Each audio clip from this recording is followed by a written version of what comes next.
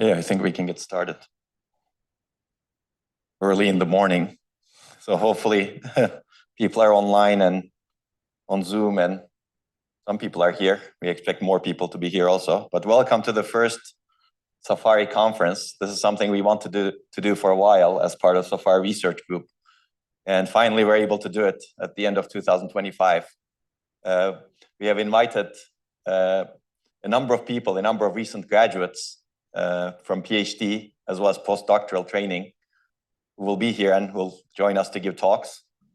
It'll be a fun event, I think. It'll be a bit intense because we have 13 talks. So far, we have 25 PhD graduates and 18 postdoctoral graduates. So we didn't invite everyone. We just focused on the recent folks to give talks about what they're doing currently. And you can see that they're from industry and academia.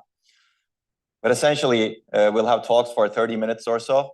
Feel free to ask questions here or online. I assume someone is monitoring online questions. Okay, and you can convey. And the morning session, we're going to start with Minesh, Giray, and Lenny, I believe, right? Okay, I should go to the next slide.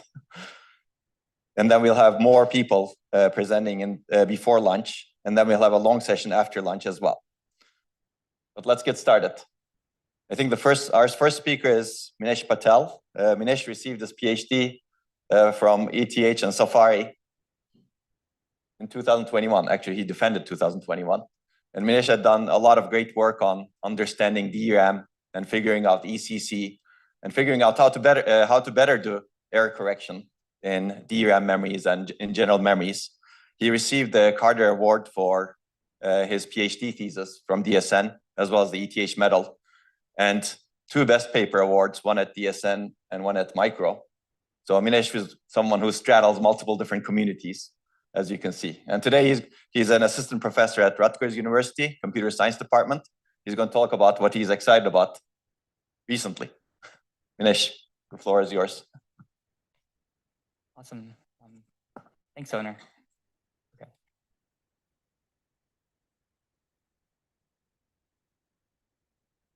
So, yeah.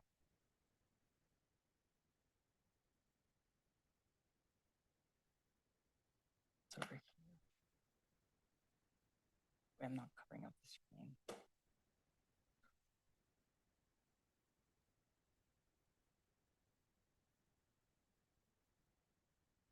I don't know. Yeah, you have to allow it.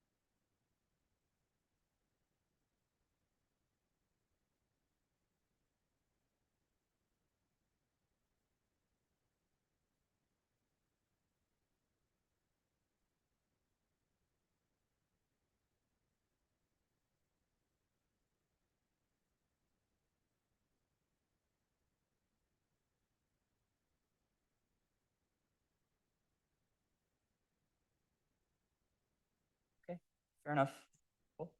All right, thanks for the introduction, Onur. It's my pleasure to be here today speaking with you guys, and I'm going to talk about a topic that I'm starting to try and work on, and we're going to hopefully explore further going forward. So, okay, well,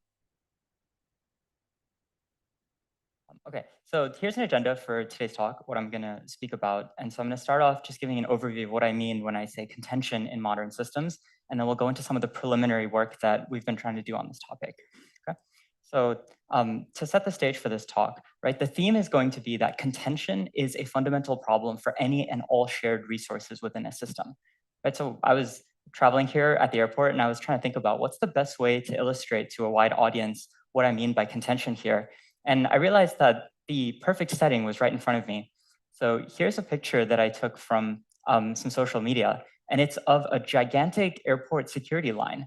And this was in Houston in November, and the setting here was the recent US government shutdown. And so the security checkpoint was acting as a point of contention for all the passengers who were trying to travel here. And so my experience waiting in this line was about 4.3 hours of waiting. And I had heard about this contention going on, and so I'd arrived at the airport maybe 6 hours earlier, so just in case.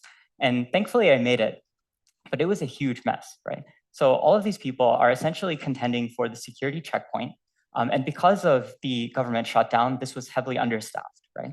So they had a few lanes open, right, fewer than usual, and every checkpoint lane that was open had fewer people than usual. So even thinking about this as kind of a Little's law analysis, you have service time going up at each checkpoint. You have the arrival rate being about the same as a typical day.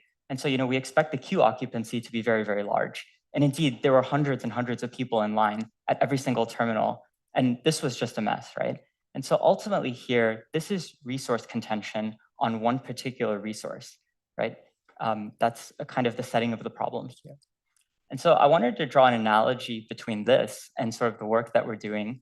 And so our analogy to main memory contention falls with sort of just resource contention in general. So the example I have here is a slide that hopefully lots of people from Safari recognize, right? So I took this from Onur's lectures. And so this is one of these papers on memory contention, right? Particularly memory performance attacks.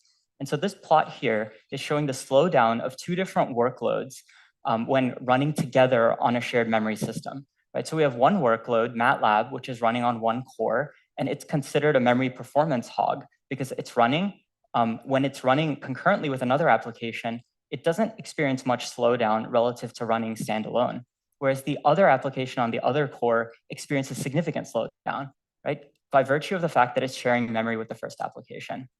And so this experiences a slowdown of about 3x, right? So this GCC application, we can kind of think of this in the analogy as, GCC is just having a really bad day, right?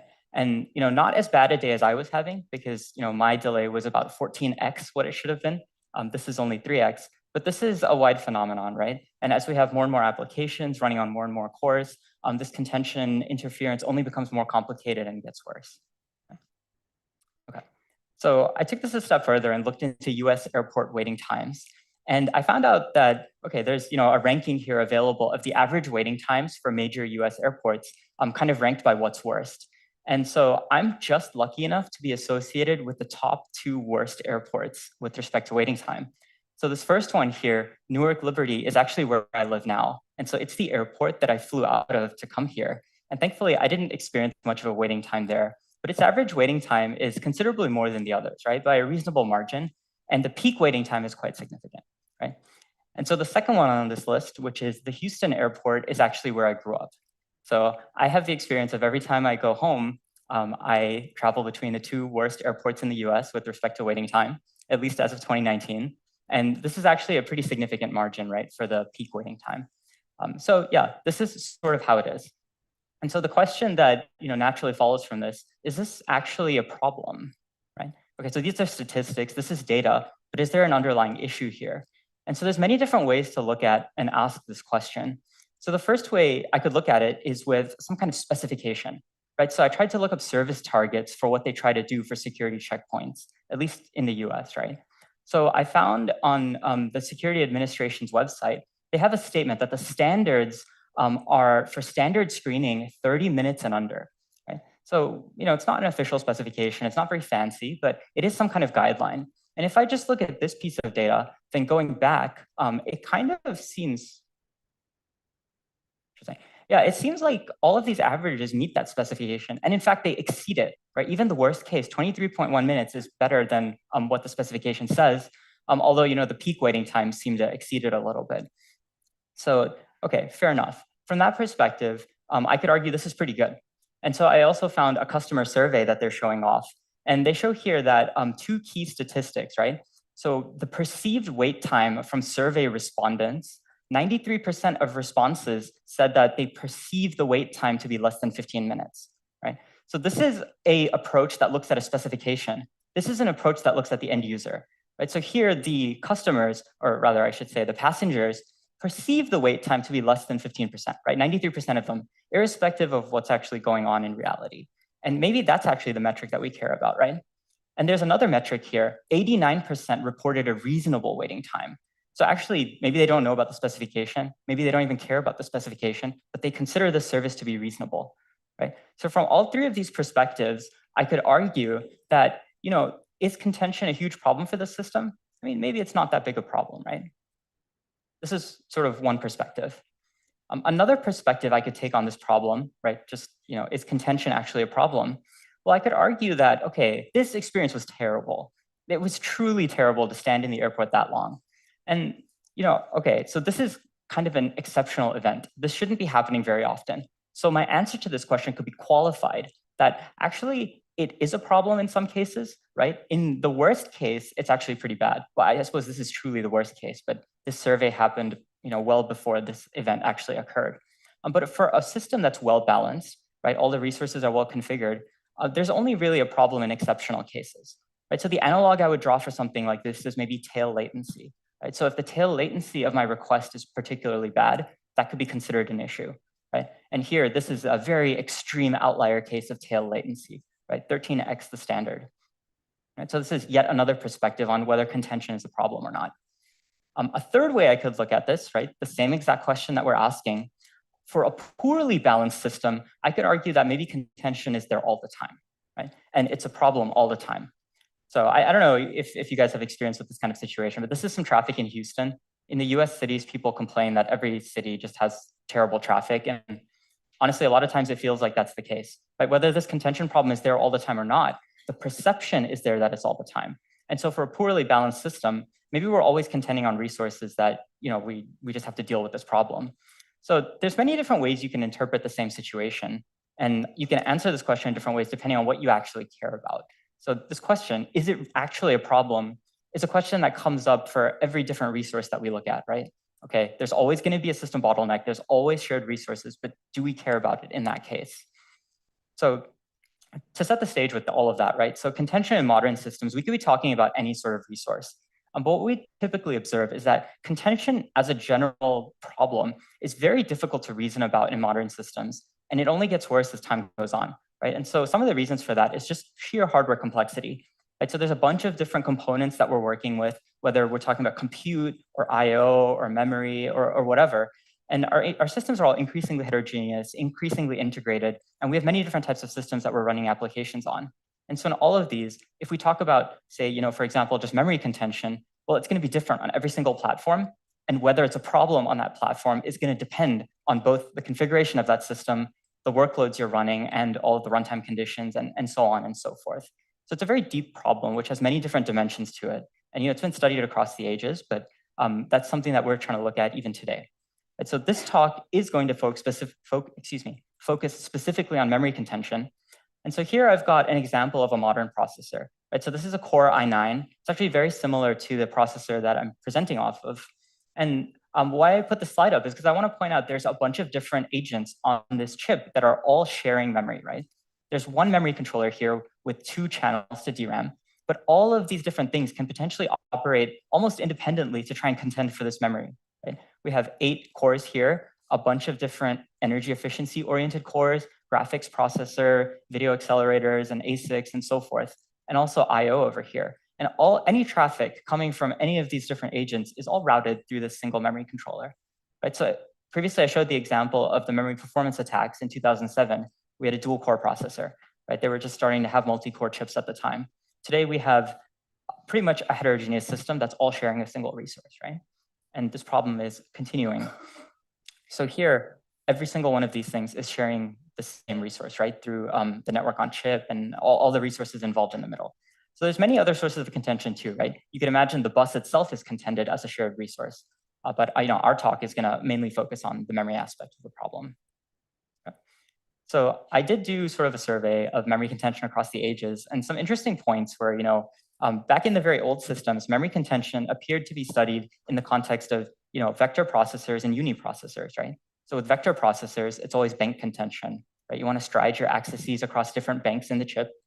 With virtual memory, coming around the 80s, we had multiple applications that were task sharing a uniprocessor. And so we might have contention on memory capacity, right? All these workloads want to use the memory capacity, but in order to do that, you might have a lot of paging going on, translation faults, things like this. So memory contention focused, or at least, a lot of the work on memory contention appeared to focus on these types of topics, right? Moving forward about 20 years, the slide that I showed, right? So this is sort of the advent of multiprocessors sort of used in general, right? The end of Dennard scaling, all of that pushed us to have more cores sharing a single memory chip. And the result of that is memory contention and shared memory. Today, the examples that you see are typically more distributed, right? So there's a lot of work these days on I/O and memory, traffic from I/O. So that could be from disk, it could be from network, contending with traffic from the processors. Right? So the example I showed with the processor, there's lots of different agents all contending for the shared memory. And so, we even potentially have multiple nodes sharing memory on a system. And at that point, there's just a lot more potential for contention. Going forward, I don't know, it's anyone's bet, right? Our job as architects is to kind of anticipate the trends and see where contention might go. But I would put my bet on the fact that contention is only getting worse, and it's a problem that will continue to be relevant as time goes on. So this is sort of where things are at.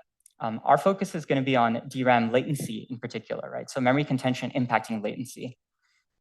So there was this very nice DRAM tutorial that was presented at ISCA 2025. Right? It was done by some industry people. I think in particular, a lot of it was by people from Rambus. And so they presented some results about how you might reason about DRAM performance and DRAM contention.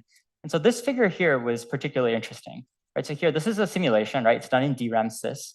But they have a random access micro benchmark with some 2/3 reads, 1/3 writes, and they're showing memory access latency and how it degrades as you increase your bandwidth utilization of memory, right? So this configuration is a single channel, right? And so there's two curves here, 1 rank and 2 ranks.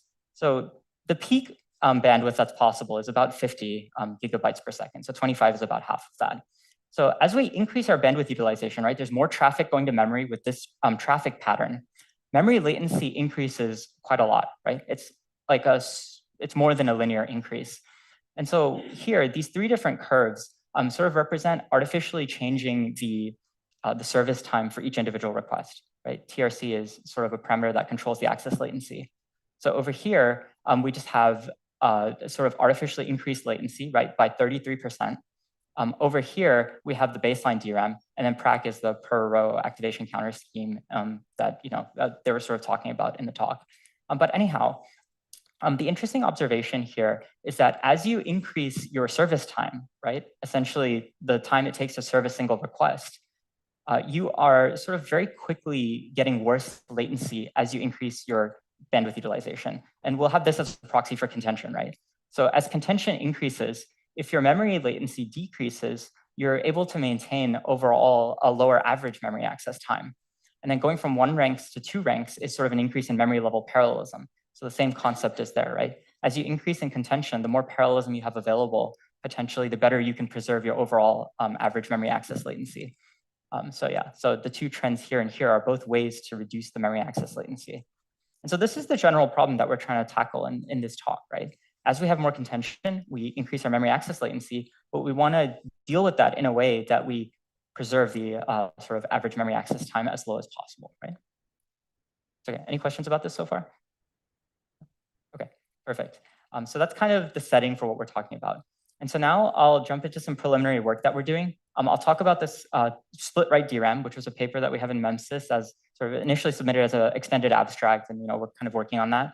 And then there's some ongoing work, which I'll get to if we have time. Okay. So, all right. So just before I want to preface that with the fact that these 2 works were done in collaboration with Chitra.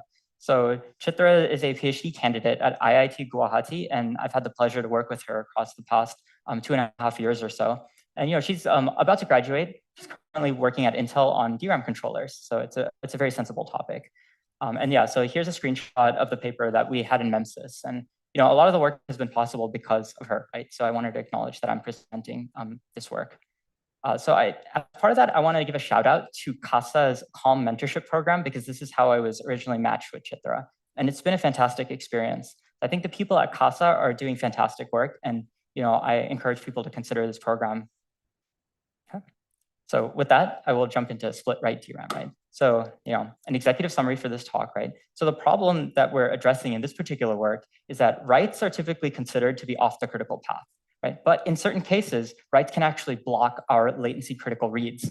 And that kind of comes about because of structural contention, right? So in our memory controller, we have read and write queues, but they're of very finite sizes, right? They're content addressable memory typically, so we don't want to make them too big. So imagine something like 48 entries or on the order of. And the DRAM bus here can only do reads and writes one at a time, right? Because it can only send data in one direction at a time. And so the memory controller splits up reads and writes, handles them separately, but eventually our write queue fills up. And that's inevitable, right? Especially under high contention. And so when that happens, we have to issue those writes, and it potentially blocks all of the pending reads, right? So this increases our average memory access latency quite significantly, especially if we're looking at metrics like tail latency, because when that flush happens, it's a very expensive operation. So our goal is to mitigate the performance impact that draining the write queue has on read operations, right? And so the insight we use to address this problem is that, okay, we observe that the write latency itself, when we're flushing these writes, it's primarily dominated by the DRAM cell array access, not just the data transfer over the DRAM bus. And so the approach here is to break write operations into two stages, right? So the first stage is to transfer data from the write queue into let's say a little cache on the DRAM side. And so we do a data transfer. And later, opportunistically, when we're off the critical path, we can do the write backs to the array, right? And so this operation is much faster, right? We can flush the entire write queue very quickly to the split write cache. And then later, we can actually do all the sort of activate, write, pre-charge operations that we need to do and exploit bank level parallelism as much as we want to. Right? So that's the key idea of the work.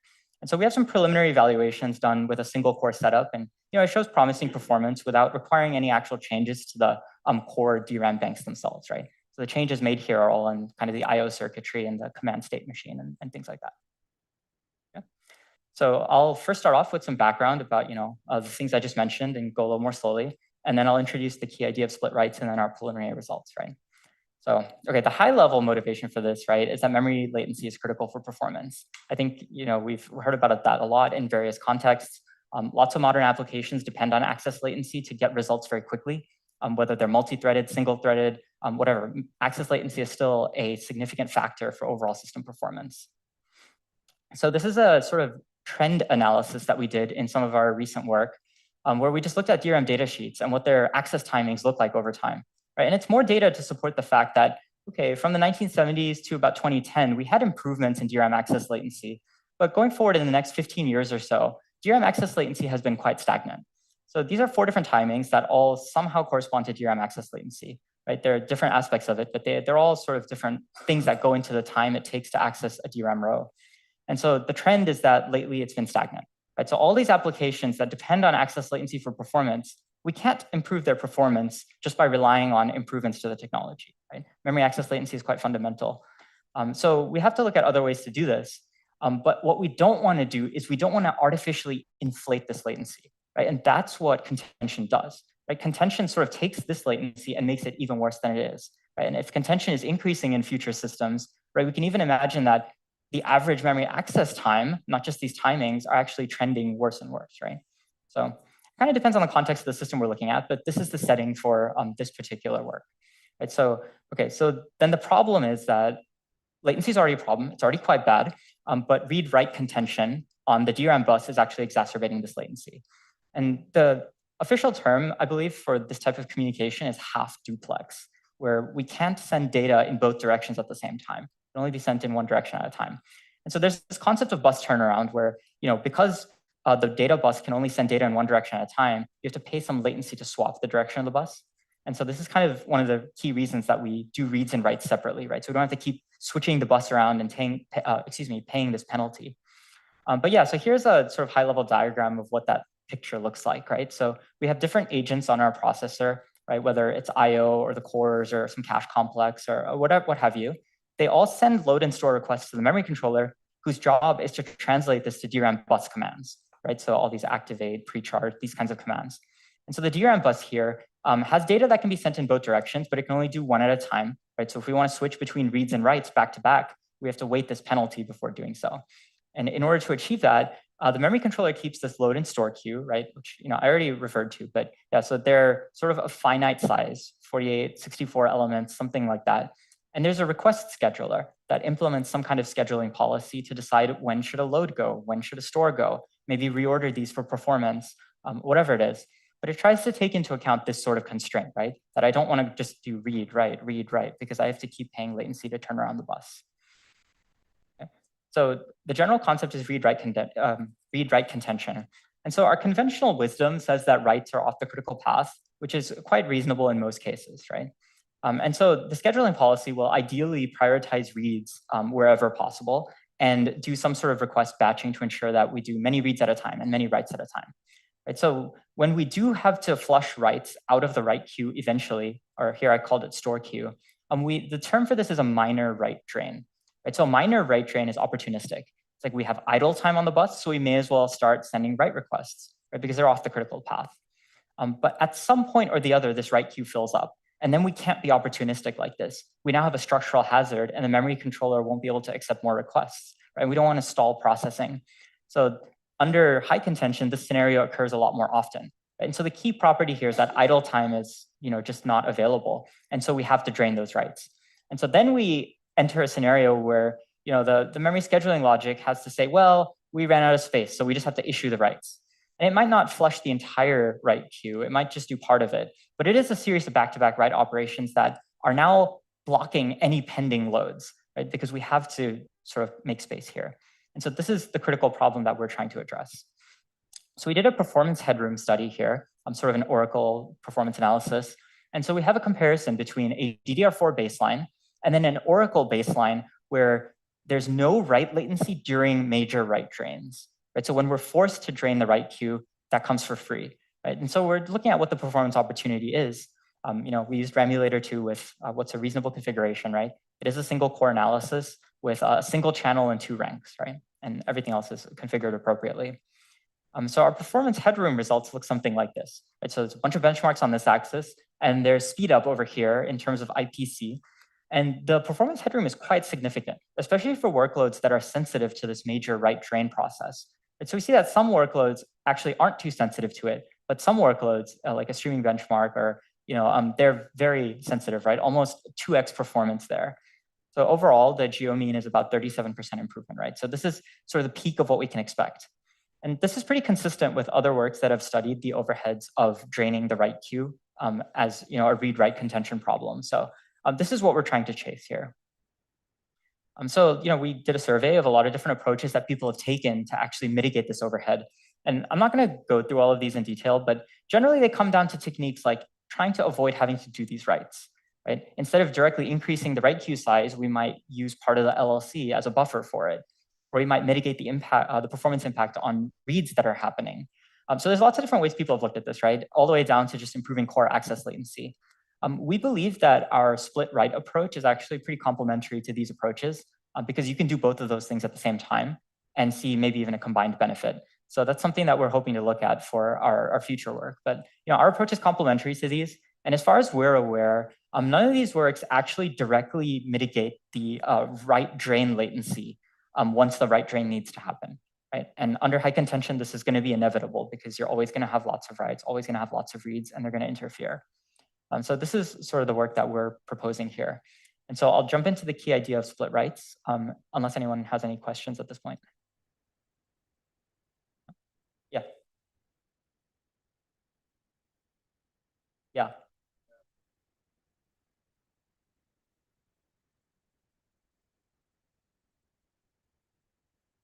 So when there is no contention in the bus, are you employing something? That's number one. And second, from the writes you're draining, what's the percentage compared to the writes that you're not draining?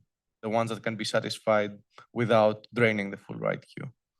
Yeah, so our approach here, so in both the baseline and the Oracle study, we have both the minor and major write drains happening. So if there is idle time, the memory controller is trying to exploit it to issue writes.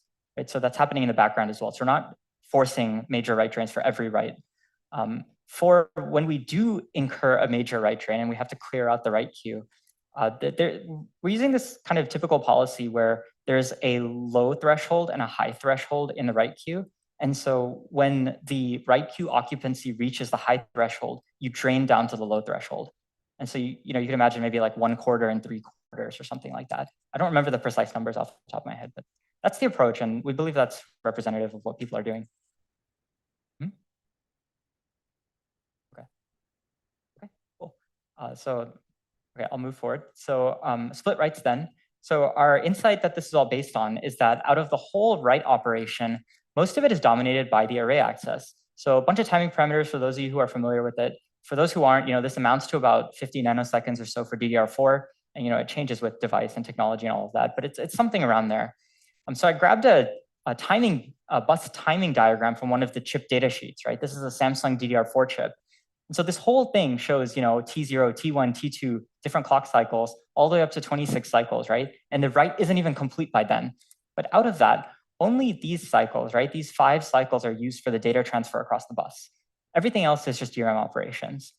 Now, draining writes is not fully serialized, right? You can parallelize this and hide some of this latency. But in general, we really only need to do this to transfer data across the bus. Everything else is just array operations that ideally we want to exploit as much parallelism as possible to execute efficiently. So our key idea, is to split that part out separately. So we're going to decouple our writes into 2 phases. In the memory controller, I just illustrate the write queue here because that's relevant for our discussion, but everything else is there in practice.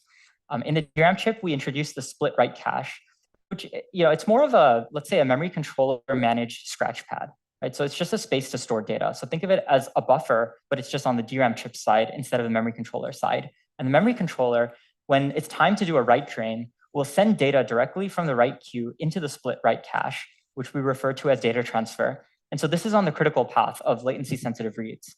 And then we try and exploit bank idle time at a later point in time to sort of defer these writes and issue them to the banks as necessary. But so here we can exploit the bank level parallelism without interfering with anything that's happening on the data bus, right? So if there's another rank operating at the same time, those operations are sort of, we're not going to interfere with those with regard to the data bus. And so this is where sort of we reduce the overall latency of a major write drain. So going into a little bit more detail about the implementation of this, in order to support this, we have to introduce 3 additional DRAM commands. So our paper talks about the changes necessary for that. It's relatively straightforward. But we have 2, which are the SWC write and read. And these allow us to move data between the memory controller and the split write cache, right, in both directions. And then we have a flush command, which allows us to move the data from the split write cache into the DRAM cell array. Right? And these take parameters, right, the index into this cache. It's more of like a scratch pad memory. And then for the flush, we have to supply the column that we're actually writing into the open row. But it's, we can transfer all of that in sort of a single command bus cycle like the other DRAM commands. So it's nothing too fancy. In the memory controller, we have to keep some metadata for keeping track of the state of the split write cache. Right? So for every entry in the split write cache, we just have a valid bit, a row and column address for what that belongs to. Right? So later on, the memory controller can actually do the write back and then just the index into the cache. Right? So there's various ways to organize this, but we need to keep some sort of metadata, right? That's the high level point. And then on the DRAM chip side, we have the split write cache with the read and write mux surrounding it. Right? And so this allows us to choose whether we want to read from the DRAM array or from the split write cache. Right? Because if our data is already in the split write cache, there's no need to go access the array for it.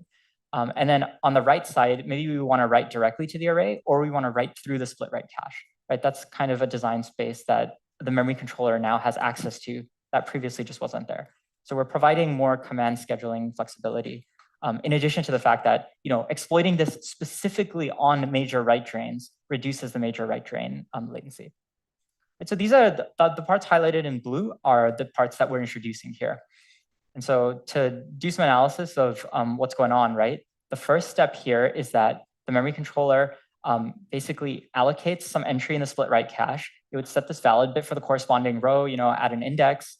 And we have one of these tables per rank, right? Because every rank sort of operates independently from the perspective of the split write cache. And so once that entry is allocated, the memory controller will use the SWC write command to transfer the data from the write queue over here. And so that frees up a slot in the write queue. And the second phase will be to actually do the write back from the SWC into the DRAM array. And so that'll be done using the SWC flush command. And so the memory controller will have to ensure that the respective row is active for the target bank, and then do the write back. So yeah, so we're sort of exploring different configurations for this, different metadata that we want to keep, and so on and so forth. But this is the general idea. Okay, so we did some hardware overhead analysis sort of at the high level in terms of storage capacity. So if we do keep these pieces of metadata, then our overhead comes out to about 216 bytes of content addressable memory per rank, right? So the write queue, the read queue are already sort of like this. This is, in some sense, we can think of it as extending the write queue, right? But it's sort of not like adding 64 bits for different entries. So anyway, I think it's sort of our next step would be to take this and do more of an area overhead analysis. But this is the level at which we're looking at things right now. So with this organization, that's our overhead in the memory controller, and this is our overhead in the DRAM chip. So it's dominated by this essentially SRAM, right? So 512 byte.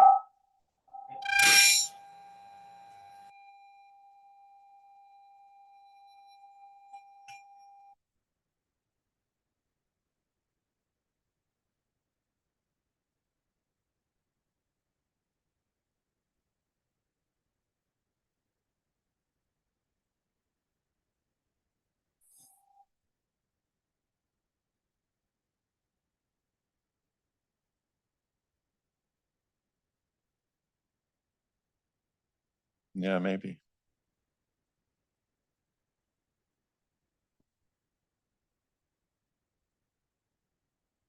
Okay, I'll turn this back on.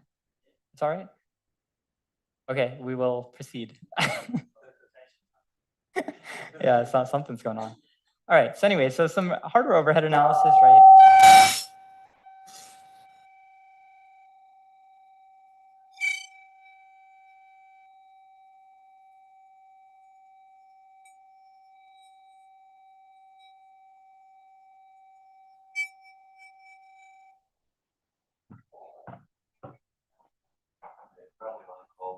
There is some mic that is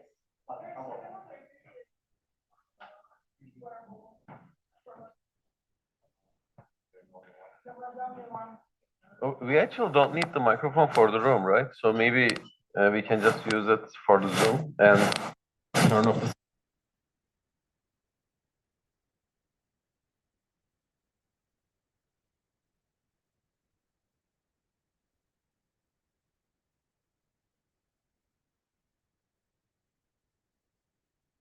You hear me? No? You hear me? It's muted.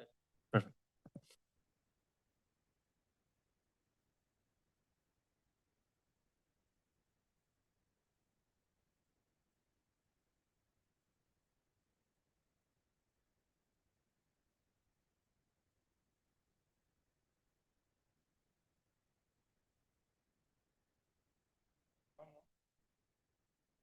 His room is a little bit.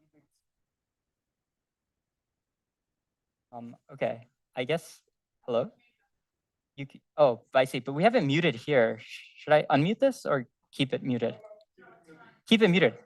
Oh, okay. All right, fair enough. Okay, I mean, I can try and project a little more. Can everybody hear me speaking? Yeah, it's all right. Okay. All right, so this was our hardware overhead analysis. And, in particular, we don't need any change to the core storage arrays, right? So that's usually the most difficult thing to do. So all of this is in the peripheral logic. Okay, so the last thing here is preliminary results. So our performance evaluation methodology is the same as what we showed for the Oracle study, except now we're adding an extra configuration, right, which is the split write configuration. And so here, every time a major write drain happens, we make use of the SWC. And the emulator configuration is exactly the same as before. So our performance results here are pretty promising, right? We close the gap towards the Oracle mechanism. We still have to pay some latency for the major write train, right? It doesn't come for free. We occupy the data bus to actually transfer the data. And if you do need to move data across the bus, you can't really do much better than that. So fine, we don't achieve peak benefits, but we get some way of the way there, right? Our kind of takeaway from this is that, okay, we're moving closer to the ideal interference-free system, but at some level, this bus is unidirectional, or I guess the term is bidirectional, sorry. We can only move data in one direction, and so that's kind of a fundamental limit. There are some recent works that look at what if you could transfer data in both directions, right? Maybe not with a DRAM bus, but with something like a CXL link. And there you have more interesting opportunities. But here, this is sort of what we do for a traditional DRAM-based system, right? So there's further exploration to do in all these different dimensions, right? We can try and combine this with other mechanisms that try and mitigate read-write interference. So all the things I mentioned for prior work, right? Something like staged reads, which does something similar, just in the opposite direction. That could potentially be quite synergistic, and doing more detailed evaluations and sensitivity studies and things like this, right? So that's where we're going with this. Yes, question.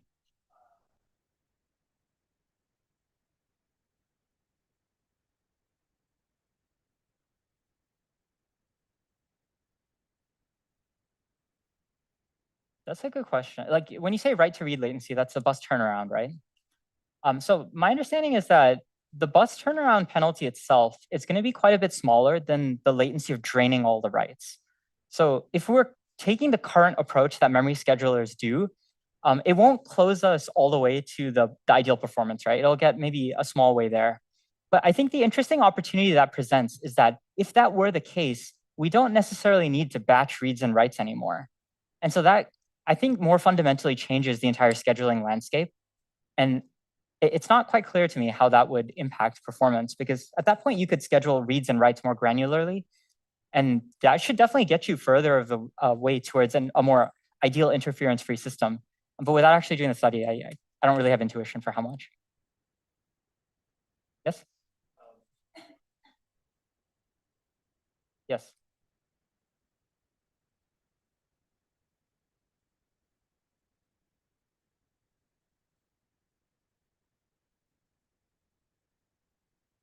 Yes.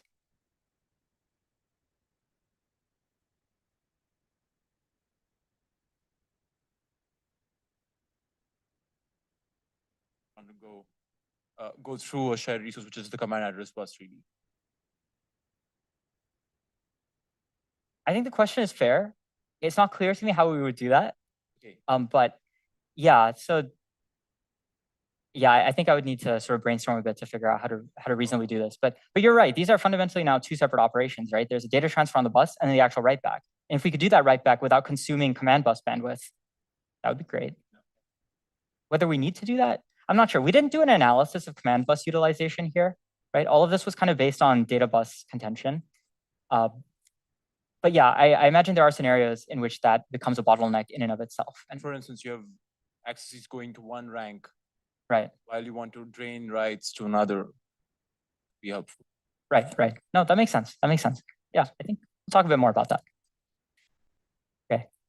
Any other questions about this work? No? Yes. So, is this good? Okay. So if you use this cache or buffer for writes, why not use it for reads also? I think that's a totally fair question. So that's why we think there might be some synergy with the staged reads mechanism, because the staged reads kind of does this sort of in the opposite direction, right? It's like kind of decouple the data transfer and the read process, so that reads no longer get penalized by a data bus being busy. So we think there's probably a way to combine these two. We haven't explored that direction yet, but I think it makes perfect sense to use it. And also, it's potentially applicable beyond just reducing the latency of a write drain. We could use this more generally as a scratchpad buffer for other purposes. But again, that's stuff that we haven't really explored just yet. Yeah. Start doing that, it starts becoming more like the cache DRAM mechanisms where people have proposed that. That's right. Maybe they haven't used it as much to decouple the write and read latencies. Yeah, I think it hasn't been talked about too much in the interference context in particular. So, yeah. All right, cool. So, sorry, I was just trying to keep track of time here, but then we had the mic thing going on. How are we doing? 5 minutes or so? Okay, I'll just give a quick overview of this last MRB-DRAM, right? I won't go into much detail with it. So we'll just talk about the executive summary. So the problem with this particular work, or the problem we're tackling in this particular work, is that we're trying to address bank conflicts, right? So bank conflicts are another mechanism by which we worsen the average memory access latency, right? And bank conflicts are another phenomenon which worsen with contention, right? So a bank conflict is sort of along the same lines as what we've been trying to address in the previous work, right? Another interference-related problem. And so our goal here is to try and reduce conflicts that happen under contention. And the thought process here is that row-level parallelism is something that's quite difficult to exploit in today's devices, right? There's been proposals for things like subarray level parallelism and different mechanisms to move things around inside the DRAM array. But fundamentally, having true row-level parallelism throughout the entire DRAM device is not something that's there. So we're trying to look at how you might actually go about achieving this. And so what we'd like to see is something like this, where there's multiple row buffers that are there that we can actually exploit, and we can access these truly in parallel, right? So if there's different applications contending on these, they won't result in bank conflicts. They'll result in something that we can just directly access. So in this picture here, I just illustrated a typical DRAM bank, right? We have core array circuitry. There's a global row buffer that sort of buffers part of the local row buffers. Ideally, we'd like to see something like where there's a bunch of row buffers, right? At what level they're implemented is kind of a question for implementation and coming up with a design that supports that. But this is the sort of ideal case that would enable row-level parallelism throughout the entire DRAM bank. And so we're kind of looking at what the headroom is of this kind of thing, and then trying to decide, is it worth going in this direction, right? What kind of implementation trade-offs are there with different design choices, whether we're trying to replicate resources in the local row buffer or sort of in the global space, having wider global row buffers, all of this. It's sort of a general design space that needs to be explored. So our preliminary sort of overhead versus our performance headroom analysis essentially shows that if we had 4 row buffers in a multi-core setting, we see pretty large speedups, something like 23.7%. And almost all of that comes from the fact that we reduce row buffer conflicts, right? So when there's a bank conflict, these separate applications vie for the exact same row buffer, the exact same bank. Having multiple row buffers helps alleviate that. And this also has energy benefits, which are slightly offset by the mechanisms that you're actually using to implement multiple row buffers. But that's the general concept. So this is sort of, I would say, very preliminary work where we've been exploring this direction, trying to see whether it's worth doing this, in what context it's worth doing this. I don't think I'm going to go into any more detail than this, but I just wanted to give an overview of the kind of things we're looking at to try and reduce interference in memory specifically, and I guess in particular, memory access latency. So I think I'll conclude the talk here. So that's kind of an overview of the directions we're looking at, and thanks everyone for your time.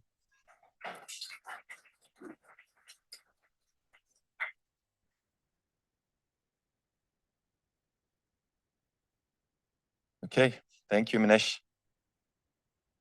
for that nice talk. I like the examples from the airport. I was surprised Chicago is not on that list, but maybe Chicago has become much better recently. Yeah, good to avoid Chicago like the plague sometimes, but who knows? Okay, and Manish is always looking for good students to join him at Rutgers. So if you're interested in working in these areas, feel free to reach out to him.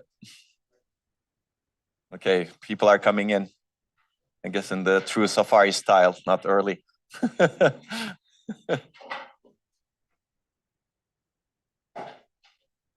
Are you going to solve the issue with the?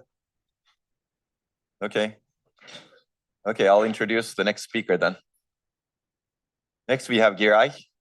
Giray Yağlıkçı.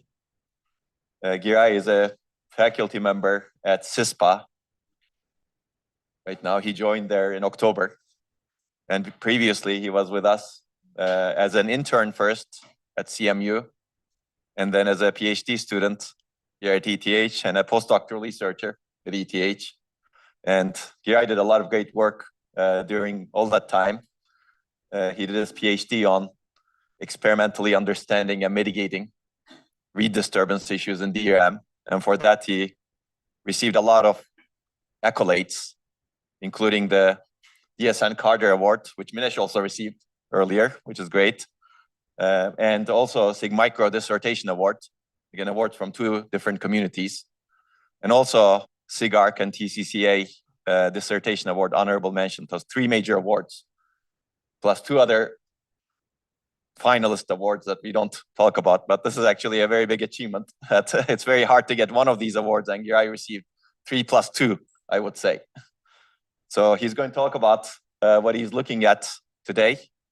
And Giray is also looking for bright students to join him at CISPA. Giray, please go ahead.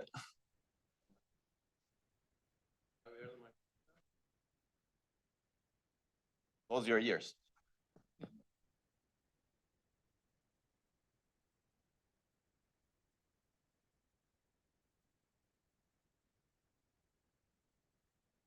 Can you hear me? Good. Thanks a lot for the nice introduction, Onur. And it will be a bit hard to talk after Minesh because he's a great speaker all the time. I really missed listening to his lectures, so it was very nice to have him back. Okay, so today I'll talk about making DRAM available again and by safely mitigating RowHammer at low performance and energy overheads in modern DRAM-based systems. This is me, and Onur already covered all of this. So maybe I can mention the research interests, lie on the computer architecture and memory systems, hardware security, dependability, and I'm recently more interested in hardware-software cooperation and testing and verification more intensely. Just a little bit of introduction of where I am. So in Germany, there are these 9 university research bodies, Max Planck Institute, Helmholtz, and Leibniz. So my place is a branch of Helmholtz, located in this part of Europe. It's at the border of Germany and France, and it's in a reasonable distance to some major destinations. And as Onur said, I'm looking for motivated researchers in different levels to achieve this goal. My goal is to enable that systems scale secure and sustainably as chips get denser and many users share these systems. And of course, I'm going to talk about RowHammer today. Okay, so let's start with the DRAM read disturbance as a security problem. So you have your memory, you access a location, and you observe a bit flip in another location, and it can cause your data to be lost or corrupted. It can compromise your application's correctness. It can be used against you to leak your private information or take over your computer. So data integrity and confidentiality issues may emerge when this kind of thing happens. And we have quite a bunch of studies in the literature that avoids that. And they come at the cost of reducing the availability of the DRAM chips. Just some reminder for the security, information security as 3 pillars. We want all confidentiality, integrity, and availability together, but we are losing availability. So today I'm going to talk about that part. Why this happens? Because as memory, we use DRAM, dynamic random access memory, as the prevalent memory technology, which is volatile. It loses charge over time because it's stored as electrical charge over capacitor. And we have this thing called DRAM read disturbance. When you access some DRAM cells, it induces some disturbance on nearby cells and exacerbates their charge leakage. The classic RowHammer background. So we access data in a DRAM row granularity. To access data in row 2, we need to open it, and then we access data, and then to access another row, we need to close it. And when we do this many times, we observe bit flips, which breaks memory isolation, which causes all those confidentiality and data integrity issues, and we need to implement mitigations to avoid that. It's very easy to mitigate RowHammer. You just do an operation called refresh on the potential victim rows before they experience bit flips. This was already shown in 2014 in this paper, and then 1 year later, Google exploited it to achieve a system-level attack to take over systems. And 10 years fast forward, we have a lot of mitigation mechanisms in the literature, and Google publishes another paper last year that breaks Samsung's best practice. So it's still going on, and it's still a relevant research area. And this is the reason, as we improve manufacturing technology, DRAM cells get smaller and they get closer to each other, and they get more susceptible to such kind of read disturbance effects. And as a result, we observe that you need much fewer accesses to induce bit flips in modern chips, and they become increasingly more vulnerable to read disturbance. So in this to address this, DRAM industry and system industry are also doing things to mitigate RowHammer. So JEDEC is the Joint Electron Device Engineering Council who defines these DRAM standards, formed the RowHammer task force and forced manufacturers to implement stuff. And an early solution emerged from I guess non-existing anymore DRAM company called UpMem. And we did the security analysis of that back in the day, and then we start seeing papers from different industry partners like Microsoft, SK Hynix, Samsung, NVIDIA, and Google, and more Rambus as well. Okay, so this is a significant update after 10 years of RowHammer study that appeared in 2024, and I'm going to talk about it more today.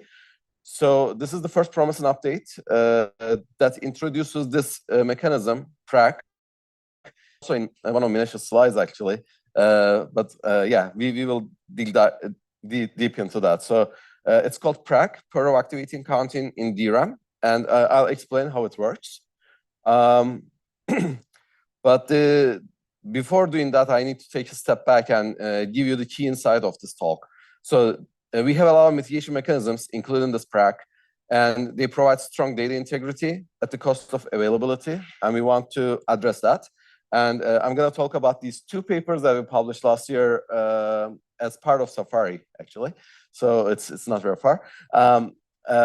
So I'm going to focus more on the first paper, Kronos, and then if we have time, I'm going to mention BrakHammer as well. So this was a paper published in HBCA this year. Okay, so let's talk about how PRAC works, because this is based on PRAC. So after this PRAC is released by JEDEC, we went and analyzed the details of this PRAC, the security guarantees, the performance impact, and everything. And let me give you a little bit background about how it works. So this is your DRAM array. You have your DRAM rows, and they store your data, and you want to access this data, you need to read and write, right? So what PRAC does is it appends a few additional bits to each DRAM row so that you can count how many times this DRAM row is accessed. So this allows an accurate tracking of the access counts of each DRAM row. So as you access, it gets incremented. And we find out that this mechanism has two major outstanding problems in the way that it's defined in JEDEC documents. The first one is the increased critical DRAM timing parameters. So I'll talk more about that. Maybe I can just mention it here. So once you open a DRAM row, you open the DRAM row for a purpose, right? You want to access data. So you don't want to, we already learned about the importance of latency. So you do not want to introduce additional latency. Once you open the DRAM row, you need to access the data immediately. So you do that and you're done with the row. You want to access another row, but you didn't update the counter. So what you need to do is to read the counter value to some shared structure inside the DRAM, increment its value, and then write it back. And this takes time. And it increases the latency of closing a DRAM row in the DRAM chip. And this increased latency causes large performance overhead, even at high read disturbance thresholds, which are very relevant to modern DRAM chips. And we also find out some vulnerability of this mechanism to access pattern that we call the wave attack or the fainting attack in the literature as well. That causes this mechanism to be aggressively configured. So as a result of that, the scalability of this mechanism is not great or unnecessarily limited. So I'll talk about these in more detail. So let's look at the DRAM operations. We activate the DRAM row to fetch the data in the row buffer, and we need to read write, and we need to pre-charge after that, right? So as I said earlier, so these activate and pre-charge are time consuming already, And to get the counter updated and write it back, you need to increase the latency of this precharge. And it's about 140%. This is the short notation of that, TRP, the latency of closing the DRAM row. And yeah, so you increase the latency for 140%. And this is all the latencies that are mentioned in the JEDEC document and how they're affected by enabling this mechanism. So you see that some of them gets reduced, some of them gets increased. And Minesh also mentioned this TRC, which is the time between two activations. It's the row cycle time. Overall, when you look at that, we also observe a 10% increase on that. Okay. So, so this is how it works. When you activate a DRAM row, you keep activating the DRAM row, and the counter values gets increased in the mechanism, right? And once this count reaches to a threshold called back-off threshold, DRAM chip sends a back-off signal. It asserts a signal back to the CPU. And as a result of that, CPU gets into this mode called normal traffic, which is not very intuitively named. So in this normal traffic, you have a 180 nanosecond of time window that you can just keep issuing the regular DRAM commands as the memory controller wants. And you can perform some activations as well in this time. And then the memory controller goes into the recovery mode and sends a bunch of DRAM commands, specialized DRAM commands called RFMs. RFM stands for refresh management. So once you send the RFM command from the processor to the memory controller has dedicated time to perform refresh operations for those like potential victim rows. And it does that. In this example, we sent 2 RFMs, but by the standard, we can send 1, 2, or 4 RFMs at a given time. And after this, we have another time window that is called delay for N activations. During this time window, DRAM chip is not allowed to send another back-off signal back to the processor. And this becomes a limiting factor later on. Okay. So the first issue is increased time in DRAM parameters that cause large performance overhead. And second issue is the vulnerability to wave attack that I didn't mention here, but it's caused by this delay at the end. I think I will mention it later, and the persistence of the low thresholds. Okay, so let's dive into the security analysis and talk about the wave attack a little bit. So this is the worst case access pattern for this PRAC mechanism.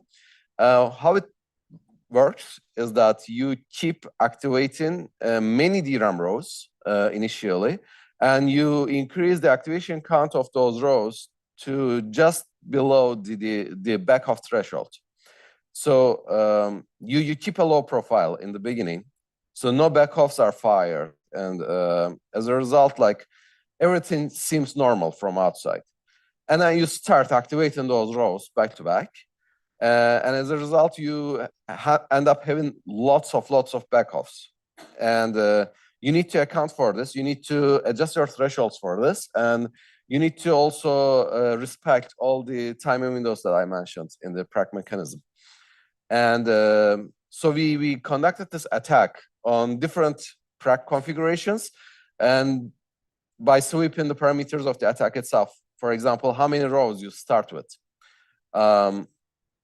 And as a result, in the security analysis, we show that it's indeed the worst possible access pattern that induces the highest activation count that an attacker can achieve. And here are some results for that. So here we have 3 variations of the PRAC mechanism: PRAC with 1 RFMs, 2 RFMs, and 4 RFMs. So on the x-axis, we have the back-off threshold. So if you go from left to right, you have less frequent back-off signals in your system. And on the y-axis, we have the highest activation count the attacker can achieve. So lower is better if you want to be safe. Okay, So if you set your backoff threshold to 256, for example, here, then for these mechanisms, attacker can achieve like more than 256 activations based on these bars. And if you reduce your backoff threshold, so you're doing more aggressive defense, and the attacker can achieve fewer activation counts.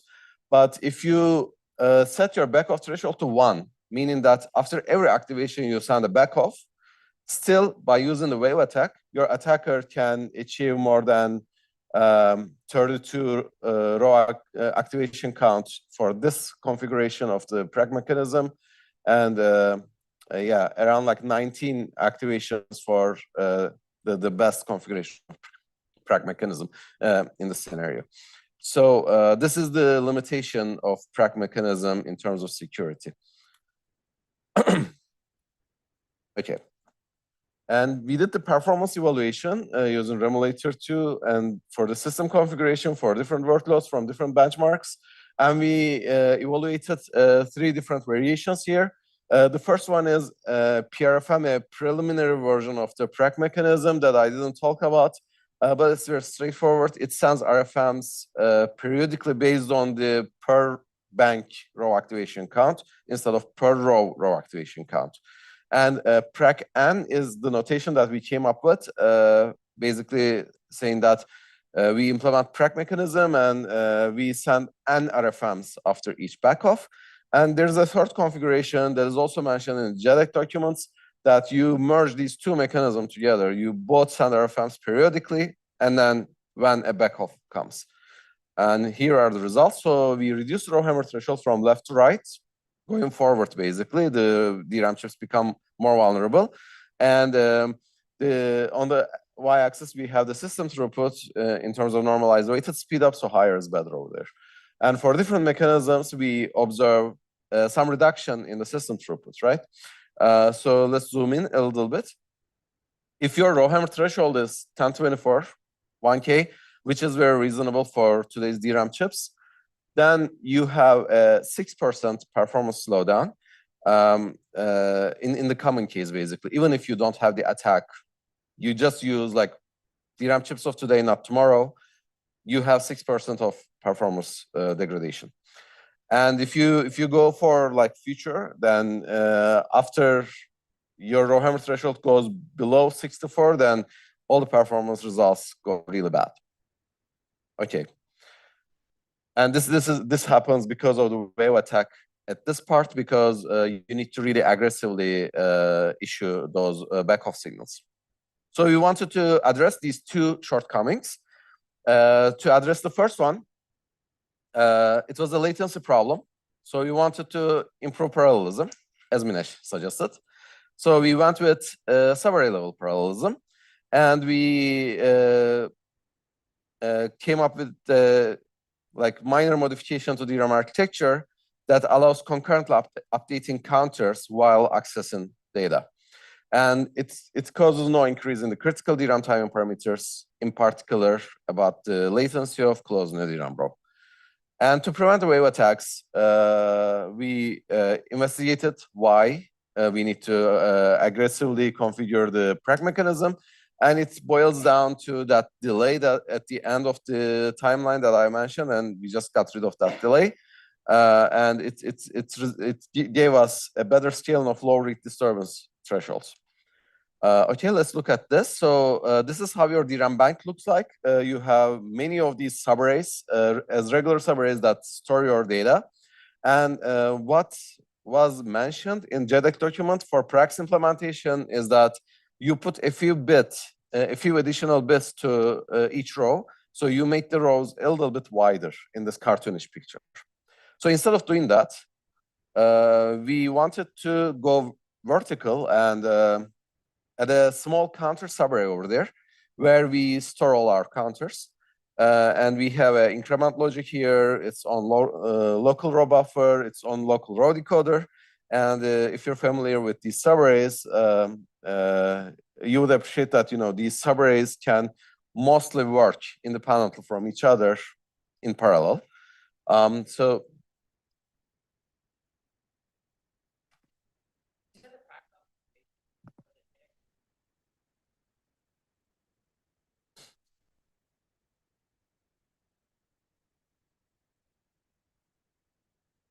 it includes a lot of inferring.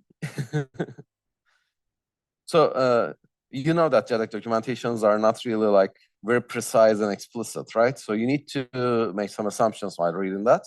This is the best of our understanding. And when it comes to what is implemented in real DRAM chips, it's complete black box. And even in the DDR5 specs, this PRAG mechanism is mentioned as an optional thing. So a manufacturer can just not implement and get away with that, which is not good. But you can also implement like some probabilistic mechanisms, or I don't know, share counters somehow. You know, you can optimize things, I guess, as a manufacturer, and we do not know that. Thanks. Okay, so what we proposed is to add this counter subarray to leverage the subarray level parallelism. So we perform regular accesses from regular subarrays while doing the counter updates at the same time. Okay, so when an activation comes, we access a counter subarray and a regular subarray together. We open both rows and we update the counter and search regular accesses. It's very straightforward. As a result of that, we reduce that 6% performance. Okay, this is just the hardware complexity. So in this counter subarray, based on our analysis, which might not be very accurate because of the lack of technology specifications, but our estimation is quite low, so 0.5% area overhead. So it's a reasonable mechanism, in my understanding. And accessing this counter subarray introduces some additional energy overhead because you need to open 2 rows now, and it can happen quite frequently. And there's actually a follow-up paper after ours that addresses that by batching some of the counter updates together and then leveraging the raw buffer locality in the counter subarray. So you can go check that paper as well. It's from Gururaj and Prashant. Okay, so the second part of Kronos is the back-off signal. So in original PRAC definition, the back-off signals are limited. In the delay time window, you cannot send more back-off. So in our ideal, not ideal, in our mind, a better PRAC implementation would not limit the number of back-off signals that the DRAM chip can send back to the memory controller. Because if the DRAM chip needs more time for refreshes, it should get more time for refreshes. And in our implementation of Kronos backoff, we dynamically control the number of refreshes as needed, and it does not have the delay period. So basically, we get rid of this delay period, and instead of having 3 options here for 1, 2, or 4 RFM commands, we can arbitrarily send how many RFM commands we want. And we did the performance analysis of that.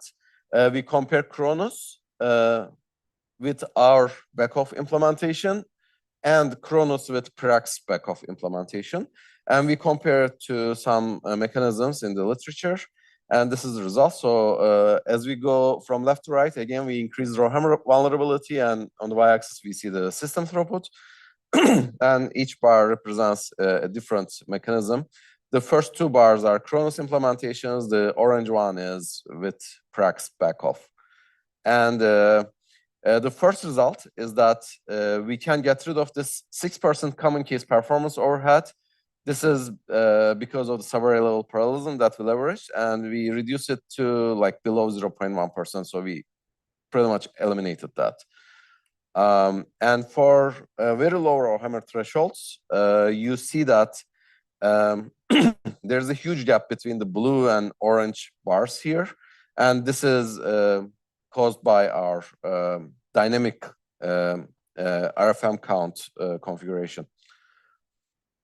And overall, we observe that Kronos implementation of PRAC can outperform all the mechanisms that we compared against.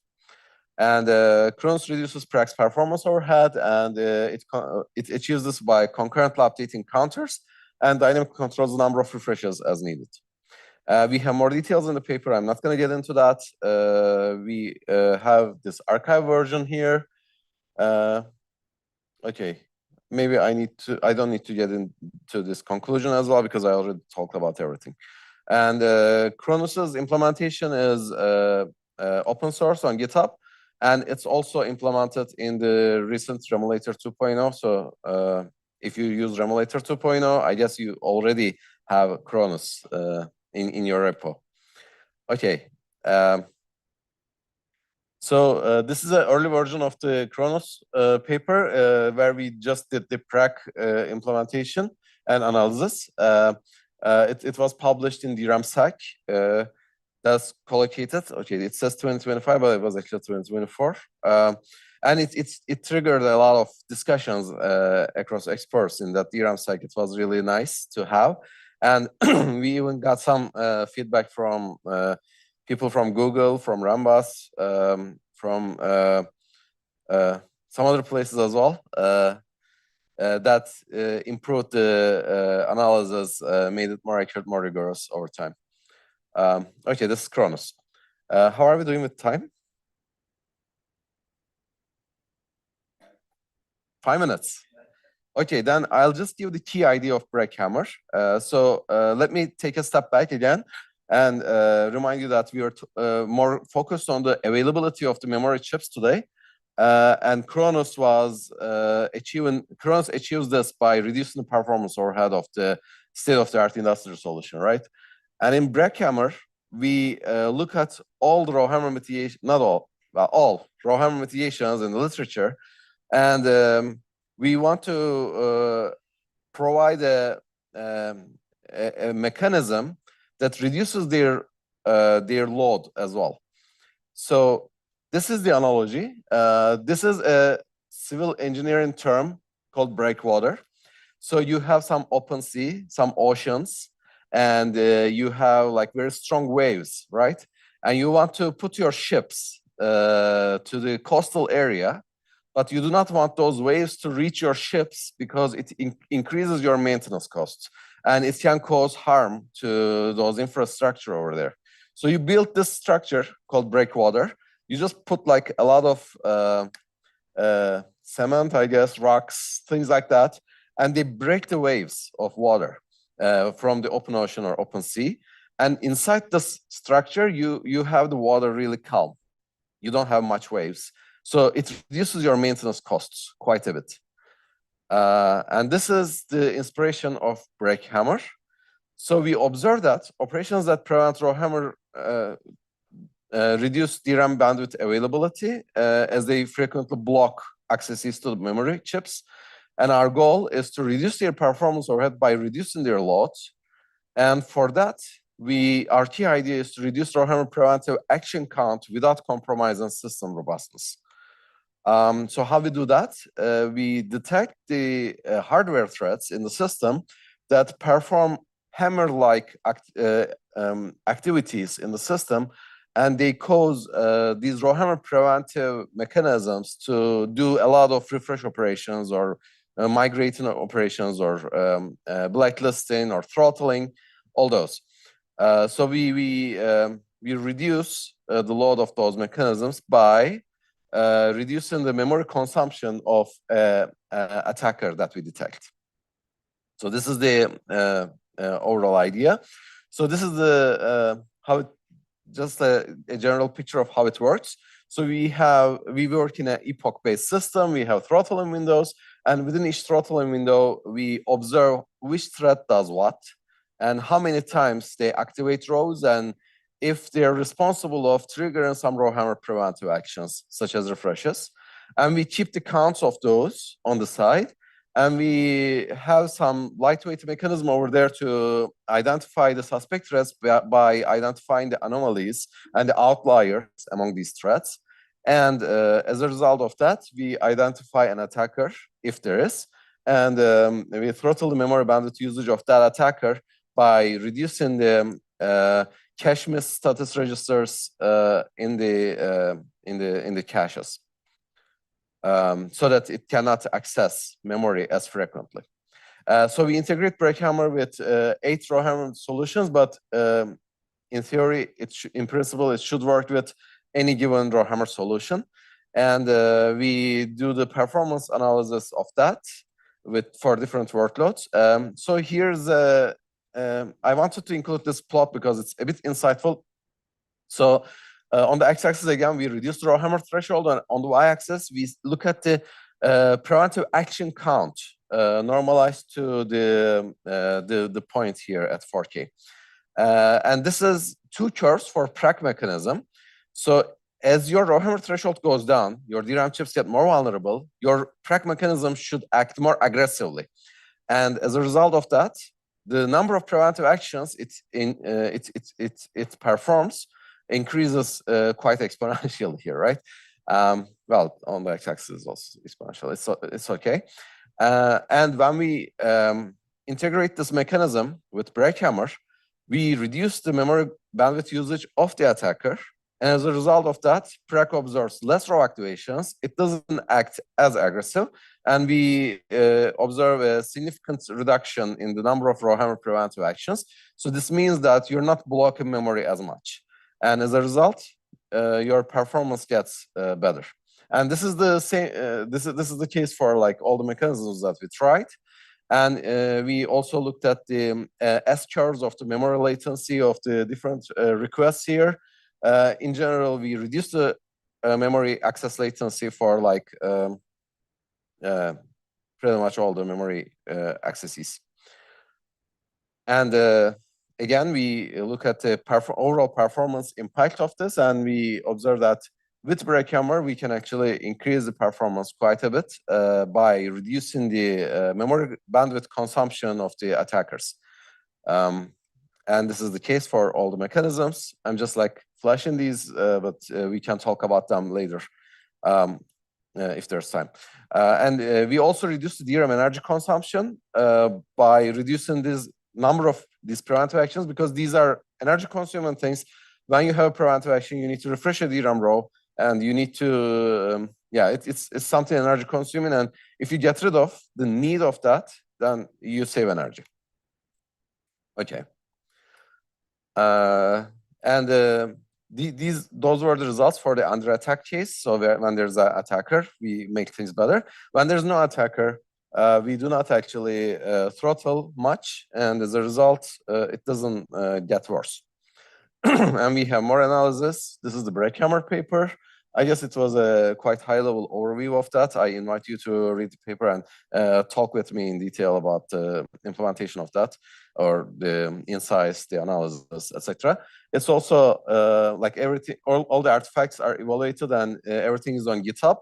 And I believe it's also part of Remulator 2.0 now. In a nutshell, RowHammer mitigation mechanisms promise data integrity at the cost of reducing DRAM availability. Kronos improves DRAM availability by proposing a better way of implementing PRAC, and BrakHammer improves DRAM availability via throttling threads that cause many RowHammer preventive actions. And going forward, we have more vulnerabilities. This is a paper from DSN by NISA, and it's talking about the covered channels and side channels in the concept of processing in memory, and covered channels and side channels introduced by RowHammer defenses. These are new vulnerabilities that are published this year, so there are more things to study here. And I guess worst of all, there is this new disturbance phenomenon that Ismail published last month, 2 months ago, called column disturb, that increases the blast radius of this DRAM disturbance up to more than 3,000 rows. So things are getting worse, while systems should still scale securely and sustainably as chips get denser and many users share systems. So we have more work to do. I have some future directions here, but I'm not going to talk about them in detail. So we have one project that's going on, building on BrakHammer. We do not capture all the corner cases by hardware-only implementation of BrakHammer. We are working on the operating system extensions of that. And we are curious about making the security more data-centric. Still, the common practice of security is designed in a processor-centric mind, and while there is this new paradigm of processing memory that you're aware of very well, and there are more things to do over there. And we are also investing more on better understanding the failure systems, starting with memory and going to other processors, accelerators, and stuff like that. I'm happy to talk about all these later on. So I'm just building the team. I have 2 masters and 2 bachelor students now, and I'm glad to have a lot of recent collaborators. Most of them are here, and I want to keep collaborating, of course. And as Onur said in the beginning, I'm looking for motivated researchers in all levels, especially for the audience on YouTube, I guess. Okay, this is my talk, and I'm happy to answer any remaining questions. Thank you very much.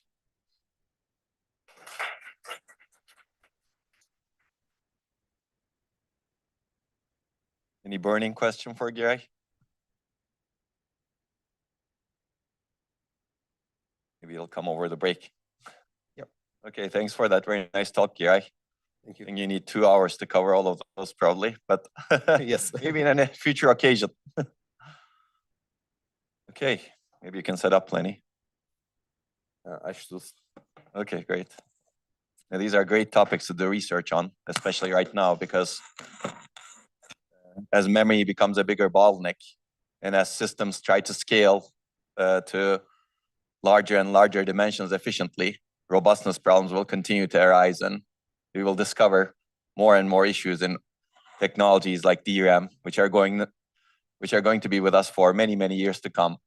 So I think we'll need to figure out how to make them work under many conditions, and make sure that the systems that are going to make decisions for us, the AI systems, are not really bothered by the robustness and availability issues that Minesh and Giray have discussed. So there's a lot more to do in this area.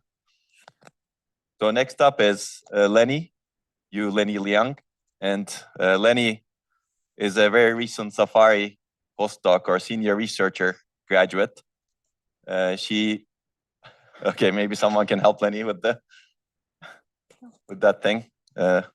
Lenny spent more than 2 years with us, and she actually worked on operating system, hardware interaction, processing in memory, etc.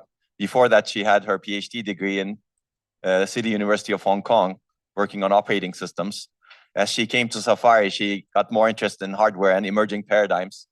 And now she has a nice research agenda where she is actually solving some of the toughest issues that span across the stack, operating systems and architecture interaction.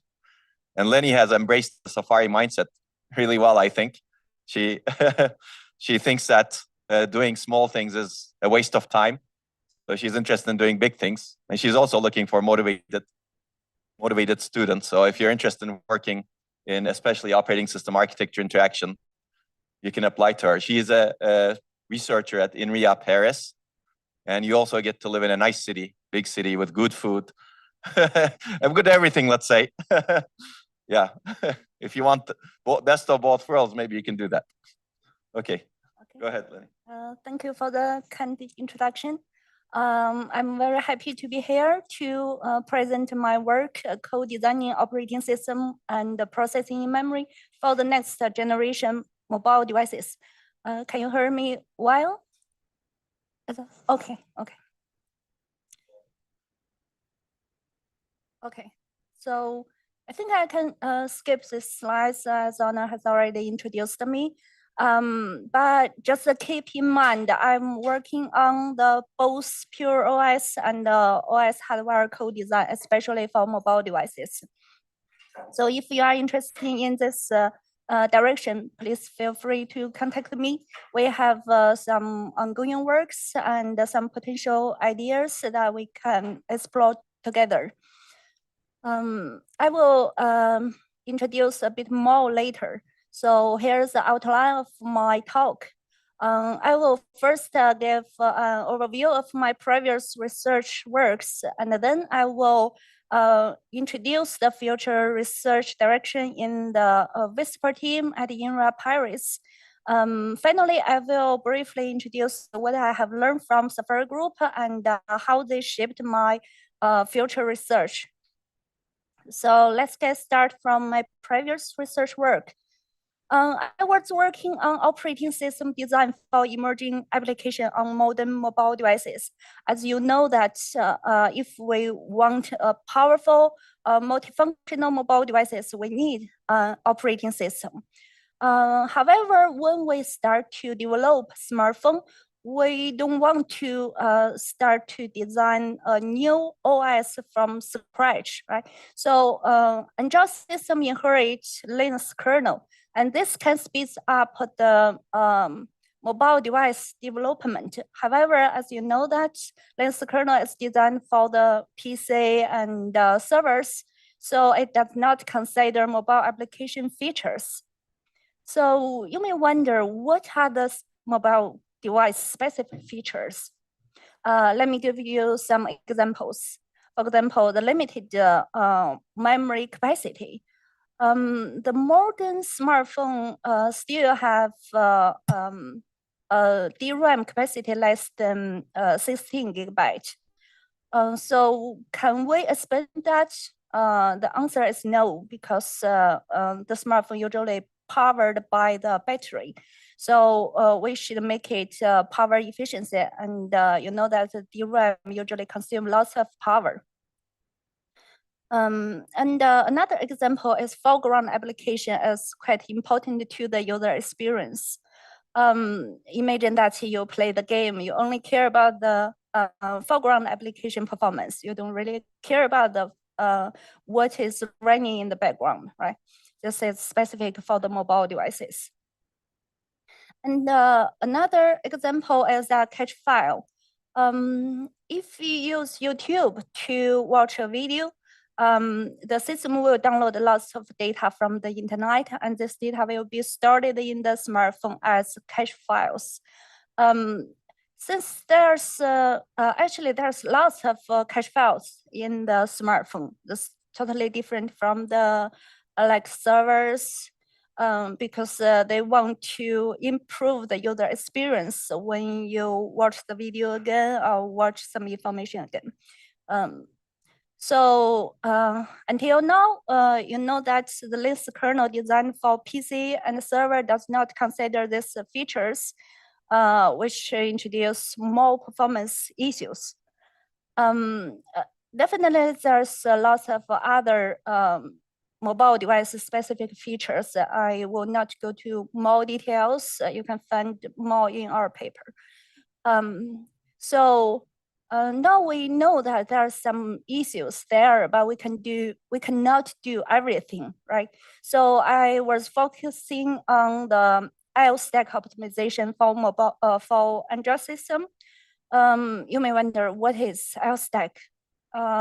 So when you run an application on the smartphone, there are multiple layers: application memory management, file system, and storage management. For example, if you use YouTube to watch video, system download the data, and this data will stored in the main memory first. As the memory is limited, so this data will be stored in the flash storage eventually, and this data will be managed by the file system. So next time when you want to access this data, you need to access them from the flash storage, and this can improve the user experience. So now you know that an efficient Android stack is quite important to ensuring a good user experience on mobile devices. And then I will list three main contributions on IO stack optimization of mobile devices. One is that mobile memory management optimization. For this direction, we mainly ensuring multiple applications run concurrently with a limited main memory. We try to prioritize foreground applications performance. This is an example paper, Ariadne, we published in the HPCA this year. I will briefly introduce this work. We found that available memory on mobile devices is scarce because memory demands for individual mobile applications increase and the number of concurrently running application grows. However, cannot increase the DRAM capacity due to the constrained power budget. So, for example, if we use a 4 GB smartphone, we reboot the smartphone and we launch application one by one. You can see the free DRAM is degraded quickly, and the system start to use swap space. Even we use a 12 GB DRAM smartphone, the same thing happen. So that means the available memory is usually insufficient to support multiple applications running concurrently. So the current system or the modern smartphone usually use DRAM instead of swap scheme to compress the data in the DRAM. So that we don't need to swap the data out to the swap space. This can increase the performance. However, in Ariadne paper, we found that DRAM prolongs the application relaunch latency and with CPU usage because it does not differentiate the data hardness level and leverage different compression trunks and the data locality. So why we care about the application relaunch latency? Because when we use the smartphone, we usually do not really kill the application, right? We just keep them in the background. So next time when you use the application, you actually relaunch them. So according to a survey, there's up to 100 times per day user will relaunch their application. I believe that's for the heavy usage behavior. So the goal is to, our goal is to design a new compressed swap scheme for mobile devices that can reduce the application relaunch latency and CPU usage. We uncover 3 key insights into mobile workloads. One is that hard data is similar between 2 consecutive relaunches. And the second one is that we found the small size compression is really fast, while large size compression provides a better compression ratio. Actually, this insight is only for the mobile workloads. If we change it to the self-driving car workloads, the insight will totally different. And the third one is that we found there's a locality in data access during application relaunch. So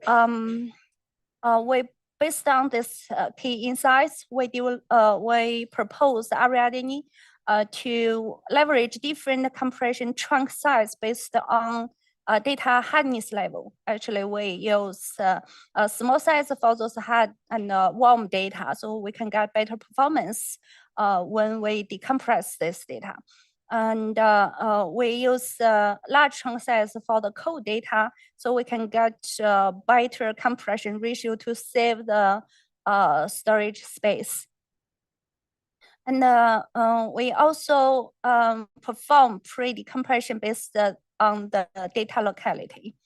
And we evaluate our Ariadne on commercial smartphone with Android 14. And we found that compared to the RAM, the state-of-art solution right now, Ariadne can reduce both application relaunch latency and the CPU usage. So this is work we are working on the mobile memory management, and you can find more paper that we are working on this direction. I will not go to more details. If you are interested in this direction, you can check these papers. And the second contribution is that we are working on cache file management optimizations.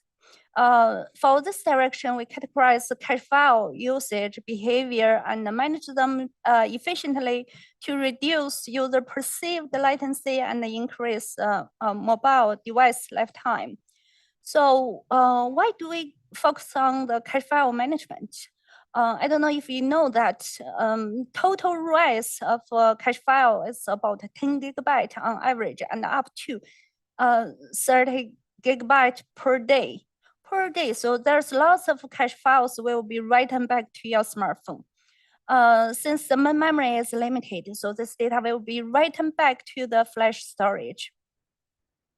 And if you write back all this data to your smartphone, it's not only reduce the mobile devices lifetime, it also degrades the performance because the I/O conflict. So why we have this problem? This is because Android stack is not good enough. Android system writes all the cache files into the flash storage. They do not differentiate them. But we know that, we can imagine that not all the cache files need to be stored. You will, for most of the time, you will not check the previous video, right? So, so we will focus on the cache file management optimization. We try to differentiate cache files and treat them according to their reuse behaviors. We want to achieve we want to reduce the user perceived latency, improve the power efficiency, save storage space, and increase the mobile devices lifetime. So what we have done is quite simple. We first categorize cache files according to their reuse behavior. We found there are 3 types of data. First, the data will be read once and not used again. So for this type of data, we don't need to store them, right? So, and the second type of data will be frequently reused in shorter period of time. So we can call it hard data. So we should catch them in the DRAM so that we can benefit from the low latency. Right? And the third type of data is reuse happens long after the first touch.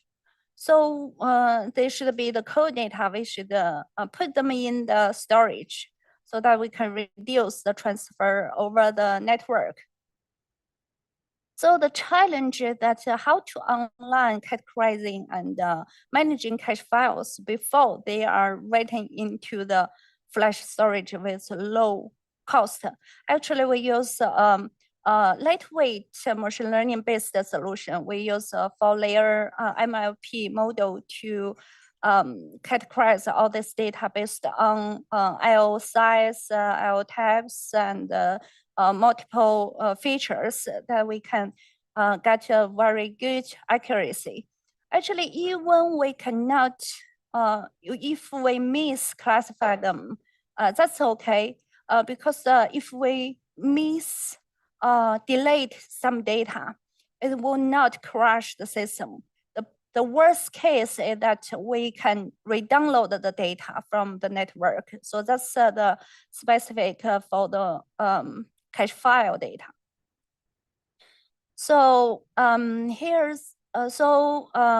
based on our evaluation results, we found the cache file reduces writes and prolong flash lifetime and improve the performance. In this direction, we published 2 papers, include FAST and 1 patent. This work is actually integrated into the Harmony OS, and we open source code. You can find it on our GitHub. So the third main contribution is that file system categorization and optimization. For this direction, we will start with the F2FS file system, which is a default file system right now. but we are the first to analyze the disadvantage and disadvantage of file system and address its performance issues, and we help our collaborated vendors to facilitate F2FS development on billing of commercial mobile devices. And now I think most of smartphone has already used this file system. So we start from the F2FS, but right now we also work on some file system design in the buffer level, user buffer level, and we also work on the I/O completion scheme. This paper is accepted by the FAST 26. So that's the previous research work I'm working on before I come to Safari Group. And since I come to Safari Group, which is a architecture-oriented group, so I start to work on the OS and hardware co-design. So next, I will introduce the future research direction in the Whisper team at INRIA Paris. So far, do you have any questions?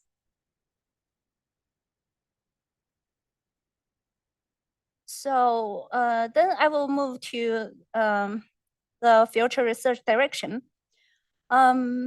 So you may know that data movement is the bottleneck for the server. You have working on it for many years.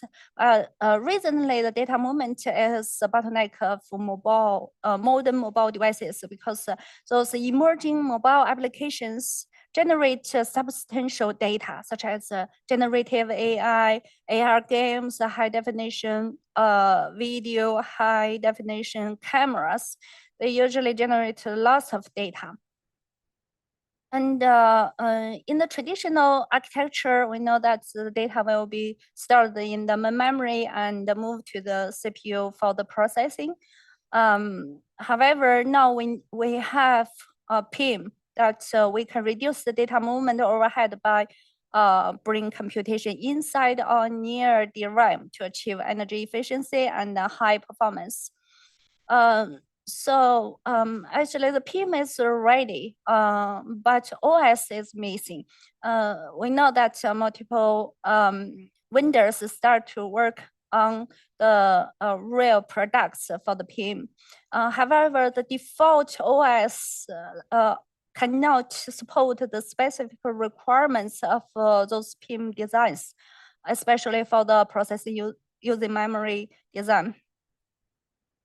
So this is two complementary research direction. First one is that OS and hardware co-design for long-standing system problem, such as memory fragmentation. We know that memory fragmentation has been there for many years. However, we found that software-only solution is usually costly and limited. So we want to use hardware software co-design to solve this problem.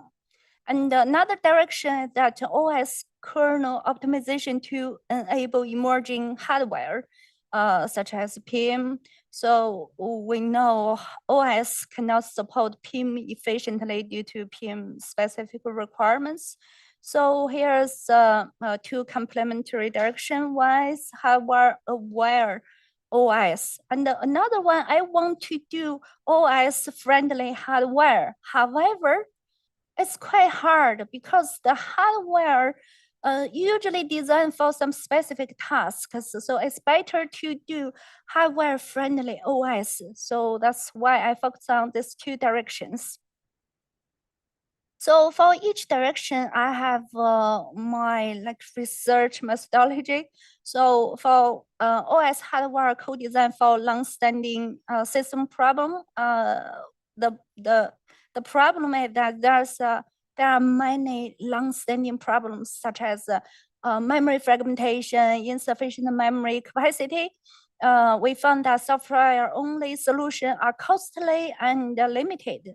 For example, the defragmentation and the compression cause heavy CPU workloads. The overhead is too large for smartphones or self-driving cars. So we want to use PIM because PIM can perform tasks like data copy compression with low power and latency. Because it can reduce the data movement or explore internal parallelism. So the goal is that we want to leverage PIM to address those long-standing system problems and deliver energy efficiency and low latency on mobile devices and self-driving cars.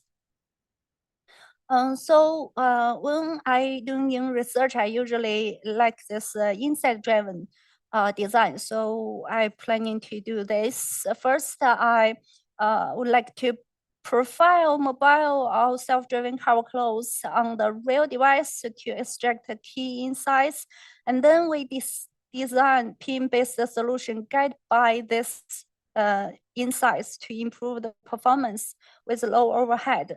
And the important thing is that we need to evaluate end-to-end performance on a simulator, but we want to use the trace collected from the real devices. So this is one research direction. Yes, please. So I'm really curious about the difference between mobile phone and the self-driving workloads, because you mentioned in the first work that the behavior of the self-driving workloads are quite different from the mobile phone, and why you consider these two workloads, and what are the differences between them? Maybe I can give you an example. Actually, in the mobile workloads, the memory allocation size and I/O size usually very small. And in our one paper, we found that there's a polarized allocation. They are either very small and either very large. This is the insight we get from the mobile workloads. However, in the self-driving car, we found that the workloads usually in large granularity. That means if we compress them, it's better to compress them in a large size, that we can get both better performance and the compression ratio. So yeah. I see, thank you. Any other question? Okay, if no, I will go to the another direction, OS kernel optimization to enable emerging hardware.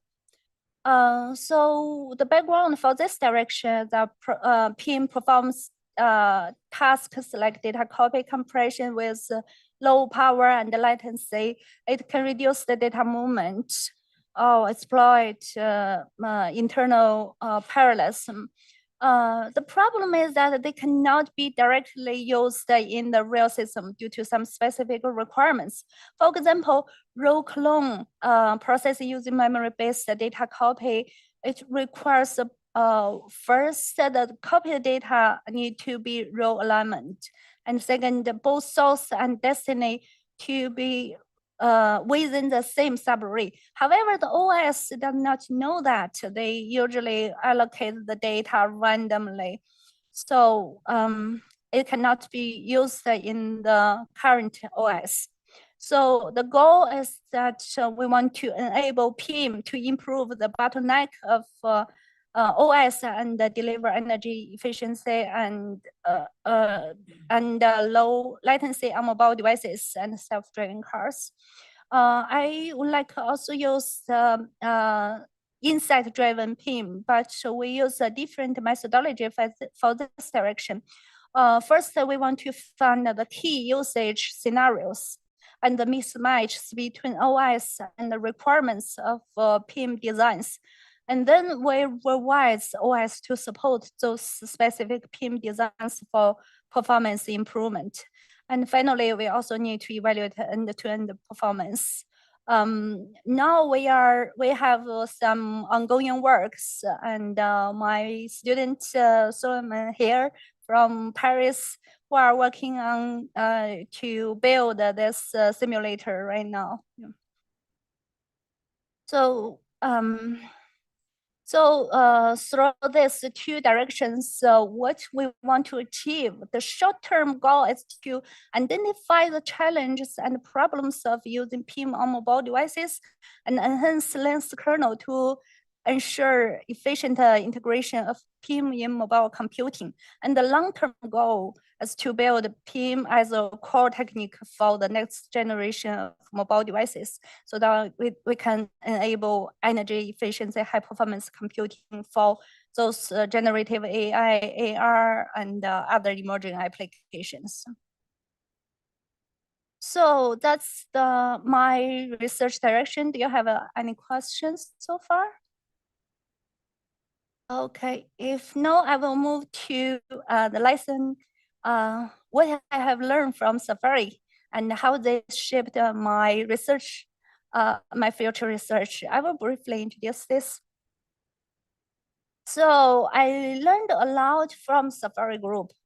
I just point four. I just list 4 points here because they are really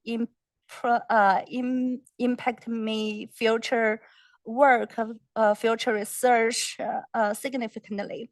One is start out with the right motivation and main side.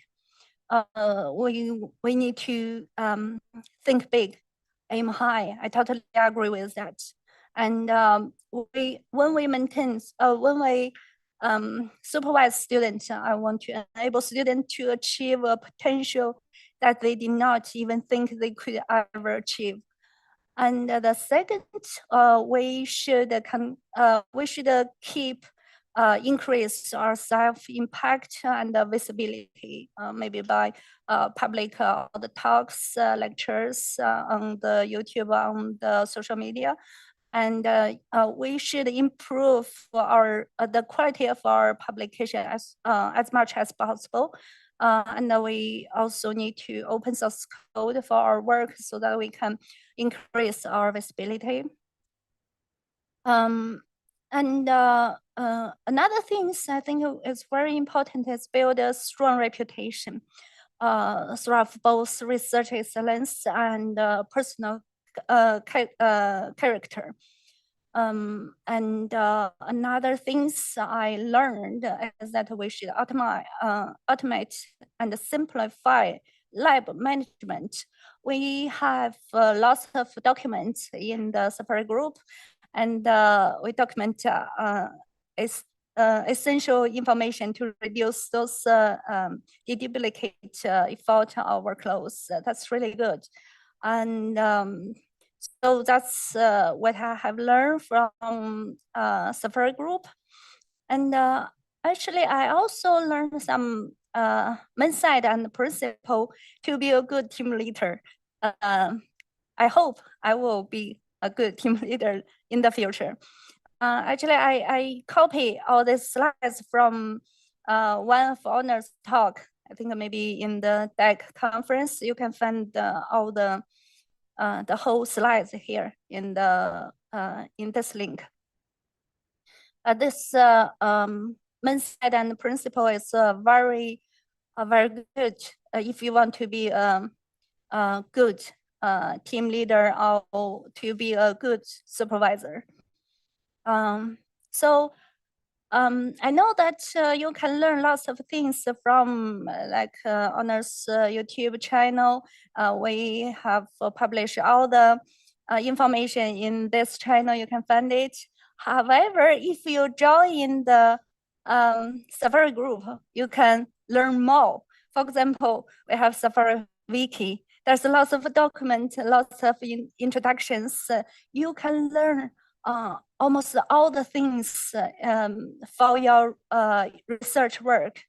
That's really good. And I should mention another one. If you want to improve your paper writing, If you hire editor, you need to spend lots of money, right? But if you join Safari group, Honor will teach you for free. So that's a good deal, right?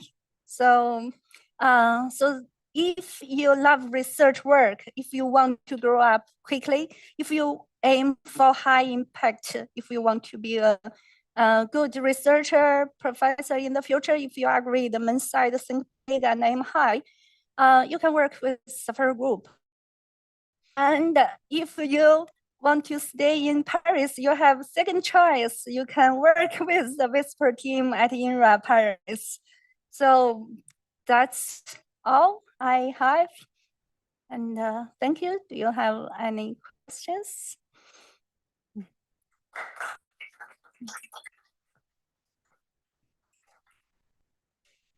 Thank you, Lenny. Any questions? Yes, Jay. I'm not sure. A quick one.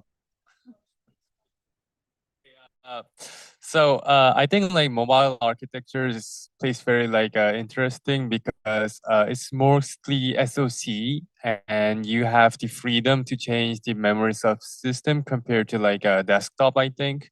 For example, such as like unified memory or PIM. So my question was that if you think of unified memory, what kind of OS support we can have for emerging memory subsystems and what you can like expect from the performance?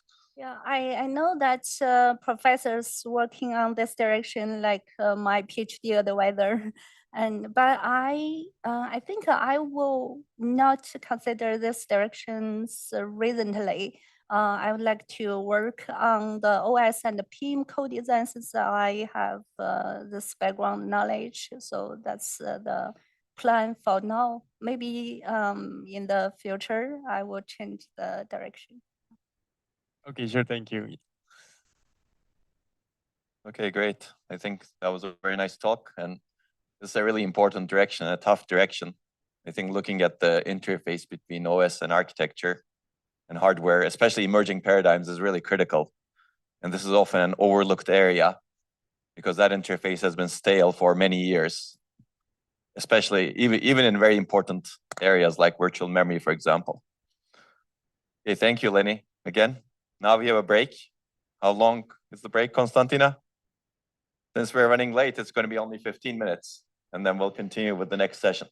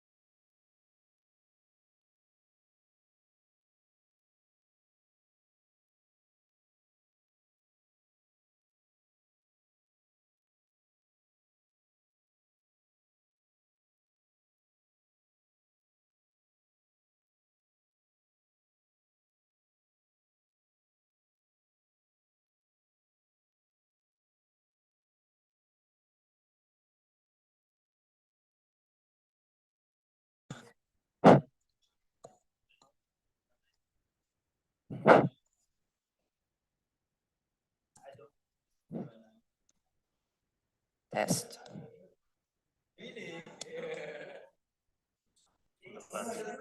No, no, you can have them now. Hey, everyone, there are sandwiches outside. Yeah. Sorry, it's confusing.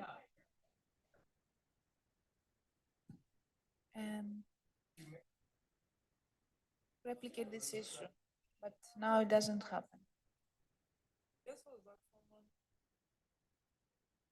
Yeah, but how can we?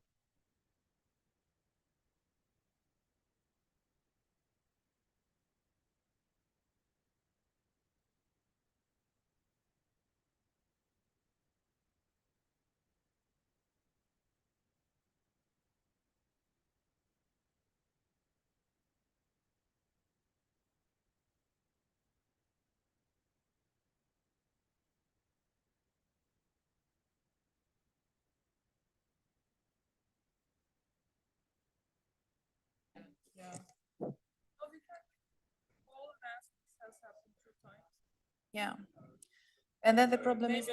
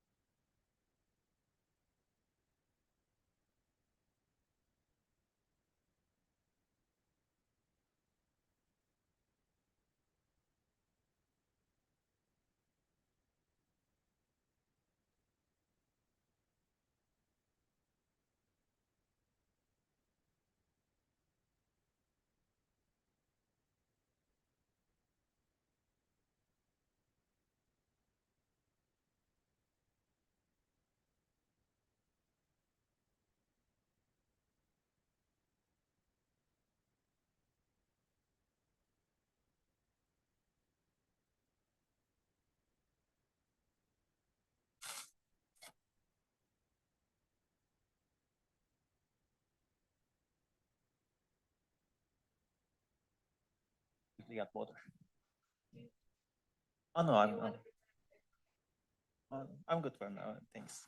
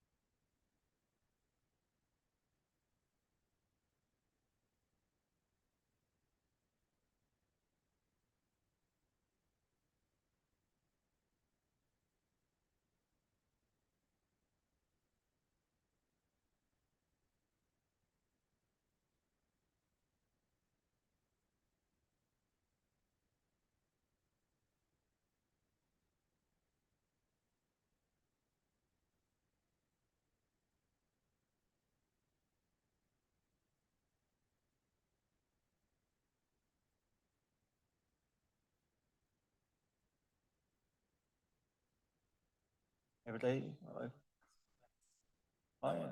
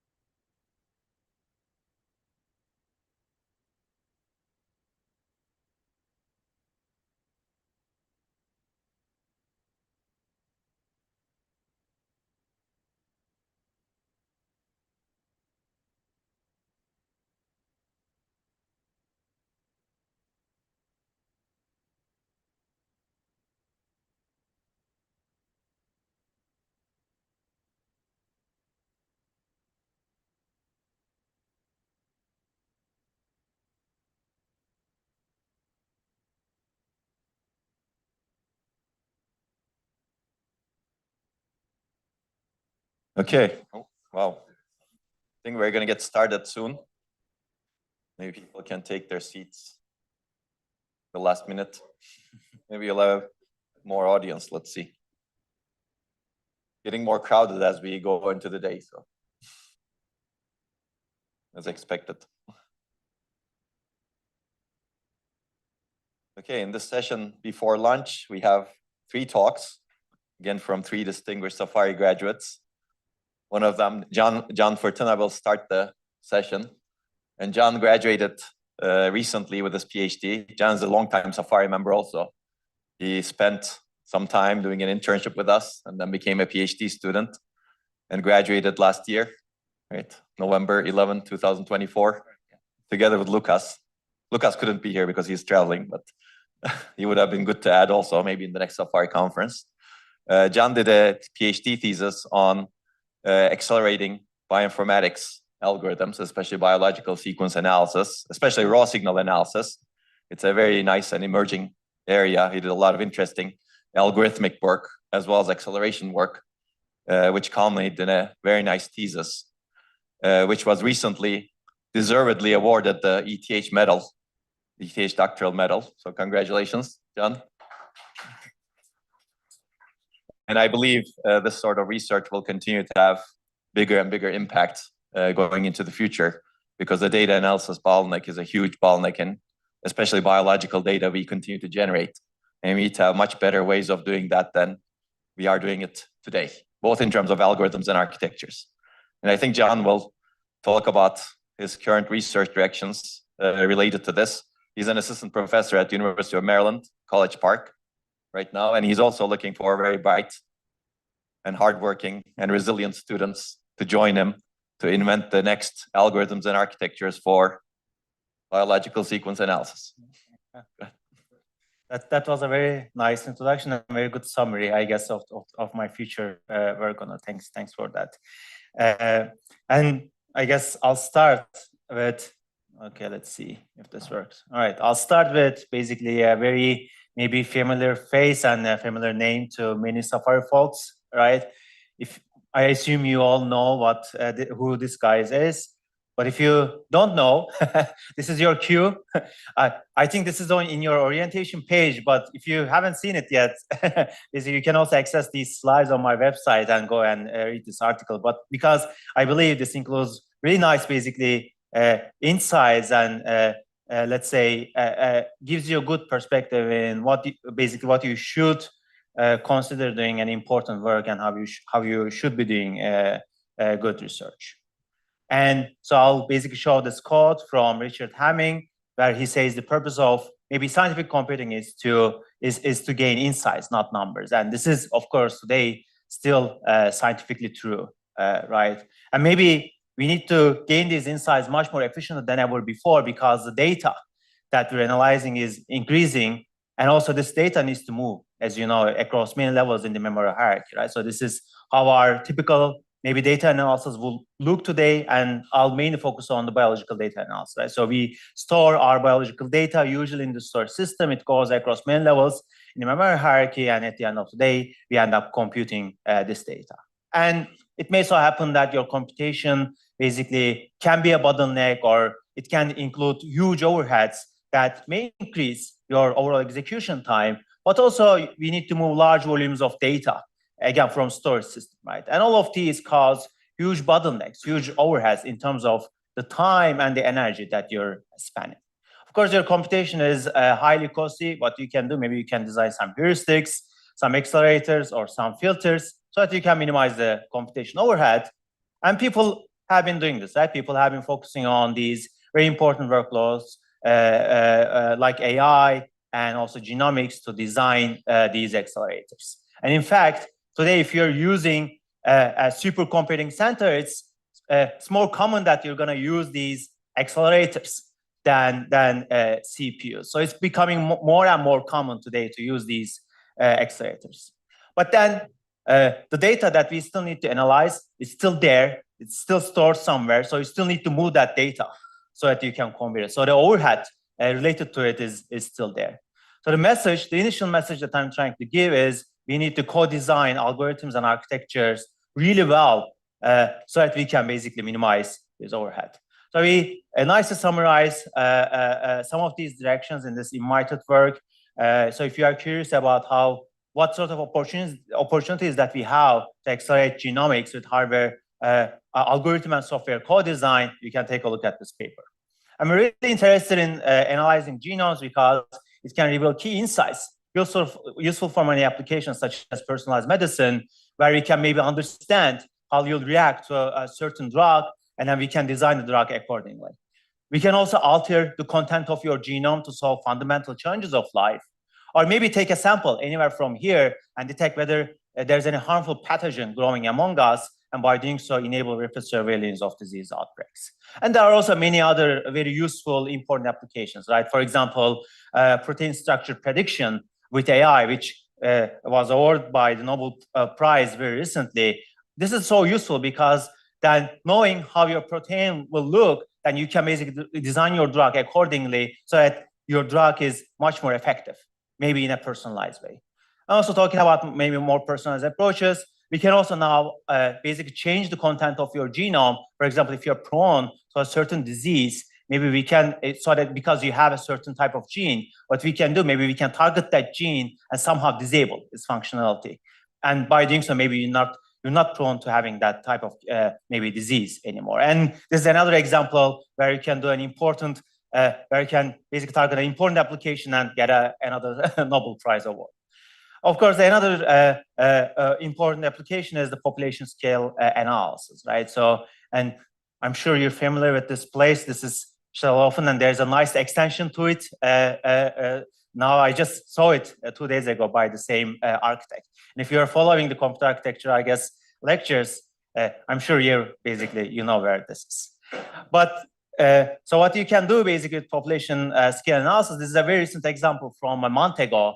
This paper was published in a Journal of Human Genetics, and what they show is that, so they looked at the entire Vietnamese population, and what they saw is that the Vietnamese population has a certain gene that is somewhat different than the entire global population. And this gene causes them to have a lower metabolism, meaning if you take a drug, that drug will not be broken down in your system as quickly as other people may break it down. And then, so what this means is that if there is a normal guidelines to take a drug that is basically targeted the entire population, the Vietnamese people were overdosed, the entire population. And to figure that out, they use this particular tool to identify these complex genes so that they could make this analysis. So the message that I'm trying to give is, you can basically design a tool that can analyze the entire population and then can have an impact, again, in the entire population by doing so. And another cooler thing is that, so this is a student, PhD student from University of Maryland, just to start promoting basically joining EMD maybe. But again, if you want to basically extract insights from the biological data, what you can, maybe one way of doing is you want to basically look at your genomic picture. And what I mean by genomic picture is these basic huge letters of DNA strings. And in the human genome, we have about 6 billion characters in a single cell. Well, of course, this data is not in a human readable form initially. It's a bunch of biological molecules in our cells. So what you can do, you can input these molecules to these devices called sequencing devices that generate some sort of raw genomic data, raw sequencing data, maybe electrical signals. And this data is usually noisy. So what you can do, you can use these AI tools to translate these electrical signals to human readable ATGCs. And then you may think that, okay, so now we have these human readable data, so we can go and start analyzing it, so it's all fine. But if you know the real version of this meme, you'll soon realize that this is not really the case. So this is mainly because you don't really have basically this entire genomic sequence of an organism as one piece. Rather, you have these very small pieces that we call reads. And these reads are extremely small compared to the entire length of your genome. And to make things worse, so you don't know where these reads are coming from your genome. So this is really like a jigsaw puzzle that you're trying to solve. So as in puzzle pieces, you may have maybe a reference picture or a reference genome to look at. But then even though you use this reference genome to identify the origin of each read, you still need to account for certain changes that can be caused due to mutations or the error that you have in the data. So you need to basically apply a lot of costly operations to identify all of these. Of course, so that basically to reconstruct your genomic picture very accurately, then this means that we're generating large volumes of data redundantly so that your genomic picture is there in a very accurate form. So then this means we're really dealing with massive and noisy data sets from terabytes to petabytes. So then this is really the real version of basically this data analysis that we have today. And of course, there are practical versions of doing it. For example, what you can do, you can basically try to quickly and accurately reduce the search space from the entire reference genome into a few regions to make the analysis very quickly. And one way of doing it, for example, you can extract some subsequences from a reference genome and also from a read. and maybe quickly find some exact matches between them. And to do so, people are relying on certain data structures such as hash tables, so that we can only focus only on those fewer regions, so that we can perform our costly operations such as approximate string matching or alignment to identify these mutations. And the collection of these steps is usually known as read mapping.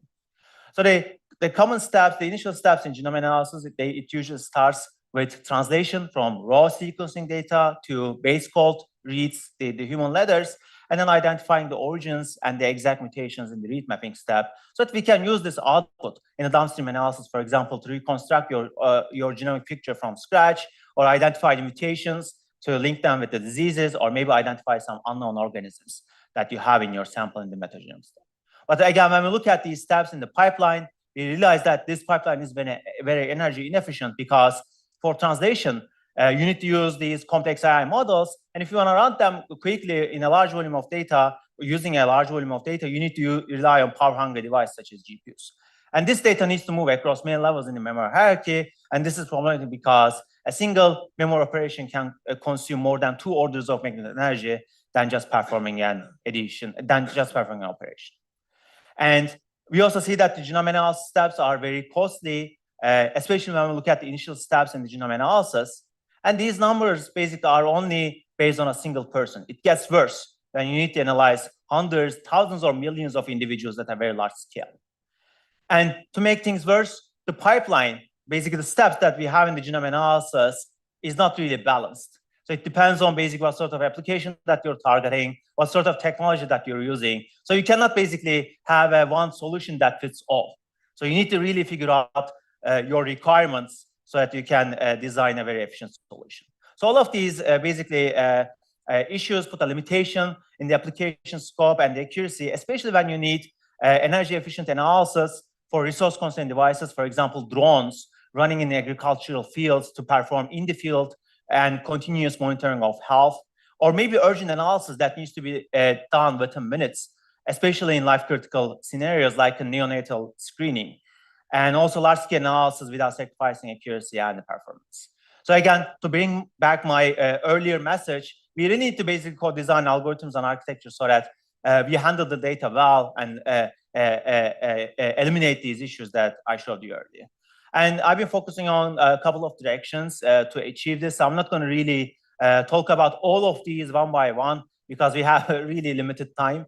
But I'll basically talk about this RawHash in the later slides a little bit more. But the key idea here is that, so we basically fundamentally think about, so basically how can we analyze this raw sequencing data without doing any translation, so that we can maybe minimize certain computations of energy. And we worked on this a bit more so that we can improve its performance and also accuracy, maybe enable new applications as well. So we can now basically use these raw sequencing data to identify the mutations, to perform alignment, and also to even reconstruct the genomic picture from scratch in the assembly step.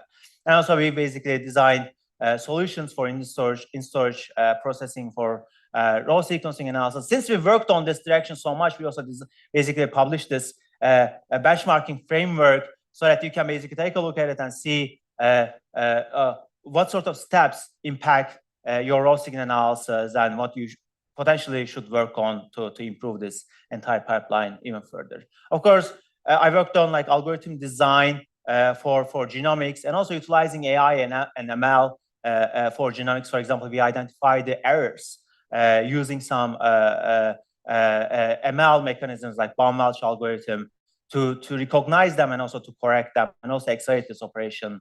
And some other frameworks basically to accelerate the base calling step and so on. And this is Jump, I'm not sure if Hayo is going to talk about, but this is another very good example of basically processing in memory for genomics. And Swordfish, although like I'm not going to talk about the prior work, so I want to quickly touch on Swordfish. So this is, I think, a good example of how you can really do processing in memory for a particular application in genomics by also considering maybe the non-idealities, the limitations of the devices, of the technologies that you're using to perform processing memory. And as you know, so the base calling is mainly a deep neural network based on deep neural network operations.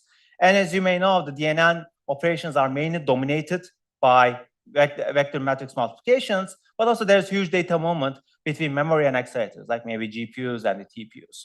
So if you want to perform maybe vector matrix multiplication, you can rely on memory-centric devices, right? So you can have a crossbar array and then perform the analog operations to do these multiplications. And also you can rely on the processing in memory paradigm so that you can minimize the data movement. And people also have been doing this. There are many works that performs these PIM operations for DNN acceleration, right? And this is how it looks. So you have your input, you have your weights. At the end of the day, you want to multiply them so that you can get your maybe neuron activation. So what you can do, you can map your weights in the crossbar array maybe as using resistors, so that you can apply maybe the Ohm's law and the Kirchhoff's law, so that your current, your voltage is multiplied and summed together, so that you're performing really these vector matrix operations. But the issue is there are many also issues, non-idealities in this hardware, right? So you may have issues with your digital to analog conversion, or maybe again issues with the synaptic conductance or the resistance that you're using. Some issues with the wire resistance, or again non-idealities in the analog to digital converters. And all of these issues basically are limiting the accuracy that you can exploit from these neural network models that you're implementing on these architectures, right? And when we look at it, we see that when you use these memory-centric devices, the accuracy that you could get from this original model is decreased substantially because of all of these non-idealities. Then what this means is that if you understand these non-idealities, if you understand these issues, and if you design your model accordingly, maybe you can design a more robust model so that you can maybe minimize the drop in the accuracy and utilize your model much better. So again, we also worked on many works on, again, accelerating genomics through hardware and software co-design. And these are some examples, so you can take a look at them by accessing these slides from my website, or again, taking a look at this paper that I mentioned earlier. So this is basically a quick, basically initial overview of the nature of the research that I've done so far. And in maybe the second part, I'll quickly dive deep into one of the works and then show you how we fundamentally rethink basically the genomic biological data analysis to solve some issues that again I mentioned earlier. So for this, I'll focus on RawHash. So remember this pipeline where we said the base calling, the translation is very accurate, but also very costly. It's accurate because we're using these complex AI models to translate these electrical signals into human readable DNA letters. To do so, we're relying on costly AI models and also power-hungry devices such as GPUs. So we asked the question, so how can we make this pipeline cheaper? So one idea was to, okay, maybe we can just remove the translation step in between. But now, basically, you have two different languages, right? On the one hand, you have these noisy raw electrical signals. On the other hand, you have this maybe reference genome that is in human DNA letters. So how do you survive without translation, right? So how do you enable communication without an accurate translator? Well, for this, what you can do, you can actually maybe use a lookup table to convert the reference genome into maybe a series of its expected electrical signals. And this is a one-time task, and then you can keep it there and then do your analysis. But then the issue now becomes, so how do you enable accurate analysis? So how do you identify similarity between the noisy electrical signals and also maybe the synthetic signals that we generated from our reference genome? So basically, to explain you this, I'll quickly show you what sort of electrical signals that we're generating from these sequencing devices. So this is an example of a sequencing device that generates this DNA data. So in this particular version, this is really a portable device. So you can fit it in the palm of your hand. And it includes basically many tiny channels from like hundreds or thousands of channels. And basically, these are called nanopore. And what's happening here is that maybe you can assume a three-layer solution. At the top layer, you have a DNA that is negatively charged, and this area is also negatively charged. And the bottom layer is positively charged. In the middle, we have a membrane that works like isolator between these two regions. And the only open channel that we have here is basically this particular open basically pore that we call nanopore. And what's happening here is that as the DNA moves from this open channel, the ionic current that we're driving through this open channel is getting disrupted. So what you can do, then you can read this disruption in the ionic current and then tell the content of the DNA that you're reading at that particular moment and report it as electrical signals. So these electrical signals are generated at certain throughput. So and this means as soon as they are generated, you can start analyzing them, which basically creates the nature of this real-time analysis. But what's even better is you can also make real-time decisions, right, as you're doing real-time analysis. For example, if you realize that whatever the DNA that you're sequencing at a moment is not really going to be useful to you, you can tell the sequencer to stop sequencing. And this has certain benefits that I'll touch on later. But to do so, we need to deal with the noise that we have in this electrical signal, right? And to exemplify this, I'll quickly focus on this particular molecule that you should assume that we're sequencing at a certain moment. So if you want to sequence this molecule, you can assume that we're going to generate these series of electrical signals, right? But then if you want to sequence exactly the same molecule, we're not going to be generating exactly the same signals. And this is mainly because of the noise that we have in the environment. But the observation that we have is when you're sequencing identical molecules, we're going to be generating some similar raw signals. So then if you want to identify the similarity, what you can do, maybe you can represent these series of raw signals as maybe some n-dimensional vector, and then perform maybe a vector similarity search between them. And maybe you can do a nearest neighbor search to do so.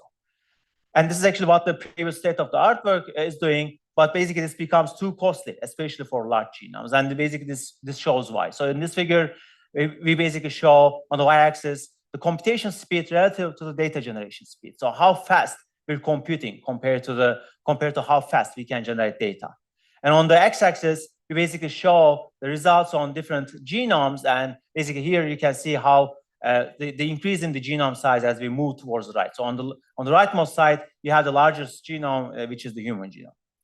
So the issue is the computation speed becomes slower than the data generation speed, especially for very important genomes, such as the human genome. So then this means you cannot really perform real-time analysis for these really important genomes. And we want to do this because real-time analysis is important mainly for two reasons, right? So what you can, for example, first do, you can reduce the latency by overlapping the analysis with sequencing. And the second benefit is you can also reduce the sequencing time and cost because you can stop sequencing early, right? So this will also save you a lot of time, but also cost to do so. So our goal in our RawHash work was to enable this fast, accurate, and scalable real-time analysis, especially for large genomes. And the key idea was to perform similarity estimation based on quick exact matches instead of this similarity search. So for this, what we did, we took a look at this series of raw signals again, and then we tried to basically generate hash values instead of maybe performing vector similarity search, so that we can perform maybe fast match instead of doing costly similarity search. Of course, the challenge is, so how do you generate the same hash value from similar enough signals, especially when you have the various types of noise in the environment? So to explain you this, like I'll quickly focus on this one, just point of signal that we're generating when sequencing a very small molecule of DNA. And we know that we're going to be generating, let's say, similar signal values when sequencing the same molecule, right? And what we want to do is we want to assign the same value to them because we know that they are similar. So the idea is basically you can quantize them, meaning you can assign these similar signal values into the same bucket value, into the same quantized value. So that maybe you eliminate the slight differences by quantization, and then you maybe use these quantized values for a quick, efficient matching. But then when you look at basically how, when you look at the distribution of these raw signals, if you really use basically equal width buckets, you're not really going to use your basically the buckets or your quantized values equally well because of the distribution that we have in these raw signals. And this reduces your uniqueness and also leads to poor resource utilization. So instead, what we did, we learned basically from this distribution that I showed you earlier, so that we can basically create non-equal width buckets, so that we can utilize these buckets really well for better utilization. Of course, to do so, you need to basically really know about the type of the noise that you're dealing in these raw signals, and then integrate it in the bucketing strategy that we developed here. But eventually, what we have now is you can basically generate a hash value from series of raw signals by quantizing each raw signal here, and then doing some packing operations, some bitwise operations, so that you use basically, you pack many raw signals together and then so that you can generate a hash value out of them. So that you can basically perform fast and accurate match using this hash value. So the key contribution of RawHash is, this is really the first hash-based search and indexing mechanism for raw signals. So what this really means is that we can now basically bring all these basically hash-based strategies that I showed you earlier for read mapping, and then now bring them to the raw signal domain and utilize them for raw signals as well. Then going back, when we look at these results that I showed you earlier, we see that RawHash basically now we can finally achieve real-time analysis for also very important genomes, a human genome, because we now have a fast search. But the question also is, we also have an approximate search, right? So hash-based search is not necessarily more sensitive than a vector search, but essentially not necessarily. So not this time, and this is mainly because what we see is we can achieve best accuracy also in all data sets using approximate search, and this is mainly because the vector search is so costly that you need to rely on certain heuristics to make it practical, which reduces its overall accuracy, and we need to rely on them because now we have a fast search mechanism. And we also now generate almost identical results that are almost identical to base fault analysis. So RawHash is fully open source, and basically you can go ahead and use it. So, so this was basically RawHash, and subsequently we also, of course, asked the question, can we do better? Right? So we looked at the issues with this type of raw signal analysis, and this is basically where this paper comes in. So I'm not sure how I'm doing with the time, but basically I'll very quickly, maybe in 3-4 minutes, I'll cover this Mars work. So this is really a very recent work that focuses on maybe the processing in memory paradigm in storage to perform the entire raw signal analysis computation. So if you look at this raw signal analysis computation, you'll see that there are many steps. It starts from maybe the signal processing, like segmentation and so on, some seeding, hash-based search, chaining with DP computation, sorting, and so on.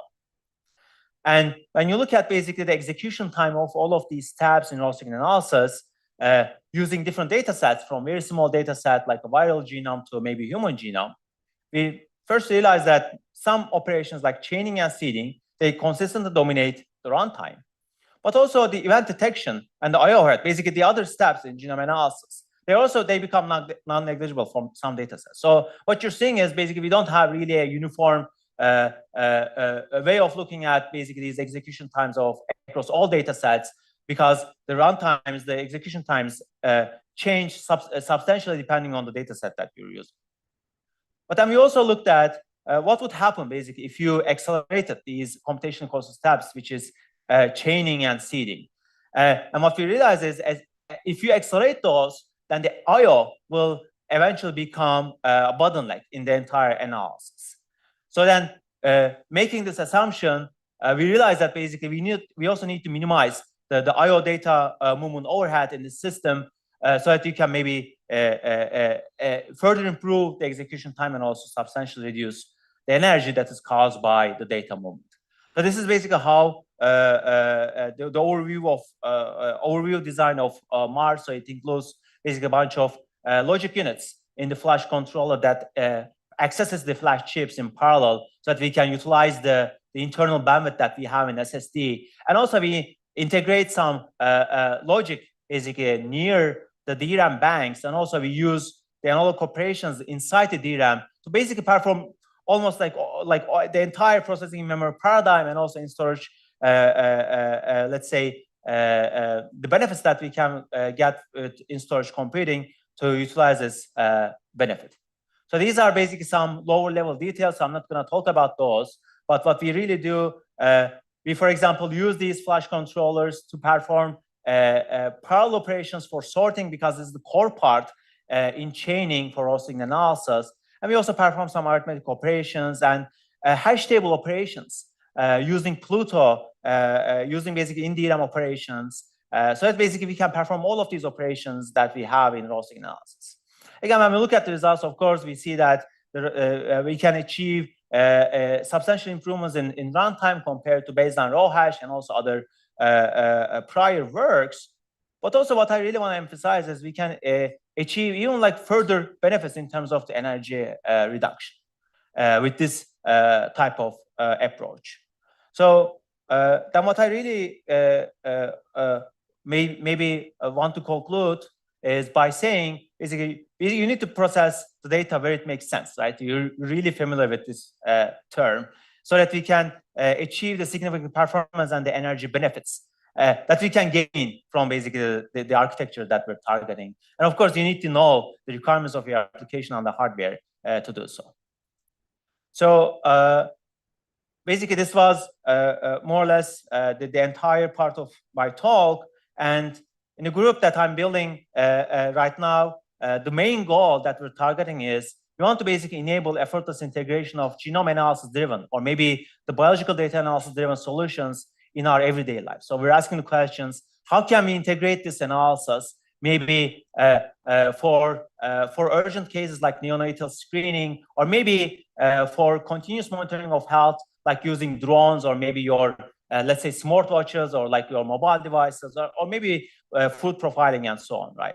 And to enable all of those, we're taking a look at certain high-level research directions. For example, we're interested in how we can basically combine different types of biological data, like proteins, electrical signals, maybe the imaging data, and so that we can extract much useful insights from this data. And how do we basically design end-to-end portable systems to enable everyday genome analysis? Now, basically, how do you utilize, or how do you design algorithms and AI, especially in the age of in the age of genomics, where we have substantially increased volumes of biological data? So how do we utilize this data? And basically, to answer these questions, I'm recruiting motivated students. So if you know someone, please let them know. So with this, I conclude. And thanks for your attention.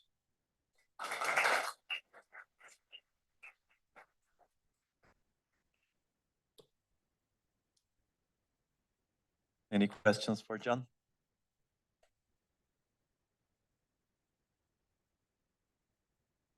Yes, there's one down there. So doing this raw signal analysis on the mobile devices, like you mentioned smartwatch recently in the last slide, right? So in that kind of situation, for example, it seems quite useful for sure. I'm curious about the energy limitations of that. What kind of energy consumption are we facing here? What kind of battery technology we need to implement in such devices? And is it even like doable for energy harvesting edge devices to run raw signal analysis? So I think we can take a look at, I think the question was audible, right? So I don't have to repeat it. Okay.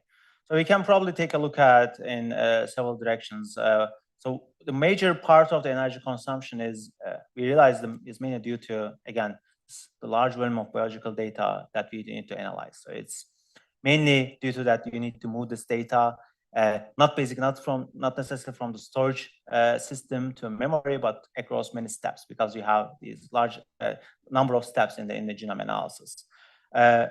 One direction would be, how do you basically minimize the volume of data that you need to analyze, and also how do you reduce some of the steps in genome analysis so that you can substantially reduce the energy consumption? I believe right now we're mainly limited by the applications we can target. For example, maybe one immediate application could be contamination analysis, where you just try to answer whether you are, or like certain environment is contaminated by something or not. But I think going into future, the questions that we need to answer is more complicated, and they require, as you mentioned, maybe more sophisticated the battery technologies, and also the new memory and also computing paradigms that enables the marriage all of these, let's say, emerging paradigms really well. One more question, Nika.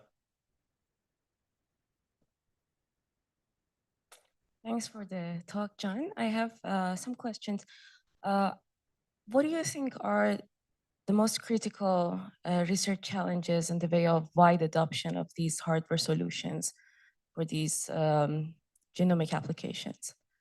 Meaning, of course, I understand a lot of problems that need to be handled to enable some key applications in the hardware side, but from adoption perspective, what research challenges do you think are on the way? That's a very important question and concern, because we see, let's say, not necessarily miscommunication, this basic gap between the biologists and computer science. So it's even beyond adapting the hardware.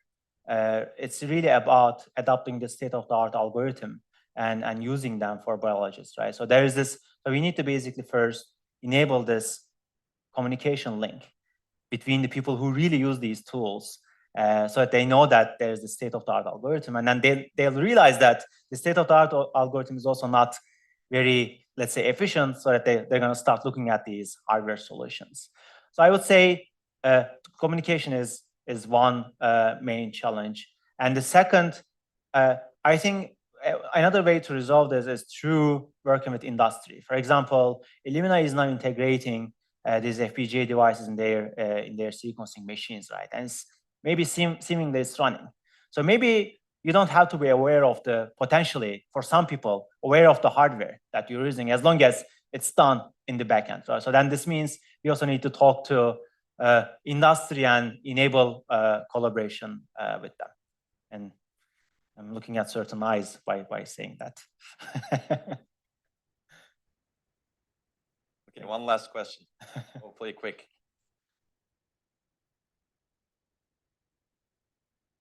I was wondering about what you think. When you perform the raw signal analysis, the output is again raw signal. And in bioinformatics and biology, etc., the standards are using the ACTGs. So do you think there's the need for shift of the paradigm or the thing? Because otherwise, after performing such operations, again, the researchers need to convert the output of raw signals to human readable format. So I'll try to quickly answer this in two ways. One, I think I'll be broad by saying that, like, when you fundamentally think about why we convert this data to DNA ladders, it's mainly because we're humans. We want to look at these DNA ladders, we want to see these mutations, and we want to make analysis, generate insights out of them. Maybe if you let the machines, if you can design algorithms and let the machines to do the analysis without really maybe having us in the middle, well, potentially maybe you're not going to really need to translate this data into human ladder DNA, as long as you're getting the answer that you want to get at the end of the day, right? So again, I'm saying I'll be broad. I think by saying this, this probably was a broad statement. And the second is, right now, this field is just getting started, right? And we recently published some works that, for example, can generate assemblies, assemblies. And this could only be done because there was an earlier work that can perform this efficient, quick simulator search between raw signals, right? So I think step by step, we'll get there eventually. The question that remains unanswered is, so where do we stop, I guess? Like, is there a limitation to this raw signal analysis? Or can we basically do everything without doing any translation? And that's the question that I'm really excited to answer in the future. Okay, great. That's a great direction for research, because you never know where to stop without examining a new direction. And that's usually how it works with new paradigms, because if people are doing X forever, if you're doing Y, which is very different from X, then you need to show that at some point Y may overtake X, but that requires a lot of effort and boldness. So it's good to do that, always. Okay, thank you, John. Okay, up next is Jawad, Jawad Haji Yahya. Jawad has been part of Safari as a postdoctoral researcher for a few years. And before that, he actually spent a lot of time at Intel. Do you want to set up, Jawad? Intel as a power management architect working on computer architecture. And then he spent some time at NTU Singapore doing a lot of work on hardware security, power management. Javad is, I think, one of the world's relatively few experts who knows power management in and out. And he's published a lot of nice works in this area. During his time at Safari, he's actually been very productive. And he published 7 top-notch conference papers, 3 at Micro, 2 at ISCA, 2 at HPCA. And these are very nice papers. I would recommend people to read it if you want to learn about power management architectures, power delivery networks, and also power management related side channels, which is an interesting work also that we published as iChannels. And I should say that I received compliments from people at Intel who have nothing to do with these papers, that they learned a lot from these papers that Javad wrote. So it tells you something. So Javad is right now a principal architect at Rivos, before he spent some time at the Huawei Zurich Research Lab here.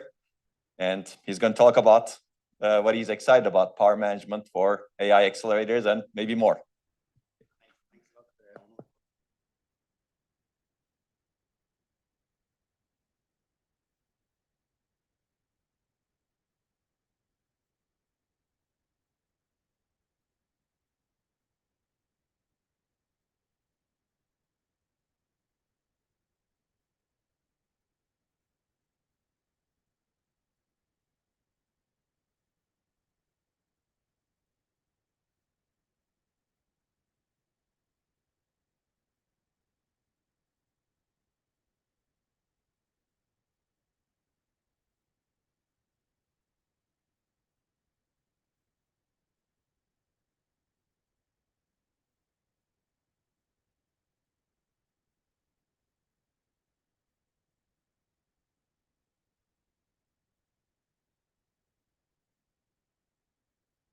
Can you hear me now?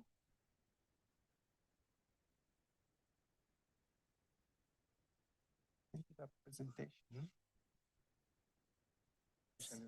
Yeah.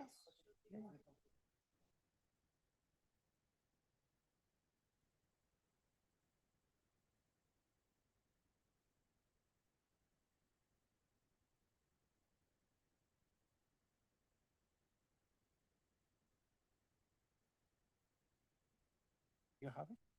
You have the presentation. Okay. Yeah, I have it. No problem.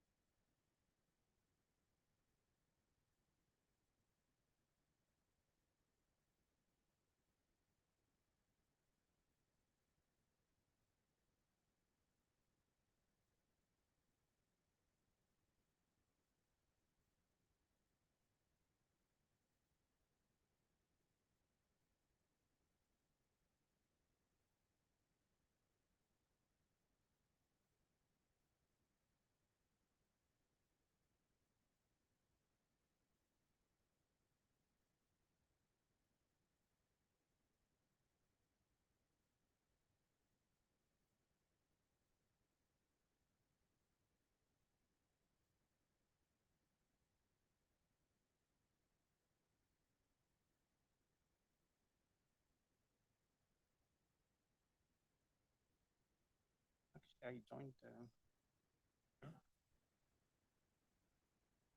It's okay. Yeah, okay. Yeah, no problem.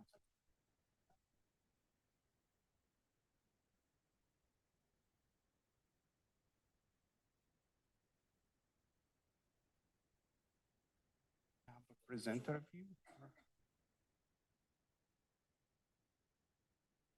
You put there here.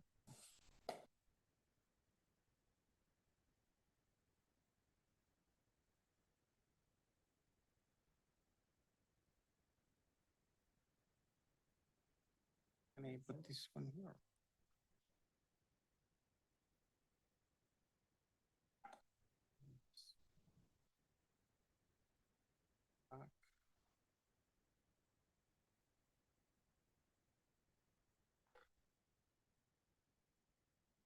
to.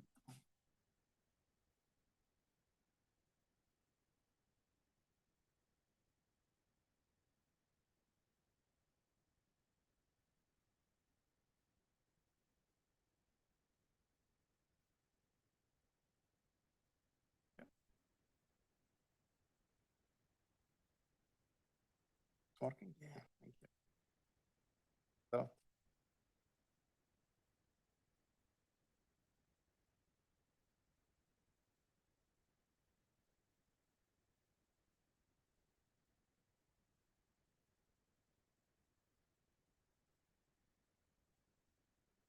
okay, hello everyone. Thanks a lot, Professor Onur, for the introduction and for the invitation for this conference. So today I will talk about the critical challenge of powering and feeding the next generation AI accelerators. The presentation will be in high level for architects and researchers. So I'm not going on details how things are done inside the chip or power delivery in the facility. I will give an overview first on like what we will discuss. So basically, the rapid growth of artificial intelligence has driven like the massive increase in computation capability of AI workloads and accelerators, but with it, it comes a massive increase in power consumption.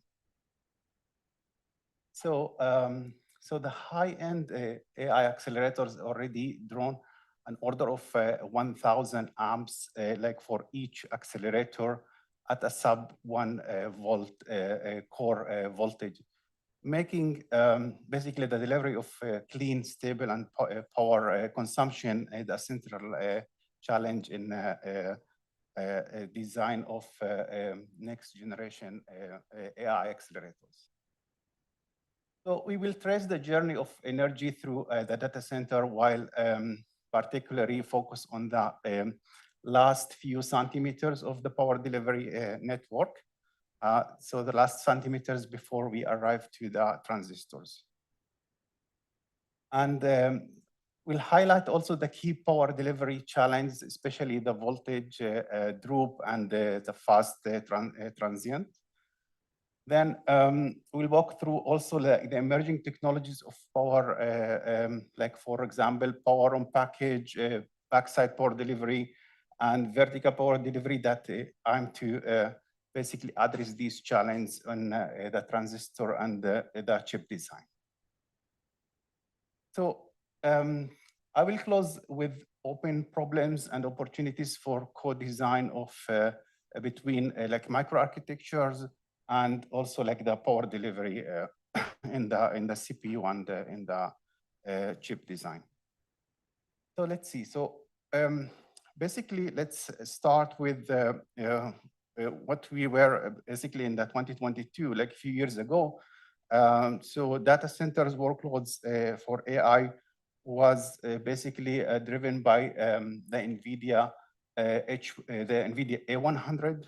So that chip was pretty big, like it's about like at 26 like millimeters square, and basically the power like into 2022 the H100 was like the next generation, and it was the same size, but if you see like the power was like about 1.75x of the first generation, and the size is almost the same. It's even a bit smaller. So you can see basically the like the power density.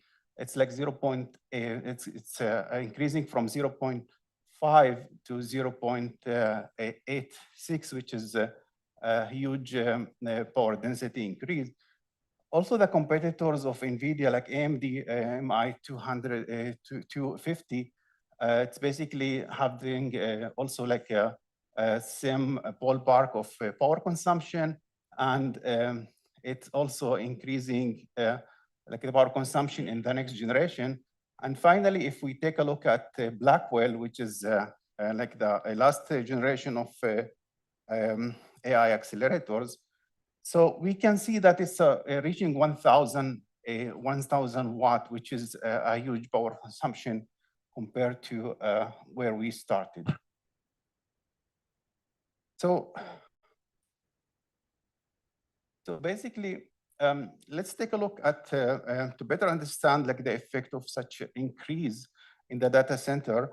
Let's first look at the current demand in data centers and the historical one and what's emerging these days. So basically, if we take a look at like power consumption, so the overall power consumption of the data center, today, or the typical one or the historical one, is like tens of megawatts. And for a rack, it's like tens of kilowatts, like 20 to 30 kilowatts. Then each server was consuming like 100, like in the order of hundreds of watts, typically 250 until 300 something. So this is the original data centers before AI accelerators came in. This was used for web and other applications before AI. So if we take a look at the present and the future, basically the data center is reaching and is going toward like gigawatts of power consumption, and each rack in the data center will consume more than 1 megawatt.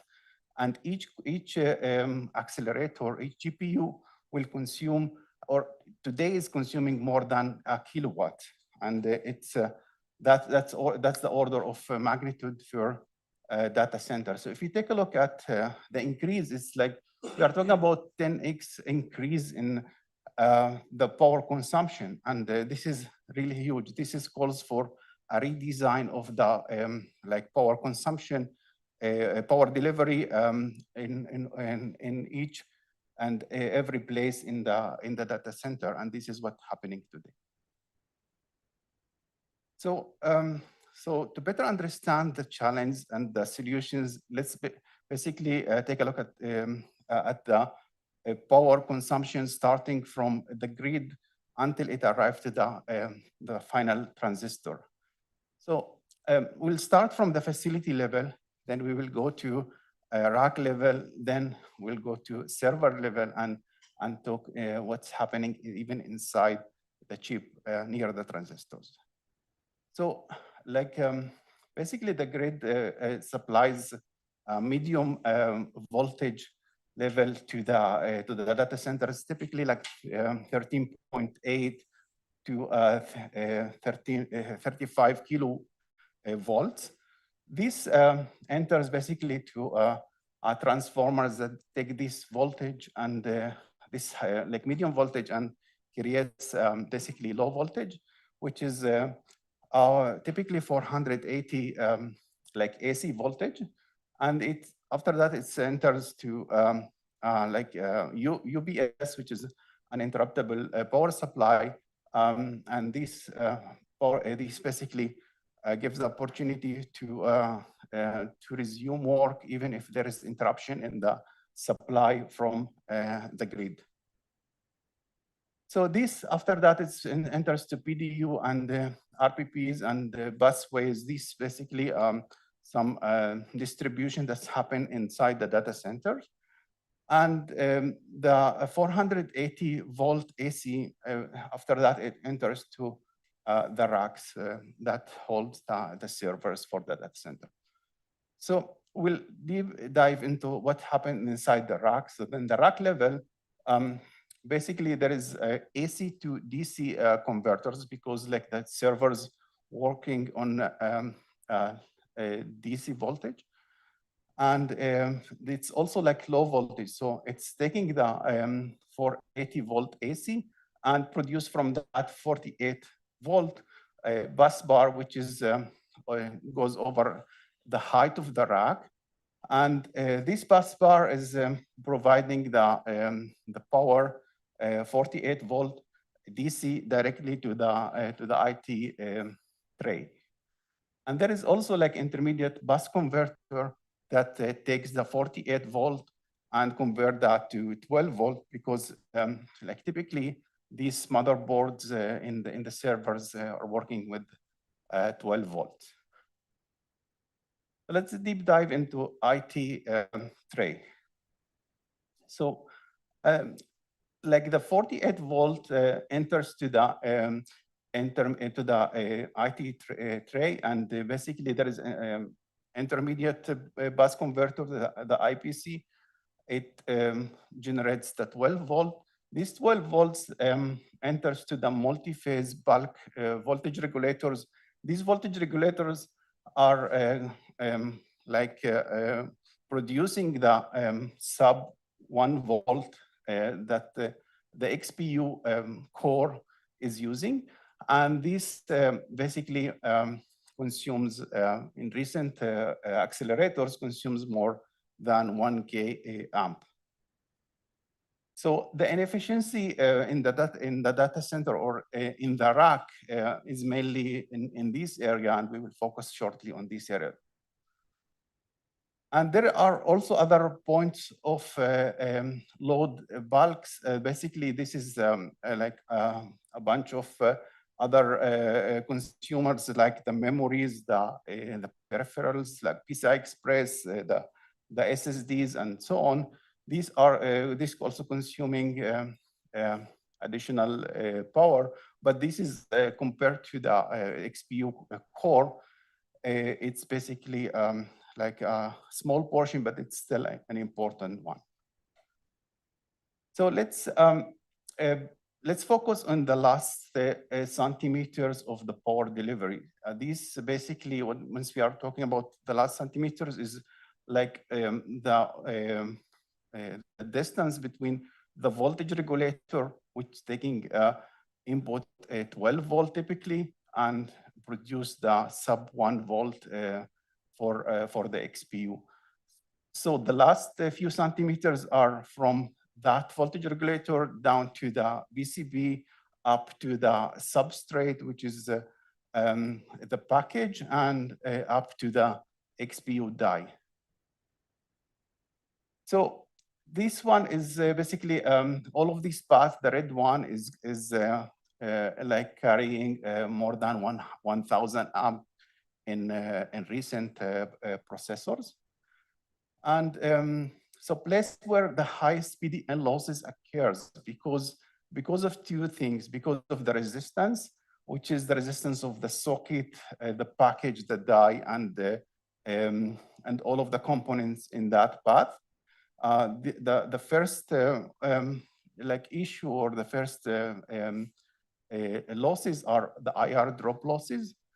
And the second ones are in the inductance in the same path. So each component in that path, until it reaches the transistor, it has also inductance.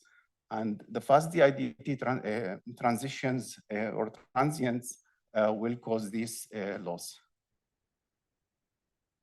So let's talk about basically the package resistance and the interconnect losses. So what we mean by package resistance is the series resistance from the board, socket, and package. And this one is has effect on the power delivery, basically with the IR drop. So it will reduce the voltage that the die or the transistors will see, because we have IR drop. So the delta V is the difference in voltage that the voltage regulator supplies, and what will the die will see at the end. Then there is also like the P losses. The I square R losses are huge losses in recent like servers. We'll give some example to demonstrate that. So let's talk about like the basically some examples. So assuming that the current between 200 amps and 1,200 amps, and the resistor between the resistance between 0.0 milliohm to 0.1 milliohm and 0.2 milliohm. So these are three resistance. Again, like this is a resistance between the voltage regulator until the die. So, and let's assume that the supply voltage is 1 volt. So we'll see like the voltage drop that happens once we have this amount of current. The current is increasing until today, again, like it's 1,000 amps.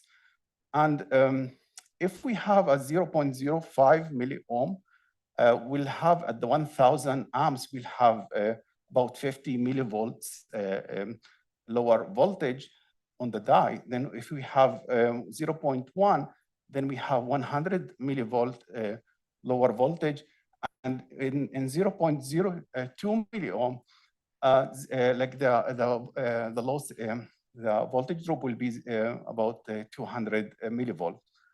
So this is a huge like difference in voltage, because like the voltage regulator is supplying 1 volt, but what's actually the die will see is lower voltage, and this creates losses. So in percentage, like in 0.05, we have like about 5% voltage losses, 10% losses with 0.1 milliohm, and about like 20% losses. So what actually this affects, it affects the design. So if we want to have losses lower than 10%, then we need actually to design all of these paths from the voltage regulator until the die lower than 0.1 milliohm.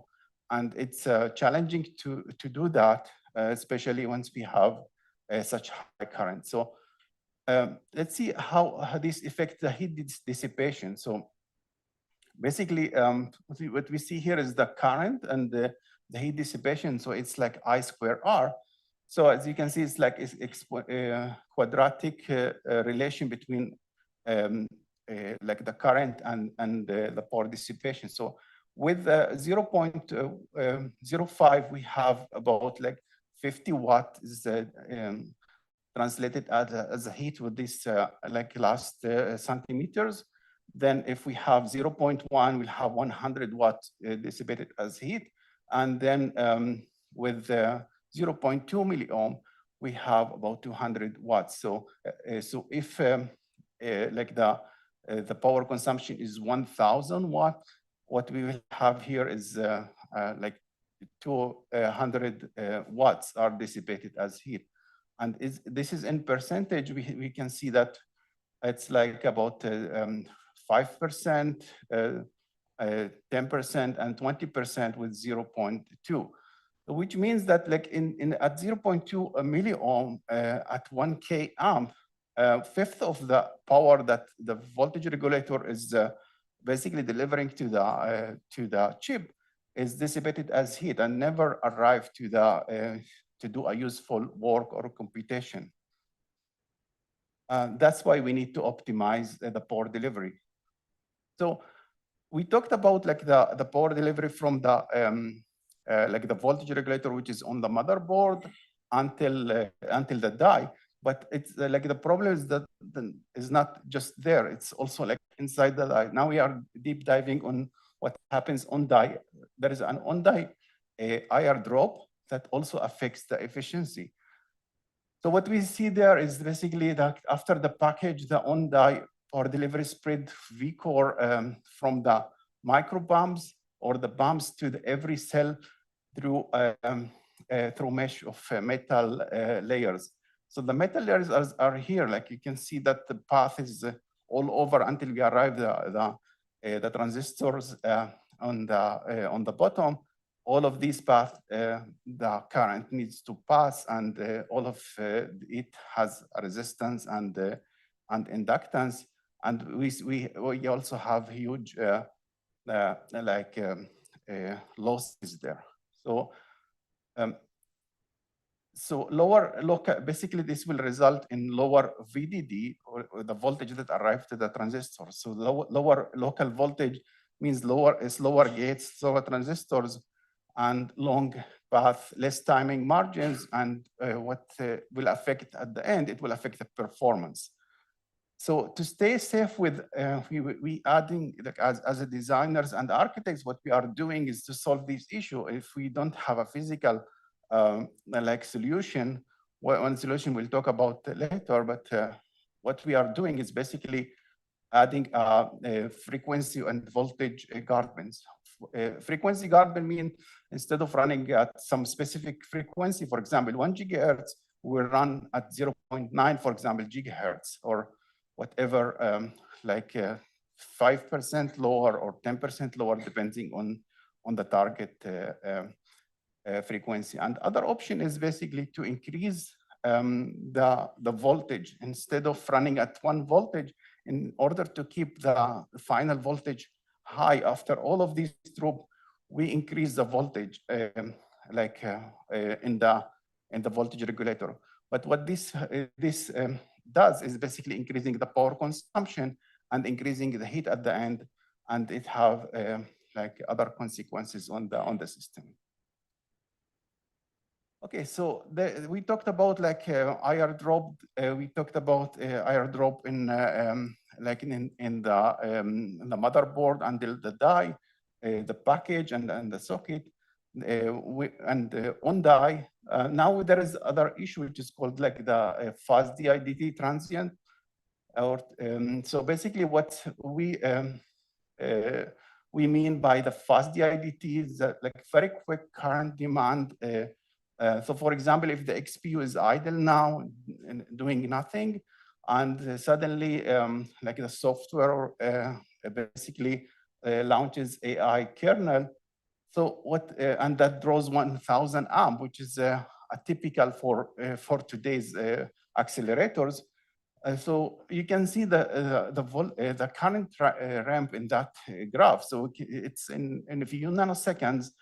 The current will go from 100 amp to 1000 amp. Like it's a 900 amp in few nanoseconds, which is a huge DIDT. So this is what we call DIDT. And so the effect of this DIDT basically is like the equation here. Basically, the inductance is basically resist the change in the current, and it will cause a voltage drop. So we will see this shortly.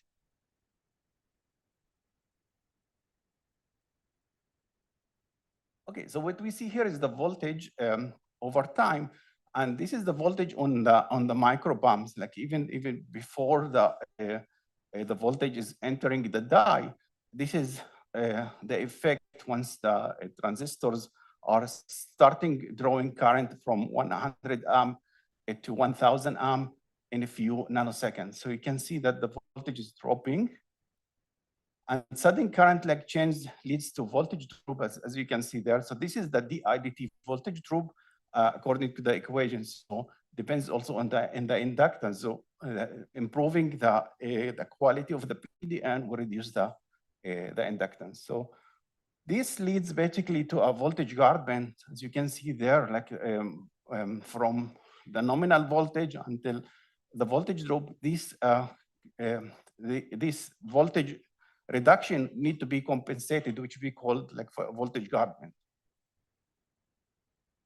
So let's take some examples. So if you have an XPU that runs at one volt, and this current needs like to move from 50 amp to 100 amp in 5 nanoseconds, which is typical for today's accelerators. So the DIDT basically it's like about 10 billion amps per second. And if you take a look at take example like 1 nanohenry of inductance. So let's see how this affects the voltage. Like we will see that the voltage that we need is basically to do this amount of change in voltage, which is the amount of current, which is from 50 amp to 100 amp. We need about 10 volt to compensate on that. So this is basically, it's not possible because the voltage that we have is just 1 volt, and we need like 10 volts. So What's happening here is basically for doing this, for allowing this, and for allowing like a functional chip, we need to do something else. So what actually happens, the inductance won't let the current increase that fast because of it's required like voltage that does not exist. Again, it's like about 10 volts while we have just 1 volt. So what happens is that there is the extra current for the XPU is coming from a network of decoupling capacitors. It's like a local charge that exists everywhere in that path of the current. So here I'm giving some example for deep trench capacitors. They exist all in the motherboard, in the package, near the package, inside the package, and like in the interposer also, like for chips that are using interposer, and near also like the dies. There is also like, it's not shown here, but in each die also there is decoupling capacitors that exist in the die. So these decaps provide charge to the circuit so that the XPU stay high until the VRM current catch up, because like the voltage regulator is working at slow, very slow compared to the current change, which is nanoseconds. The voltage regulators are working at microseconds, and some of them even slower. So the decaps are essential for mitigating DIDT, but they are not sufficient for mitigating the nanosecond scale voltage regulator, voltage drop, and PDN and XPU microarchitecture must be co-designed, and this is what we are doing in modern chip design. We are actually designing the XPU, even the pipeline of the XPU, along with the power delivery to mitigate this critical issue in modern like AI accelerators. So let's talk about the consequences of basically why it's important to keep the voltage high. What happens if the voltage is dropping? So transistors run slower at lower voltage. If the voltage is dropping, even if for nanoseconds, it can cause like each gate will run slower, and it will not reach the computation by the end of the clock edge.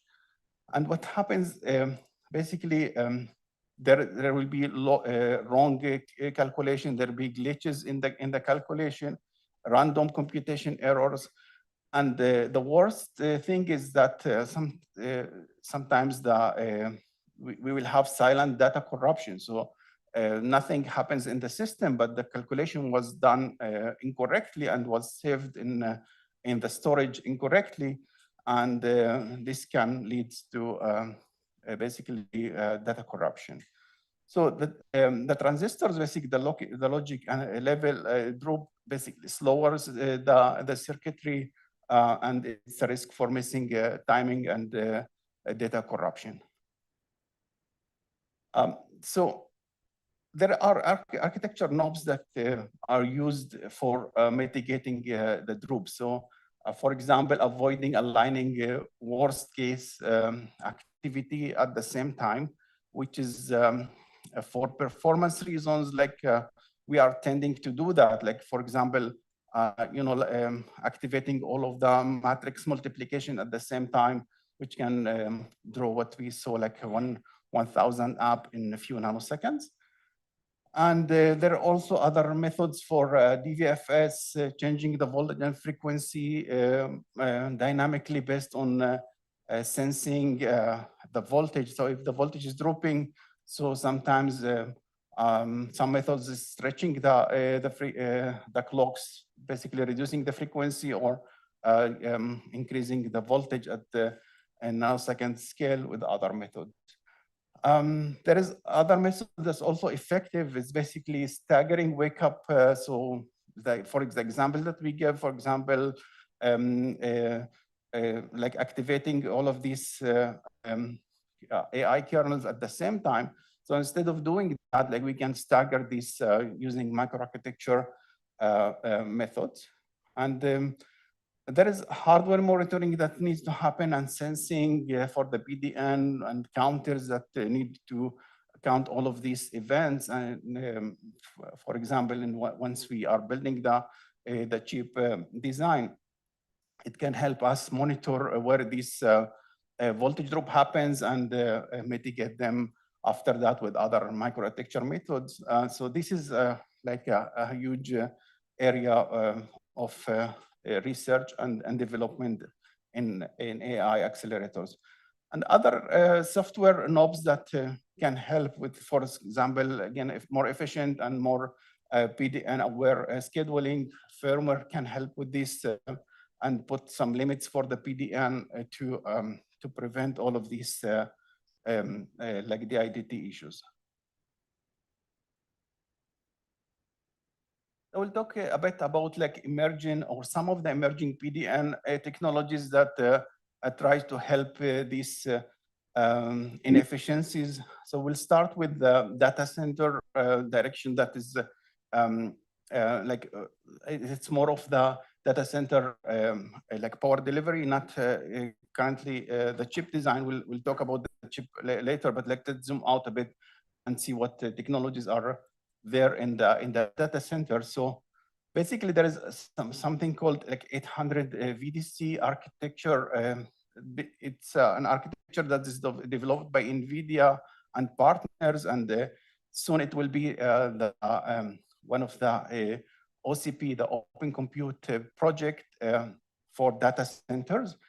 It's basically distributing power in the high voltage, like 800 volt, in order to reduce the I square losses, because distributing in high voltage leads to lower current for the same power distribution. So then performing the last conversion in the rack level and or near the load, closer to the transistor or to the GPU. So moving basically conversions out of the rack in order to reduce the I square R and enabling more efficient, basically rack like power consumption. This will enable the 1 megawatt rack that we are talking about.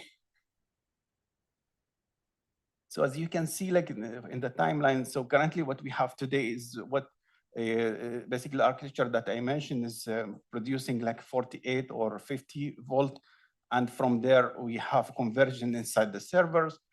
What the emerging or the next generation will be like basically delivering 800 volt to the racks. And after that, like even to the server will take 800 volt instead of 48 volt, which will reduce all of these losses and, along the path from the grid until the transistors. So it's this helps again, like until the server itself reducing the losses, but for basically it will enable scalability for the power delivery. We can reach this way like more than 1 megawatt in each rack, and it enables higher efficiency. So the calculation that was done is showing that about like 5% efficiency compared to the power delivery that we have today in the data centers, and it reduces the amount of copper that we need. And reduces the heat in the data center overall. It improves the reliability because we are moving all of the AC rectifiers out of the racks and keeping the rack with the DC, which is easier to like to convert or transform from 800 volt to 12 volt DC. So this was like some technologies that are in the data center power distribution. So let's zoom in back to what happens inside the server board and chip. So there is technologies like power on package. So what we have today is we have the voltage regulator. The conventional one is sitting on the motherboard and bringing like the supply using the PCB up to the substrate, which is the package, and up to the XPU, for example, the GPU.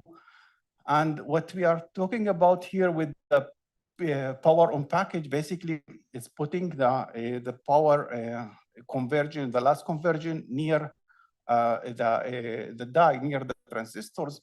This will reduce basically the losses, the I-square losses, and the IR losses. And so, like research or report shows that it's like 50% reduction in 50 times reduction in effective motherboard and interconnect resistance. It's 10x reduction in power in pin count, because we need less current until we arrive to the XPU. Lower losses, again, like lower current means lower I-square R. Other technology that is emerging, and there is like recently one of the product in the market is using it. So basically, in a conventional power delivery, we have the power and the power and signal used in the front side. Front side means like that the power is entering from the micropumps down to the transistor in the bottom, and all of these we have signals for power delivery, which is giving power to the transistor, and there is signals, for example, IOs and connection between signals, if you, for example, fabric and so on. So these are what we call signals. So the emerging technology is called like backside power delivery. So the idea is to deliver power through a dedicated backside metal stack. So the front side will be used mainly for signals. Again, if you have a NOC, so it will be using that signal. But if you have power that needs to feed these transistors, so these will be used the signals from the backside. So basically, reports shows that the benefits of like 30% reduction in the platform voltage drop, 6 to 10% increase is in the frequency because of that, and the better metal utilization for power and signal. So Founder is using this technology today. For example, the recent product from Intel with using 18A process is using backside power delivery and achieving better performance relative to the previous generation.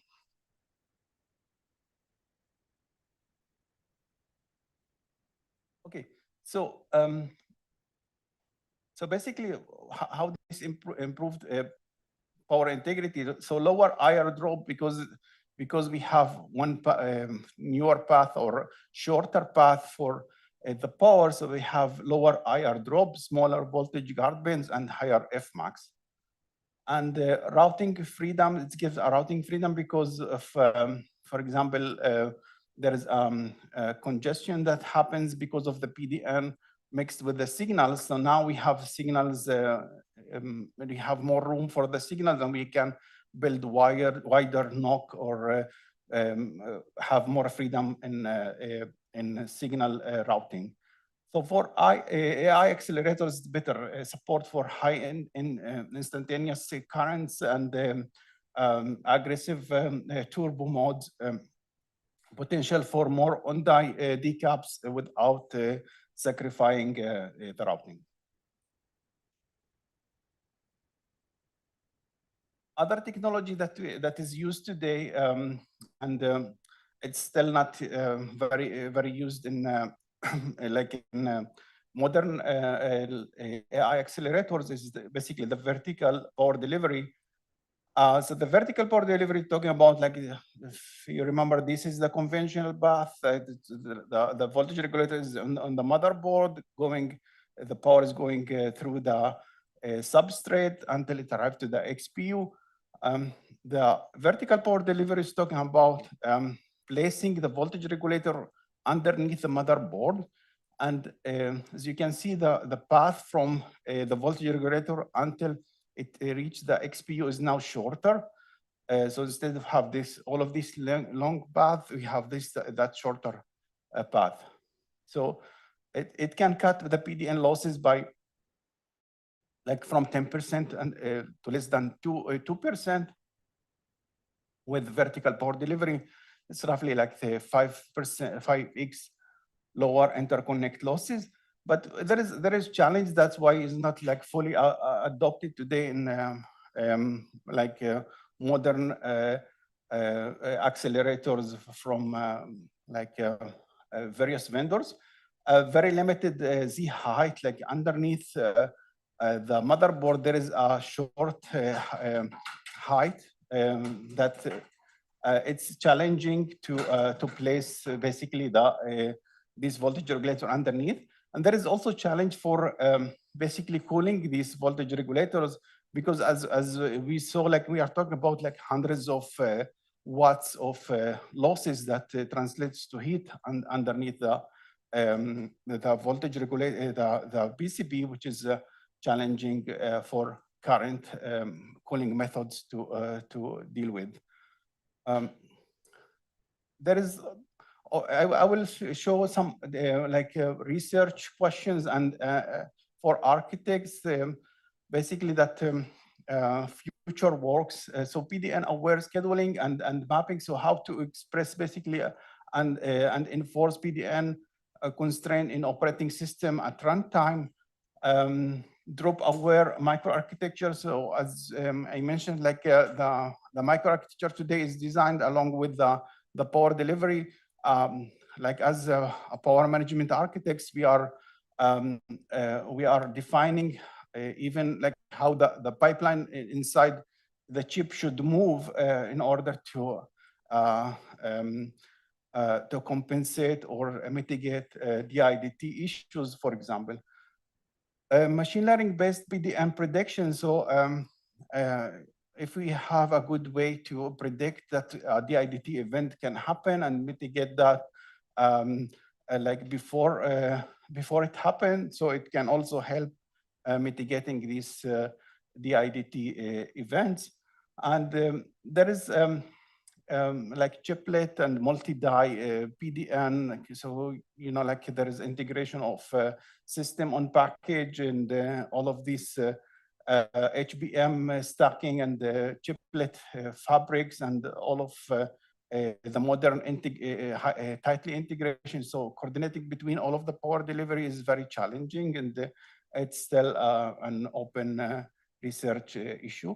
There is also co-designing the like with the new technologies that exist. For example, the backside power delivery that we mentioned, and the power on package. So all of these are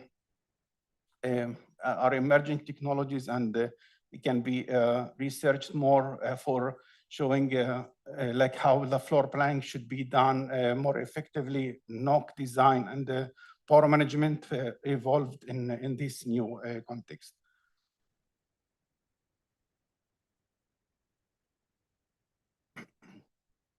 Okay, so let's wrap up. So basically, the next generation AI accelerators are consuming today, sorry, are consuming today more than 1 kilo amps class of current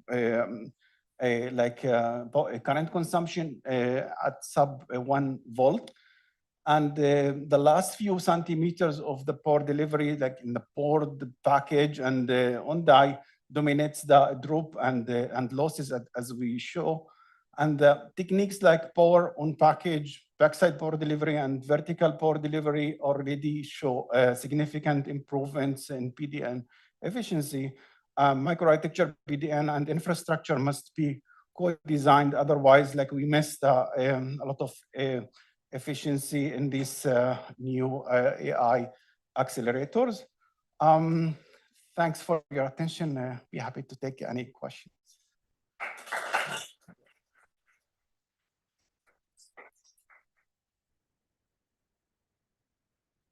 Any quick question for Jawad? Thanks. So I had a specific question about the aware scheduling part that you suggested. So the key issue that we have is that sort of when the voltage suddenly starts to increase, we have this performance drop because there is going to be less power provided initially to the XPU, right? But if we sort of schedule the task later, then we also sort of don't do any useful work in this time if we because we wait until we schedule it, right? So what is the sort of ratio there? Is the performance drop really that significant that we have to consider it, or could we just accept sort of this performance drop in the beginning and just sort of ignore the issue? Yeah, that's a very good question. So it's really like the staggering of the scheduling or staggering in general is concerning. But like if you take a look at the workloads, like AI workloads, they are running like milliseconds or even seconds.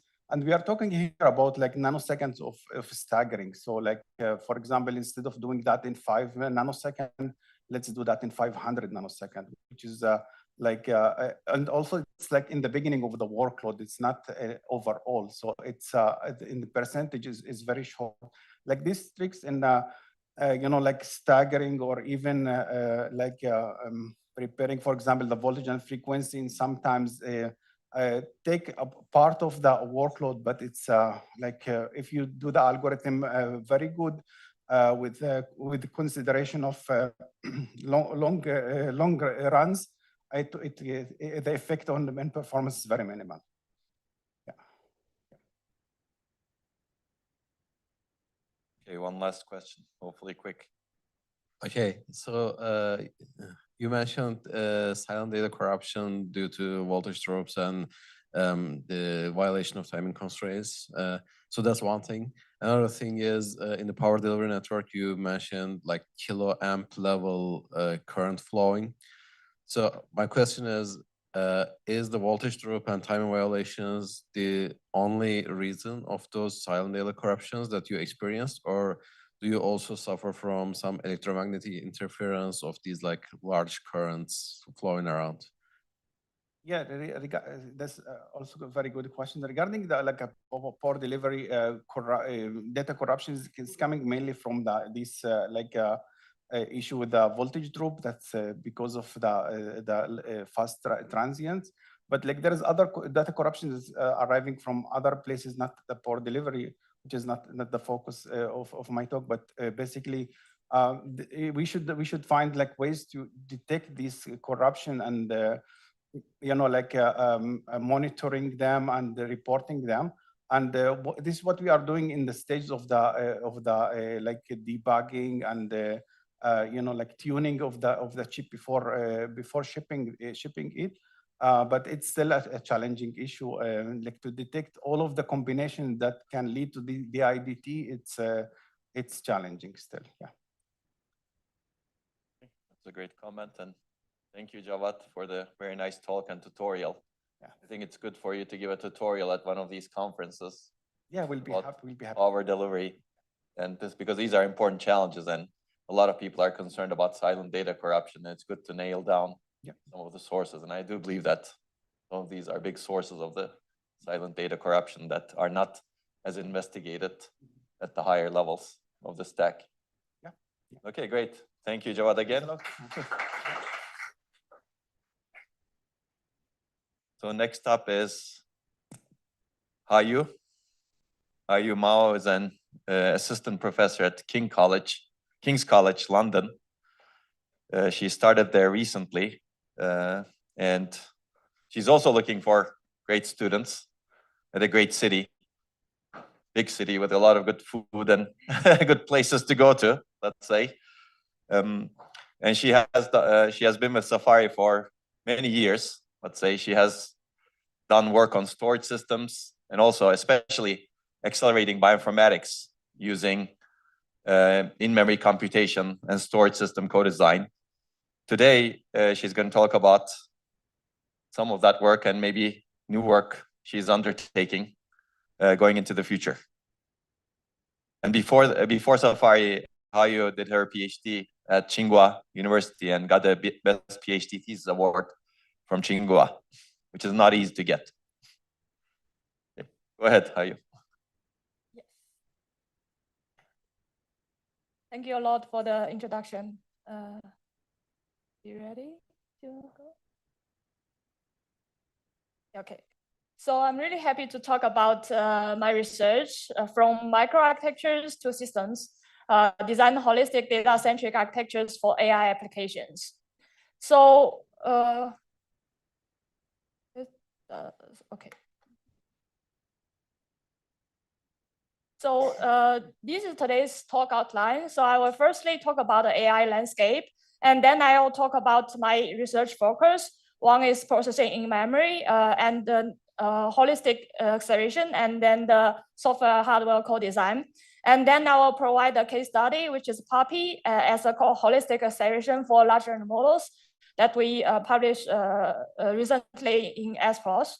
And then I will summarize the current and future research directions. So first, let's have a look at the AI. So when we talk about AI, we usually think about the large language models, but AI definitely not only large language models. So I summarized the topics published in top conferences in AI, and in these 5 years, and clearly you can see there's some topics such like large language models are increasingly important. These are the numbers of papers that published in these AI top conferences. But there's also the other very interesting AI applications. For example, there's video models generating image and multimodals, vision language, audio language, reinforcement learning, vision graphs, and so on. And also the efficiency, inference systems, KV cache, and the sparsity, and so on, is also increasingly important because nowadays we have really a lot of data to deal with. And there's also interesting things like different data formats, like 3D data, spatial intelligence, that is very different from the only the large language data. And also, especially very interested in the safety and privacy, also the security issues in these large language models. And last, there's also AI for science, because previously we don't really consider about science in the large language models. If we include in some scientific laws in the large language models, it will be more powerful instead of generating some random things, right? So here are some takeaways. The first one is that the foundation and generative models are now dominant the conversation. And it's slightly shift towards the foundation models plus the generation plus the multimodal reasoning. And the second takeaway is that the system and efficiency are increasingly important. Topics like efficiency, rack property, and so on are increasing. And these are kind of like addressing only a little bit on the software side. That's why we need the software hardware co-design to significantly improve the efficiency. And the third takeaway is that the safety and security robustness are moving to the mainstream. And fourth, the classic machine learning is still big, but relatively share is shrinking because the more focus on the big data triggered AI applications. So let's have a look at what industry is actually doing with AI. So first, they focus a lot on the foundation model-centric, and the Gen AI is about more than 6% of the companies already. And they focus shift from the copilots to the agents. It's like based on the human's laziness, or let's say human wants the things to be more efficient, and We don't only want the AI to assist us, we want the AI to do a lot of things automatically for us, right? So agent AI is becoming increasingly important. And also the inference edge chips, these things that are increasingly against industrial focus because they want to people to have the portable AI that we can use for daily lives.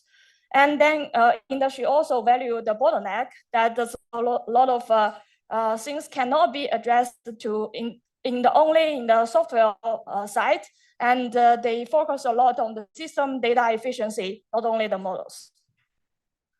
So there are many AI applications, and where does the AI actually matter in the physical and safety critical world? So the first thing that we have in mind is, of course, the chatbots and copilots that help us with daily lives, like ChatGPT, and for the general purpose conversation assistant. But I'm personally very interested in the AI for health and embodied AI, like robots and self-driving cars, right? The reasons I'm interested in these two sides. The first one is that I find like it's very important to focus on the health-related research, because personally speaking, I have the hyperthyroidism, and I have it for almost 9 years. And every time I go to the hospital, I need to go to several departments to do a lot of checks about for example, the ultrasound for the thyroid, and the MRR for my eyes, because there's some side effects when I take the thyroid medicines. But they have really a lot of steps, but all of these steps, they don't communicate with each other well.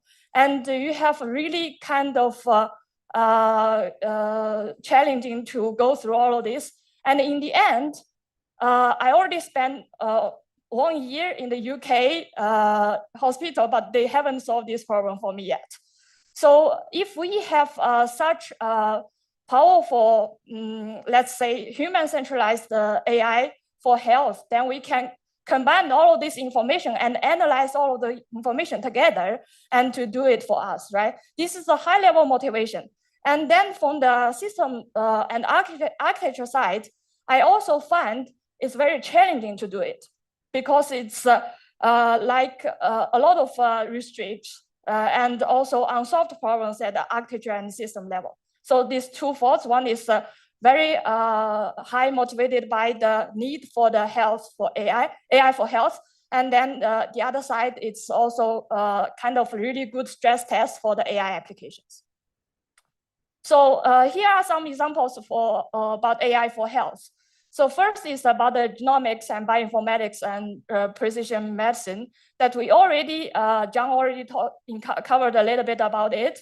So we have base callings, which is neural networks to translate raw signals to the ATDTs. And we have the learned index to help with the read mapping step. And we also have some AI for the variant calling as well. But then in the end, we don't really have the big models for all of these steps. And it remains kind of a big challenging for these different steps.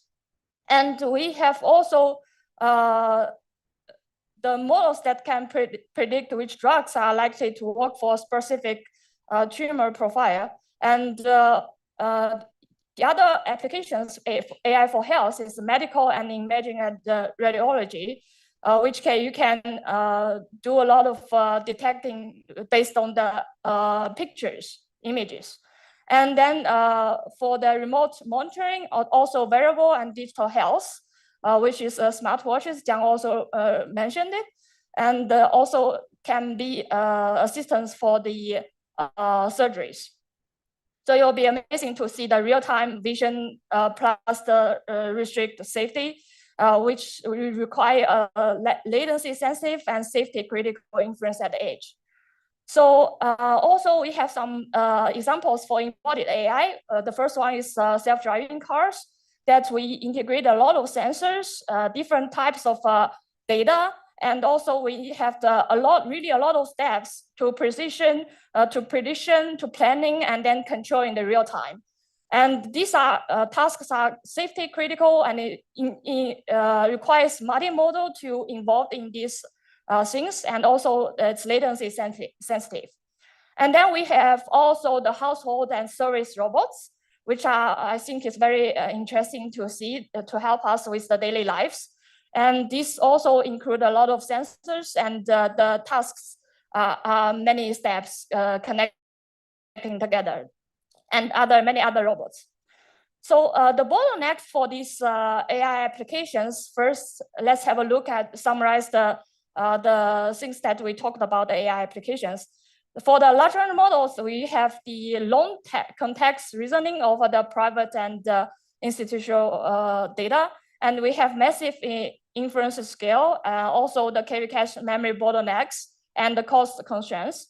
And for the AI for health, we need huge images, long nodes, genomics, really large big data of genomics, and then continuous the vitals. And also it requires a really high level of the privacy on device. Maybe we need some on-device services, and also restrict the latency and reliability. And for the embodied AI, there's multi-sensor streams and a lot of different data types, and the real-time decisions in the physical world, safety critical. So on the system and architecture bottlenecks for those AI applications, first is the data movement dominates the performance and energy consumption. For example, moving the activations, KV caches between the main memory and the XPUs, also the accelerators, and even in the network. And the modern AI systems are fully pipelines, full pipelines, not just one model or one stage, right? So we often accelerate the isolated pieces. For example, there are already very mature GPU kernels for vector matrix multiplication.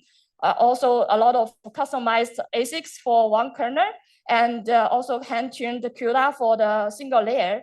However, this end-to-end performance is still limited by unaccelerated steps. For example, when you accelerate one step, then the bottlenecks may be shifted to the other steps, right? So, and also that's why we need to get fast kernels, but the result is we get fast kernels, but slow systems. So that's why we need to focus on the in the holistic way. And privacy and security are often overlooked in the system and architecture currently. So that comes to my research focus. So we want to design the data-centric architectures to reduce the data movement to address the first bottleneck. And then we want to provide the holistic design for the end-to-end acceleration and energy savings. And we want to do the software hardware core design to maximize the computer design space. And we want to focus also on the privacy and the security for human-centric AI and applications. So here is an overview for the data-centric architectures. We have the processing in memory and in storage processing. And in each of them, we have the processing near memory, where we integrated small processing units very close to the memory cells to utilize the high bandwidth inside the memory. And at the same time, we have processing near flash, and we have processing using memory, which is totally different from processing near memory, that we use the memory cells directly involved in the computation. And similarly, we have the processing using flash. So here is actually this slide is based on Onur's slide, and I add one more items here. So for the PIM or processing in storage processing, we have 4 elements. One is the nature of computation, meaning the using or near. And the technologies, we have a lot of emerging technologies and the traditional technologies. And the location, meaning where we want to do the computation in the sensor, cold storage, hard disk, SSD, main memory, or etc. And also the functionality, what kind of function that you can support with this PIM or processing using memory things. So basically, there's a lot of things in this processing in memory and processing using memory, not only the very simple like we just kind of support one operation than the other addressed. So here are some examples. This is an example of the processing near memory that we integrate the processing units very close to the memory units and then benefit from the high internal memory bandwidth. And there's they even integrated more in the 3D way that put the processing units on the logic die and access through the via silicon interconnects. So here is an example of the processing using memory that we store these values in the resistance cells, and then through this Kirchhoff's law, then you can sense the current on the bit line, and through this you can do this vector plus multiply matrix in nearly one read cycle. So it's really fast comparing to the traditional way to do the computing. Yeah, this is the way of the processing using memory. And I summarize some challenges of designing data-centric architectures. So basically, when you have an application, you need to choose which data-centric microarchitectures you want to use. Processing near memory, processing using memory, in storage processing, or processing using flash. And how to design the microarchitectures to meet the application needs. If using the processing near memory, what kind of processing units should be integrated and how? And if you're using the processing using memory, what kind of processing using memory should be used and designed? And how to integrate these data-centric microarchitectures with general processors. And to accelerating the data-intensive parts in the application may lead to the other bottlenecks. Also, the naive integration may lead to the new overheads, and how to map the data and schedule tasks in the data-centric architectures, and how to solve the limitations in the current data-centric microarchitectures, and so on. So basically, it's really complex in this data-centric architecture worlds. So then let me have a case study, which is PAPI. PAPI was done by Intel. Intel was a PhD student, visiting student in Safari Group, and I was her mentor at the time. And here is an executive summary of PAPI. We observed that the large language model decoding kernels have different and dynamically changing computing and memory bandwidth demands at runtime.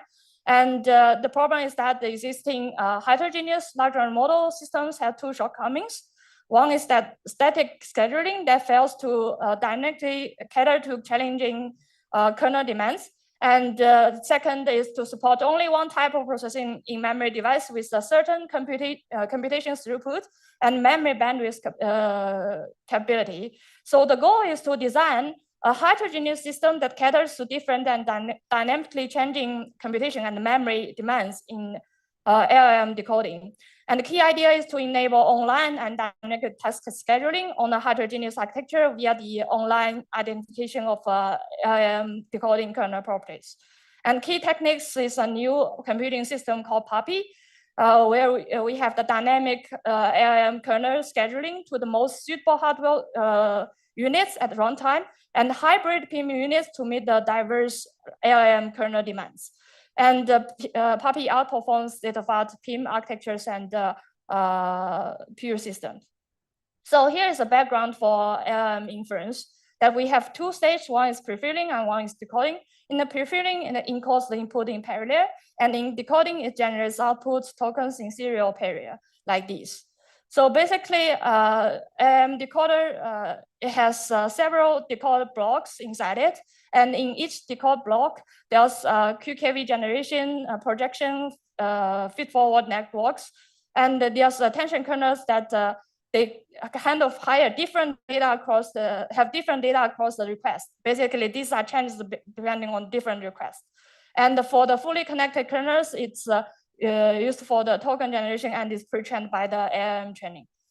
So we have serial and parallel decoding. In the serial decoding, it generates token per process, and of course it's low hardware utilization and low throughput. And for parallel decoding, we have token level parallelism, which we process the 2 tokens per process. and the request level parallelism, which we process two requests together. And it has higher hardware utilizing and higher throughput. So the question is that do TLP and ILP always benefit all kernels in decoding? The answer is no. So basically we find the three key observations. The first one is that the LLM kernels have different computation and memory bandwidth demands across different ILP and TLP levels. And second, memory bandwidth, memory bounded kernels exhibit different computation demands depending on kernel type. And third, kernels have dynamically changing ILP and TLP levels. So previous PIMWorks does some issues. They map the attention kernels to the memory-centric computing device and map the FC kernels to the, for example, the GPUs.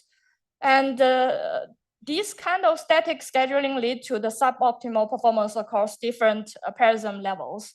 And also memory-bound FC kernels and attention kernels have varying computation and memory bandwidth demands. However, the previous one only supports one type of PIM device with a certain computation and memory bandwidth capacity. So the goal of PUPI is to design a heterogeneous system that caters to the varying parallelism levels in real-world LLM inference with different and dynamically changing computation and memory demands. And the key idea is to enable online dynamic task scheduling in a novel heterogeneous PIM-enabled architecture via the online identification of kernel properties in the LLM decoding. And PUPI's key components, there's hybrid PIM units to cater to different parallelism levels of FC kernels and attention kernels. And also the dynamic LLM kernel scheduling to cater to dynamically changing the parallelism levels. And here's an overview of PUPI architecture. I won't go to the details about it, but there's two parts. One is the high performance processor that handles the memory bound or compute bound FC kernels, and the execution of the FC kernels dynamically the scheduler. And also we have the attention PIM part that handles the memory bound attention kernels. And we have two types of PIMs. One is FC PIMs and one is attention PIMs that have different ratio of, you can consider the different ratio of computing units and the memory units combined together. So these hybrid PIM units handles the memory bound FC and attention kernels with different computation and memory demands. So we evaluate the PUPI work, and the baselines are the state-of-art PIM works, and we do it on the 3 transformer-based LLMs. And here are the performance analysis. PUPI outperforms the other state-of-art works.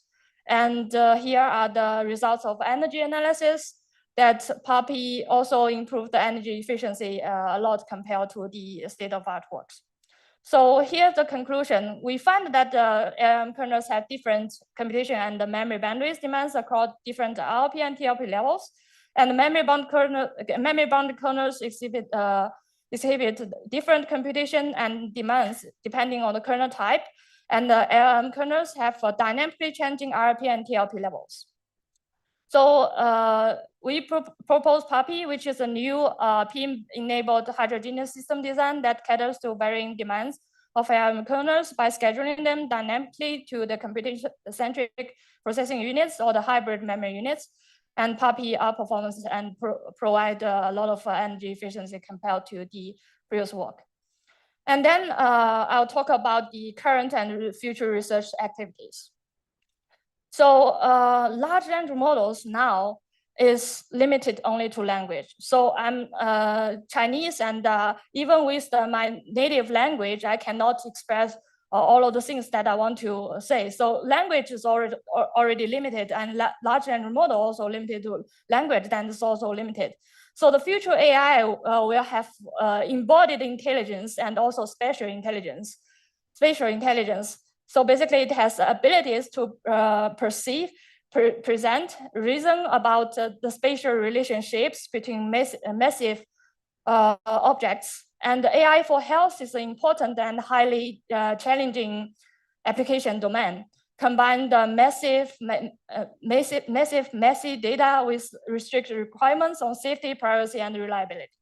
So basically, I think future computer architecture and system will be more heterogeneous, or we'll have specialized accelerators for different steps, and we'll have new computing memory paradigm and new relationships between memory and computing units. And I think the connections will be increasingly important because it's becoming more heterogeneous, both on-chip and off-chip connections.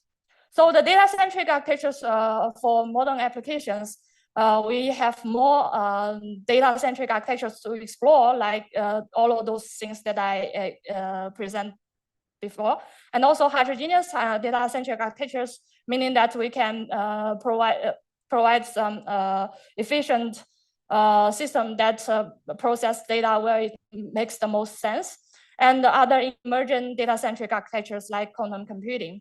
And we also need to improve the flexibility, performance, and also reduce the overhead to support the several important algorithms in a specific domain, and data-centric architectures for portable devices, large language models, genome analysis, and so on in cell phones, and sustainable data-centric architectures to adapt to the development of algorithms of modern applications. And also the accuracy problems of data-centric architectures for the errors in the analog computing that also John mentioned, and also the limited bits of the data format supported, and so on. So I want to introduce my research group, which is called CELL. It's a system and architecture for intelligent living. And then I use the cell as a name also because I feel like doing research is like sailing towards an unknown continent. You like a captain, and you kind of decide which way to go and when you want to return it back. And you don't know what's in front of you until you explore it. So that's why I have this name as my research group name. And we co-design our mission is co-design the software and hardware to power the data-intensive AI and health-related applications. So here are the key directions. And currently, I have 2 PhD students at King's College. One is Zihao, and he is focusing on the PIM for large language models, especially on the analog computation. And one is Ali, and he get his both bachelor and master's at King's College London. And also, I want to introduce Meng Yun. She is a really great researcher that's working with me recently. And she got 2 master degrees in the US, and then she spent 10 years working in Qualcomm, and now she started her own PhD journey at Tsinghua University. And we cooperating on the 3D memory system, processing memory system for the embodied AI. And I also want to introduce a little bit of our department. It's called Department of Engineering at King's College London. And our department is actually a very good place with a lot of research directions because it's called engineering. So basically a lot of engineering related things are in this department, including the bioinformatics, robotics, telecommunication, networking, and electronics. So, and so on. So this makes an ideal research environment for AI for health and embodied AI and data-centric architectures. And our head asked me to help him to advertise, and also we are recruiting recently. Please consider Nika. Yeah, so we looking for collaborations. We are highly open to collaborations, and we'll be happy to explore joint projects. And of course, we have a lot of collaborations with Safari Group, the current members, and also the alumni. And we have the 3D memory for embodied AI cooperating with the institute in Tsinghua. And also we have the genome analysis with data-centric architectures cooperated with Neha. She is currently a system professor at Princeton, and she spent 3 months at King's College London as a visiting researcher. And also we have the security of large language models and AI system. It's a planned research collaboration with Srini. And we also plan to cooperate with Oxford nanopore sequencing because it's location physically very close to us, and so on. So I want to take this opportunity to thank Safari Research Group, including Onur, and many Safari members, because I really got a lot of help and growth really a lot in this group. I feel like super excited to see you again, especially Mohammad, Nika, and John, and many others that even not really, we don't have cooperation on the paper, but I feel like I got a lot of help, emotional help or the physical help or the technical help, a lot of help from Safari members. Really big thanks to Safari members. And we are very open to further cooperations and look forward to more joint projects.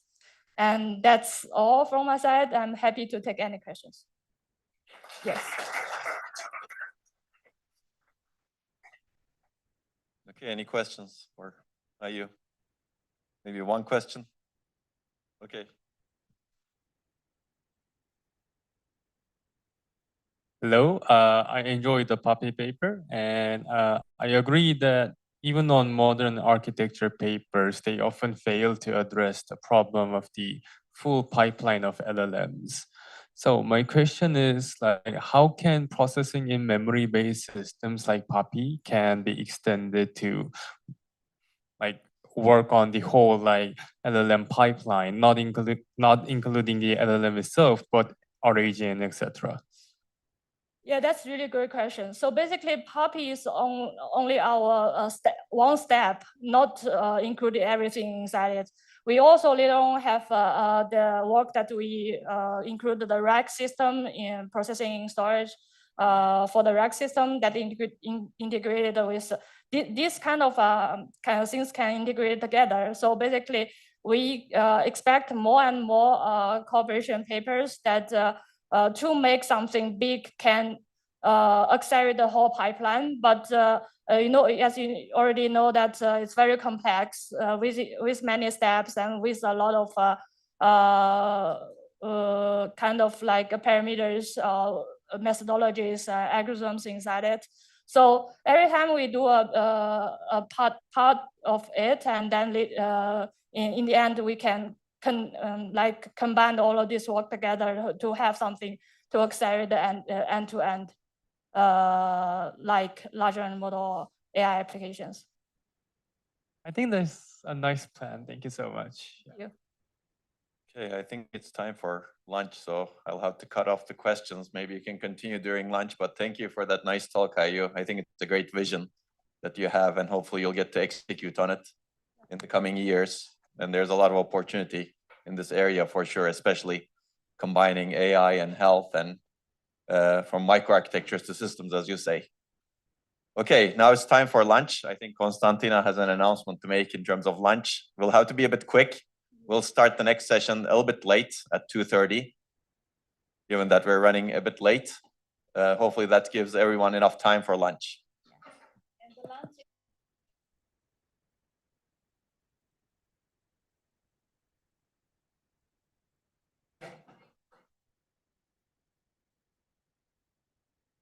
Please help Konstantina move the things.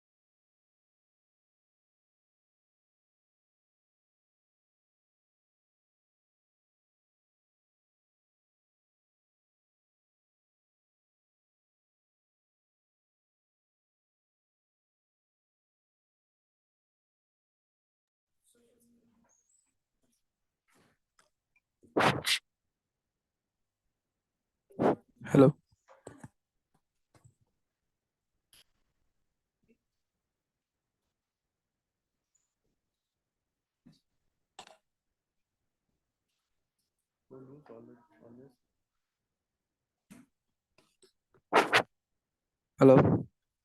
Hello.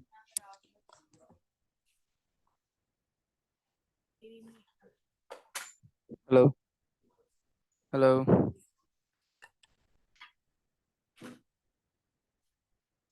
Hello.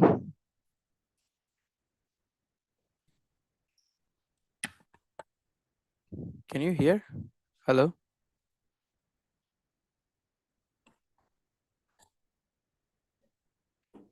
Over Zoom, I can hear. It's one.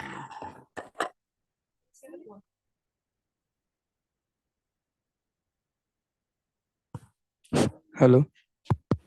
Hello.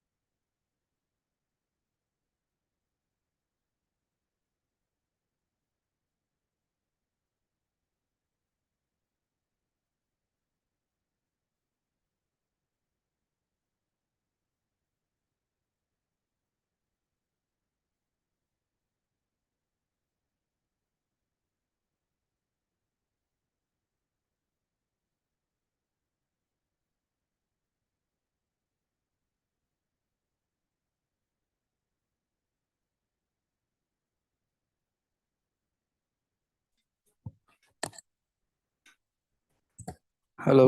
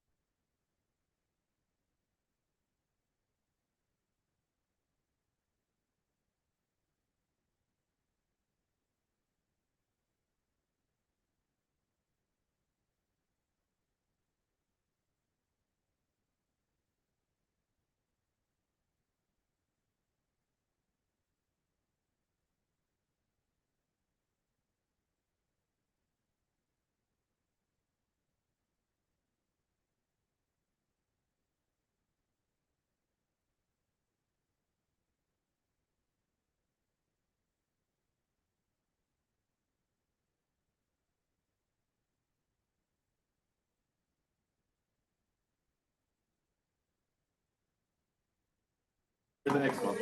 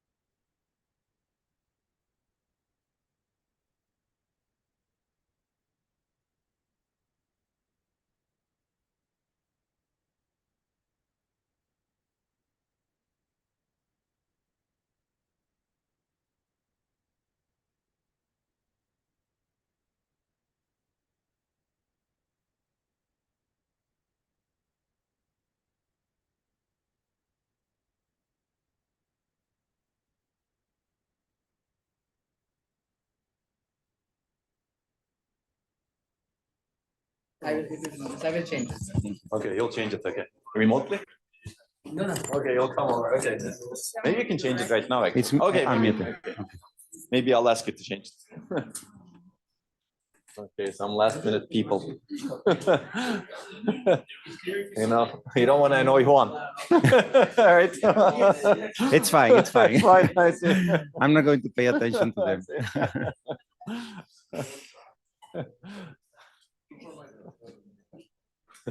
So I guess that I can. I think he said he'll change it, so leave it to You'll him. change it? Yeah, yeah, leave it to him. He's the expert. Okay. Okay, maybe we go. Okay. Oh, well. Okay, let's do it. Just. Okay, I think. Is this working? Yes. Okay, so you can hear. Fine. I don't.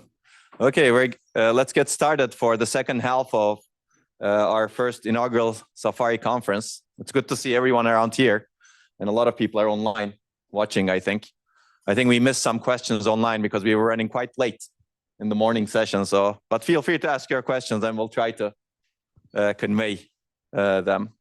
Okay, we're starting the second half. The next three speakers will be Juan, Loise, and Christina. And maybe you can switch to Juan's presentation while I introduce him. Juan is a Safari veteran.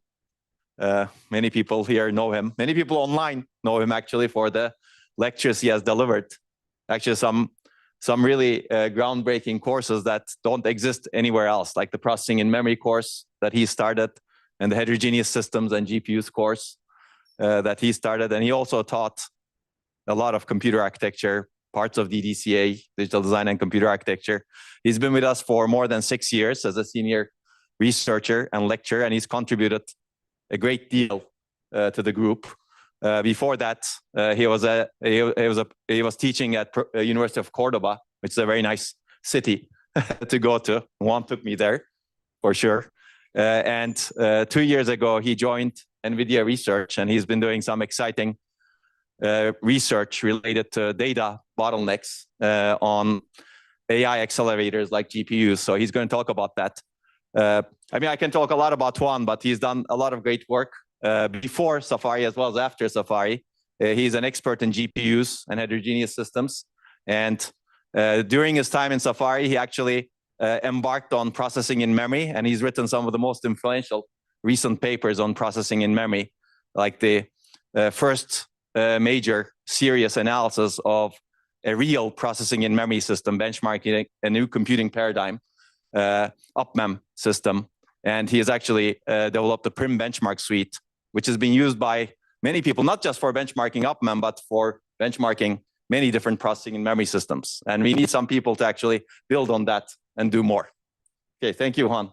Please go ahead. Yeah, thank you. Thank you very much, Onur, for the great introduction. I can only say wonderful words about Onur and about the Safari Research Group.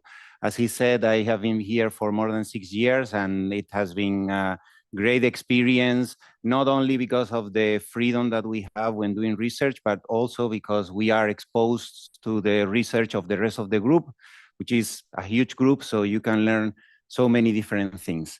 As Onur explained, before joining Safari, I was working on GPU programming and optimization. Then I moved to processing in memory, which is somehow related because there is a lot of parallelism and highly efficient computation. And then I again moved back to to GPUs, but from the perspective of the data movement bottleneck, right? You have heard in some of the previous presentations about processing in memory or processing in storage that accessing data is a huge problem, and those are potential solutions to deal with that data movement bottleneck, but those are not the only ones. And exactly what we are working on our team is about that as well. It's about alleviating data movements, but from a different perspective, as you are going to see. The title of the talk is Accelerating the Access to Data Storage and Services in the Age of AI. And I'm the first author in this presentation, but I'm not really an author of the slides and the content that you're going to see, because this was, I'd say, some preliminary proof of concept or prototype of what we are building now, okay? So all the credit about this work is for Vikram, Zed, Brian, who were supervised by Isaac and Professor Wenmei. So what's the reason for this work is that there are many important applications that demand fast and sparse access to massive amounts of data. So there is a need for a huge memory capacity that is typically orders of magnitude bigger than what we can hold in a single node, right? And that's the case of important applications like graph analytics or graph neural networks, vector search, vector DB that is used for retrieval augmented generation, or data analytics, recommender systems, and also other throughput sensitive workloads like KB store. I'm pretty sure that many of you are familiar with these kind of workloads, because the type of solutions that probably some of you have explored for these type of workloads are processing in memory or processing in storage. So that could be one way of doing it. We are going to focus on today on a different way. The problem, but the thing is that computing on such data is currently orders of magnitude away from the ideal in terms of cost, throughput, and power. Why is that? Because it's a huge amount of data that is typically stored in some place far from the actual processors, from the accelerators, or from the CPUs. And the trend is only going worse. Why is that? Because the amount of memory that is required, that is necessary for, the amount of the memory capacity, right? The memory demand of the applications has increased a lot in the last few years. For example, this is in the span of 6 years. We've seen that the memory demand has increased by 10,000. However, the capacity of the accelerator itself, the amount of memory that GPUs have only increased by less than 7 times, right? So that's the problem exists, and the problem is becoming bigger. So what happens if you cannot fit your data in the GPU memory? We're gonna start talking about GPUs only now. What problem do you have if you cannot fit all your data in GPU memory? Is that this data needs to be somewhere else, either on CPU memory, or if it's even larger, you'll have to put it in the storage, right? This is a real case study from a MISCA paper in 2022 from Meta, where they explain how they need to access data frames in org format that reside in the file system, in the storage, and they need to access these data frames in order to train a recommender system. So the process essentially requires for the CPUs to first access the file system in order to do some filtering before going to or passing the relevant data to the GPUs. The first problem here is that this filtering comes with a lot of I/O amplification. What is I/O amplification? I/O amplification means that you might not need all the data that you are bringing from here to here. And why is that? Because who knows, if your access is more or less sparse, you might be bringing entire pages, or let's talk about cache lines if you want, but you are only going to use a small part of that whole thing that you are bringing to the CPU memory in this case, right? So that's I/O amplification, and that's the first problem that we have to face here. Also, the fact that these CPUs are not that fast and they need to really do a lot of filtering, so they have insufficient throughput per worker. And as a result, the CPUs cannot keep up with the GPUs, and the consequence is that the GPUs are idle more than half of the time. So this is a real issue. You're wasting your compute resources because your data access is too slow. This is another example. In this case, is data frame analytics on the New York taxi data set using Rapids. Rapids is a library, NVIDIA library for GPU acceleration of data frame operators. And if you take a look at this profiling, probably this has been generated with NCs, NVIDIA NCs. What we can see is that, well, in order for you to perform these data analytics, you have a huge amount of data, and in the end, because all this data needs to come to the GPU memory in order to do whatever analysis, to execute some query, we have to chop the data into row groups in this case, and bring those row groups to the GPU memory, right? So that would be for the row group number 1, row group number 2. But if we zoom in here, we will see that most of this time is spent on IO service and memory management, is spent on making the data available to the processors, and only a minuscule amount of time is really spent on computing.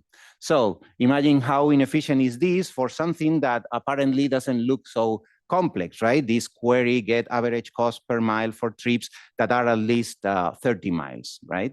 So how many of the trips are 30 miles or less or more? In the end, you have to bring the whole data to the GPU or to the CPU or to your processor, and need to do the filtering, right? To select only the data that is really relevant. But observe how much time we are really wasting for moving data.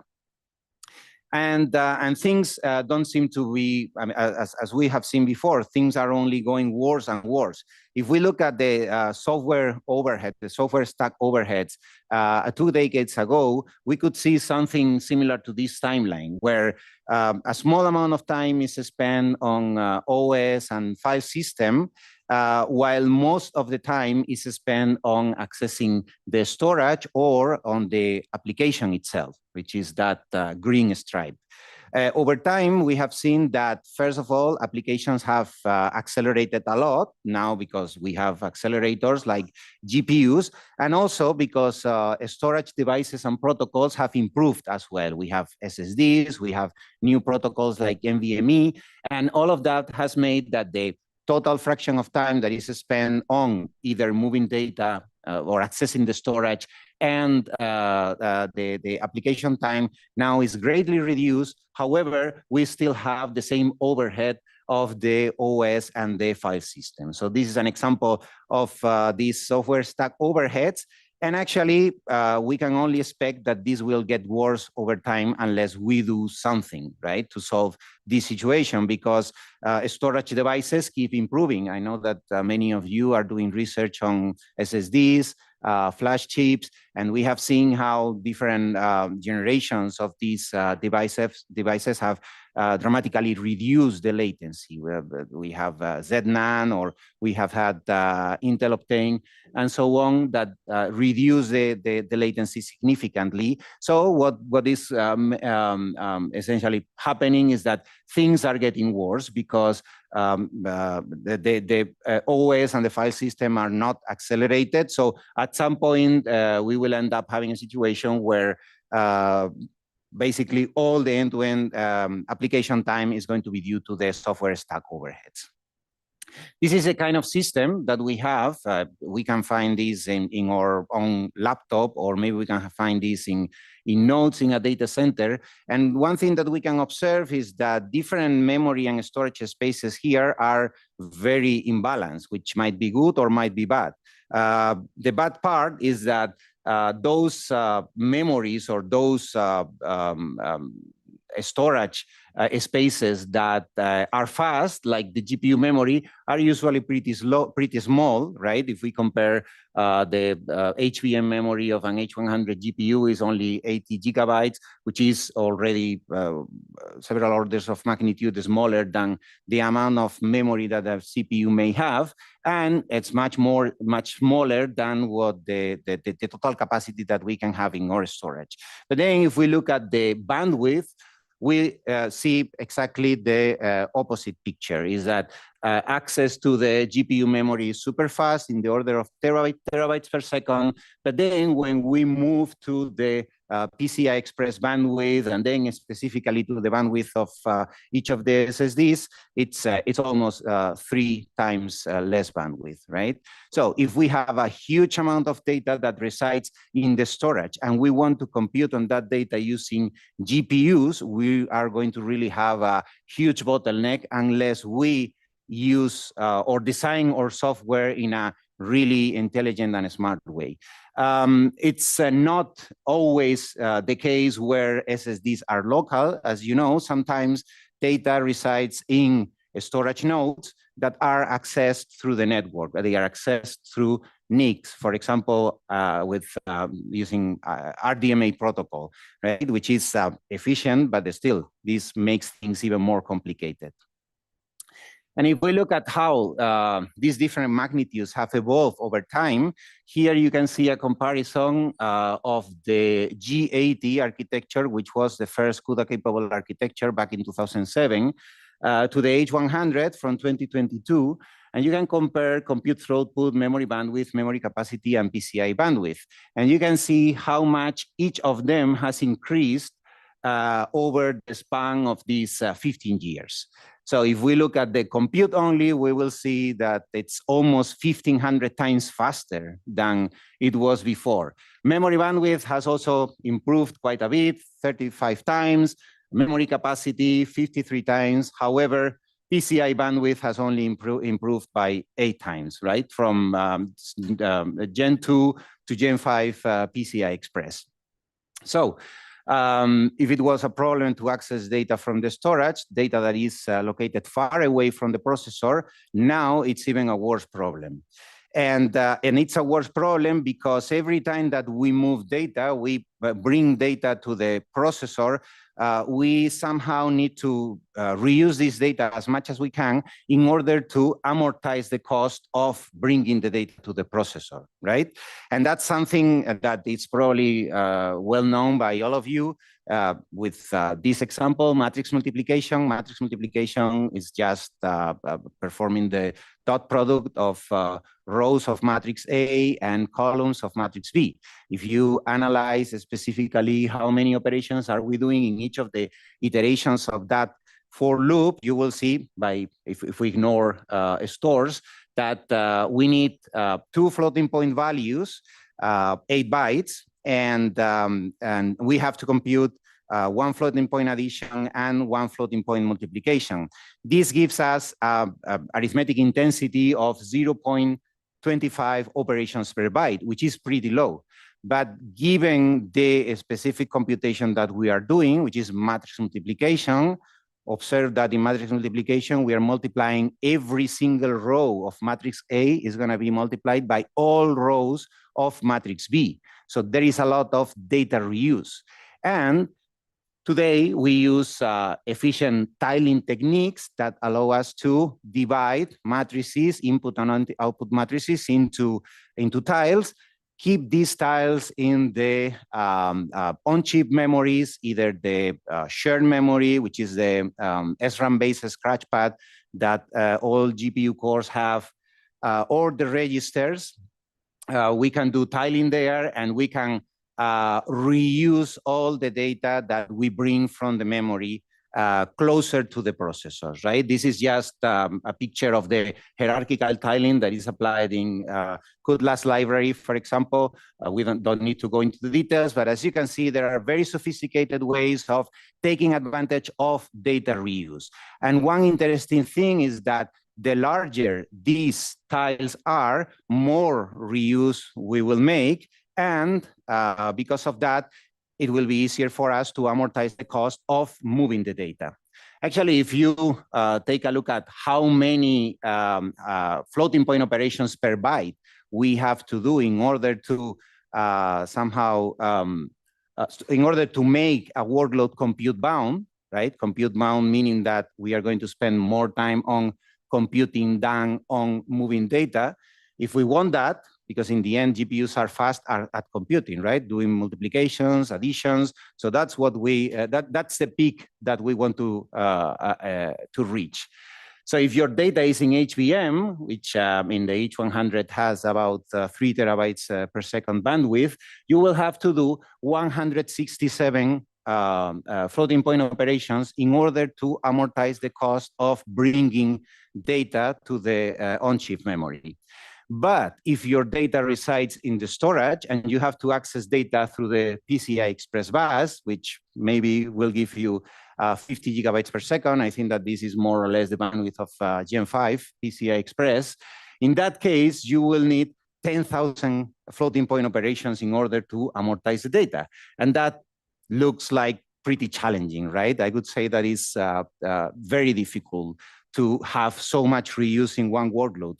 It's difficult for a workload like matrix multiplication, and it's even worse for workloads that are more irregular, like data analytics or graph analytics, where we are going to select a specific rows or columns of the database or the data frame, depending on the actual data, right? So these are or the specific query that we want to execute, or in graph analytics when we need to access the neighbor list, or we need to access features of the different nodes or edges.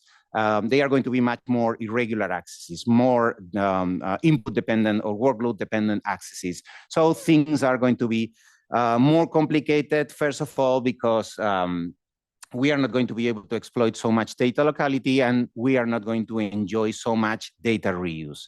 So things are going worse, and these workloads are important nowadays and will probably keep being important or even more in the future. And all these problems stems from the way that systems have been traditionally designed, what we can call the memory storage divide, where the processor, either the CPU or the GPU, only has to worry about the data that is in the closest DRAM memory, but not in the storage. Because from the beginning, what we assume is that somehow we are going to move the data that we need from the storage, from the file system to the memory, and then we are going to just start computing, right? So the storage has been traditionally opaque to applications, unless you were using memory math files. But memory math files are a terrible idea, a terrible idea, a nice idea, but not efficient at all.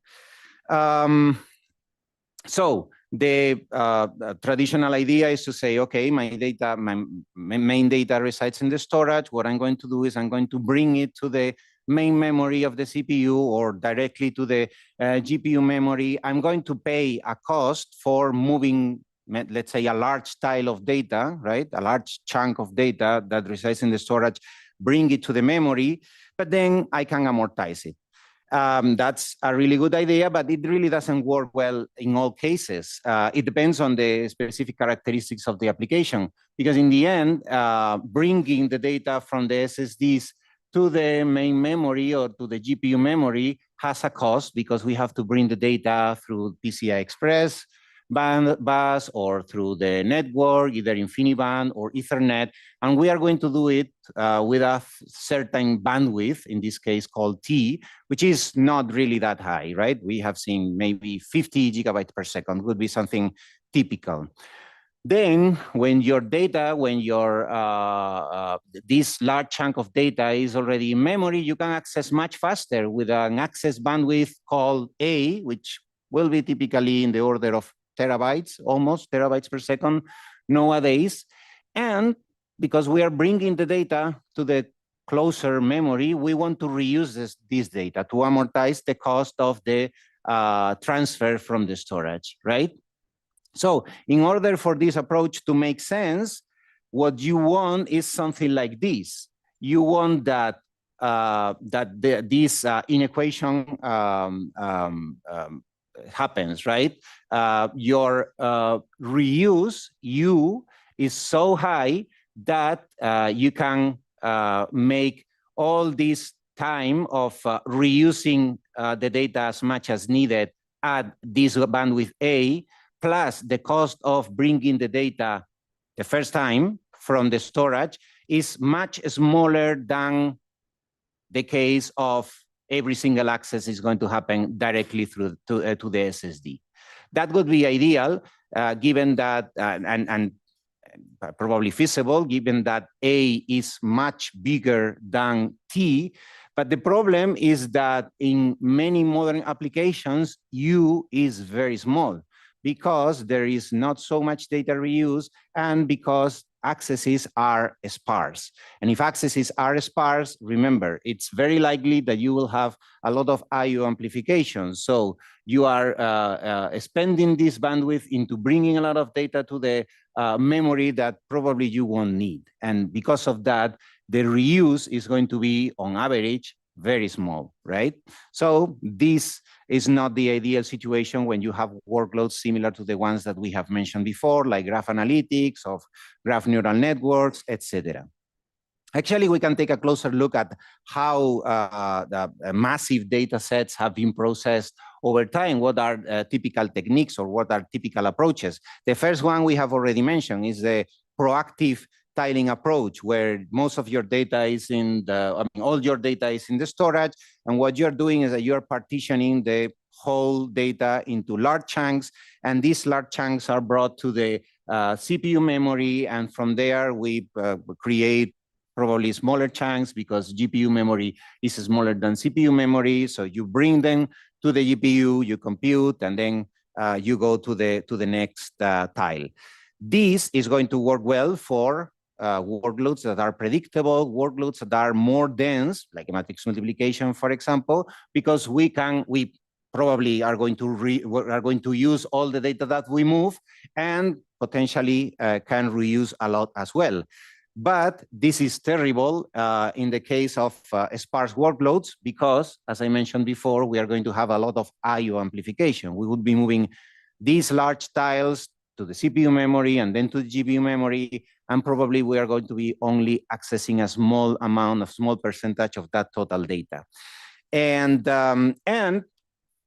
even worse, it might happen that there are workloads where the threads, GPU threads in this case, might need to have access to the entire data set, just for whatever reason, right? Because, for example, in a graph, this specific node has these neighbors, and then the features of the neighbors are far away from the features of the vertex that we started processing, or something like that. So there might be applications where we need to get access to the entire data set. So this approach wouldn't be the best one.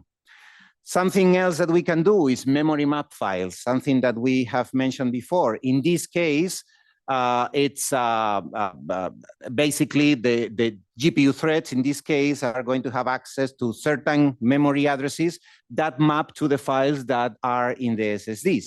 And every time that they need to access something from those files in the SSDs, they will do it relying on the CPU software through the page fault handling mechanism, right? And this is functionally correct, it's going to work, but it has a huge overhead because we are relying on the CPU software to do this, right? And what is worse is that this CPU overhead, this CPU software overhead, might make that we are not even able to saturate the bandwidth of the PCI bus. So not a great solution. And the third possibility is pinning the entire data set in CPU memory. This is something that might make sense nowadays because system memory is usually pretty large. It might be in the order of terabytes. And it might be possible to copy the entire data set from the storage to the CPU and then start doing the computation by pinning the data set in CPU memory and then doing fine-grained accesses from GPU threads. This is something that can be done with zero-copy techniques or with the unified memory that, for example, NVIDIA GPUs provide. It's great. It's also going to work. It's going to work if your entire data set fits in the CPU memory, of course, but it's going to be very expensive because every single access needs to happen through the PCI bus that connects the CPU memory or the CPU and the GPU. So also not a great idea. This is why we are working in the direction of providing GPU threads, providing GPUs with fine-grained access to the storage. And we are developing a system. The first prototype of this system was called BAM. It was an academic work. Now it's being developed as a product in NVIDIA. It's called SCADA.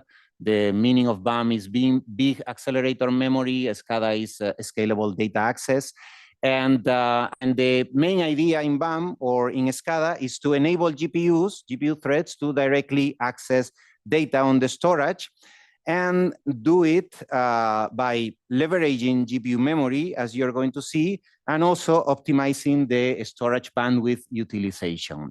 And at the same time, providing a familiar array-like abstraction to ease the integration. We are not using pointers because that's not possible, but we are using MD spans. It's one feature of C++ that allow us to have this array-like access, as you can see. So there are like three main components here. The first one are the storage IO queues that allow GPU threads to access the storage directly. Then we have a software cache, as you will see, that resides in the HBM memory of the GPU. And finally, we have the MD spans to be able, for the GPU kernels to be able to access data that resides in the software cache or directly in the storage.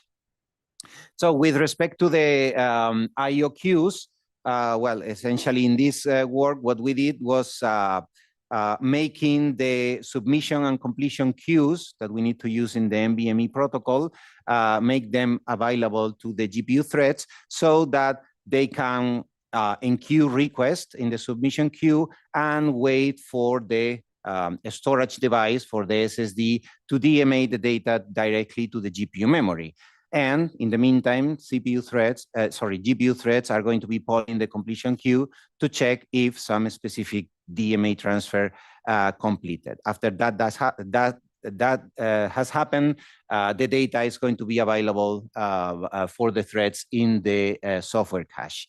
The idea of having individual threads requesting data from the storage, especially if those requests are fine-grained, doesn't seem to be the best, right? Doesn't seem to be like the most performant thing. So one thing that we did here was designing a data structure that allows us to create batches of requests that are sent to the storage all at once. And this way, all these requests are going to be responded more or less at the same time. And this way, we can maximize the bandwidth utilization of PCI Express.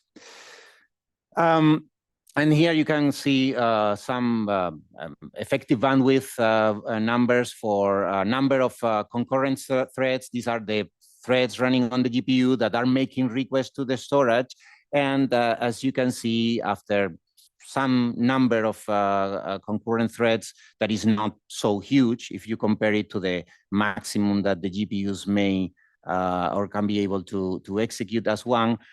We reach very close to the peak bandwidth of PCI Express. This specifically is for Gen 4, and actually is way larger than the state-of-the-art work.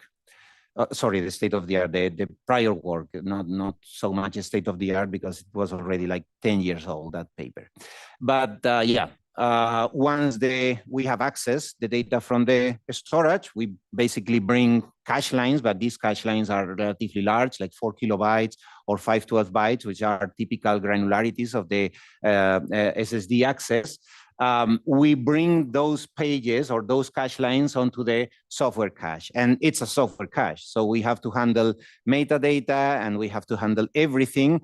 And of course, that's going to have some cost. We are not going to be able to access data in the software cache as fast as 3 terabytes, but at least 1/3 of the total bandwidth is achievable. So it's only limited by the need to performing more than one access to the memory because you need to read metadata and so on. So if your data resides in the cache, you can be much faster. And as you see, I mean, it's way higher than the 25 gigabytes per second that we have seen before, up to 300 gigabytes per second in this particular experiment, and also significantly higher effective bandwidth than the prior work. So if you look at how one GPU thread is going to access the storage in SCADA or in BAM, Essentially, the threads are running as usual, executing the CUDA application. They access data through this MD-span, which is very similar to, I mean, it's the same as we normally use if this data was a pointer. And when some data is needed, this specific data is needed, there will be some offset calculation, possibly warp coalescer to improve the access to the HBM memory where the software cache resides. We do a cache lookup, and if there is a hit, we just return the data, and that's it. But there might also be a miss. If we have a miss, then we will have to go to the storage. We will have to submit a request to the storage. So we need to prepare the command, submit the command to the submission queue, and that's going to trigger the operation in the storage controller. That is just waiting for request, and then when the doorbell rang, the storage controller reads the submission queue, processes the command, DMAs the data to the GPU memory, and then writes the completion queue so that the GPU threads that are polling for completion can see that completion, and then clean CQ and SQ and update cache state and start using the data. So it's a relatively complex process, but in the end, it's essentially the same that you need to do for the access for individual CPU thread. So it's not more complex than that, and it allows you to have direct access, fine-grained access to the storage from the GPU threads. But for all these design to make sense and to be efficient, let's say, we should be able to at least saturate the bandwidth of PCI Express, because we don't want to fall into the situation like, for example, memory map files that we are not even able to saturate the bandwidth. So to saturate the bandwidth, we have to apply Little's law. Little's law is as simple as telling us what's the number of requests that we need to have on the fly in order for us to hide the latency and achieve the maximum throughput that we want to achieve, right? And GPUs are pretty good at hiding latency because they have many threads that are running in parallel. Not all of them are running at the same time. We are just interleaving instructions from different threads, as probably all of you know. So they are good at hiding latency as long as you have enough threads to hide the long latency operations of other threads. Here we can just do some simple calculations in order to figure out what will be the number of threads or the number of concurrent requests that we need in order for us to be able to saturate the throughput. So for example, in Gen 4, where we have 32 gigabytes per second per direction, the usable bandwidth in reality is a little bit lower. It's like about 25 gigabytes per second. So if our bandwidth, the throughput that we want to saturate is 25 gigabytes per second, and we are making requests of 512 bytes to the storage, right? The number of requests, the number of IOPS that we need to sustain is 50 million. So how can we sustain 50 million deliveries per second? Well, that will depend on the number of SSDs that we have and how many deliveries per second each SSD can give us. So one SSD typically, or something like this, Intel Optane, will have a throughput of 5 million deliveries per second. So if we put together next to each other 10 SSDs, we will be able to achieve the 50 million deliveries per second. Now, if we take into account these IOPS plus the total latency, and this is some, you know, that access latency is going to be more or less in this ballpark, about 10 microseconds, taking into account the device and also the latency on the PCI bus, we can compute using Little's law what's the number of concurrent accesses that we need, or concurrent requests that we need to sustain over time in order to saturate the bandwidth of the PCI Express bus. And this is as low, let's say, not as low, but is about 500, which is not such a large number if you take into account on a current GPU like an H100 or an A100, you are able to run hundreds of thousands of threads at the same time. So this doesn't really look such a huge number. So it's possible to saturate the bandwidth with these relatively fine-grained accesses to the storage. Now I'm going to show you some evaluation results. This was the initial prototype. Here you can see in the same system connected through PCI Express Gen 4, we have the host with the CPU and an A100 GPU connected to this box of SSDs that can be accessed in parallel through the PCI switches. First of all, some IO throughput measurements for BAM for 4 kilobytes accesses. The number of concurrent requests is here in the y-axis, and this is the throughput in millions of input-output operations per second. And as you can see, it's relatively easy to saturate the bandwidth of different numbers of SSDs with a reasonable amount of requests at the same time. For 512-byte transfers, this is a little bit more challenging, but in the end, if we have sufficient number of requests, we can also saturate the throughput.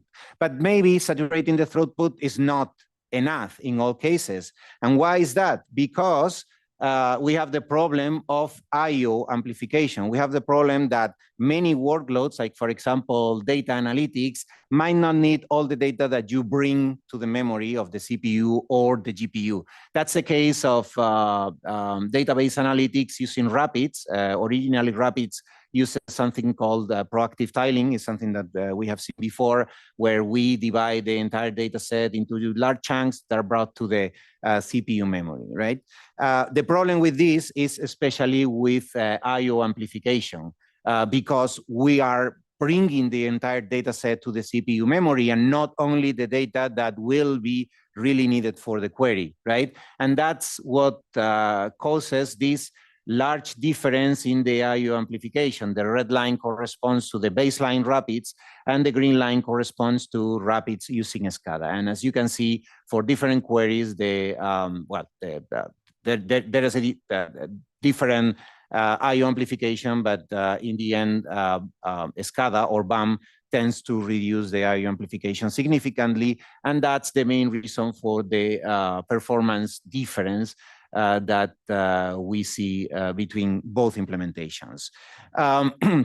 Also, another use case, in this case, GNN training in the baseline with DGL library.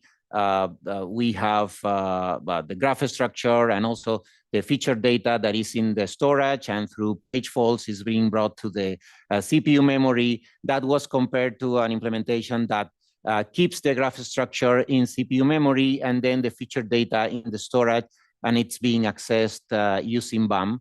And the result was pretty good, as you can see in the, I guess, all cases, if not all cases, most of the cases, the implementation GIDS using SCADA is significantly faster than the baseline. So as you can see, enabling GPUs to be able to access storage directly, these fine-grained accesses can have many benefits for specifically workloads with more sparse and irregular accesses and more workload-dependent accesses. We have already seen that it can increase the effective memory capacity by 1 or more order of magnitudes, reduces IO amplification significantly, and can improve end-to-end performance as well a lot. In the future, we can envision systems where the overhead of the software stack and specifically OS and file system will be greatly reduced, and hopefully we will see orders of magnitude improvement in the end-to-end throughput and energy efficiency.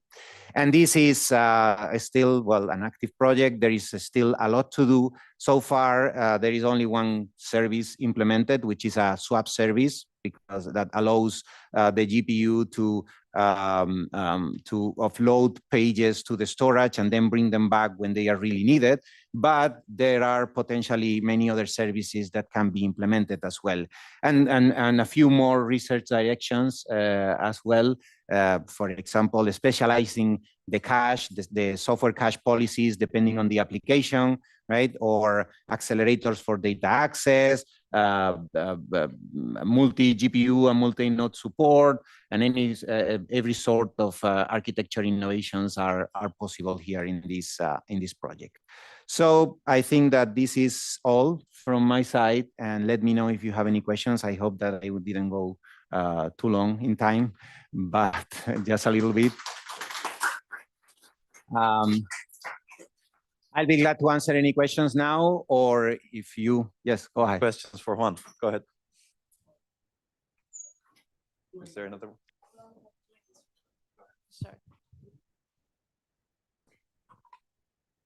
So what is the level that this cache of BAM is sitting? Like, is it similar to the level of shared memory or L1 cache, or is it at the L2 cache, or is it more far away from there? The size of the software cache, it's configurable, and it's only limited by the total amount of HBM memory that you have.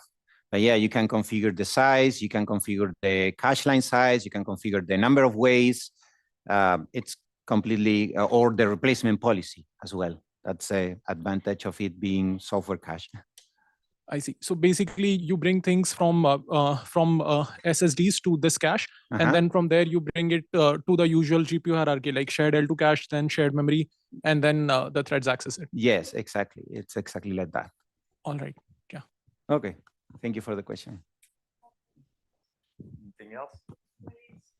We can shout, no? We can shout. Okay, go ahead. When we hear the Zoom. So I have two questions. Okay. So can you hear me? Yes. No. Okay. So from the SSD, you said that you can perform fine-grained accesses, right? Mm-hmm. I guess these are at the granularity of like 8 kilobytes or 4 kilobytes. So by fine-grained, we mean 4 kilobytes or 512 bytes. Okay, I see. So the question is, for example, in Grace Hopper, right? The architecture in Grace Hopper, usually the base page size would be 64 kilobytes, from my understanding, if I have seen the manuals correctly. The one that the TLB is using, at least.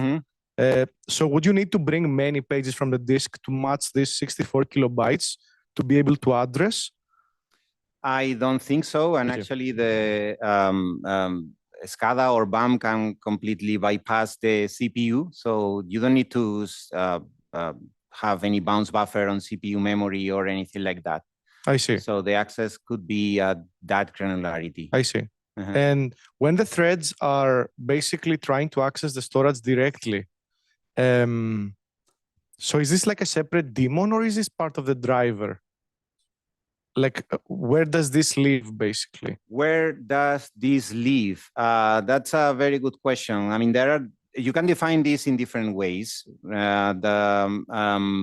So one way is that directly the threads perform this entire operation that you have seen, like populating the submission queues and so on. They could directly do it. Or because in GPUs you have the ability to launch several kernels at a time, you can have a persistent kernel, small persistent kernel running on maybe 1 or 2 SMs. This kernel is going to receive the request from the GPU threads, and it's going to perform the actual access. This kernel needs to also synchronize with the operating system, because the operating system can also touch these pages in the meantime, right? The pages from the disk. No, not really. The operating system is completely aware of. It's not aware of story. Okay, what you're doing. It's this is like using you may have heard of SPDK. I see. So you're bypassing completely. Completely. Okay, I see. Yes, it's everything is user level. One last very quick question.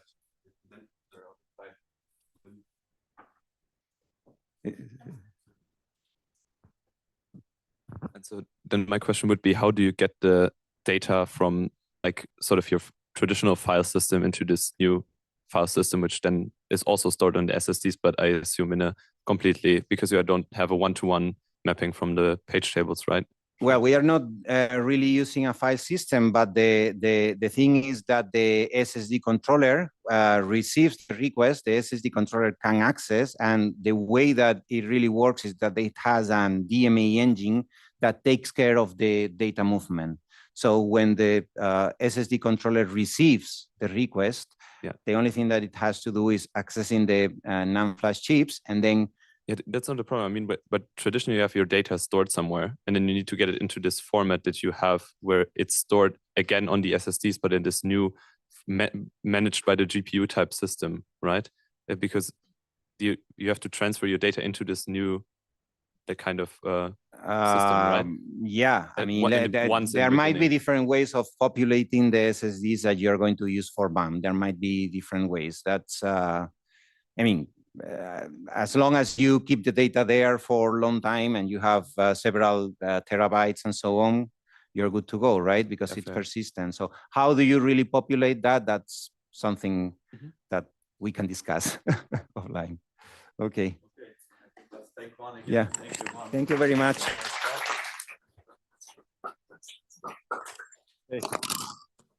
Maybe in the future there will be processing and storage systems also, right? Yeah, of course. Yeah. Yeah, exactly. I think there's a lot of synergy over here. But I understand maybe the business model of some companies may not work easily for that purpose. Yeah, certainly. Okay, great. Okay, our next speaker is Lois Oroza. Lois is also a Safari veteran.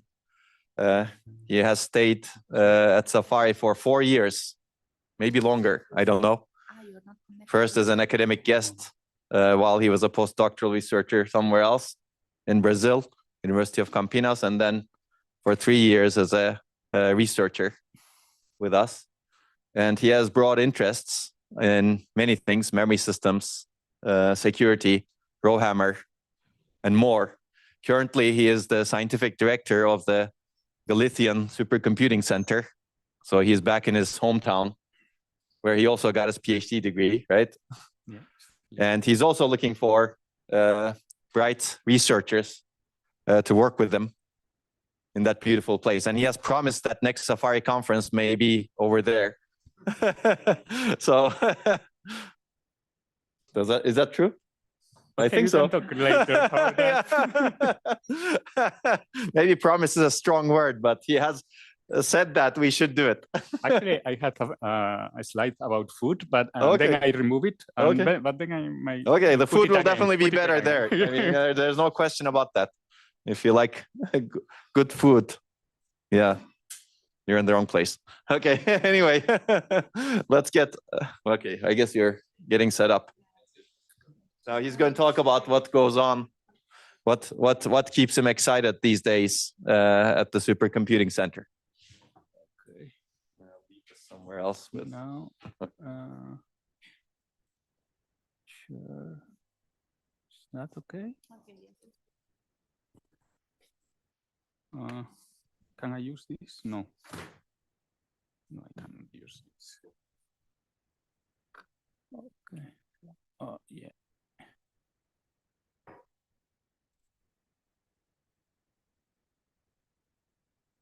It's okay.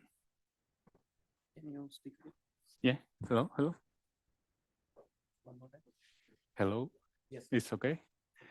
Okay. Thank you, Onur, for organizing this event. First, it's been great to see some old colleagues here and share some memories and on working hard on the lab. And at the end, it was like, for me, it was like my family in Zurich during in total 4 years, right? So it's great. It's been a great pleasure to meet you again after 3.5 years again. Well, this will not be a technical presentation. So I recently started a research position, so I am trying to form my own group. until now, I was the managing director of the organization, so I was trying to change to improve the organization so we can do better research, attract better researchers, and so on.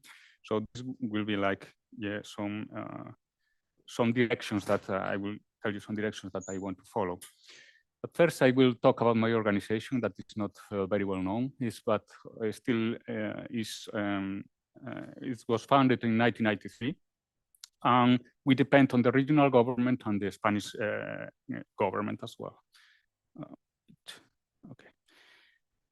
Our mission is contribute to advance to the advance of science and technology via research and high performance computing. And we traditionally provide HPC services to our community of researchers that are the regional universities that are 3, and also to nationwide through the National Research Council. Since my arrival, I'm trying to do a research center here. We already have some groups, we have some researchers, but we still have many work to do. We collaborate a lot. We are looking for collaborations with Safari, of course, that would be great, but also with other institutions traditionally.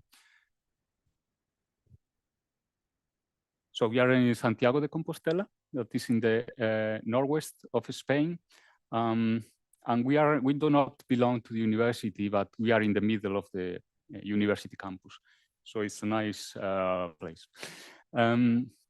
It rains quite a bit, but the summers are very nice.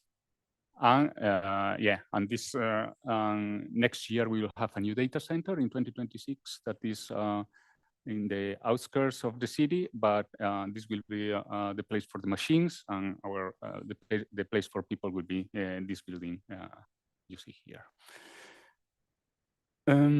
Right now we are 75 people. Many of them are technicians, but also the staff on working on research is growing every day. We have physicists, computer scientists, communication engineers, mathematicians. We have a lot of different profiles. Okay, as a supercomputing center, we have a long history of supercomputers. The first one was in 1993 and was ranked 148 in the top 500 ranking. Yeah, we have many supercomputers along the time, along the years. Yeah, our most ranked, best ranked supercomputer was in 2007. Was like a big investment at that time, and we were ranked at the position 100 in the top 500. Yeah, and nowadays what we have is called the supercomputer Finisterre i3 that is already a little bit outdated. It's 700 more than 700 processors, 160 A100 GPUs, and well, a lot of storage, memory, and so on. Right? We will update it next year, so hopefully this will be shut down and we will move to another one. We also have one of the first quantum computers in a public institution. This is a commercial machine manufactured by Oxford Quantum Circuits. Is 32 superconducting qubits. And well, as you can imagine, this is it's not like the supercomputer that is a machine for production, for research production. This is more like a very research tool, right? So we have actually a quantum computing group performing algorithms and playing with different layers of the software stack in this machine. We also were granted with an European AI factory. So an AI factory is a new European artificial intelligence initiative. And in our case, we focus on human, animal, and environmental health, and it's hosted at CESDA, right? This is a project that we are starting to define. It's already granted, and it's 82 million, and it's basically 54 million for a supercomputer. Well, 44 for the supercomputer and 10 million for you know, the expenses of during 5 years of electricity maintenance and so on. AI factory services. This is for our technical part of the center. So we will, and also for the for researchers, right? This the goal of these AI factory services is to provide services to mostly for companies, but also for universities, public institutions, and so on. And these services will be like, for example, helping you to improve your AI models, to curate your data, and so on and so on. We have many dimensions there. And then the interesting part is with the lowest budget is the experimental platform. That is a pure research part of this factory, which will include some budget, more than 1 million for researching on DDR5, processing in memory, and related stuff. So I cannot go into details into this because this is not yet. We are still in negotiation, so let's see. But the general direction will be DDR5, processing memory, experimental setups, experimental characterization, and so on. As I said, we are creating a new group on computer architecture at CESGA that I will lead. We already have some funds for hiring 2 postdocs to work on RowHammer and related reliability and security issues. And very soon, on early 2026, this is on the scope of the AI factory, we will have funds to hire plus another 4 postdocs on security, reliability, processing in memory, and related topics.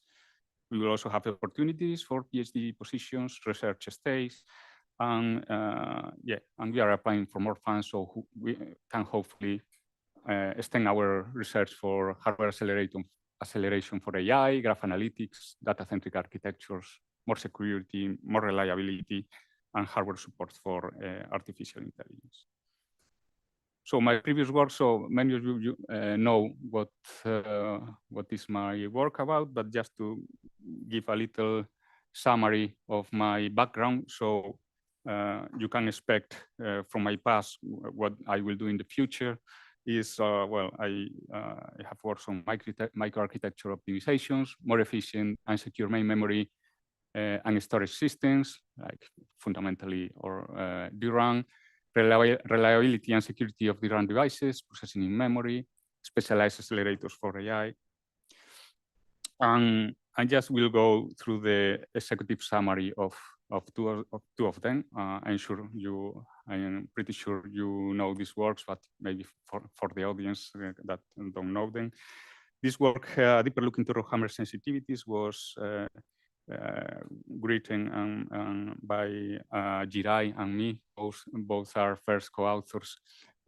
Was a nice time doing this work. So the motivation is like RowHammer is a worsening DRAM reliability and security problem. So unfortunately, it is unclear but critical to understand how the RowHammer vulnerabilities varies under different conditions. Right. So our goal in this project, in this paper, is to provide insights into 3 fundamental properties of RowHammer that are not yet rigorously studied, but can be leveraged to design more effective and efficient attacks and defenses. We did an experimental study, which we experiment with DRAM chip temperature, aggressor raw active time, victim DRAM cells physical location, and we did this experiment with 272 DRAM chips of DDR3 and DDR4 modules from 4 major manufacturers. We make 16 novel observations, among which we can highlight the following ones. A RowHammer bit flip is more likely to occur in a bounded range of temperature. It's more likely to occur if the aggressor raw is active for a longer time, and is more likely to occur if certain physical regions of DRAM module are under attack. Implications. Implications, we describe and analyze 3 future RowHammer attack and 5 defenses improvements. And the conclusion is our novel observations can be leveraged to make an attack more effective and design more effective and efficient defenses. We published this work after this deeper look. It's called RowHammer, that basically extends on the observations we made in the previous papers. And we reduce the granularity of the changes of the temperature, and basically we observe that by observing the bit flips of a DRAM module, we can infer very accurately the temperature of the DRAM chips. And we use this for performing an attack on that. Another, and this is the last one that I put from some years ago, is 2021. This is a paper called CODIC, a low-cost substrate for enabling custom in-DRAM functionalities and optimizations. So the problem we are tackling here is that the timing of internal DRAM operations is fixed, which hinders the potential of DRAM for implementing new functionalities and optimizations. Our goal is to provide control over DRAM internal circuit timings to enable new functionalities and optimizations.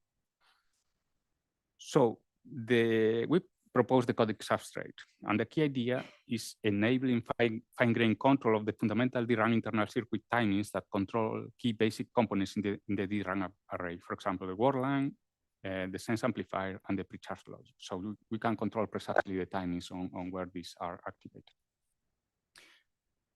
We propose and evaluate two CODIC variants. This means that we set the timings for this word line, sense amplifier, and charge logic, and we achieve some specific effects on the RAM. The first CODIC variant is called CODIC SIG, that generates signature values, and the second one is CODIC DET, that generates deterministic values. CODIC variants have low latency, and using these variants of CODIC, using these customized timings on these specific signals, we build two specific applications on the security domain. First one is a CODIC-based physical unclonable function. Basically, a path or physical unclonable function generates signatures unique to the device due to the unique physical variations of the device. The key idea is to use CODIC SIG to generate unique signatures that can uniquely identify a DRAM device. It's 2 times this CODIC path is 2 times faster than the best state-of-the-art DRAM path. The other application where we use CODIC is a CODIC-based call-boot attack prevention mechanism. Call-boot attack, in a call-boot attack, the attacker physically removes the DRAM module from the victim system and places it in a system under their control to extract secret information. The key idea to avoid an attacker to extract the secret information is to destroy all data at power on using CODIC. Using our CODIC DET implementation. It means that we can set all the memory to 0 with very low latency. Our approach does not incur any latency or energy at runtime, and is 2 times lower latency and 1.7 times lower energy than the best state-of-the-art mechanism during DRAM power on. Our conclusion is that CODIC can be used for implementing very efficient security applications, and CODIC can enable new DRAM functionalities and reliability, performance, and energy optimizations.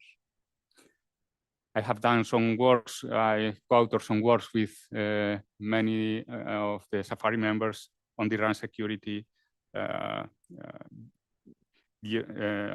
for example, this one, many of them about RowHammer, about random number generation, prevention mechanisms like BrakHammer, characterization works like the one from Jeremy revisiting RowHammer, on DRAM help to building experimental platforms like DRAM Bender, improving DRAM latency like Figaro, Clear DRAM, and other ones, reducing refresh latency. In storage systems, I also work with some colleagues here, with Jisung, with Aras, with Mohammad, and yeah, Jisung, yeah. And also have some works on microarchitecture. This is one is about load value prediction. And yeah, of course, processing memory as well. Some works from Joao, Mika, Christina. I try to help in that moment. Also AI. for example, one good example is EcoFlow, efficient convolutional data flows for low power neural network accelerators, but also contribute to Eden, for example, enable energy efficient, high performance deep neural network inference using approximate DRAM. And other ones that, yeah. So this was the past. Let's go to the future. The idea of the new group is to focus on building efficient, reliable, and secure computer systems. That means doing the same I was doing before, but hopefully with some new research directions. We aim to make fundamental research on computer architecture, on data-centric computer architectures, memory systems, security and reliability, hardware-software co-design, and efficient, reliable, and secure AI systems. In DRAM reliability and security, we will focus on RowHammer, RowPress, and related vulnerabilities. We are planning on doing experimental setup on DDR5 and maybe others. We can do, because where we are, large-scale studies and exploits on supercomputers. You have access to, well, privileged access to our infrastructures, and we also have good connection with other supercomputing centers. So this will enable some large-scale studies, as I mentioned before, DDR5 studies, both on characterization, but also on processing in memory and related stuff. And yeah.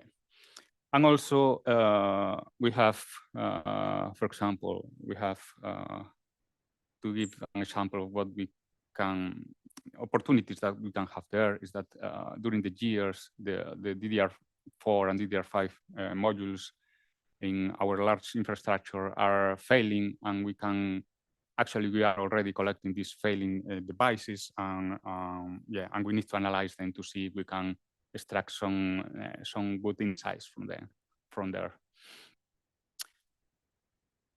Our data-centric architectures, we are targeting different technologies and platforms. DRAM, of course, non-volatile memories, 3D integration, wafer scale computing, and storage systems as well. Regarding efficient and secure AI computing systems, we aim to contribute to propose new architectures and hardware support for large language models, but also especially AI for genome analysis. And we are open to explore and contribute to other health-related applications like protein structure prediction. Actually, you have some running collaboration on that topic, but at a software level. So we want to focus on also, like, in line with the high-use presentation. He also is focusing on health applications. In this first stage of the group, we will focus also on genome analysis and health-related workloads. And our motivation is that that hardware support might have a significant impact towards advancing on fields like personalized medicine or drug discovery. So in our region, there are a lot of researchers and a lot of data in this area, but nobody's working on hardware accelerator or related topics. The data used in these workloads is very sensitive, so we need trustworthy computing systems and models, and we need computing systems that ensure data privacy. So looking forward, we will also have scaling problems, so we need to specialize and optimize hardware to reduce energy consumption. This is a concern from our supercomputing center. As part of the AI factory, is a goal of Europe to have more, to be technological independent. So they are favoring that, and they are providing grants for developing our own technology. As a supercomputing center, we are trying to leverage our position to do research on that regard. And yeah, and the opportunities that we see is that data sets have unique characteristics that might be leveraged to improve efficiency. Also, privacy preserving techniques like homomorphic encryption still have a lot of overhead. So in practice are not very practical, only for very critical situations that cannot be used as in general for every case. Many opportunities for improving federated learning or privacy preserving algorithms, and hardware software co-design of the algorithms and the hardware, all the stack. So we also have quantum computers. So this is looking forward. That's why it's a question mark there. So it's not clear that this going anywhere. But if maybe some of you have some ideas on that regard. But as I said before, we have a quantum computer. They have many errors, right? Actually, there is some works showing some vulnerabilities similar to RowHammer in quantum computers. So you can perform RowHammer. It's a bad name because there is no rows on quantum computers. They have another distribution, but showing the interference, if you run two kernels in one QPU in one quantum processing unit, is in computers nowadays, it's very easy to interfere with each other. This might change with fault-tolerant quantum computers, but I'm sure they still will have many problems doing that. So there are some works on the field already, but I think there are many rooms for having more insights about what is going on there. And also security attacks, of course. If you have two kernels running in the same QPU, can we have a malicious kernel that influences the other in the way that I want? I think there is not much work on that. But that's true that it's a very early stage on quantum computing. Unique opportunities at a supercomputing center, as I mentioned before. So we have large clusters, large supercomputers. We have more in next year, a larger one. Unique infrastructures like quantum computers, quantum key distribution links, other stuff. Experimental architectures like FPGAs and more, maybe more experimental accelerators for AI and so on. And we align with the European strategy of being technologically sovereign, meaning that they are funding opportunities for developing next generation of European processors that we are very far from achieving, of course, but we are giving some steps towards that direction. Yeah. So basically, we are creating a new computer architecture research group at TESGA that I will lead. Our main focus will be efficiency, reliability, and security of computing systems, with a special focus, at least at the beginning, on the health applications and genome analysis using AI. And there are many opportunities for collaboration and interdisciplinary research. And we have unique infrastructures, like I mentioned before. And we are hiring, of course. Yeah, we can find in HighPeak, for example, or these posts. And we can always write to me or to one of these emails if you have interest in be part of this group. Nothing else. Thank you very much. Do you have any questions?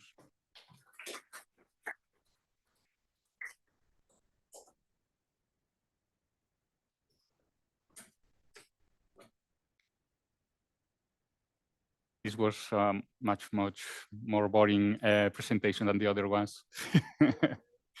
Next one. Yeah, that's the goal, actually. Yeah, that's a good opportunity to build something new. Yeah. Perhaps that opportunity doesn't always come up, you know. Yeah. To encourage some people. Maybe Giray will join you. Let's see. I'm just being opportunistic. So do you give remote access to researchers to use your infrastructure? Yes, of course. Okay. To me, for you. Yes, for me, for anybody, actually. Yeah. I mean, this we give free access to our, let's say, regional universities. and then also to the National Research National Research Council. But for collaborators, we can, of course, if we have a collaboration, we can give you access, of course. Okay, one last question. So I had a question about Coric. Okay. With this work, you expose control over the internal DRAM timing parameters, but these are specific to the array, right? The sense amplifiers, the pre-charge circuitry, and the, let's say, sense amplifiers. Do you see value in doing more than this? Let's say going to the bank level IO and things like this, control over them. I guess in this work, maybe the goal was not that, but do you see the value in doing something like that? Yeah, maybe. Yeah. Why not? So only with these three signals, we have a lot of combinations, different combinations, right? So maybe you can even discover new functionalities just with these three signals. If you put more signals in the equation, maybe, for sure. But I think you first have to identify what you want to do. Yeah, do it without no reason. Yeah, but maybe you can think about that and talk to me, and we can collaborate. Sure, thanks. I have something for you, so we can talk after. Okay, cool. Okay. Thank you, Luis, and thank you. We can thank him again.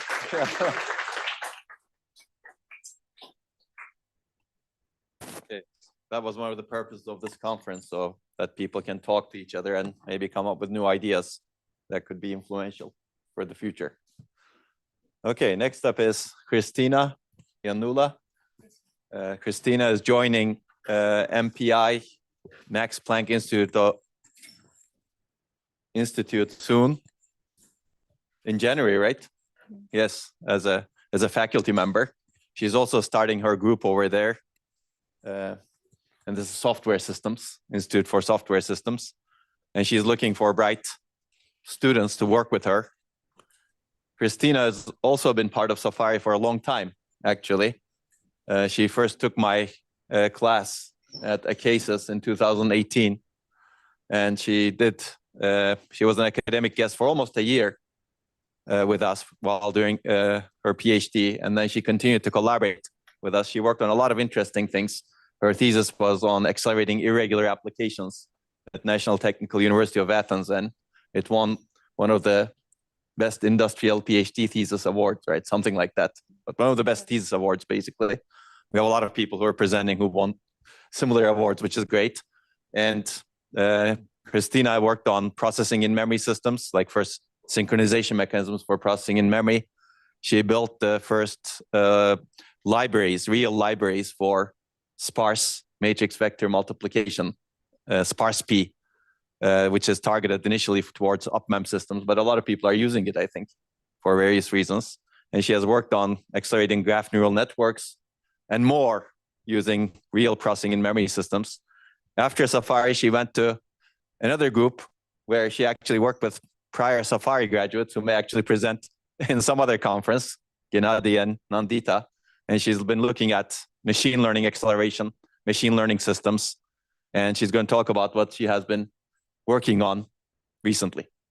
Christina, go ahead. Thanks for the introduction. It's really nice to be here, and I'm very glad to be here.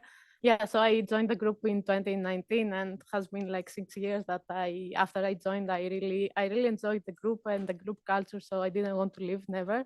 So even though I wasn't physically here, I was still in touch with everybody, and yeah, I'm happy that I know most of the people here in the group still. Yeah, it's a great place that it really shaped my research culture and the way that I'm doing research. So I'm very glad to be here. Okay, so let's get started. Today I will be talking about some of my research works on processing memory architectures. So as we have seen, PIM architectures are a very good fit because they are very emerging technology that we need to basically make it more widely used and widely adoptable. So it provides high levels of parallels because there are multiple cores that can work in parallel. It has low memory access latency because data are very close and they can access them with very low access costs. And also it enables a large aggregate memory bandwidth because basically each core can access data locally within the DRAM bank. So each core has its own memory channel that you can imagine intuitively to local data. So we don't have like a shared bus that multiple cores compete for accessing the shared bus. Emerging workloads are mainly machine learning models, and these models, as many other presenters described today, they have some kernels that are memory-intensive kernels. For example, sparse matrix multiplication that can be found in emerging ML models are memory bound. So here you can see a very simple example of an SPMM kernel, which is basically an aggregation step on graph neural networks, which is memory bound on a real GPU system. And there are other also memory-intensive kernels like the GEM, which is the general matrix vector multiplication kernel. This is a very popular kernel in LLMs and in attention layers. And other kernels are also memory-intensive. So as a result, PIM architecture can be a very good benefit to accelerate and optimize the execution of ML memory-intensive kernels. And there are many recent PIM devices and PIM architectures that they basically have been particularly and more specifically designed for ML kernels. For example, the HBM PIM supports floating point operations. It supports the bfloat 16 format, which is a very popular format in ML that provides very high precision in ML models. And there are also CMD cores so that we leverage the large aggregated bandwidth that is available on these devices. Apart from these kind of industrial products that are already have been prototyped, there are also recent works on academic basically context that they target to provide PIM architectures for memory-intensive kernels of machine learning models. For example, ATTACK is a recent work from the group that supports GEM-V units as the cores, the main cores inside DRAM, so that it basically supports very effectively attention. It also has basically GEM-V units and softmax units. And yeah, so PUP is also a similar work. It enables a more effective runtime framework for PIM architectures that enables GEM-V units, both single and multi-GEM-V units for each PIM core. And there are many recent works that they basically design PIM architectures and PIM devices for machine learning models. So all these kind of works and this kind of line of research so far has been mainly focused on the hardware level. Basically, they provide the architecture, the microarchitecture of the cores and how these cores can be connected in DRAM banks inside the PIM device. However, there is like a significant gap in the ML applications because ML applications use typically high-level programming languages. So an ML programmer wants to use Python. They don't want to use low-level programming, and they typically do not have expertise on PIM architectures and PIM devices. They just want to use a very high-level Python interface to deploy their models. So although the recent works and the recent research in so far has been focused on architecture and there is like great support on the hardware level, the missing piece is on the software level. So we don't have like so much recent research on this level. And in order to fully leverage the benefits that the PIM architectures can provide us, we also need to have an effective system software support, effective machine learning software stack, so that this stack fully leverages the benefits of the PIM hardware, and it also exposes high efficiency in terms of the programmability and the programming efforts. It is a software stack that this basically enables ease of programming so that people can basically deploy their emerging machine learning models with high-level programming interfaces. So this talk is about basically the system software stack for machine learning targeting PIM architectures. And I will discuss basically two recent works. One is called PyGym. PyGym is a library and a runtime framework for graph neural networks on PIM devices. We target real PIM devices, and we enable a runtime framework that it is basically exposed to the program with a Python interface. It is integrated with PyTorch. PyTorch is the most popular programming interface right now to deploy machine learning models. So we integrate with PyTorch, and the programmers can simply use a Python interface and run the memory-intensive kernels of graph neural networks on real PIM devices. And the second work I will be talking about, it's under basically submission. It is basically a machine learning compiler for PIM architectures. So here we don't target a particular machine learning model, but we target to design a compiler that takes any memory-intensive kernel and optimizes this memory-intensive kernel, all ideally in any PIM backend, in any PIM architectures that are very similar and they have common characteristics between. Okay, so I will start with the first work, PyGym. So here is the executive summary. Typically, graph neural networks have both compute-intensive and memory-intensive kernels. The memory-intensive kernels dominate the execution time whenever we execute GNNs on processor-centric systems like CPUs and GPUs. They are significantly bottlenecked by the memory bandwidth. And at the same time, PIM can provide very high memory bandwidth. So as a result, we propose a graph neural network library with a high-level interface that can efficiently support GNN execution on PIM architectures on a real PIM system. So the benefits is that we basically have cost effectiveness because we integrate this library with PyTorch so that basically we run different types of kernels on heterogeneous hardware. The compute-intensive kernels are running on the CPU or GPU side. The memory-intensive kernels are running on the PIM side. We enable high performance. It is an optimized library for this particular type of machine learning models, only for graph neural networks, and we provide many parallelization and parallelization techniques to improve the end-to-end performance and execution time. And we adapt the characteristics to adapt the parallelization strategy based on the characteristics of each graph, because graphs are basically enable sparse execution, and different types of graphs have different irregular access patterns. So we need to optimize the strategy based on the unique characteristics of each graph. And in order to enable high programming ease, we integrate PyGym with a Python interface. We propose a Python interface and we integrate it with PyTorch so that people just can directly use PyGym and run it on a real system that supports real PIM devices. We demonstrate that we have significant performance benefits over state-of-the-art schemes, and also we have very high core utilization compared to using GPUs, modern GPUs right now. Our library and runtime framework PyGym is available already on GitHub. Some background on graph neural networks. These are basically used very widely for drug discovery, fraud detection, recommendation systems, and they have many more applications. So they typically have many layers. One of the layers of graph neural networks, I will explain how each layer is executed. So here there is a graph. This graph is basically represented with a sparse matrix, an adjacency matrix.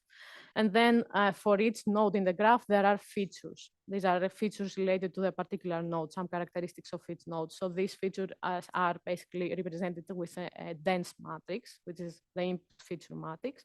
And at each layer, basically, in order to update the features of a node, the execution is like a multiplication of the first. For example, whenever we target to update the features of the node 1, we take the adjacency list of the node 1, which is the basically the green rectangles that I annotate here.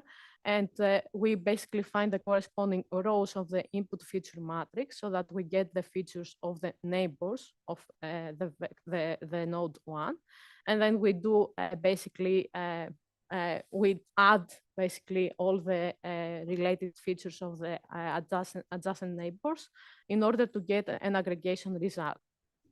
And this aggregation result that I annotate with yellow is basically a new feature vector for the particular node 1.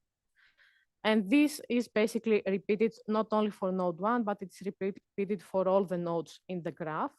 So yeah, after we do this step, there is basically a small neural network that computes the final output feature for each particular node in the graph. So eventually, whenever we have this layer, this can be basically split it in two parts. The first part is basically a sparse matrix, dense matrix multiplication, because we repeat this process not only for node 1, but for all the nodes in the graph. And this part is basically called aggregation. And then the second part is a more compute-intensive part, which has basically dense matrix multiplications and dense kernels, and it is called a combination. So basically, aggregation is an SPMM, and combination, it is basically some multiple kernels that are mainly dense matrix multiplications. And we have basically, this is basically one layer. It has these two steps, but in the whole graph neural network, there are multiple layers that are like this. Yeah, so if we basically profile these two steps on a real GPU on a 3090, we show that 90% of the end-to-end inference time is only the aggregation step. And the core utilization is less than 2% in GPU with a very high memory bandwidth. And yeah, I would demonstrate that the aggregation step is basically memory bandwidth bound, while the combination step is compute bound.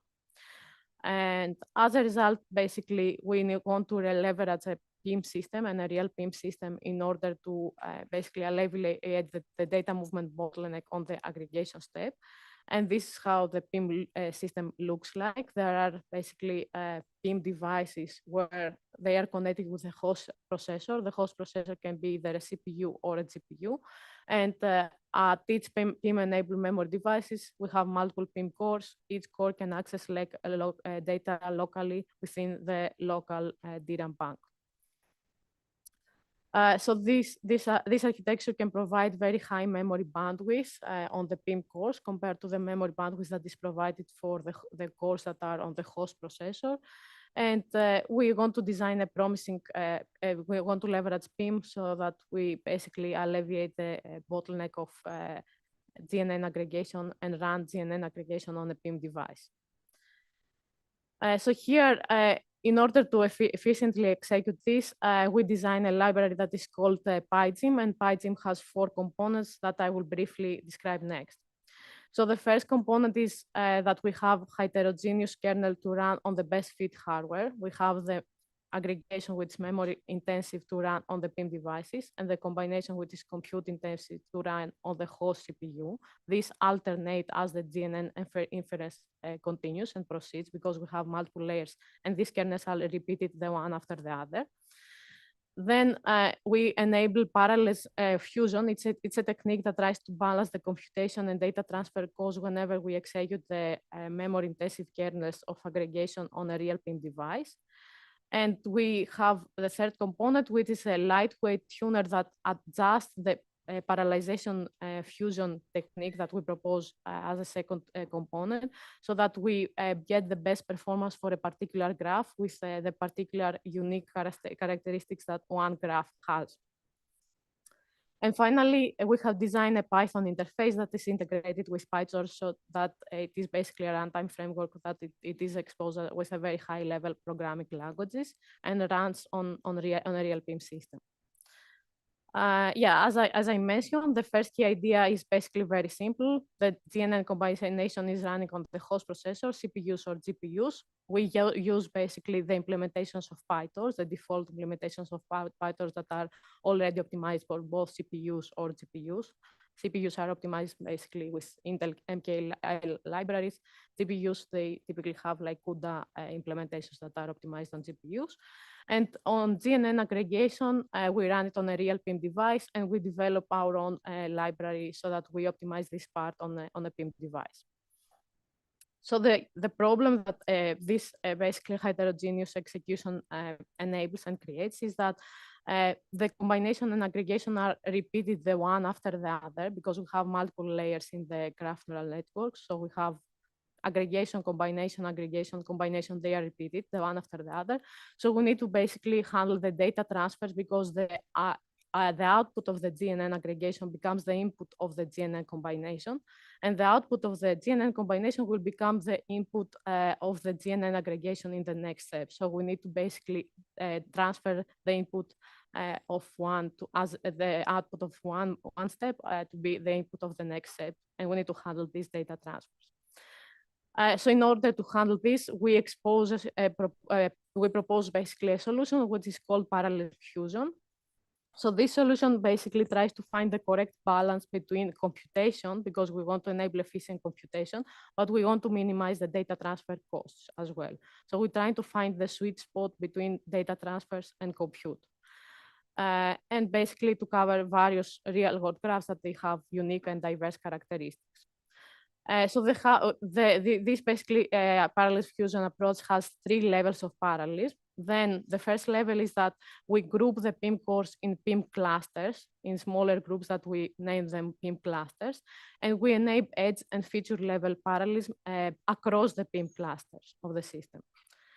The second level of parallelization technique is like the parallelization approach that we use among the cores within the PIM cluster. So among the cores of the same PIM cluster, we enable vertex and edge level parallelism. And then the third level of parallelization is among the threads that we have within a PIM core, because PIM core can have multiple threads. So again, among the threads of one single PIM cores, we have vertex and edge level parallelism. So we designed this kind of different hierarchical parallelization techniques across the PIM clusters, within the PIM cluster and within the PIM core, so that we trade off computation and data transfer costs. In the first level, which is across the PIM cluster, we aim to reduce the data transfer costs. This is the technique that basically minimizes the data transfer cost to PIM-enabled devices. And then within the PIM cluster and within the PIM core, we have parallelization techniques that aim to improve the computation part. So we enable very, very fast computation time within the PIM cores. So these are basically techniques that they provide and optimize the different goals, either the data transfer cost or the computation time. And we are trying to find the correct sweet spot between for the particular graph for all the different parallelization strategies. So this basically parallel fusion enables a very good and effective and efficient technique, because it minimizes and finds the correct balance between computation and data transfer costs. But it creates programmability issues, because the programmer needs to handle the parallelization strategy, how many clusters that we have within the PIM devices, for example, when to use edge or when to use vertex parallelization within the PIM cores. So there are many configurable and tunable options in our design that they need to be handled by the programmer. Right?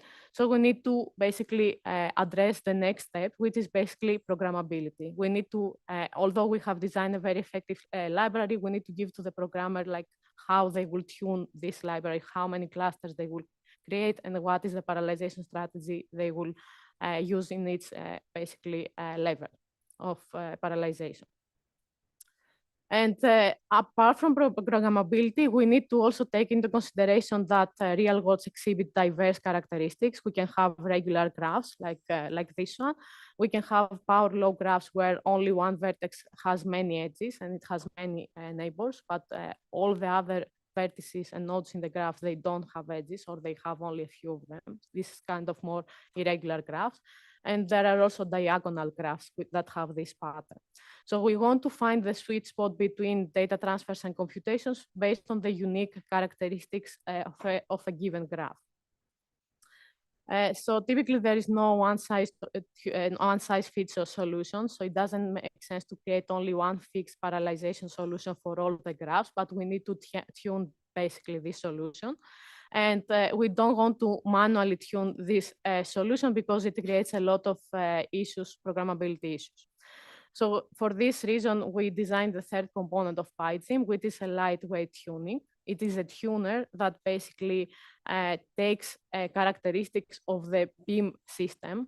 PIM systems might have different characteristics in terms of the cores that they have, the bandwidth that they can provide. So we profile the PIM system, and we also profile and get some characteristics about the real code graph. What is the diameter of the graph, and how many nodes, and what is the average neighboring degree we have in the graph. So based on these characteristics, we give them to the tuner. It has this kind of profilers, and it also takes the path generation, a path generator scheme. This path generator is basically an exhaustive search of all the different tunable and configurable parameters in our library in PyGym. So we create many different options, all of them. And we use basically a predictor that goes over all the options that we have in our library in PyGym and predicts only one option. It takes basically the characteristics of the system, the real world. It does an exhaustive search in the PyGym parallelization strategies and predicts only one. And we use this one parallelization strategy as the particular parallelization strategy that we use in our library in a runtime framework for this particular graph. And finally, we want to expose all of this with a very high level and Python interface. So I will not go into the details. Basically, this is just a very simple example of our runtime framework. Here we basically create a graph neural network model that has 3 layers. You can see there are 3 layers. And then the programmer needs to import PyGym, which is our library. We need to import with a Python interface. And then in the forward pass, there are 2 steps, the aggregation and the combination. Here in the aggregation, we just use a very simple Python interface, which is a very simple Python interface for a GNN aggregation. So the programmer just gives us input the graph and basically the input feature, which is basically the features of each node. And this is executed. This means that the memory-intensive aggregation part will be executed on real PIM devices. For the combination part, we just use the default implementation of PyTorch. So whatever backend the PyTorch has, PyTorch have backends for both CPUs and GPUs. So this is basically the interface. And we can use this particular function in order to tune the parallelization strategy. There are options that the programmer can tune the path strategy alone, but we can also use the tuner that we propose. So we just need to call this function. So the tuner will propose the best fit parallelization strategy. And this is used basically during the inference. Yeah, so this is basically a very small demo that we run graph neural networks on a real PIM device. We use UpMem-PIM, which is a real PIM system. Yeah, the aggregation part is running on the PIM side, and the combination part is running on the host CPU. Our basically framework works for both inference and also training. So we have results for training as well in the paper. Yeah, so some evaluation, we use the UpMem server that has 16 PIM DIMMs and around 2,000 PIM cores. We have different types of models. We have GNNs, GNNs, and SAYs. These are different types of GNN models, and we have different large data sets. We compare with PyTorch, which is the default PyTorch implementation running on the host CPU. We also leverage the SparseP library here, which is our previous work. So we also integrate SparseP in our interface so that we also test basically how that library works. However, SparseP is optimized for SPMV, while the aggregation is an SPMM kernel, which is different kernel. And we also basically implement one of our prior works. This is a paper that was proposed in 2023. It optimized the GNN aggregation. Yeah, so we demonstrate all these results on a real PIM system. We see that basically PyGym has significant performance benefits over PyTorch. PyTorch is fully running on the CPUs, and also PyGym significantly outperforms the prior state-of-the-art work, which is both SparseP. SparseP is optimized for SPMV, not SPMM, and Grante. Grante is optimized for SPMM, but Grante targets near-rank PIM systems. Near-rank PIM systems are slightly different compared to near-bank PIM systems. And the real PIM system and most recent PIM architectures are basically near-bank PIM designs. So this is why Grante does not have very good performance.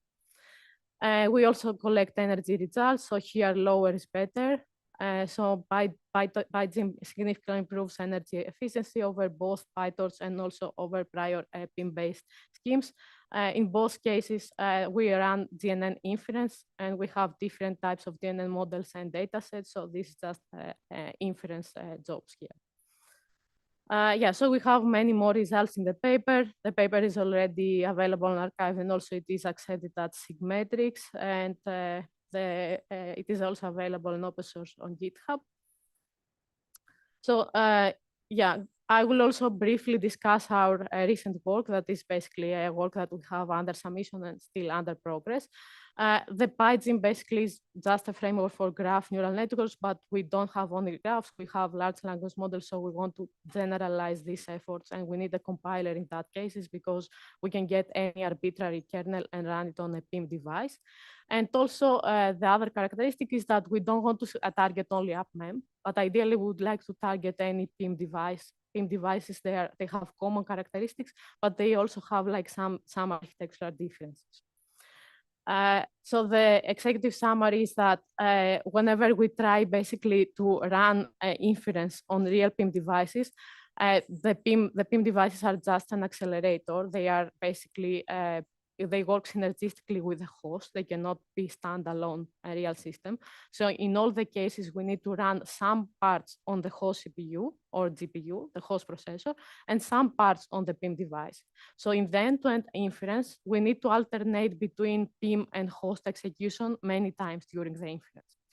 The main problem that we face here, and I will describe more details, is that a host is using a different data layout in DRAM compared to PIM devices. PIM devices use a different data layout. And because of this reason, we need to do many data rearrangements and data transfers within the system. This is the main problem we need to tackle in a heterogeneous execution. Yeah, the motivation is that there is no prior work that proposes a PIM compiler for PIM devices to accelerate machine learning kernels so far. This is basically the first work that tries to design a machine learning compiler for PIM architectures. And we design a compiler that is more data-centric this time. The design we need to do is not compute-centric. We need to optimize data rearrangements and data transfers. It is called DCC. So DCC has 4 components and provides many benefits. I will basically describe a little bit these components in the next slides in more detail. And yeah, I will basically very briefly show you some results that we get from different PIM buckets. We have either HBM PIM or ATAC, which is basically another PIM architecture. So we tried different PIM buckets in this work. Yeah, so the problem that we need to target is that, let's say that we have the data and the different colors are different basically threads or different cores, you can imagine. So whenever we have a compute-intensive kernel that is running on the host CPU, consecutive elements are partitioned across DRAM banks because the host cores need to access the data within the same cache line, which are consecutive elements. They need to access them with very high memory bandwidth. So they need to exploit the bank level parallelism on DRAM. So these data are partitioned across GPUs, across the banks. So this is the default data layout that we call it host data layout. Whenever we go and we run a memory-intensive kernel on the inference, during the whole inference on the PIM side, now we need to use a different optimized approach. So consecutive elements, they need to basically belong on the same DRAM bank because each core can access data only locally. So the core also needs to access data aggregated, like a group of data as a small cache line. There is no exact cache line term in PIM devices, but you can imagine it's like a block of data that even the PIM core can access. So this basically is the PIM data layout. Consecutive elements belong on the same memory bank. So whenever we have inference and we alternate between compute and memory-intensive kernels that are running on host CPU and the PIM devices, we need to do this kind of data rearrangement in order to fully leverage the available bandwidth, both in the case of the PIM execution and in the case of the host execution. So this basically the problem that we need to tackle. More specifically, the machine learning execution of a kernel has basically 3 steps. The first step is that we basically need to transfer the data to the correct data layout, assuming that the previous output of the previous basically kernel is the input of the next kernel, which is running on the PIM device. We need to rearrange the consecutive elements so that the consecutive elements belong on the same PIM bank. And then we need to use the PIM cores in order to do the computation, the actual multiplications or whatever filtering basically operations that we need to do. And then the third step is that we need to rearrange the data back to the host format because of 2 reasons. Either the output of the machine learning kernel running on the PIM needs to be the input of a compute-intensive kernel that will run on the host CPU, so we need to do the data rearrangements back. Or maybe the PIM cores have partial results. So if the PIM cores create partial results for a kernel, we need to do data rearrangements in order to merge partial results that they are produced by different PIM cores.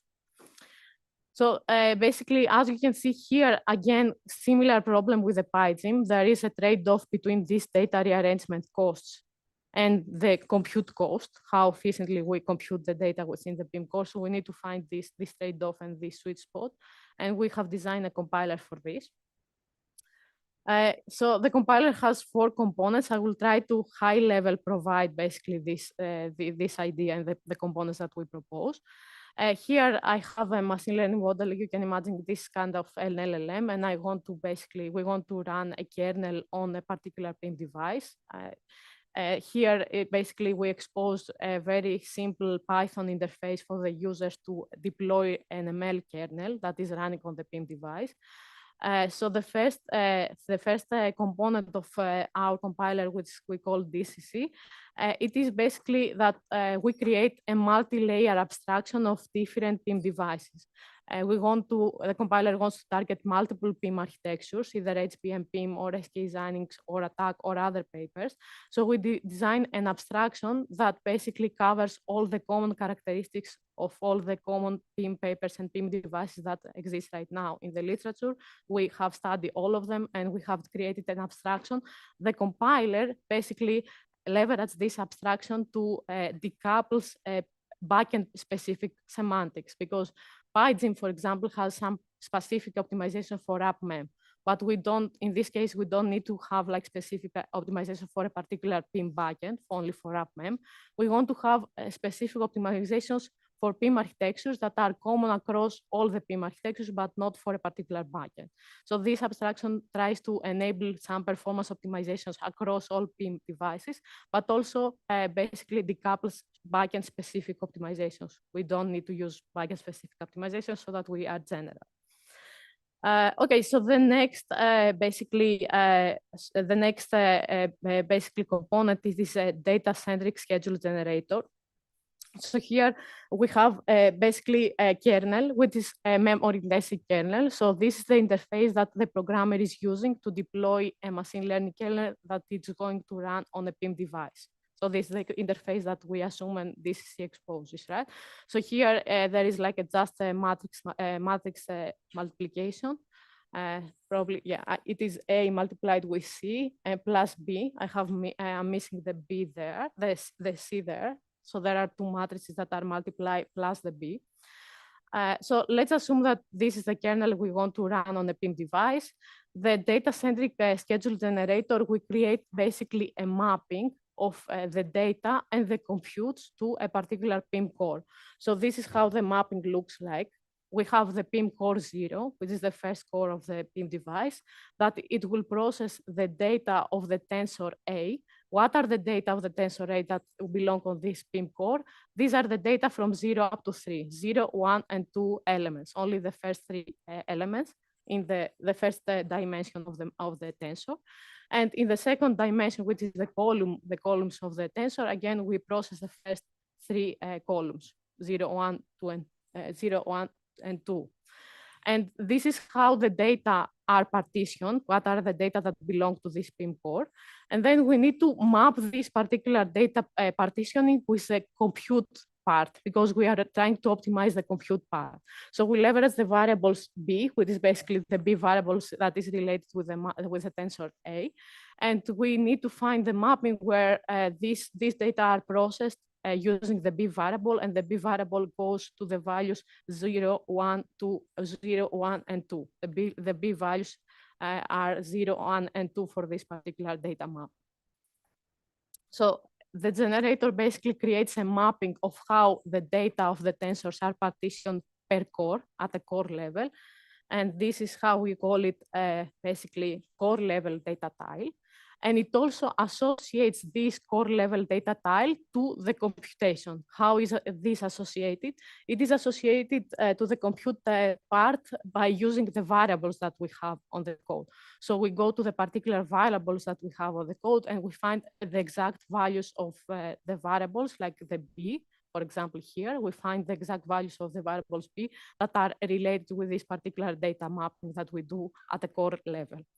So this mapping is basically for all the cores. We do this generator basically provides this mapping for all the cores. And this component creates a lot of mappings because we have many different options on how to partition the tensors across the PIM resources, across the PIM cores. So this is only basically one option, one configuration, but there are hundreds of configurations. And we do an exhaustive approach. We use the generator to exhaustively basically produce all the different mappings that we can do on the given kernel and given some PIM resources, some specific PIM cores.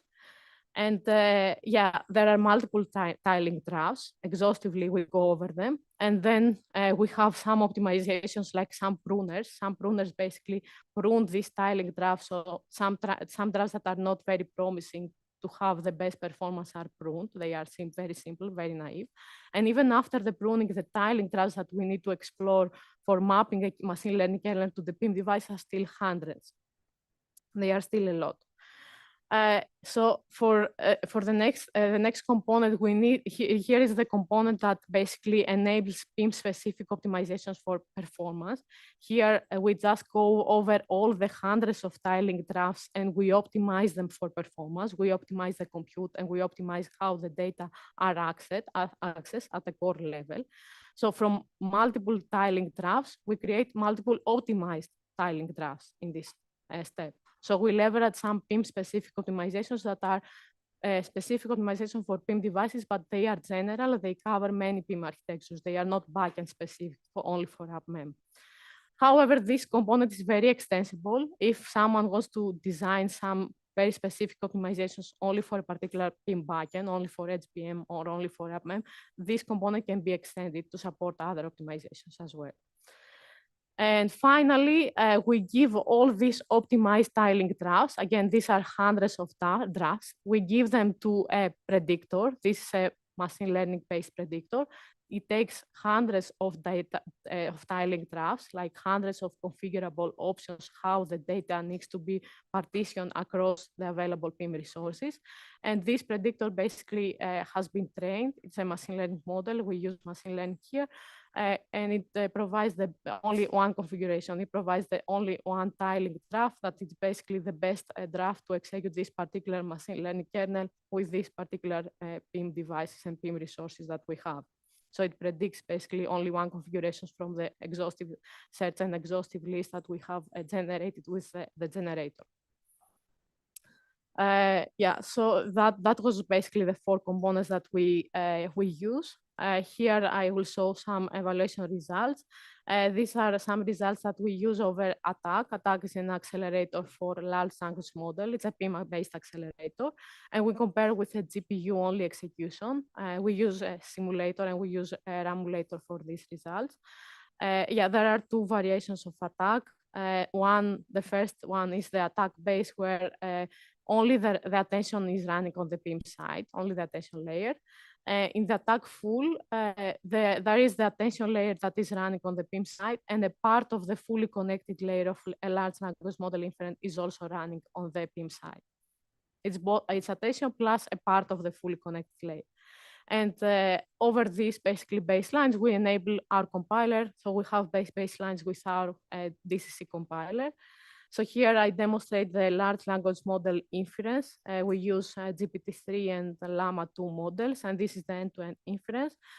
So here you can see that whenever we enable our compiler either over attack base or over attack full, we significantly improve performance because our compiler basically provides a better tiling graph, better data tiling partitions across the PIM cores, and we are able to minimize the necessary data rearrangements whenever we alternate between GPU and PIM execution.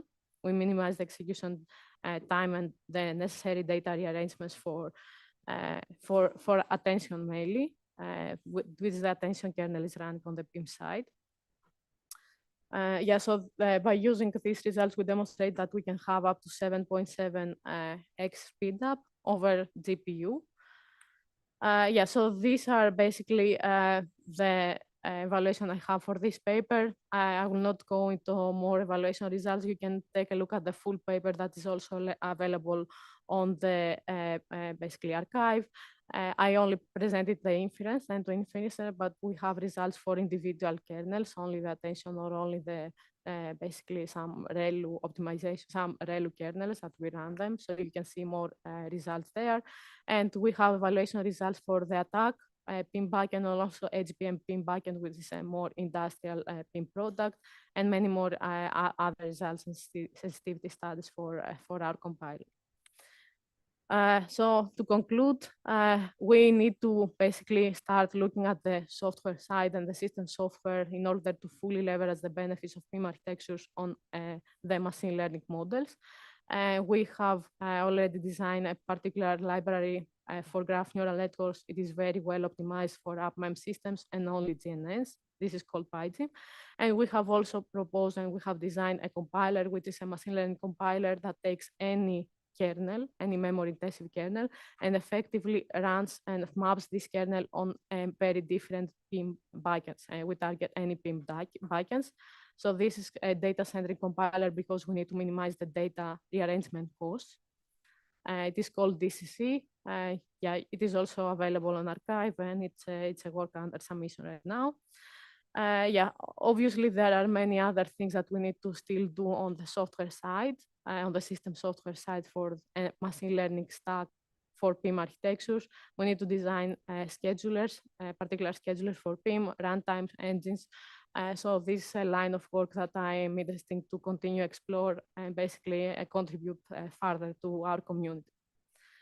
That was it. Thank you so much for your attention. I am happy to take questions.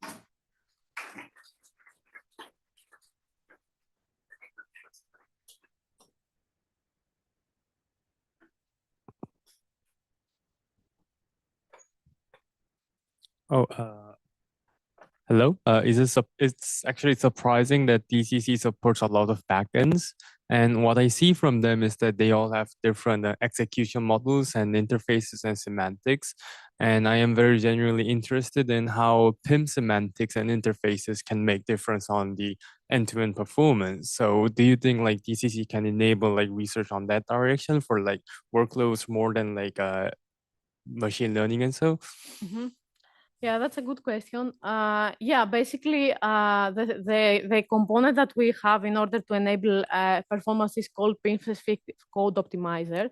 So the basic component, the generator simply generates all the different data mappings that we can have for a given PIM resources, a given number of PIM cores. So this is pure PIM agnostic in terms of the backend. It's like that's the number of cores that is used on the PIM system. So the PIM-specific code optimizer and is the component that enables performance. So for example, whenever you have one instruction that is basically executed among multiple PIM cores, you can leverage group level instructions. So you just execute only one group level instruction, and this is executed and replicated across all the PIM cores of the same PIM group. Right? So this is kind of one optimization that we can do in order to improve the performance. So these particular optimizations are typically common among all the PIM buckets. A group level PIM instruction is basically can be found across many PIM buckets, not only a specific. PIM backend, right? So this component enables high performance by leveraging optimizations that are common across multiple PIM backends. And as I mentioned, if someone wants to target a particular PIM backend, if you want to target, for example, only HBM PIM, and HBM PIM can enable further optimizations that are specific to HBM PIM, DCC is very extensible to do that because you can go to this component and add more optimizations on this particular step that are only specific to the particular backend, right? So far, we only support the optimizations that are common across all the PIM architectures that we have studied in our work. Oh, this was very informative. Thank you. Yeah. Thanks. I think there is Thank you, Kristina, for the talk. It's really, really interesting to me because it's something that make it a real PIM really wrong in reality. So I actually had several questions, but actually when you present your first work, I want to ask how do you support different PIMs? Then you have the answer in the second word. And then I want to ask how do you support the runtime scheduling? Then you have this one in the future work. So basically the remaining question for me is that how did you support these different PIMs? And if the current PIM core, if inside the PIM, the cores that change to support the other operations, can your compiler still work on? For example, it's not the support for the PIM cores are not for the matrix multiplication.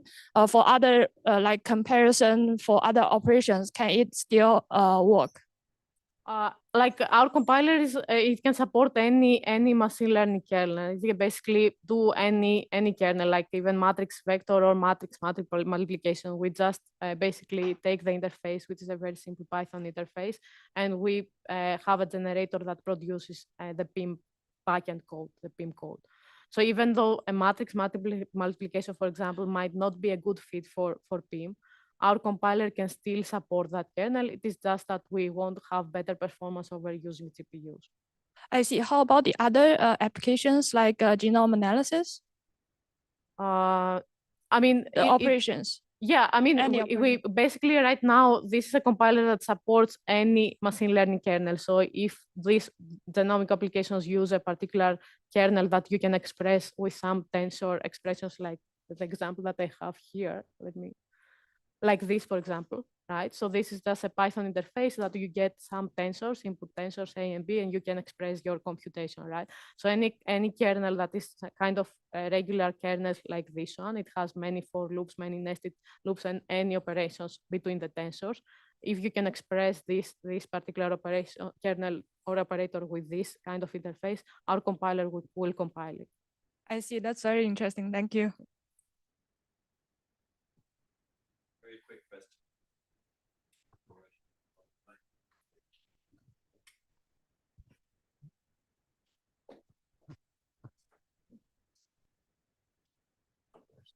So how do you distribute the attention computation pattern? Do you do fusion in between the two matmals with things like flash attention and then distribute it? Or do you distribute the vanilla pattern and then compare with the fused implementation on GPU? That's a good question. Basically, we in our evaluation, we distribute the GEMV kernel across the PIM cores, right? So it is the GEMV kernel and the softmax kernel that are running like basically the one after the other. So we distribute GEMV and we distribute softmax, and these are the basically kernels of the attention layer that are running on the PIM core. And this is also, I mean, Fusion also might need to have some support from the hardware if you want to fuse some multiple operations. You need to have some support on the hardware so this can be basically done. So we don't have results related with the Fusion, but this is kind of orthogonal because if there is like this kind of optimization that can be enabled on the PIM devices, the compiler will basically produce fused code there. Okay, thank you. One small question. Can DCC support configurable schedules in the sense changing the pattern in which the optimizations are applied? So the thing is that, yeah, that's also a good question. So basically here in the data scheduler basically creates an exhaustive search of all different configurations that you can have for a particular kernel that looks like that on given PIM resources, right? So at this time you have all different configurations. And we have basically a component that is a predictor that predicts only one out of all the ones that we have, right? So in this part, you can just, I mean, the user can just go and say, okay, I have all the schedules, all the different configurations from step 2, and I will not use the predictor, I will disable it, and I will choose the one that I want. We can go and there, do it there, but you need to manually change the DCC design right now, because DCC right now runs all these 4 steps. Okay, thank you, Christina. I think this is really, really important work. It's really important to build the software stack, including compilers for PIM, and ML is a good start. But hopefully you can also generalize it to other applications as well, because I don't think it can be just. I think this framework can be generalized. Yeah, that's with some tweaking and changing, and it could be it's a more very powerful. good direction. Yeah, it's definitely. And Genomics that's also high. Exactly. Yeah, or yeah, we can talk about it more, but there's a lot of opportunity here. So it's great to hear this talk. One comment I have is that you had something called spin down there, but you never explained what spin. Sure. Yeah, that's a good comment.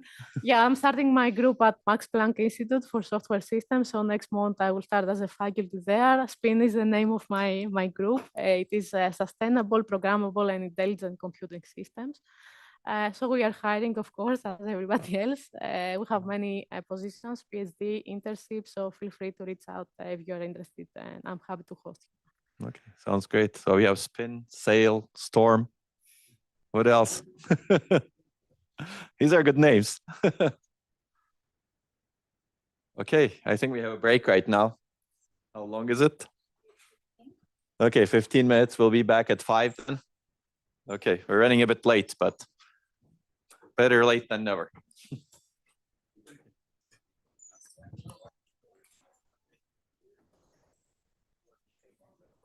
Close YouTube. What? Did you start the YouTube? No, why? Everybody can hear. I mean,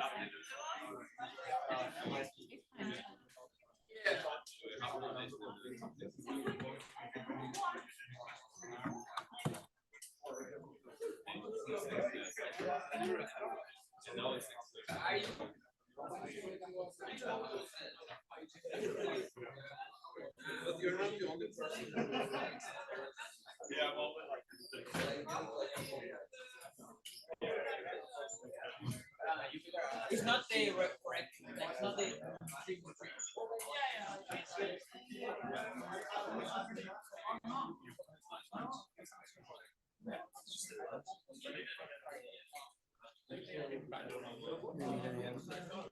Just place this to.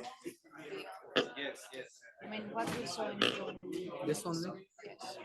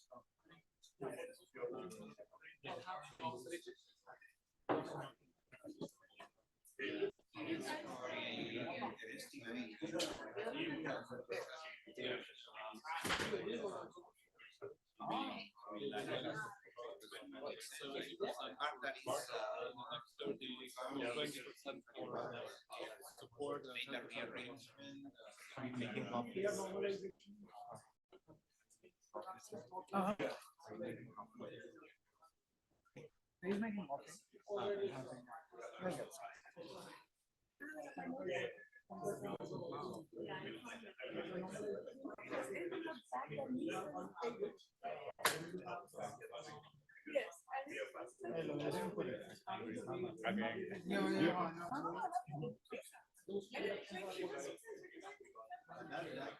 So I have a question. So everyone who somehow comes upon this thing is all the training that is working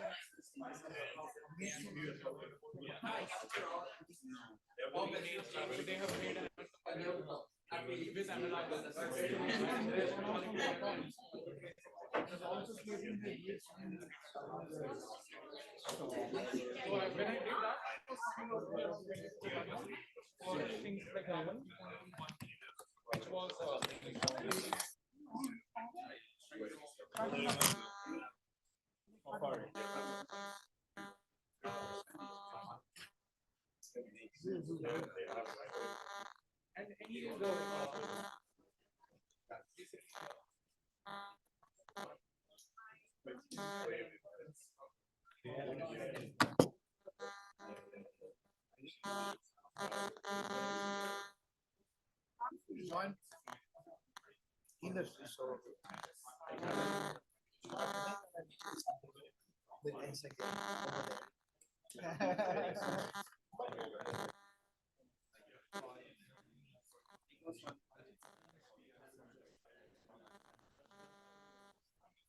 over there.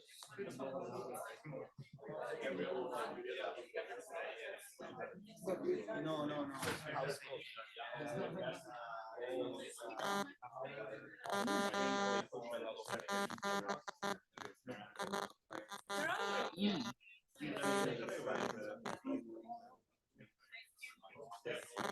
Yes, we need to be. Yes, we need to prepare this question.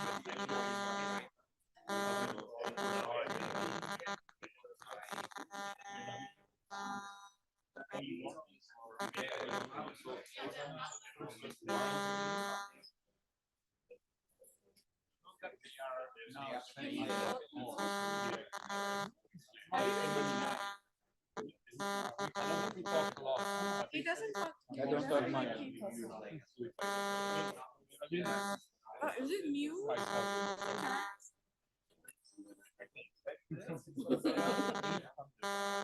I think with this CO2 concentration, there was going to be a steep with CO2.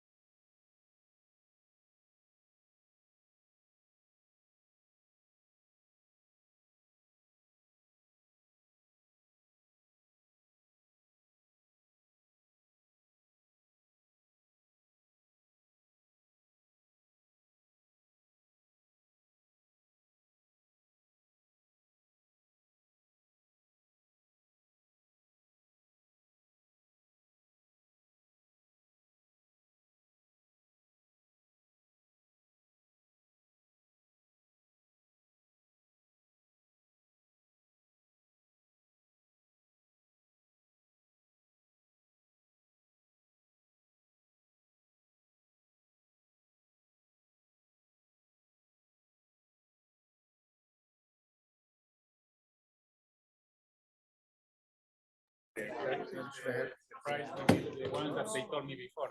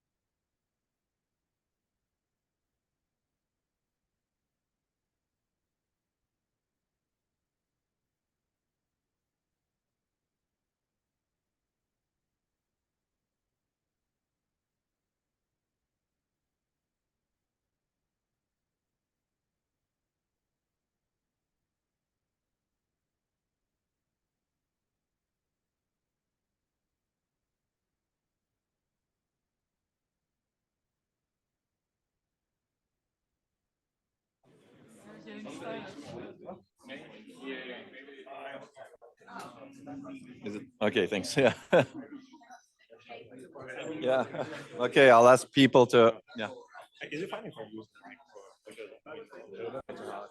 Oh, okay. Yeah, it's fine. No problem. Yeah. Don't worry. We're flexible. Okay, I'll ask people to start taking their seats. This microphone doesn't work here, I think. Only if you connect no, not right now. We're gonna get started. This room is terrible. Can you hear me online? But this has no function other than hearing me online. The mic is just for Zoom? Apparently, yeah.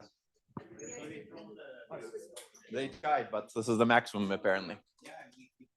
But then you need to present from Safari laptop. If you did the same thing as I did, it's going to. Okay. Time to get started. We even have some latecomers to the conference.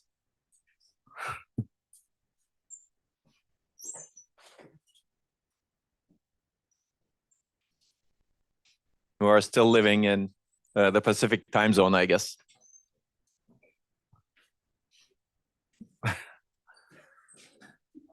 Okay.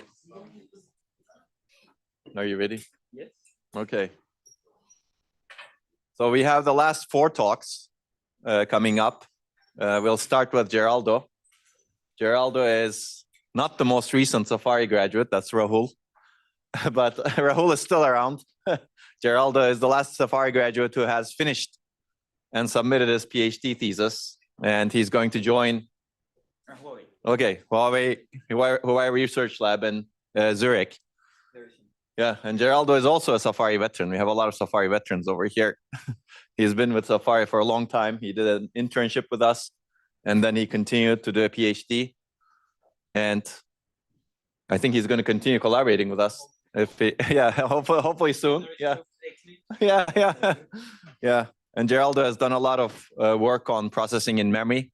Many important papers like DAMOV, MIM-DRAM, SIMDRAM, Proteus, and more coming. DAPA, programming, as well as hardware support.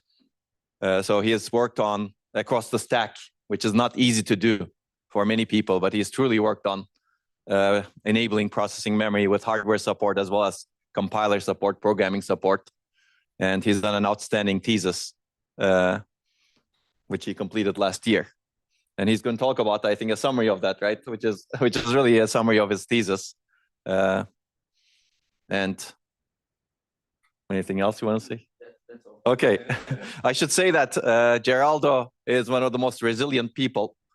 I mean, we have a lot of resilience in Safari, but Geraldo has been one of the impressively resilient people against rejections and everything.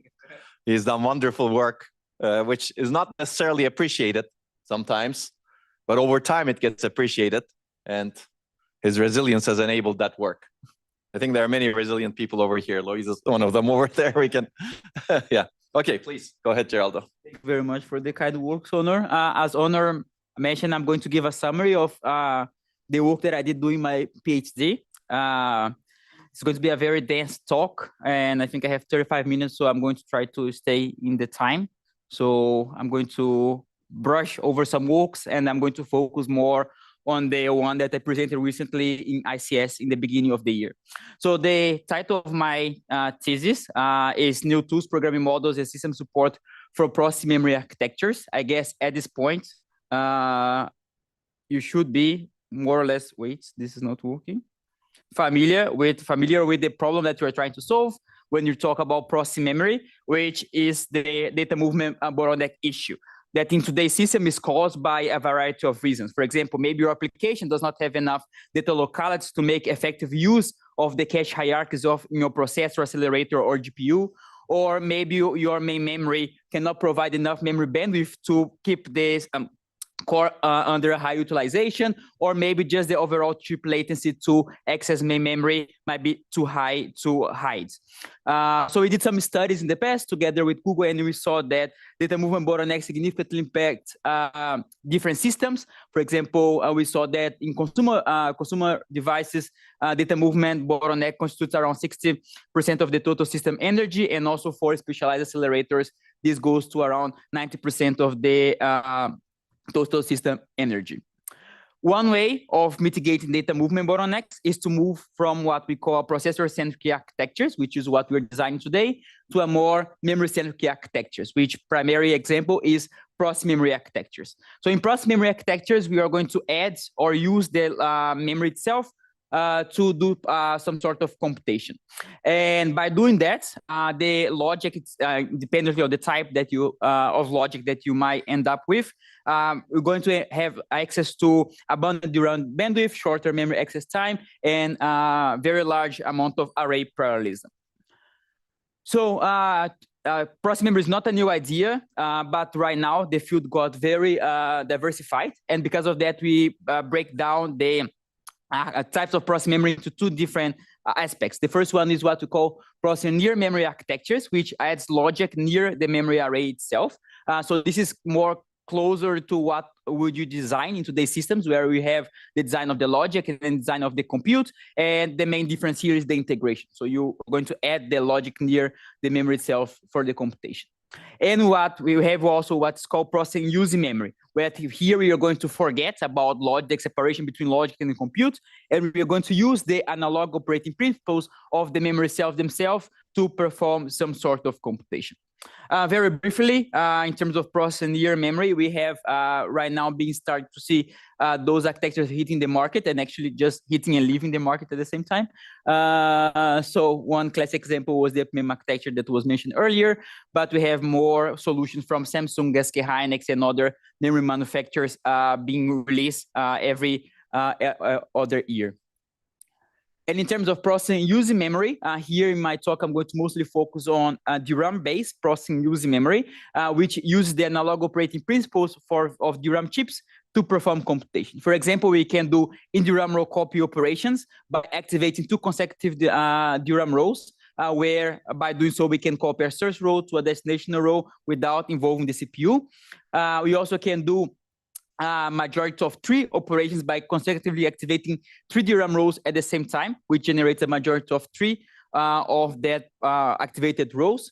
And we can use those 2 basic principles together with some small modifications to the DRAM array to have a functionally complete majority and not operations. And we can use those operations to implement bulk arithmetic operations in the DRAM chip itself. And this is one of the works that I initially did doing my PhD, which is not part of my thesis, but it's called SIMDRAM, which basically takes as input a desired operation, in this case here, carry header, and maps this desired operation into a series of majority not operations. And then after that, it maps this majority not operation graph here into sequence of those in-DRAM row copies, in-DRAM majority of 3 operations and not operations that I just mentioned before. And then in the end, you're going to have the realization of the bitwise operation inside, arithmetic bitwise operation inside the DRAM chip. In this case here, bit serial addition. So this operation, as I just mentioned, happens in a bit serial manner, where you operate on over 1 bit at a time, and this is going to be important later on during this talk. So if you have a 32-bit addition, we would repeat this circuit that is shown here in the slide for the adder 32 different times. So basically what we are doing is that we are taking a DRAM array, and then we are using it now as a very wide bit zero SIMD engine, where each one of the DRAM columns that you have inside the DRAM subarray operates as an independent SIMD lane. This is also going to be relevant later on. So we saw recently, not so recently anymore, but we did some experiments in Safari, conducted mostly by Ismail, that shows that commodity off-the-shelf DRAM chips are capable of a subset of the operations that I just mentioned over here. So does this showcase that process using DRAM is a real thing that is possible today, of course, at some extent. Okay, so all of this is very good, very nice. We can accelerate and mitigate these data movement bottlenecks issues for many, many different applications using this idea of processing memory, either processing near memory or processing using memory. However, from a systems perspective, it's still adopting those systems in those processing memory systems into the architectures is quite challenging for a varied different reasons. For example, giving an application, how can I tell if this application is going to benefit from this sort of application or of architecture or not? And how can I test this architecture? So is there a benchmark suite that I can evaluate those processing memory architectures with and tell if my application is going to benefit from it or not? So once you have the application, what is the type of execution paradigm that needs to be used to efficiently map the kernel that you want to execute from the application into the processing memory hardware? Third, once you figure out the execution model, how you can deploy this kernel into the hardware without bothering the programmer much, with compiler and programming frameworks to ease programmability. And fourth, how we can make use of data properties using runtime mechanisms to further improve the performance and push the limits of your processing in-memory architectures. So basically, the lack of tools, programming models, and system support to adapt processing memory architectures today limits the adoption of processing memory systems in current and future setups. And this is why we are trying to mitigate in my PhD thesis. To do that, we have 4 main contributions that leads to the efficiently deployment of processing memory systems. In those contributions tackles issues as how we can identify and characterize data movement bottlenecks, how we can provide the programming and system support for end-to-end processing using memory execution, how we can enable the use of data properties to efficiently execute processing using memory instructions, and how we can design programming frameworks to aid processing memory programmability. And I'm going to go through each one of those works in some level of detail in the next slides. It starts on how we can identify and characterize data movement bottlenecks with our DAMOV framework and methodology. So the main issue that we are trying to solve with the DAMOV methodology is that back when we started doing this work in around 2019, given an application, trying to understand if this application would benefit from processing memory was still very challenging, because there was no tools designed to tell you if a given data bottleneck application is suitable for processing memory or not. Of course, there was tools and metrics over there used in the literature to give some intuition if an application was memory bound or not. For example, a roofline model or simple metrics as less level caches misses per kilo instructions. However, we figure out that those metrics are not comprehensive enough in identifying different classes of data movement bottlenecks, and they also cannot correlate very well with the most suitable data movement mitigation mechanism. For example, if I enlarge my cache hierarchy in my processor-centric system, or if I use hardware prefetchers as an alternative to processing memory. Therefore, our goal in this work was to develop a methodology to can identify different sources of data movement bottleneck, and also comprehensively compare computer-centric and memory-centric data movement mitigation techniques, including processing memory and these other processor-centric data movement mitigation techniques that I just mentioned before. So to this end, we designed this three-step methodology called the DAMOV methodology that takes as input the target application. And then in the first step, it performs some application profiling to identify some initial functions of interest of potential memory-bound functions in the application that they are going to be further studied in the next steps. Then we use a new simulator called DAMOV Sim, which integrates the Ramulator memory simulator together with ZSIM CPU simulator to generate memory traces and allow us to do a large-scale scalability analysis of different system configurations, including different types of process memory cores and different host CPU configurations. We also collect metrics during those simulations to feed into the next steps of the DAMOV methodology, which is basically a locality-based clustering that computes architecture independent metrics such as especially in temporal locality of application to try to fundamentally understand if that application would benefit from locality-based solutions like caches, and also the memory, other metrics that are more architecture dependent, such as misses per kilo instructions, and new metrics as one metric that we introduced called last to first miss ratio. And together with all of those two type of analysis, we classify the application into different classes of data movement bottleneck. So I'm not going to get into details on each one of those steps, but this is basically the 6 classes of data movement bottlenecks that we observe when you're doing the when you apply this methodology to over 100 and something 100 plus applications and functions. And we saw that each one of those 6 classes of data movement bottlenecks correlates differently with different data movement mitigation mechanisms.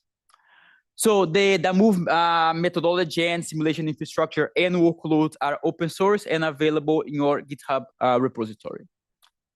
So that was a very fast introduction in DAMOV, but now I'm going to move into processing using memory. So now we can identify if application would benefit from processing memory architecture. The next step is to how can we efficiently execute this application into my processing in memory hardware, in particular in the processing using memory system.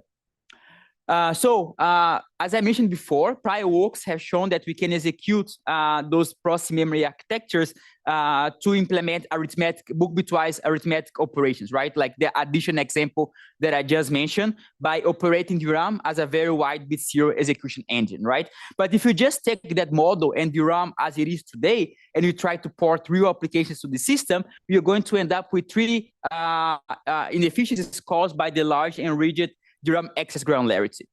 The first one is SIMD underutilization, because different applications have different degrees of data parallelism within and across different applications. However, the amount of parallelism available inside the DRAM chip is fixed at based on the size of the number of columns that you have inside the DRAM subarray. This is going to lead to throughput and energy waste, which goes against the idea of using those systems to mitigate energy caused by data movement bottlenecks. Second, we have a limited compute throughput. So I don't know if you noticed during the very brief explanation that I gave about the RIP carry adder, the adder example, that I had 2 vectors operating on top of each other and generating a third vector in a map, what we call a map operation. However, if you want to reduce that vector into a scalar operand, we will not be able to do that in native DRAM because there is no connection between DRAM columns inside the DRAM subarray. So basically, you are limited to only one type of execution primitive, which will be map constructs. Third, programming such systems is quite challenged because of a lack of compiler support for processing memory architectures. That creates a burden for programmers that needs to use assembly-like programmer interface to program such systems. So to summarize, processing using DRAM architectures suffers from a large and rigid excess granularity, which limits the applicability and efficiency of different applications for such systems. And our goal is basically in this work to provide a flexible substrates that can mitigate such issues.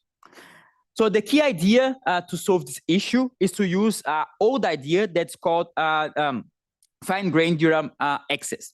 So when you access a DRAM chip, an entire DRAM row is asserted, even if you're going to only access portions of that DRAM row in a follow-up column access. This generates energy waste even for regular memory requests. This issue happens because there is a signal called global word line that propagates across the many portions of a DRAM subarray called DRAM mats inside the DRAM array itself. The key idea of fine-grained DRAM then is to segment this shared global word line into individual segments of the DRAM subarray, which allows you to access those different portions of the DRAM array doing a memory request. So this idea is not new. This idea has been employed for many different purposes to have a more energy efficient DRAM architecture. But now we are going to use this idea of fine-grained DRAM for processing using DRAM architectures that provide us three main benefits. So the first one is that it improves SIMD utilization, because now we can individually access portions of the DRAM subarray that contains the data that you want to operate on top of. At the same time, if you have unused portions of a DRAM subarray that does not have data dependency to the instruction that is currently being executed, we can execute concurrently processing using DRAM instructions in that unused portion of the DRAM subarray in a multiple instruction, multiple data execution model. And this leads to the name of our mechanism, which is MIM-DRAM. MIM-DRAM because we are going to have this MIMD execution model in different portions of the DRAM subarray, where a single portion of the DRAM subarray still executes in a single instruction, multiple data model. So the second benefit that this idea provides to us is that we can use the already present interconnections within the DRAM subarray to move portions of data across and within portions of a DRAM subarray, hence, which is required to implement something like in-DRAM reduction operation. Third, and this is a happy coincidence, is that the number of DRAM columns inside what's called DRAM mat is on par with the SIMD vector width of vector processors, which already have compiler infrastructure to generate code for. So we can use this compiler infrastructure to map code to our underlying processing using DRAM substrate. I'm just going to give a brief overview of this compiler stack that we create that is based on LLVM passes that are used to code identification. So basically we use LLVM's auto-vectorization engine to identify loops that can be auto-vectorized and then be mapped to the processing using DRAM system. Then we provide some code scheduling and data mapping that identify which instructions that in the vectorizable loop can be executed concurrently and which ones needs to be serialized to assist the hardware later on. And now finally, some code generation paths to generate the processing in-memory instructions. So we evaluate MIM-DRAM in simulation, and we use 12 workloads from 4 different benchmark suites and multi-program application mixes from those workloads. So this is just an example of the results. In terms of performance per watt, we see that MIM-DRAM significantly improves this metric compared to both CPU, GPU, and prior processing using DRAM system, which was SIMDRAM. We also compare MIM-DRAM with other processing in-memory and near-memory systems, and we saw that by fully utilizing the DRAM subarray, we can significantly improve the performance per area for those 12 workloads compared to this prior processing memory systems. So, okay, now we can identify if application can benefit from processing memory or not. We can efficiently execute this application, map this application into this pin hardware with low programming overhead from the programmer side. So what is left? So how can we further push the performance of these processing using memory systems further? And this is what we're trying to answer in the next work, which are going to use the properties of the data itself to further improve the performance of the application. So again, we're identifying 3 issues. For some reason, I like identifying 3 issues in everything and proposing 3-step frameworks. But again, we identified 3 issues on in the bit zero execution model of processing using memory architectures. So the first one is the use of rigid and static data representation for processing using memory operations. So there is this known phenomena in applications and systems, which are called narrow values. So if you have a data word, for example, in your C application that is stored in a char that is 8 bits, and this char only stores the value of 4 in an assigned value, you only need the 3 least significant bits of the data to represent that value. The remaining bits are going to be all fully full of zeros. And this is because of how data structures are provided to the programmer and the programmer over provisioning the data formats for different applications. There are many ways of exploiting these narrow value issues, these narrow values in current systems. For example, there are a bunch of proposals for compression that compresses those narrow values to reduce cache space for applications. But now you're going to see how these narrow values impact processing using memory execution. Since we are going to execute bit serially, each bit at a time, this means that I'm going to compute over all of the bits of the data word independently if I am computing on top of bits that actually contributes to the dynamic value range of that particular computation, or I'm computing on top of inconsequential bits that does not contribute for the final result. This increases linearly or quadratically the latency and the energy that's going to be spent doing the bit zero processing using the RAM operation. So we did some experiments to try to quantify the amount of narrow values that we have in real applications. And this plot basically showed the distribution. So which here extends to max and min values, and this is the median for the required bit precision of different loops in applications that are suitable for processing using the RAM application execution. And we saw that those applications have a significant amount of narrow values, and we can reduce the bit precision from those particular applications from 32 bits to 20 bits on average. But for some applications, this number actually goes very low. We can reduce from 32 bits, for example, which is the default in many applications, to something like I don't know, 9 bits here in this particular 2mm application. So the main opportunity that we can use in over here for exploiting those narrow values for bit zero process using DRAM operations is to try to dynamically identify and skip those inconsequential bits doing processing using DRAM execution. If you can do that, during the execution of the application, we can reduce, we can save the latency of not executing on top of inconsequential bits, and also the energy that that would take for those particular applications. So the second issue is related to the throughput-oriented execution model that processing using DRAM systems offer often is preferable for. So the main issue that we have over here is again coming from the bit zero execution model, which if I need to execute an operation with more than 1 bit, I have inter-bit dependence between one particular bit and another one. Think about this as, for example, if you are generating a carry or propagating a carry in a RIP carry header. So let's see how this impacts the performance of the processing using the DRAM architecture. So if I'm executing a bit zero addition over 2 bits in a single DRAM subarray, I need to first issue the triple row activations over to generate the carry over here. Then I can propagate the inter-bit dependence and then follow up for the next bits of the data word.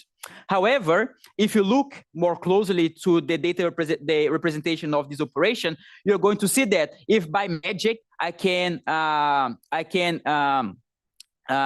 solve this inter-bit data dependence, there are several other operations that needs to be executed across different bits that are independent of each other. So basically, if once the inter-bit data dependence is resolved, if I find a way to execute, if I have enough compute resource to execute bit 0 and bit 1 inside the DRAM subarray at the same time, I can do that and not having to serialize the operation in a single DRAM subarray. So basically, we use this observation together with the fact that we have many DRAM subarrays inside a DRAM bank to decouple the execution of different bits across different DRAM subarrays in what we call 1 bit per subarray data mapping. We also use low-cost interconnect that allow us to move data from one DRAM subarray to another, proposed by prior works, to copy the dependent the carry chain across different DRAM subarrays. So let's see how this works. So first, we execute. First, we map bits Y to subarray Y. So here, bits 0 are mapped to subarray 0. 1 of my data world are mapped to subarray 1, and so on and so forth. And then I execute the carry generation for bit 0 here in the time diagram for the first activation. And then I propagate this carry using the inter-subarray interconnects to the neighboring DRAM subarray. Now the operations got decoupled, and then I can concurrently execute the independent majority operations across different bits in different DRAM subarrays at the same time, hence saving some cycles for this particular operation. Then we have a third issue that is caused by high precision processing using DRAM operations. So even if you do all of these that I just mentioned, so we use narrow values to reduce the precision, we save some latency and some energy by decoupling the operations across different DRAM subarrays. If that is still the case, if you want to compute high precision data, high precision operations in process using DRAM systems, that operation is going to incur high latency. It's particularly for operations where the latency increases quadratically with the bit precision, such as multiplications and division. And this happens because of the nature of the data representation format that you are using, because you're using two complements and you're operating either in a bit 0 or in a bit parallel execution model. So there is no saving over there. So to solve this, we need to move to a different data representation that allow us to do computation in a different way. And to do that, in Proteus, we use what is called a redundant binary representation for high precision operation. So in a redundant binary representation format, we are going to use 2 bits to represent a single bit position. And those bits can take a value from -1, 0, and 1. I'm not going to get into details here how this tree is being represented. I hope that you believe in me. This is not something that we are proposing. This is being used in VLSI circuits to reduce latency of arithmetic operations in the past. But the nice property of these operations is that such RBR-based arithmetic limits the propagation of carry to at most 2 bits, independent of the bit precision, and the latency becomes independent of the bit precision for a number larger than 2 bits. So we can use the data representation format for high precision processing using DRAM operations. So based on all of these opportunities and ideas, we propose Proteus, which is a data-aware hardware runtime framework that dynamically and transparently from the user adapts the in-DRAM representation, data format, and bit precision based on the target input data for the particular process using DRAM operation. So Proteus is composed of 3 hardware components: a parallelism-aware microprogram library, a dynamic bit precision engine, and a microprogram select unit. I'm going to briefly talk about each one of them next. So the parallelism-aware microprogram library is a collection of different hand-optimized implementations of different bit 0, bit parallel, and RBR-based arithmetic operations that have different trade-offs in terms of performance and bit precision. The dynamic precision bit precision engine is aimed to identify the dynamic range of the memory objects that are going to be executed doing a process using DRAM operation. What we do basically is that when a cache line belonging to a particular memory object that's being identified as process using DRAM prone is evicted to the DRAM chip, we scan that cache line and we identify the largest values inside that particular cache line. And we keep track of that value during the execution of the operation. So we basically are having a ceiling for what will be the peak or the larger bit precision that's going to be needed for me to maintain the dynamic range of the part of the incoming process using the DRAM operation that's going to come later on. And then the microprogram select unit uses that information to calculate this ceiling bit precision.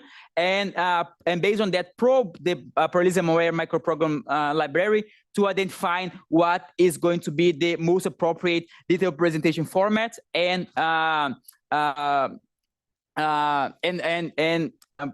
the implementation of the arithmetic operation for the particular bit precision. Again, we evaluate Proteus using simulator with 12 workloads for those 4 benchmark suites. In terms of performance, we see that compared to a CPU, GPU, SIMDRAM, which is the previous processing DRAM system, Proteus with only is dynamic bit precision enabled, so without the other 2 components, the end-to-end Proteus design significantly improved performance per area, mostly coming from the use of the dynamic bit precision engine over here. So reducing the bit precision and using narrow values is the main component that is leading the performance for Proteus. And we see similar results in terms of energy reduction for all of those baseline systems. Okay, so now we can identify if application benefit from processing memory. We can execute that application efficiently in the system. We can further push the performance of the application using some data properties to further reduce latency and improve performance. What is missing is how we can more transparently program the system. And this is what you're trying to solve with the DAPA framework. So now you're going to move a little bit back from processing near memory architectures instead of processing using memory architectures. And such systems have a particular challenging programming model where the user needs to manually split and distribute the input data across the many different pin cores that you might have inside your pin system, transfer the input data, handle a scratch pad memory and the memory hierarchy of the pin cores manually, and transfer and also coalesce output data from the pin memory to the host CPU. So if you have this challenge to program your system, basically the user needs to have some sort of understanding of the underlying pin hardware so that you can program the system itself, right? And this creates non-trivial programmer effort from the programmer itself, which needs to not only have knowledge of the hardware, but also manually handle data orchestration inside the process memory core. So our goal in this work basically is to provide a framework that can abstract away those issues from the programming interface for the pin hardware itself. So to this end, we propose DAPA, which key idea is to use a data parallel pattern-based process memory programming interface that automatically distributes and distribute input data and gather output data from the pin cores, handles memory management, and parallelize works across different pin cores. Again, our framework is built of 3 components, which I'm going to illustrate using an example. So let's say that I want to implement this vector.product operation here in my process memory core, right?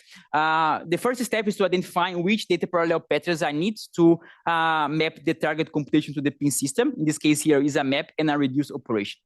So then DAPA provides a data parallel pattern API, which is a collection of different C-like functions that implements different computing programming patterns that can represent the application itself. Then the programmer uses those data parallel patterns in what we call a data flow programming interface to express how data moves and is transformed across the execution of the program itself.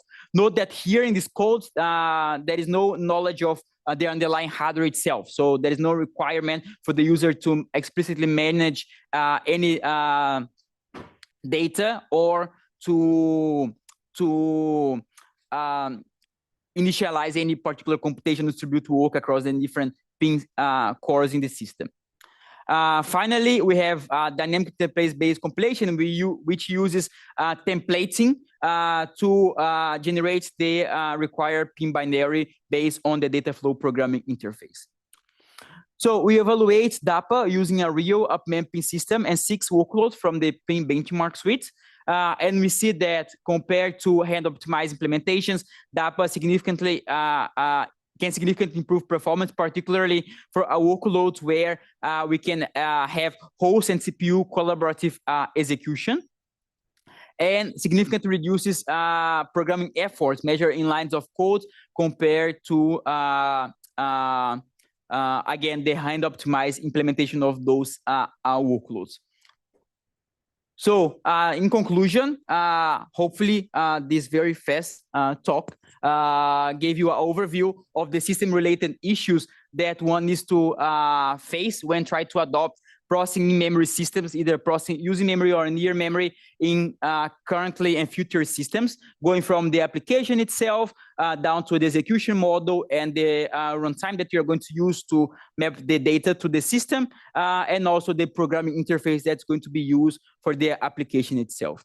Hopefully in my thesis, I lay out some path that can be followed to mitigate some of those issues, but still there is much more to be done for future processing memory systems. So hopefully this inspires future research also in system support for processing memory.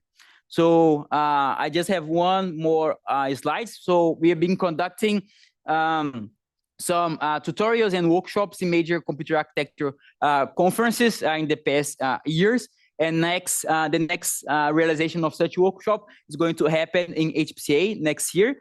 And if you want to give a talk in our Memory-Centric Computer System workshop over there in HPCA, please submit an abstract of your talk by December 12th, and we'll be glad to host you over there. I guess this concludes my talk. Thank you very much for your attention. I think I end up being actually very fast and inside the time. Okay. Yeah, I think you were on time. That's good. Okay. Any questions to Geraldo? Any questions? I think many of you have seen this talk many times. Multiple times. This is the his thesis defense talk. And I'll say that Geraldo has been doing an outstanding job organizing the memory-centric computing systems workshop and tutorial. Thank you very much. Which he inherited from Juan. Yes. Juan was the original organizer, and he's done a fantastic job in 2023 organizing the tutorial for 4 major conferences: HPCA, ASPLOS, ISCA, and Micro. And we've been more recently organizing these at those conferences as well as some other conferences. So if people are interested in contributing, we want to build a community. And that community has been building for sure around PIM.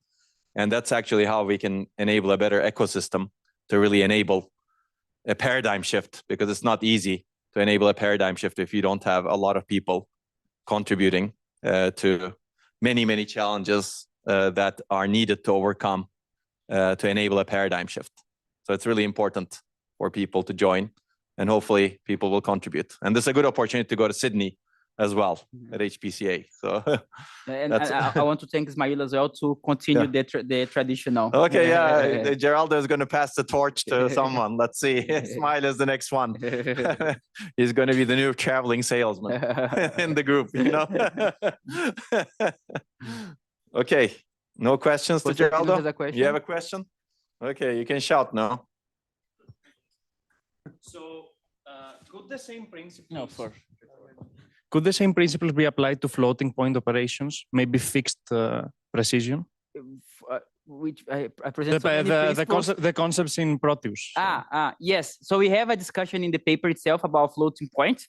If you think about, if you break down the steps for floating point operations, you're going to see that in the end, you can end up, when you calculate the mantissa and the exponent, inside those processes, there are processes that can be vectorized as well, or it can like basically you have some bits that represents each one of the mantis and the exponent, and then you can identify narrow values there as well. Of course, you need to be more careful because of how the data representation is, but yeah, the same process could be applied for float point at some extent. Okay, thank you. That's a good question. So it's good to generalize this as much as possible. And I think there's a lot of synergy between what Christina presented and also what Geraldo presented, coming from very different directions. But in the end, trying to enable support, compiling support, programming support to actually make processing in memory work. So maybe you guys should collaborate more. Okay. Thank you very much. Geraldo.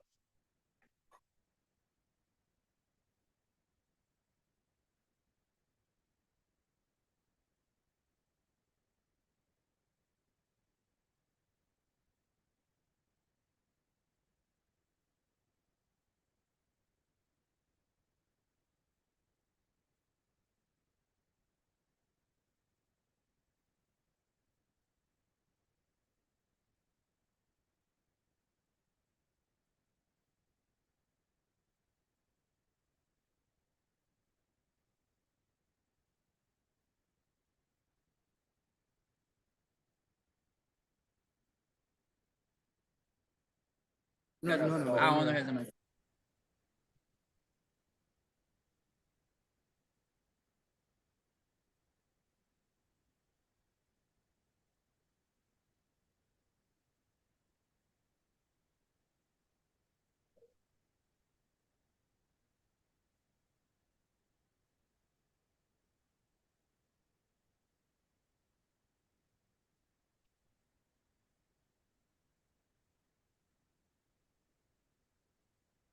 Can you hear us, Sugata? Yeah, can you hear me, Onur? Okay, yes, now we can hear you. That's great. Perfect. But let me Hi, introduce you everybody. first. Good to see you. I'm so sorry that I'm not there. I'm really bummed that I'm now missing you guys, and hopefully we'll be able to do this sometime soon again. So Yeah, we wish you could come. You missed a lot of good dinners. And one more you're believe going to me, miss I've today. seen. I saw. Don't you worry. Okay. Okay, so I'm going to introduce Sugata, and then maybe you can try to amplify this by turning on the... This may be better. Yeah, I think we need some amplification so that people can hear better. Anyway, Sugata has been with Safari for a long time. He is currently an assistant professor at the University of Illinois, Urbana-Champaign, and has his own group, has been publishing papers. But before that, he was with Safari at CMU for almost 7 years, maybe longer, I don't remember now. But he has been part of the group. He's a veteran for sure, and he has initially started as a postdoc after getting his PhD from Cornell University, and then became a faculty member at CMU and taught classes, did a lot of good work in teaching at CMU, as well as co-advising students. And now he has his own group, and he's doing a lot of nice work on processing in memory. And he's going to talk about some of that work that he's been doing with his group on processing using memory. Awesome. And Sugata has been a part of HPCA and ISCA Hall of Fame, I believe, micro. Or he's there basically in the Hall of Fame. So he's been quite productive. Okay, go ahead, Sugata. Well, thanks, Onur. And it's worth noting, once you join Safari, you never leave, really. And so, but yeah, no, thanks everybody. And no, as Onur mentioned, I'm going to be talking a little bit about some of the work that I've done, in the last few years while I've been here in Illinois, and I want to sort of build off of, some of the work that Geraldo was talking about, and kind of dive a little bit more into the processing using memory side of things. So, as we've seen, and as you've been seeing throughout the day today, when you think about the types of applications that we're seeing that are becoming more prevalent these days, there's a wide range of these applications that are becoming what I'd like to call data-centric. And you have your sort of, your typical suspects, databases, machine learning, graph workloads, but there are a lot of other areas, from autonomous vehicles to genomics to even workloads that are running on your cell phones that are using a lot of data, and they're actually exercising computer hardware in ways that we never really designed them for. And so I'm not going to talk about this too much because I'm assuming that if you've been around with us for a while for this live stream, you've seen like 3 different variations of this at least. But the basic idea here is that the way that existing computers are designed, they have to shuttle memory back and forth between memory and the CPU or the GPUs or whatever accelerators you have. And that works well for infrequent memory accesses, but ends up wasting significant time and energy on the data movement between those two when you have these data-centric applications. And just real quick, there's this graph from Bill Daly that's sort of become well known in the PIM community. And the idea here is that compared to one of the most expensive ALU operations, you can do a double precision floating point add. The cost of moving data around on chip is 10 to 50x, and it costs almost 1,000x to go to some off chip RAM. And so the key idea here is that this data movement is the real bottleneck that we see in modern systems, particularly for data-centric workloads. And while processing new memory helps alleviate many of these costs, it does not alleviate all of them. And so, while there's a lot of important work to be done on the processing new memory side, I've been trying to focus a little bit more on the PUM side, processing using memory, to try to see if we can get that extra mileage out by removing even more of the data movements. And the main goal here is that we're going to take advantage of memory technologies that can perform logic directly inside the devices. And I'll show you in a couple of minutes how that works. It's worth noting that this can be done with a number of different memory technologies. Geraldo in his last talk mentioned how this can be done in DRAM, and we've done a lot of work looking into that collaboratively. The work I'm talking about today is going to look a little bit more at non-volatile memory technologies. And that's because they have some nice properties and key features of density that can allow us to be a little bit more freehand in how we reorganize the structure of the chips. And the nice thing is you can do this with little to no additional logic and basically do operations in place. Now, some of you who are familiar with PUM might have seen this being used for machine learning in a number of different contexts. And this performs what I like to call analog PUM. You've even seen prototypes from companies like IBM and startups like Mythic that have produced chips that can do this. But the basic idea here is that you store weights inside the cells. And for something, if we pick resistive RAM, ReRAM, one of our non-volatile memory technologies that's emerging and hopefully going to be more viable in a few years, you store that weight as a resistance. Because of the way you can program the weights, you can support multiple resistance levels in there, so you can choose if you want to have full resistance or mid resistance. And this is, if you're familiar with Flash, similar to multi-level cells. And what we do is we pass the inputs in as a variable voltage, and that performs a matrix multiply operation enabled by Kirchhoff's current law. You do need a few additional circuits outside of the array to take care of this, but this is kind of what, when people talk about PUM in commercial prototypes, this is often what we've been seeing. But one of the things that I've been really eager to explore is that's great for machine learning and for inference, but what about all those other workloads that I mentioned? And again, as Geraldo was talking about in his talk, if we walk away from these pure analog operations, if we go beyond just this Kirchhoff current law based multiplication, we can actually make PUM chips that can apply across many different domains at once. And so today I'm going to talk about 2 of those architectures that we've been working on over the last few years. The first is Racer, which looks at taking small tiles of memory. They don't have to be emerging, but we're going to start with emerging memories, and actually performing Boolean complete logic operations inside those arrays. As I'm going to show you, we can actually abstract away the specifics about any single memory device, so the architecture can work across a wide range of memory technologies. We're also, for programmers, going to hide all of the low-level details under vectorized ISA instructions and a core-like abstraction that will help them make it easier to program. And we've shown two examples of this with ReRAM and with SRAM, both of which can actually get us, quite healthy improvements in energy efficiency compared to, what were at the time state-of-the-art GPUs.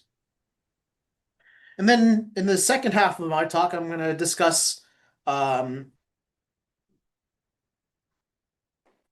which is Anvil, which makes use of NAND flash arrays to perform bulk associative searches.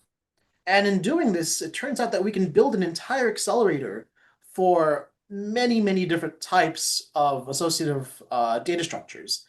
You might have heard of key value stores, you might have looked at hash tables, but even something as simple as an array with indices can be considered under this broad family of associative structures, which we call name-value pairs, where some name is associated with some value.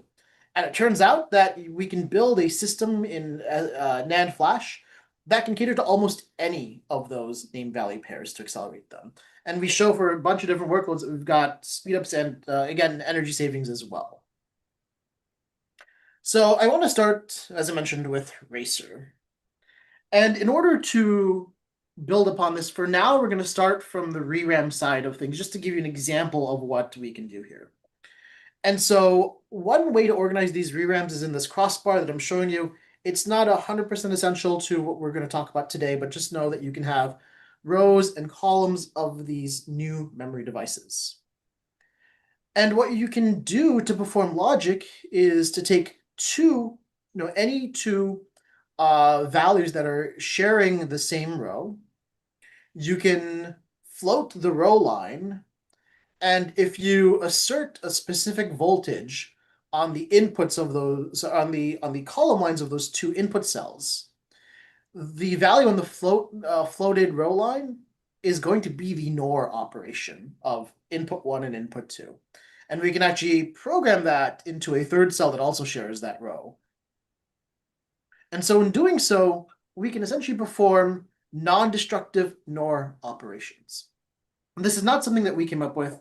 The original idea for this actually is about a decade old and comes out of Shahar Kavatinsky's group. But a number of works have followed on with that to show that there are a number of different operations that you can perform that can do different types of Boolean logic in these types of cells. Now, one of the things that people often like to do is, great, I now have these Boolean operations. Why don't I perform bit serial compute? Okay. To give you an idea what bit serial compute is, if you've ever looked at an adder, you don't do an entire addition at once in the basic adder. You essentially take the least significant bits of each of your two inputs. You add those bits together and you generate a sum and a carryout. And you repeat this for every subsequent bit. Right? So the next bit is take the caret from the previous bit, add the 2 bits, generate a sum and a carryout. And this concept of a ripple carry adder is basically what bit serial computation looks like. Now, the nice thing is that these POM architectures can actually perform many of these bit serial operations because effectively, if I have a universal operator like NOR, I can chain together almost any type of computation I want. The downside here is that this is painfully slow. And so what architects have said is, okay, whatever. I don't have to do a bit of an operation at a time. I can do these operations on entire columns. And therefore, I'm going to say, whatever, your latency is okay.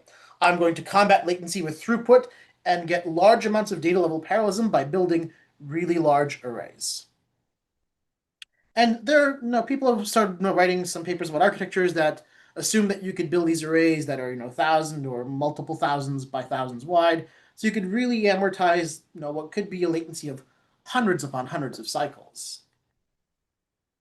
But what we found as we were digging into this is that as you do these NOR operations, the current grows proportionally with the tile size, and the current is a fair bit higher than a typical read or a write.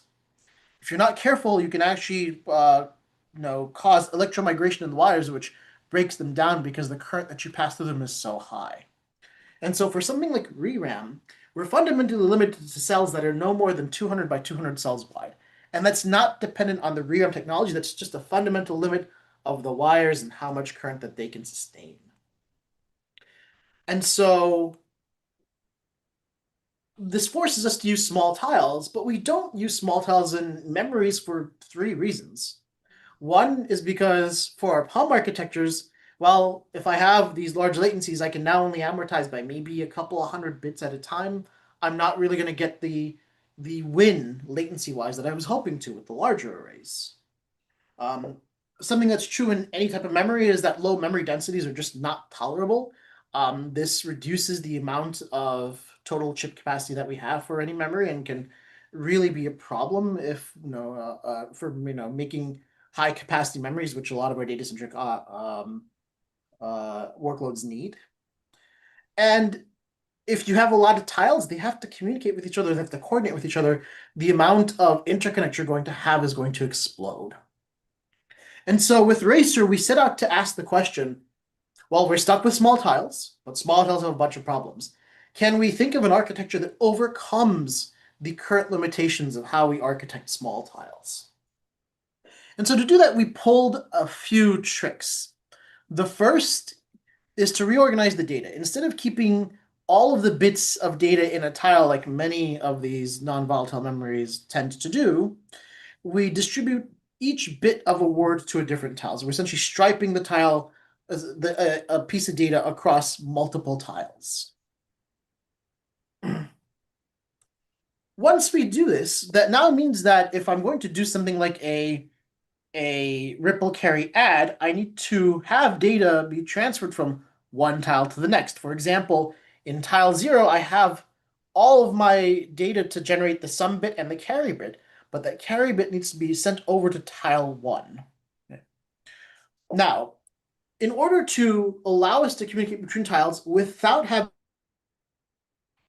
from the ReRAM current domain into a voltage domain and back, and to be able to do so without accidentally connecting multiple tiles together and making the large array that we were hoping to avoid to begin with, we come up with this idea of column buffers, where we use pass gates to selectively connect one tile with one column buffer, which means that our array size doesn't really change very much at any given time, but we can use this to pass data out from the tile to one column buffer, and then we can subsequently pass the data in the column buffer into the next tile over. Now, one of the things that this allows us to do is to treat the column buffer kind of like a pipeline register we'd see in a conventional CPU.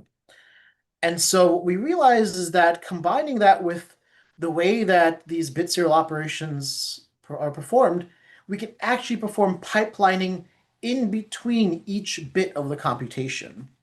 So for example, if in this diagram, going from top to bottom shows you what's progressing over time, and I'm showing you 4 tiles with 3 buffers in between them. In the first cycle, we'll calculate the sum and the carryout for one set of additions for bit 0. We'll pass that through our column buffers into tile 1. But when we're doing that, we're essentially going to now generate the caret for tile 1 and pass it through. And you can see that we could propagate this down over time to calculate each bit. But once tile 0's computation is done, it's sitting idle for the rest of the bit serial computation. So we take advantage of that and actually start performing, let's say, the additions for a whole new set of data operands. And this allows us to pipeline these back to back across the entire tiled our architecture. And so what we're going to do is we're going to use this to create a row of tiles that will, with column buffers in between them, that will treat as basically a computational pipeline. And with this computational pipeline, we also notice that the operations that each bit is doing are more or less the same, right? If you think about a ripple carry adder, just as a running example, each bit is going to do the same thing. Take a carry in, take the input bits, generate the carry out and the sum. And so there's no need to keep regenerating instructions from one tile to the next. And so we designed these micro-op queues that can send our Boolean instructions to each tile. But what we do is when these instructions are dispatched to the tile to perform the bit serial operation, we also queue them up for the next tile to execute. And so instead of having to generate per tile instructions, we generate one bit's worth of instructions and just keep propagating them along with the data through our control circuitry. One of the nice things that this allows us to do is that we can, generate these groups of queues, and we can allow this to use this to flexibly perform operands that are either a single byte wide, 2 bytes wide, as much as a 64-bit wide operation. So this gives us a lot of the flexibility that programmers are used to seeing for various types of data operands. On top of this, we wanted to make sure that we could design Racer to be pretty scalable. If we're starting with small tiles, you could make a chip with just a handful of tiles, or you could make a chip with many different tiles. And so what we do is we start with our tile that will hold a bunch of bits for a single bit position in the data. So each tile, as I mentioned, gets 1 bit of a word. We tie 64 of these together into a pipeline, and we have the control circuitry with those instruction queues. And in order to amortize the control circuitry, we actually have 64 different pipelines that are controlled by the same circuitry. And we can choose which of the pipelines are active and executing the instructions in those control circuits at the same time. You can do them, you can have only one pipeline active. If your thermal limits allow, you can have many of them active at the same time doing the same operation in lockstep like a GPU would. And this cluster ends up being, for ReRAM, about a 2 megabyte structure. It has roughly 2 megabytes worth of ReRAM cells in it. And you can have one cluster, you can have multiple clusters. These clusters work independently as if they're independent cores. And depending on the size of your platform and the amount of area you have on your silicon, you can choose to scale this up or down between megabytes and gigabytes worth of capacity. We introduced an ISA for this, which I'm not going to get into too much detail with in the interest of time, but I'll refer you to the paper if you want to take a look at this. But it is a vectorized ISA that builds on those Boolean operations and basically makes regularized vector instructions so that programmers don't have to think about the tiling, the pipelining, any of those things that we're doing. They just write vector operations like they would for, let's say, a SIMD instruction set extension, and we'll handle all of the rest under the hood. And we allow operands to communicate not just within a cluster, but across different clusters as well with a 2-level interconnection network. Now, all of that, when we first designed it, was initially designed for ReRAM. But what we realized is that if we look at our architecture, very little of it is actually specific to the ReRAM itself. And so for our follow-on work, which we published in JetCast 22, what we realized is that if we introduce a thin layer right at the place where the control circuit interacts with the memory arrays, we can make this technology interface circuit be the only thing that has to be specialized to any single memory technology. Everything else in the Racer architecture, the queues, the coordination, the interconnects, can be used for any type of memory technology that you want that's capable of doing Boolean operations. And so in doing so, we took sort of the way that we used to do things in the PUM world, which is make an architecture for a specific end use, and actually abstracted it away to be a generalizable architecture across devices. And so this independence allowed us to play around with the different types of memories that we have. One thing that we did was, when we look at the way that the existing proposals for doing logic operations ReRAM were, they don't really correspond well to the types of devices that companies are prototyping today. So we came up with a new logic family that can perform NOR operations within the region that most devices that are being prototyped can actually perform in. When we put all that together, compared to a 16-core Xeon CPU and an RTX 2070 GPU, Racer actually gives us pretty healthy speedups with large energy savings as well. Keep in mind that once you start adding system stack and software and all that stuff, this will go down, but this gives us a lot of room to play with. And we even got as far as getting the floor plan and a GDS for a Racer, an SRAM-based version of Racer, which has a different instruction set to try to simplify the amount of logic that had to be implemented. But even with that, we can actually get most of the performance of, what was at least last year's state-of-the-art GPU using only 7% of the energy that the GPU would have. So that was our first work, and Racer's sort of proven to be a great playground for many different ideas going forward. But then I want to switch gears a little bit and think about something that's perhaps closer to more conventional technologies. And so that leads us to Anvil, which, if you remember, is our work that shows how to accelerate name-value pairs. And as I mentioned briefly at the introduction, name-value pairs are in many, many different applications. In fact, most programs that are of any meaningful scale will probably have some name-value pair in them, even if it's just an array with a numerical index that's associated with a data element. And we use them quite a lot for a lot of different use cases because it often represents the way that our brains think and the way that we tend to organize data to try to group together commonalities. The basic idea here is that this allows us to associate pairs of relationships. And this could be for, a database of logging, call center interactions. It could be social media applications, banking, restaurant orders, you name it. Those relationships of pairs are everywhere that we see in modern applications. Now,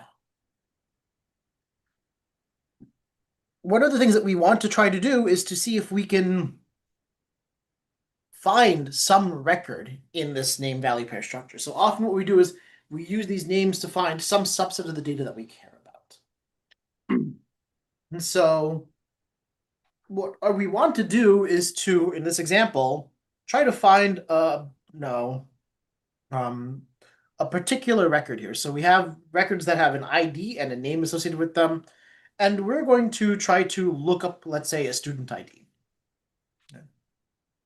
Now, our goal here is to be able to look through this data structure and check all the IDs to see which one matches 1400, which is just going to be the last one, in our case, Meredith Putnam.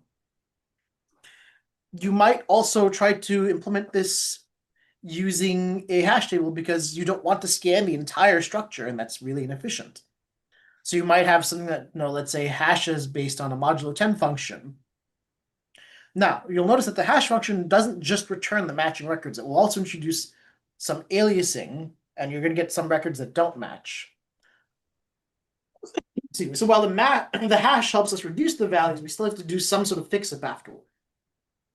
So why did I mention all this? It's because we have large amounts of data that we often pull a lot of these tricks like hashing and indexing to try to simplify the amount of information that we're getting back. Now, there was work that came out from the company Micronics a few years ago that actually said, hey, I might be able to rearrange the way that Flash works to be able to do this lookup. In fact, we had this concurrent idea, before Micronics did. So this is perhaps something that you can think, multiple people would think about. Micronics beat us to the punch with an IEDM paper on this. But what you find is that bit strings and the way they work in Flash can give us a natural way to look up whether or not data matches. So in conventional SSDs, when we store data, horizontally with, across the bits of a word line. What we're going to do is we're going to perform a read operation, and we're going to read all of the, pages in this block to see if any one of them match the value we're looking for. This primitive that Micronics came up with instead says, okay, why not instead treat this as a ternary cam? And in order to do that, what they propose to do is to, rotate the values and store them instead in a vertical format. So each bit line now corresponds to one field of data. And so what we can do is we can reuse the read circuitry in a NAND flash array to perform all of these bit lookups in parallel. This will return a match vector that says whether or not any of the data stored in this vertical fashion matches the key that we're looking for. Now, one of the downsides of this is that they got us halfway there. This work thinks about, hey, is there a match or is there not a match? Which is useful for some sort of simple table-based operations.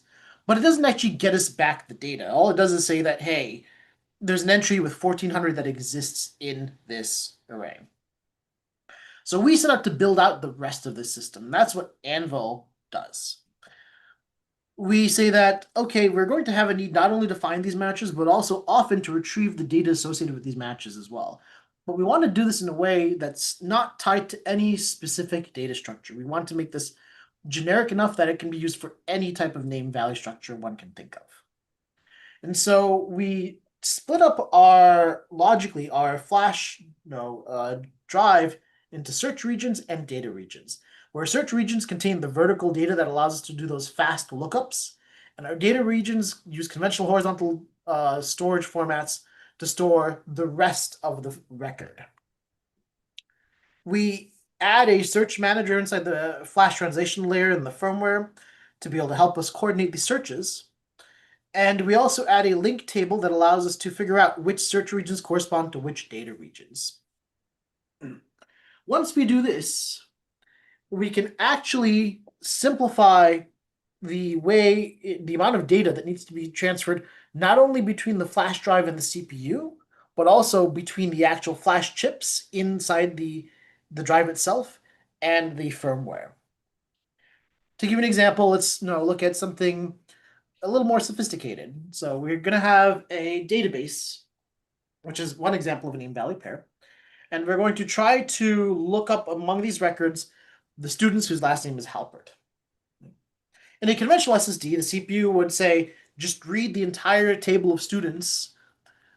We'd retrieve every last record, pass that back to the CPU, and then the CPU would have to compare each of the records returned to see which ones match and which ones don't. This generates a lot of data movement throughout the entire system. What we instead propose to do is to say, hey, we're going to allocate a search region on the last name index. So we're going to search just those last names vertically. Now, with our search manager and our link table, the CPU is now going to send a command that says, look up student in the students table, those students whose last name is Halpert. Our search manager is going to search those regions using our block-based parallel search technique, which can look up multiple blocks in a single cycle. And those are going to figure out which records, if any, match the key that we're looking for. Once we do that, we're going to go to the search manager. And the search manager will use the link table to figure out which data records correspond to those matching pieces of data. And then we will transmit those, just the matching piece of data, out of the flash chips, back to the FTL, and back to the CPU. So now, both in the back end of the chip and in the front end interface of the CPU, we're only moving those records that actually match the data. And we have support for multiple tables and multiple indices, which I won't go into in the interest of time. And we can do this for large and small scale data. In order to make Anvil compatible with a large range of applications, we expose a number of functions on the NVMe 2.0 command set, and these can be encapsulated within software APIs. And we look at 3 different applications when we're comparing these workloads. We look at online transactional processing, which are conventional databases. We look at database analytics, or OLAP, and we look at graph analytics. And just to make sure that we don't run too far behind, I wouldn't be presenting this to you if the data looked bad, but what you can see is that we get a 4x speed up over the conventional SSD format with OLTP. Depending on how much locality and how much what fraction of tuples you're returning, you can get speedups that are as large as several thousand times and reduce data movement by 95%. With graph analytics, because there's a lot more effort in navigating the actual graph structures, we get modest improvements, but they're not nearly as big as they are for the databases. But it does show that even for something as complex and potentially as irregular as a graph, there are still ways to gain advantages through something like Anvil. And so you can get modest speedups and reduce the overheads needed even to store caching structures for the graphs in memory. And in doing all this, we actually can see notable energy savings. And we also develop a mechanism that I'm happy to talk about offline that can actually allow us to ensure that no false negatives happen, which means that even though we're performing operations in the low-level arrays, we can still guarantee that every matching record will be pulled back because we play some tricks with the read voltages that we use to help bias against false negatives that we would experience. So to wrap things up, I want to just close with a couple of quick remarks here. Now, one of the things that we see with projects like Racer and Anvil is that you can't just stick to one small sliver of the compute stack. You really have to look up and down the stack, and that requires extensive collaboration to really know things potentially as low as the device and material science level. My argument, and people have probably seen, some people have seen this slide probably a few times already from me because it's a thing I've been trying to champion for a while, is that,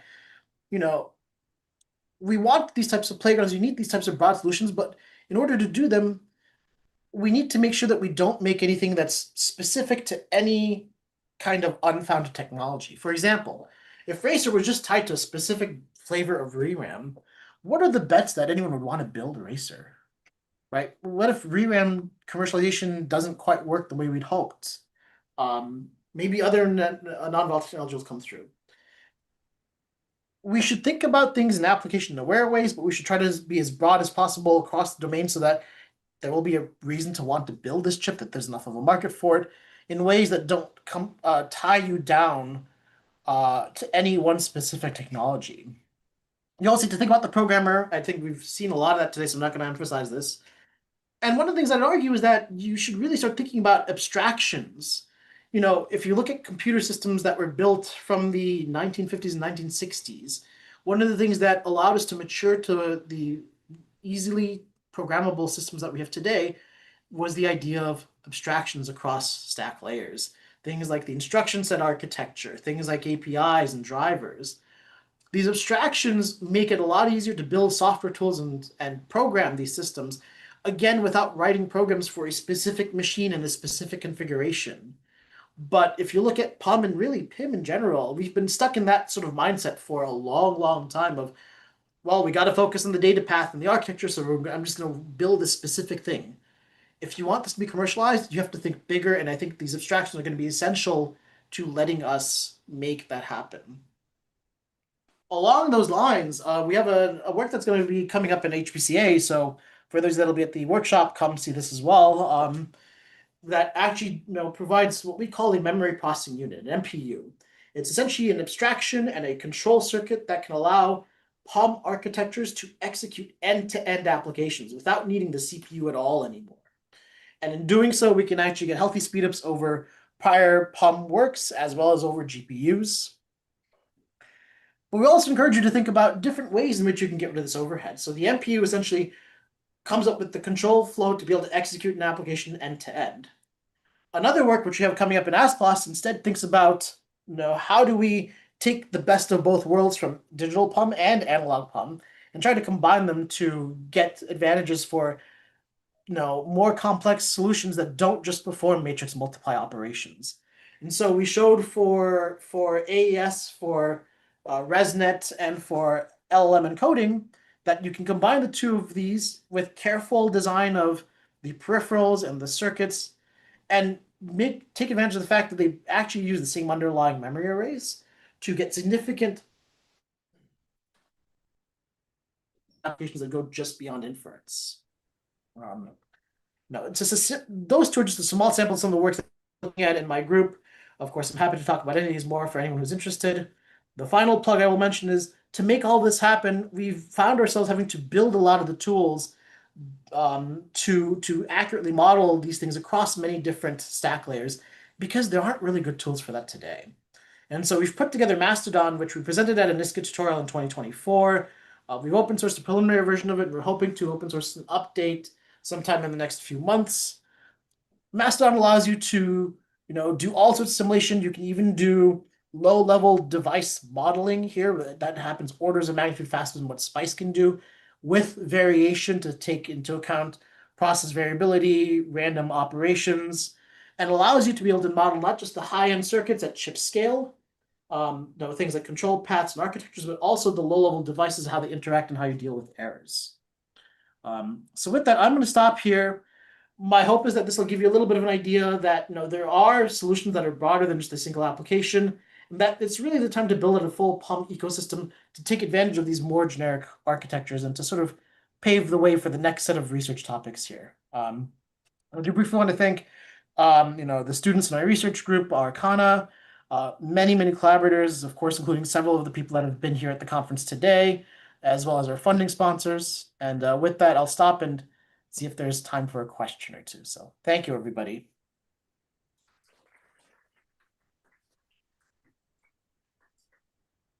Thank you, Sagara. Can you still hear me?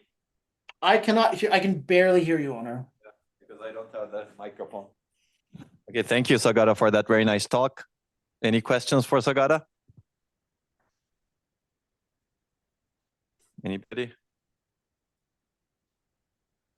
Yes, there's one question from Rakesh in the back. Sure.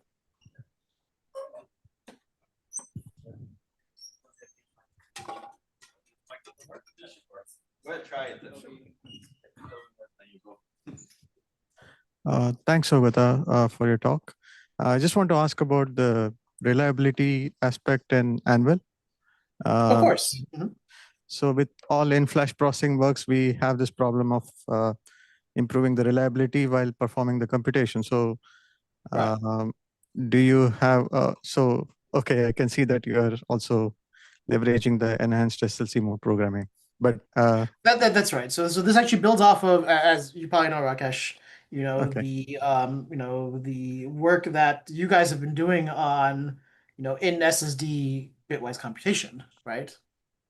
And so this starts with, the Flash Cosmos, error correcting mechanism, which is ESP, which essentially does enhanced SLC programming. And what we realized is that enhanced SLC programming gets us part of the way there, but it doesn't get us all of the way there, because while it expands the range of voltages, we still have our V-read happening at the intersection of the two distributions. And it's maybe hard to see here, but there's that tail of ones that get misinterpreted as zeros. And so for us, that means that some things that should be matching in that tail will be returned as non-matches. What we realize is that we don't have to stick to this regular boundary. We can actually further increase the V-read enough to overcome the tail of that drift. And in doing so, that, for all practical purposes, gets rid of the false negatives that we would have. And this allows us to avoid, basically, like I said, we're piggybacking off of ESP to also try to avoid the need for in-firmware correction so that we don't have to bring all the data back. I have a small, okay. So are you also exploring how you can use this technique for denser flash technologies? Right. Sorry, which flash technologies, Rakesh? Denser flash technologies like MLC, TLC. We have not at the moment. You can imagine that there are potential extensions to do this, but one of the downsides is the IMS technique. In order to make the matches work, that at the moment kind of relies on SLC to work correct, right? You can imagine there are ways of looking at individual pages, and you can use that to perform your lookup sort of on half of the contents of a bit line. But we haven't really thought much about extensions here, in part because this sort of for us the bookend of the work that we're doing in this direction. But in theory, it is possible to make this work with MLC with more effort. The downside is, as you probably know, since the margins are much smaller here, it is tougher, if not impossible beyond a certain level, to get rid of those false negatives, which kill us. Thank you so much. Other questions for Sagara? Going once, twice. Well, if you have questions, you can always reach out to Sogata. And I'm Yes, sure Sogata is looking forward to getting bright students. Absolutely. So thank you, everybody. Yeah. And sorry again that I can't be there, but you know, Hopefully next time. Thank you, Sogata, for this next nice talk. time. Yeah. Mhm. Looking forward to seeing more of your work. Okay, next up is Gagan. We have we're down to the final two talks, and we have reordered the two talks because of a conflict. So Gagan will go first. Gagan is a researcher at AMD in Zurich. He's been there for a couple of years now. And before that, he was with Safari. He did with his PhD thesis with us. And even though he got his degree from TU Eindhoven, he spent a lot of time in Zurich with us, as well as at IBM. And he's done a lot of work in his PhD for processing in memory, modeling, architectures, and also something going on. Okay. Yeah, also accelerating various applications like climate modeling and genomics using near memory, using FPGAs, reconfigurable logic, and also using reinforcement learning for managing SSD resources, which was called something else in his thesis, but eventually published as Sybil. Gagan is interested in many things. He has been working on genomics and accelerating genomics, especially recently using FPGAs, and he has multiple works in this area. And he's going to talk about some of the works that he has been doing at AMD. And I'm sure he's looking for interns like everybody else in industry may be looking for. Okay. Okay, hopefully that got you ready over here. I'll keep this.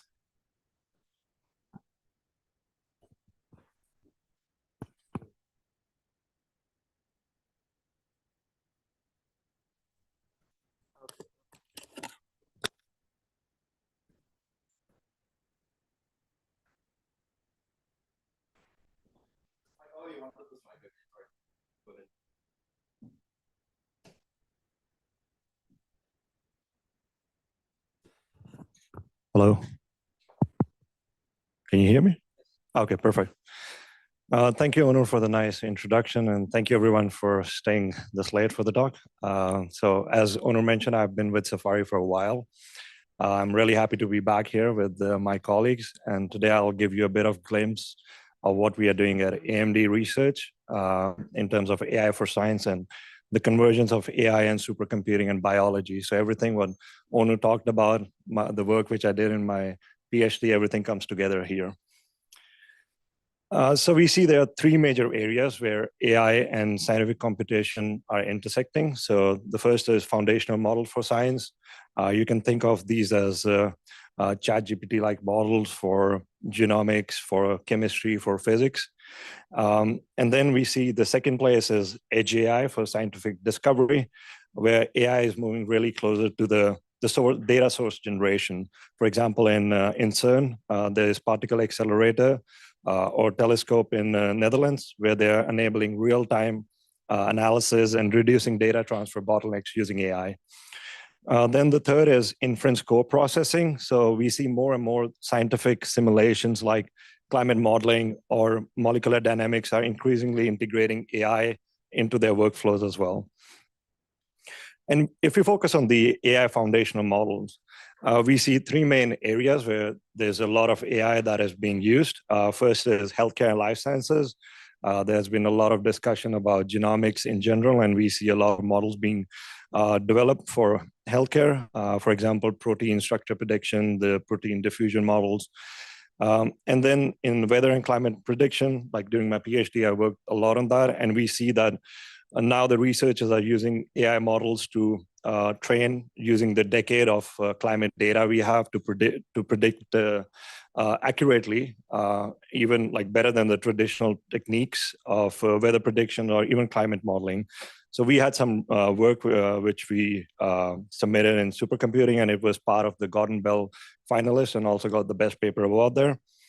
And similarly in material sciences as well, there are a lot of foundational models being developed for compounds to optimize the property, for example, energy for advanced manufacturing and etc. And all of these breakthroughs require a massive amount of compute resources. And if you look at this chart, here we see there's a shift which is happening from traditionally that we were always relying on 64-bit or 34-bit floating point calculations. And now we are integrating more and more AI into the workflows as well, where in the beginning of the workflows, we are using floating point emulations to do the job of what we'll do with traditional in processor supports. And now we see a lot of AI being used where we are using training and fine-tuning with data types like FP16, BFP16, even INT8 data types, and beyond like MX data types as well, which we're exploring at the moment. And going forward, we will see more and more like automated workflows, surrogate models being used in these HPC and emergence of AI together. Before I dive a bit into the AI use cases, what we are doing in healthcare life sciences, I wanted to bring a bit of overview of AMD's portfolio because I thought it would be good a bit for the awareness, what sort of devices we have. As many of you know, we have a broad portfolio from AMD CPUs, which are heavily being used everywhere right now, to AMD GPUs. These are server-grade devices, but also we have a lot of things on the client space with AMD Ryzen AI or AMD Versal with FPGA kind of technology. And the breadth ensures that we have the right AI device for training, inference, and deployment. I saw in the morning talk, Jawad mentioned briefly about Instinct accelerator, but he didn't really go into details of the greatest and latest we have right now. So this year we released MI350, and next year we are going to go for MI400. So they're really great. They offer a lot of massive bandwidth and efficiency. And if we can compare them with the NVIDIA GPUs like GB200 or B200, the memory bandwidth is quite huge. And if you look at the FP64 support, which is really critical for HPC kind of workloads, we actually double the performance there. So from the hardware point of view, we can say that we are pretty competitive with NVIDIA. And we know the moat is on the software side, and we are heavily working on that side as well. To now go back to the HPC domain and supercomputing, what's happening there? So AMD has been backbone for quite a while, for decades, starting from the ASCII Blue Pacific in 1998, where we had 3.9 teraflops using the CPU devices, going all the way to 2012, where we had the first CPU plus GPU supercomputer. And then in 2022, when we got the first exascale computer, Frontier, which is still the second most powerful supercomputer. And recently, the best supercomputer which is there is El Capitan, which 1.74 exaflops. There was a bit of discussion before about the top 500 list. So if you look at the top 500 list, which comes out every year, they try to summarize which are the highest performing supercomputer at the moment. So if you look at there, out of 500, 179 systems are coming from AMD right now. Even the first one is El Capitan, like I was mentioning before. Then the second one as well is coming from AMD with the Frontier, which is deployed in Oak Ridge. Even the best in the Europe is Lumi supercomputer, which is number 9 on the list. And we just now announced 3 new supercomputers, and they are pretty interesting because they are fully focused on AI for science. The first one is Discovery. Then there will be a Lux supercomputer. They both will be in the US. Also in France, which we last week announced actually, it's called Elis Ricoy. This will be the first AI factory of Europe, which will be exascale. And like I was mentioning, these are pretty interesting because they have quite a bit of ambitious goals. And most of them are focused on AI for science and specifically life sciences. Like I was mentioning, the Lux will be using MI355 GPUs. It will be the first US AI factory. Then it will come up next year, and then we will have Discovery, which will replace Frontier. So it will be quite powerful exascale class supercomputer, and Alice Ricoy as well. It will be one of the biggest ones in Europe. And if you look at the trend in terms of compute performance, over the past 3 decades, supercomputer performance has been exponentially increasing, doubling almost every 1.2 years. And the chart clearly shows that. In the beginning, we were more CPU-centric up till 2005. Then we started going more heterogeneous towards CPU and GPU. And now we see that with AI being introduced, that the legacy full precision compute gains are a bit slowing down. So the future gains will not just come from pure FP performance, but we also have to think about applications, systems, and also new algorithms as well. So it's really important that we have newer algorithms as well, and everyone has touched the importance of energy consumption and power consumption, what we are seeing more and more. And if you look at the AI frontier models which are being developed, they are growing at an unprecedented scale at the moment, with parameter counts from billions to trillions. And we can see the exponential increase in size, which is driving a massive surge in energy requirement for training. So we see these frontier models like GPT models on Megatrons, which are billions and trillions of parameter. And not just for training, but also inference is being really heavy on our devices. So we see more and more energy wall coming up. Like before in the morning talks, we saw that there is a lot of power consumption happening. And I will put a number on that with the current exascale computers using 21 megawatts. If you do it like per watt performance, there's 52 gigaflops only. And if we try to project that to Zetascale system, which is the next scale which we are looking at, they will consume 500 megawatts, which is pretty close to a nuclear power plant. And so if we talk about that, the compute performance efficiency is doubling every 1.2 years, but the energy efficiency is not. It's a bit slower. It's every 2 years we see every 2.2 years we see 2x efficiency. That's why it shows you like the importance of coming up with novel techniques, not just from hardware, but also from complete system, application, algorithms as well.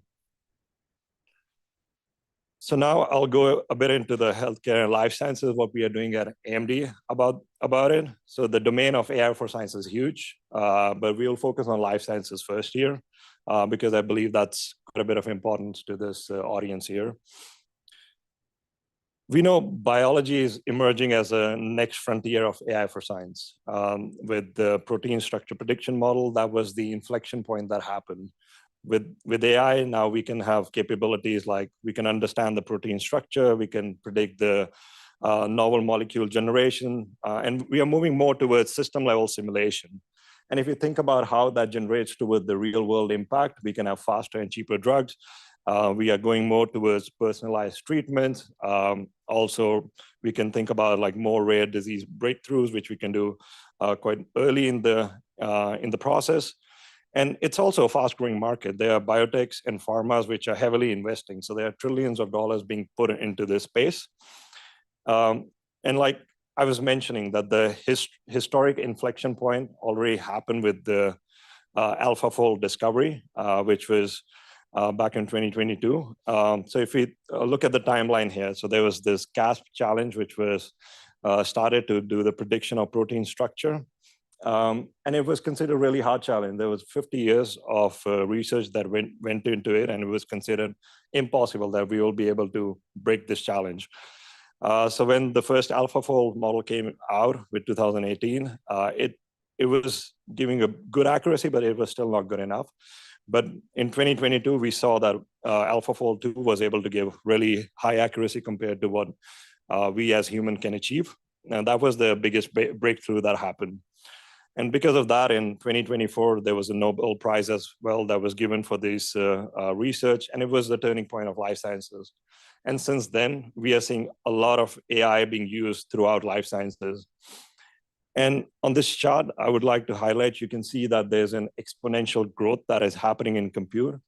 which is roughly 20x every year amount of more compute that is being used. And now, compared to what we started in the beginning, there is 100,000x more compute that is needed. So this scaling is driving the next phase of innovation that's happening, that now we need more and more compute. At the moment, we are just predicting the protein structure, but we would like to do more and complex things, system level simulation, and that would require even more amount of compute. And if we look at the landscape of these bio AI models, on the left, we have the protein structure models like AlphaFold, ESMFold. The model count is not that huge. They are pretty like tens of millions of parameters that they're using. However, we need to run them for billions of inference runs because we need to predict structure of molecules, and the design space is really huge. So the aggregate demand is quite huge. And also there are models like protein diffusion models, where you try to predict, come up with a novel protein structure completely, like de novo design, which is guided by something that doesn't really exist. And these models are a bit bigger than protein structure because they are just giving a 3D dimensional structure of a protein from an amino acid. And also there are embedding models, and foundational models are even huge. There are billions of parameters. And if you look at the chart, this growth trend from protein structure models to full foundational models, the parameter count is really exploding at the moment. And to see the impact these models are having, we should go and visit a drug discovery pipeline here, where we directly see the impact that's happening right now in pharma. So traditionally, the drug discovery pipeline used to take years, tens of years, and would cost $2 billion just to come up with one compound or a drug that works. But now what we see is starting from the target identification, which is the first step in drug discovery pipeline, where you try to find a molecule, example, a target, a protein, which will be associated with the disease. And this target is something that, when modified with a drug, can influence the disease properties. And then we replace the traditional pipeline with an AI-assisted structure prediction, because once you know the target, you also would like to understand how it behaves in the 3D structure. And knowing that structure really allows scientists to design molecules that can interact with these targets effectively. So once you go further with the AI-assisted structure prediction, then you have hit to lead stage where you screen thousands of molecules which interact with your target. And then you try to figure out different properties, drug-like properties, which will be which will lead to a lead identification. That's the molecule which will work with the target. And in the end, we use molecular dynamics, which again comes from the HPC domain, where once you find a promising molecule, you try to see what will be the interactions with the target over time. And eventually, once you have a few set of candidates, you go through clinical trials, and then you go for the final FDA approval. So this entire process has been reduced to not just years, but a few days now, from hypothesis to results now. And we see again here that traditional approaches like molecular dynamics using GROMACS is being used with AI-assisted approaches. And this is happening throughout. So to understand the broadness of this domain and what's happening throughout this domain, here is the landscape of the complete healthcare and life sciences. We tried to show different market segments in terms of where the most amount of compute is going. It's for sure broad than this, but the important market segments are drug discovery. I touched a bit on that. Then there's omics analysis. We have been having a lot of discussion about genomics, but then going beyond pangenomics, metagenomics as well. Medical imaging is a really important domain as well. And now we are seeing a lot of emergence of medical devices and robotics as well, which are being used. And then complementing these, there are solutions like packages coming from Illumina, for example, Dragon. There's Minimap 2, Schrodinger. So these are popular packages which are being used. And at the core of these, there are computational techniques like molecular dynamics, AI models, genome sequencing techniques that are being used. And based on the hardware, there are different use cases. So there is no one shoe fits all. Based on what is your use case, you might like to use a GPU or a CPU or an FPGA.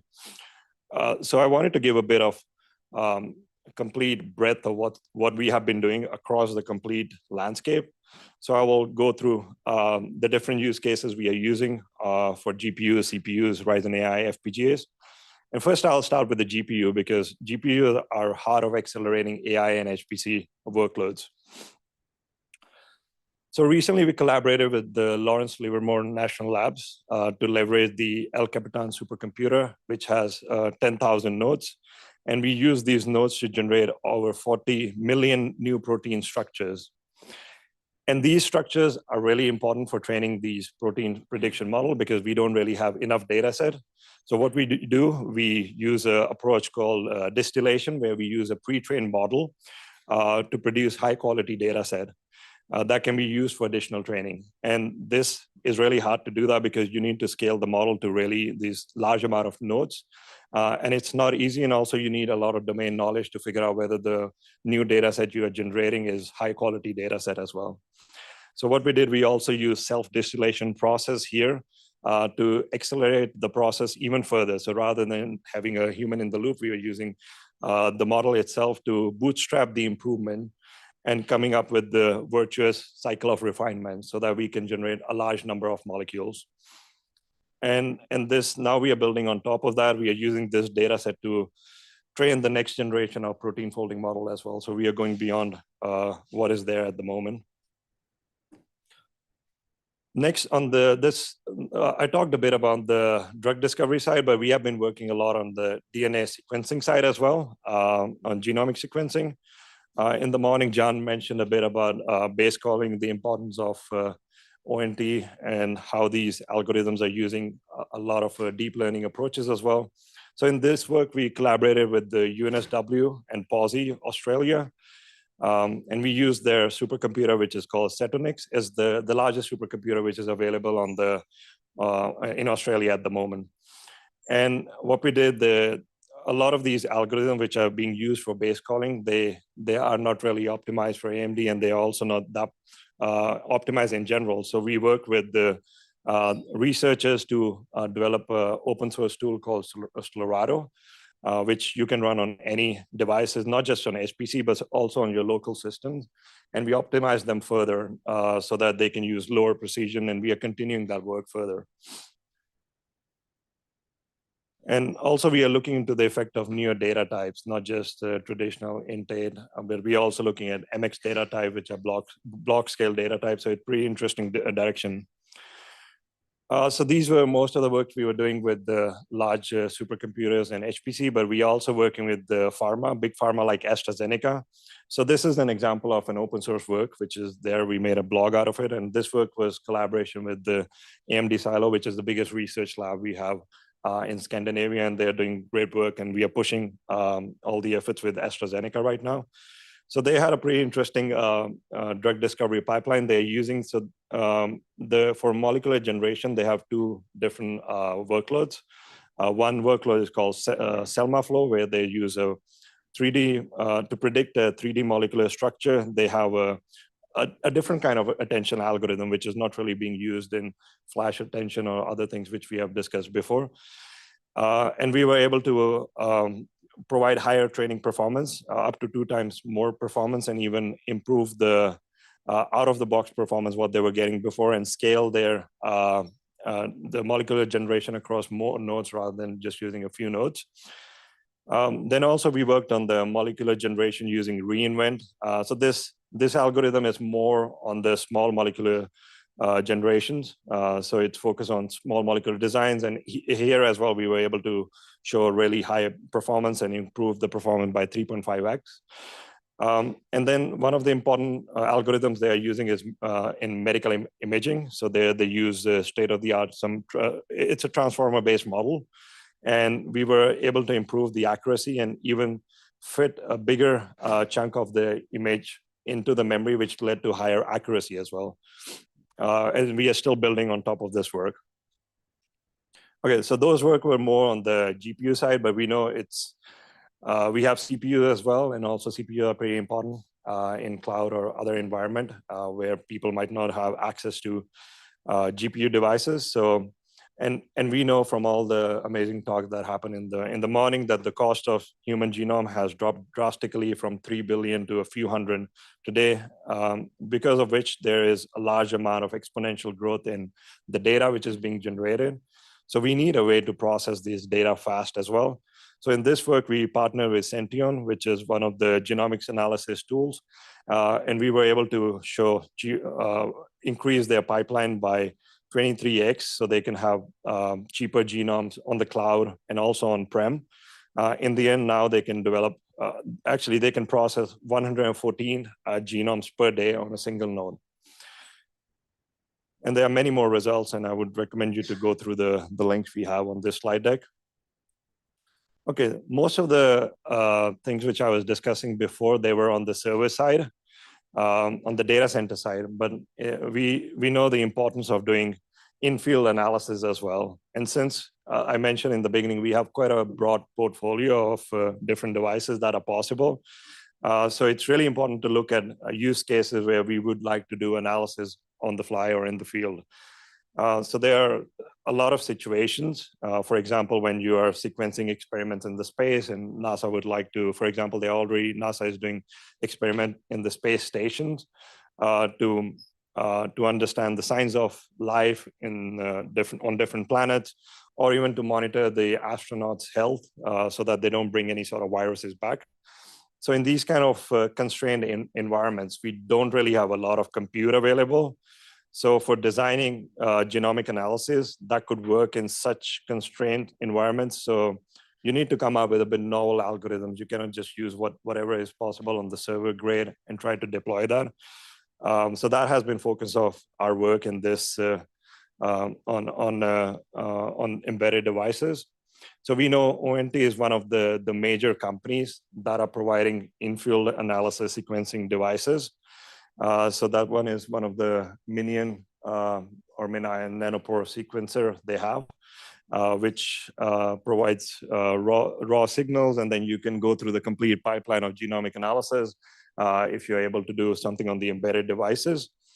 And once we started working on that, we realized even in this scenario, even if we are using a lot of AI and bio AI models are coming into play, sequence alignment remains one of the biggest bottlenecks, not just in embedded use cases, but also in bio AI large model analysis as well. So it's really a hidden bottleneck, which a lot of people don't talk about it, and still it's an important algorithm, even if we talk about traditional workflows or we talk about the new bio AI workflows as well. And it could even consume up to 2.5x alignment time, depending on what sort of workflow you're using. So if we try to break down quickly the alignment process, this is how it looks like. You have two important steps. First is the matrix computation, where you try to compute the different matrices depending on the algorithm you're using. You might have, if you're going for the state-of-the-art KSW2, you will have 6 different matrices. You will calculate the entire matrix, then you go for the optimal score, which will be the last cell. And then in the second step, you will do backtracing, which is more sequential step. And you go backwards from the last cell towards the beginning to find the optimal alignment. And we look at the traditional algorithms which were there. If you go for the original KSW2 algorithm, we're using if you're computing the whole metric, not talking about the banded approach, there's a high memory consumption there's high memory consumption because of a lot of matrices. But the compute is not that high, and you can also easily vectorize the compute. So if we see on this side, on the original approach, a lot of memory is being used. But then there are newer approaches with divide and conquer, the computation there. The amount of memory consumption is less, but it trade-offs between the computation. So what we wanted to do in this work was to come up with something which is more adjustable based on the hardware you're using. So we developed Reflex, which is a technique that allows you to adjust the optimal memory consumption and computation based on the hardware you're using. And it's really interesting algorithm which we developed. So it was more on the algorithmic side as well. And we showed the improvement for embedded devices. And we came up with a novel heterogeneous mapping as well. This work is, we are working on a publication right now, so I wouldn't go into the details of that, but we wanted to give you a bit of a flavor of what we are doing on the embedded side. And of course, we cannot forget the FPGA technology. And Illumina is the biggest sequencing company. And we know that they have been running their end-to-end analysis pipeline using FPGAs. Which the pipeline is called Dragon, and they can process whole human genome at 34x coverage in approximately 30 minutes. And we are continuing working with them, not just on FPGAs and beyond as well. So if you see, based on the use cases, there's no one shoe fits all. We are covering the entire hardware portfolio based on the use case, based on the scenario where you're deploying. So every device has their role to play. And going further, there have been a lot of discussion about PIM as well, so that will be also useful as well. Okay, so I talked a lot about the acceleration part of science and what we are doing, and gave you a bit of a glimpse of everything what we are doing in the complete domain. But also we know like software ecosystem is pretty important, and that's what is needed for a lot of people working in bioinformatics. So we are working to make sure that we are supporting all the software packages, at least the essential ones, which are needed for the community to start building on top of that. So we recently released RowHammer LS, this RowHammer Life Sciences packages. So it's really developer friendly, and we introduced HipSim, which is a medical imaging toolkit, which is heavily used in medical images. And it's really optimized for the GPU acceleration. We also provided Mon AI, which is for AI-driven training and inference of medical imaging workloads. And we made sure that it's easily portable and also accessible and can be integrated with PyTorch so that you can easily support and deploy different models using Model Zoo. And we are working close with the user community, and we want to keep it user-friendly as much as possible so that there can be researchers and developers can share model workflows and optimization. So the entire workflow is open source, so people can use it and try out. So I would recommend you to check it out. And we are extending it further. So that's not where we are stopping, but this one is just an example of what we are focusing on the software side of things. And there are many more examples. So we are working with a lot of different pharma, startups, biotechs, on the drug discovery side, on Instinct using GPUs, but also with on the Ryzen AI side of cancer detection, and then also with the bigger companies and like Oracle, and trying to accelerate the complete drug discovery pipeline. So there's a lot going on, and AMD is fully dedicating resources to make sure that we are able to work on healthcare and life sciences and AI for science in general. So going forward, we know the future of healthcare is population scale analysis, where we would use bio AI models, and we harness the AI and omics to transform global health insights. So we are already developing and working towards that.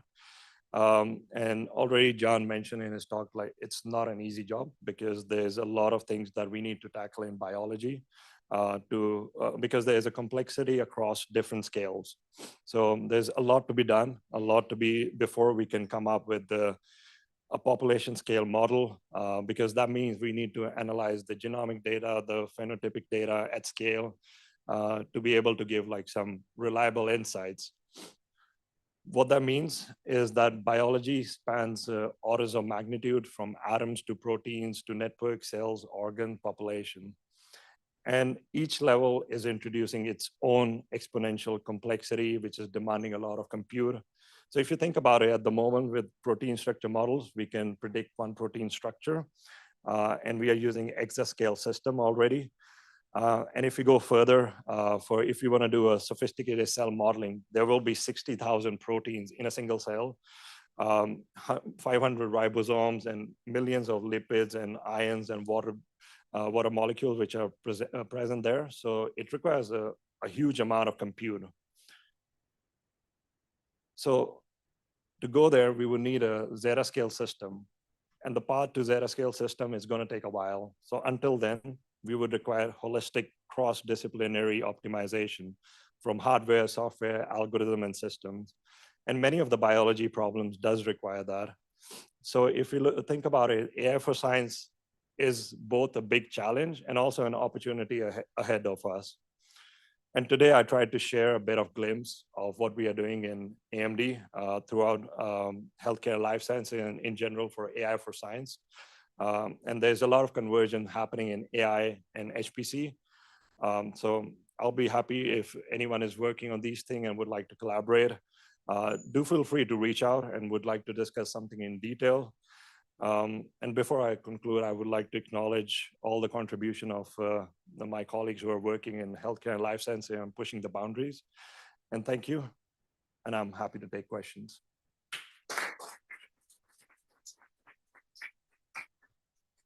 Yep.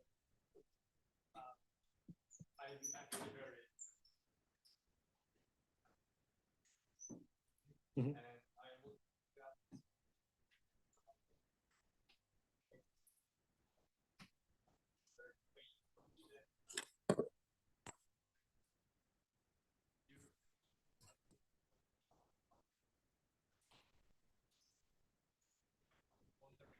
Yes, worked out upon that. Yeah. No, that's a really good question. And that's really true. In general, actually, there's not much study which is happening on data types in HPC domain, because traditionally they always believe that they need more precision as possible. So even we had discussion with many HPC researchers, and they say even if you can give us like beyond FP64, we'll use that. So they are really hesitant on going low precision. And we have been doing a lot of in-house research, because if you work with MX data type, they're coming from a full consortium of complete industry, and AMD is part of that. And so internally, we are studying MX data type for traditional HPC workloads, like molecular dynamics, and also beyond, like for AI models. And so there's a ton of research that is there and a ton of invention that can be happen. It's just the community is a bit hesitant on going low precision. That's the thing. Thanks. Yeah.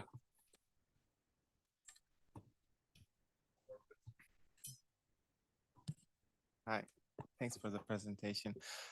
I was wondering, like, I'm kind of curious about the collaboration between the big domains like AMD, AstraZeneca, Illumina.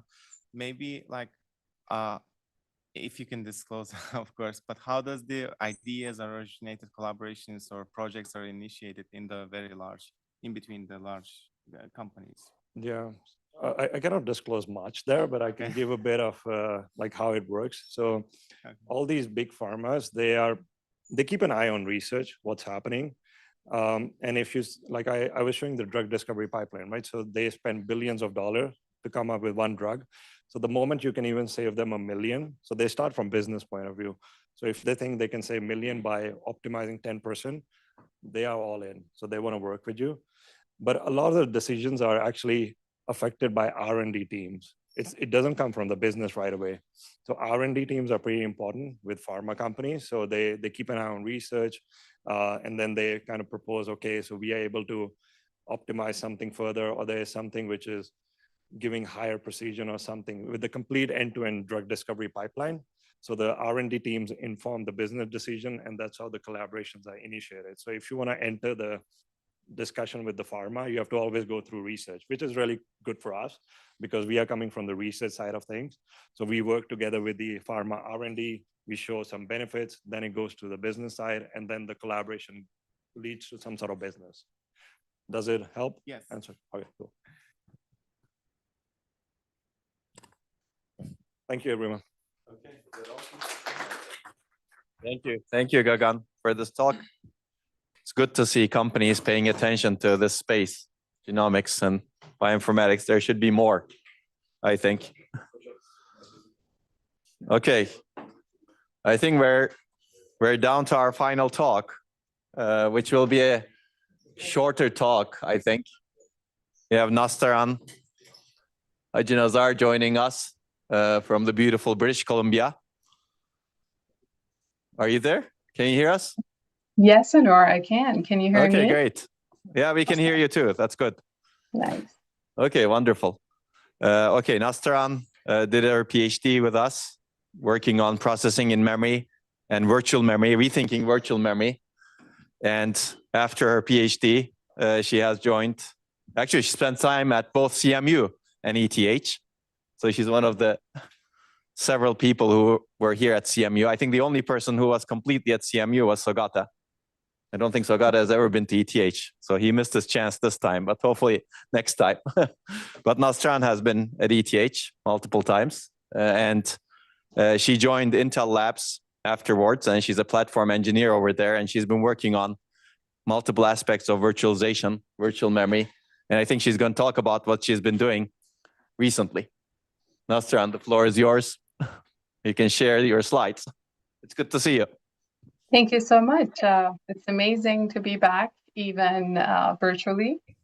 Safari is always home. I agree with Sagata that says once you are a part of Safari, you never actually leave. And I always am proud to be associated with Safari. Okay, let me share the screen.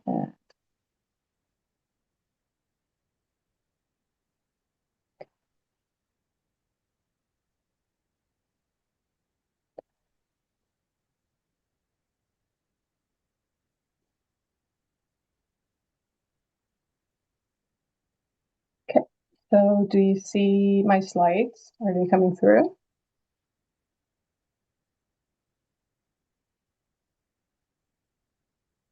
Hello? Not yet. We cannot see it yet. Can you see my slides?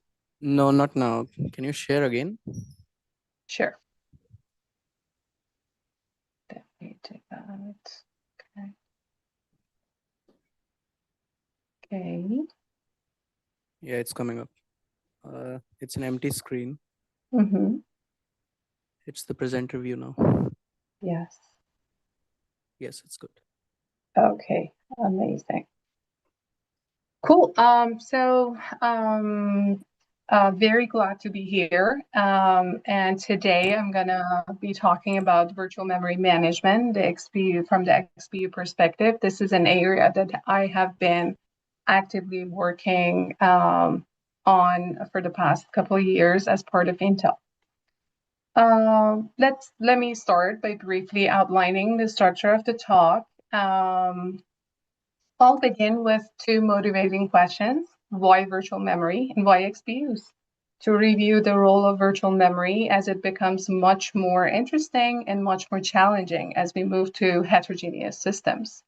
Next, I will walk you through the virtual memory framework in XPUs, how address translation is typically done, what assumptions are inherited from the CPU-centric designs, and where the bottlenecks and pain points start to appear as bandwidth and parallelism scales. And finally, I will ask whether we can do better. In this part, I will focus on two dimensions: address translation, where performance and scalability are key, and security, where the system's trust model becomes especially important as devices move closer to the coherent fabric. So basically, my fundamental goal in this talk is to bridge the architectural concepts with real platform design choices. So whether you listening to this talk come from an academic background or from industry, I hope this gives you a useful mental model for thinking about virtual memory in modern XPU-based systems. All right. Let's just start with the first question: why virtual memory? So virtual memory has been one of the most enduring abstractions in computer architecture, and it simplifies programming, enables protection, bridges the vast performance gap between physical memory and storage. The traditional virtual memory model was built around a relatively simple premise: a CPU-centric system with two-level memory hierarchy, a small, fast main memory, and a large, slower storage medium. Well, in that world, the operating system could neatly manage page tables and translation structures, providing applications with a clean, unified view of memory. But the computing landscape today looks very different and continues to diversify significantly. For example, with respect to emerging memory technologies and architectures, diverse memory requirements of modern applications and system designs, and particularly the focus of our talk today, the growth of computing architectures such as CPU, GPU, CPU, TPU, and other basically domain-specific accelerators that are collectively known as XPUs. Well, as a result, the virtual memory now has to serve a much wider spectrum of application memory behavior, while at the same time exploiting heterogeneous memory hierarchies and XPU-based system designs, all without exposing this complexity to the applications themselves. And this is a difficult problem and results in virtual memory not being able to efficiently adapt to increasingly diverse system configurations. So now that we've talked about why virtual memory matters, the next question is, why do XPUs make this problem so much more interesting? The short answer is simple. We believe that the virtual memory framework we rely on today was not designed with XPUs in mind. Let me give you two example challenges that make this statement more clear. So the first one is that virtual memory management resources are architecturally local to the CPU execution pipeline, while they are architecturally and operationally remote from XPU execution. To compare CPU and XPU in this regard, I should say that in CPU world, MMU is part of each core, while for XPUs, IOMMU is external to the XPU. In CPUs, TLBs are in the load store pipeline, while IOMMU TLB is external to XPU. And page walkers benefit from all levels of CPU caches in the CPU world, while page walks are performed by IOMMU and typically benefit from only the last level cache in the XPU world. Now, these differences may look subtle on paper, but architecturally they are fundamental. They change latency, they change fault semantics, and they change how scalable the entire system is. To give you an example, a CPU core can detect the translation miss, walk page tables, trigger page fault, and resume execution without leaving the execution domain of the core. And this is while an XPU cannot resolve a translation miss within its execution domain. A miss or fault must exit the device, traverse the IOMMU and host OS, and then return to the IOMMU and then back to the device before execution can resume. The second challenge is that each CPU core integrates a dedicated MMU that services only that core's instruction and data memory accesses, while XPU memory accesses are translated by a shared external IOMMU that also services other DMA-capable devices assigned to that IOMMU. Now, let's contrast CPU and XPU from this standpoint. In CPU world, each CPU has its own MMU, while XPUs share one or fewer IOMMUs per root complex. And CPU uses only the memory traffic generated by its own core, while all DMA traffic generated by devices attached to the same IOMMU instance are translated and protected by that IOMMU, which causes their traffic to funnel through a shared translation and protection point. TLB's capacities in CPU world and the translation throughput scales with CPU core count because each core integrates its own private TLB hierarchy. This is why IOMMU TLBs can experience high miss rate and thrashing under high volume and high concurrent DMA traffic. The conclusion that we draw from these challenges, two of which we just discussed, is that today's virtual memory framework is being stretched to accommodate XPUs. And that's why XPU virtual memory should be a key focus going forward for both academia and industry. It directly shapes performance, isolation, and programmability at system scale. Well, to understand why virtual memory is so problematic for XPUs, let's start with a clear baseline. So let's step back and look at how virtual memory works in its most natural setting, which is a native environment. In such an environment, applications execute in the virtual address space, and every load or store the core issues uses the virtual address. On the left, as you can see, a single CPU core. The core issues a virtual address. The TLB is checked first for a cache virtual to physical address translation, and on a hit in the TLB, the physical address is used to access memory. On a miss, the MMU performs a single stage address translation. The page tables that contain the virtual to physical address mappings are OS managed and are accessed directly by the core's MMU and are cached in the CPU's cache hierarchy.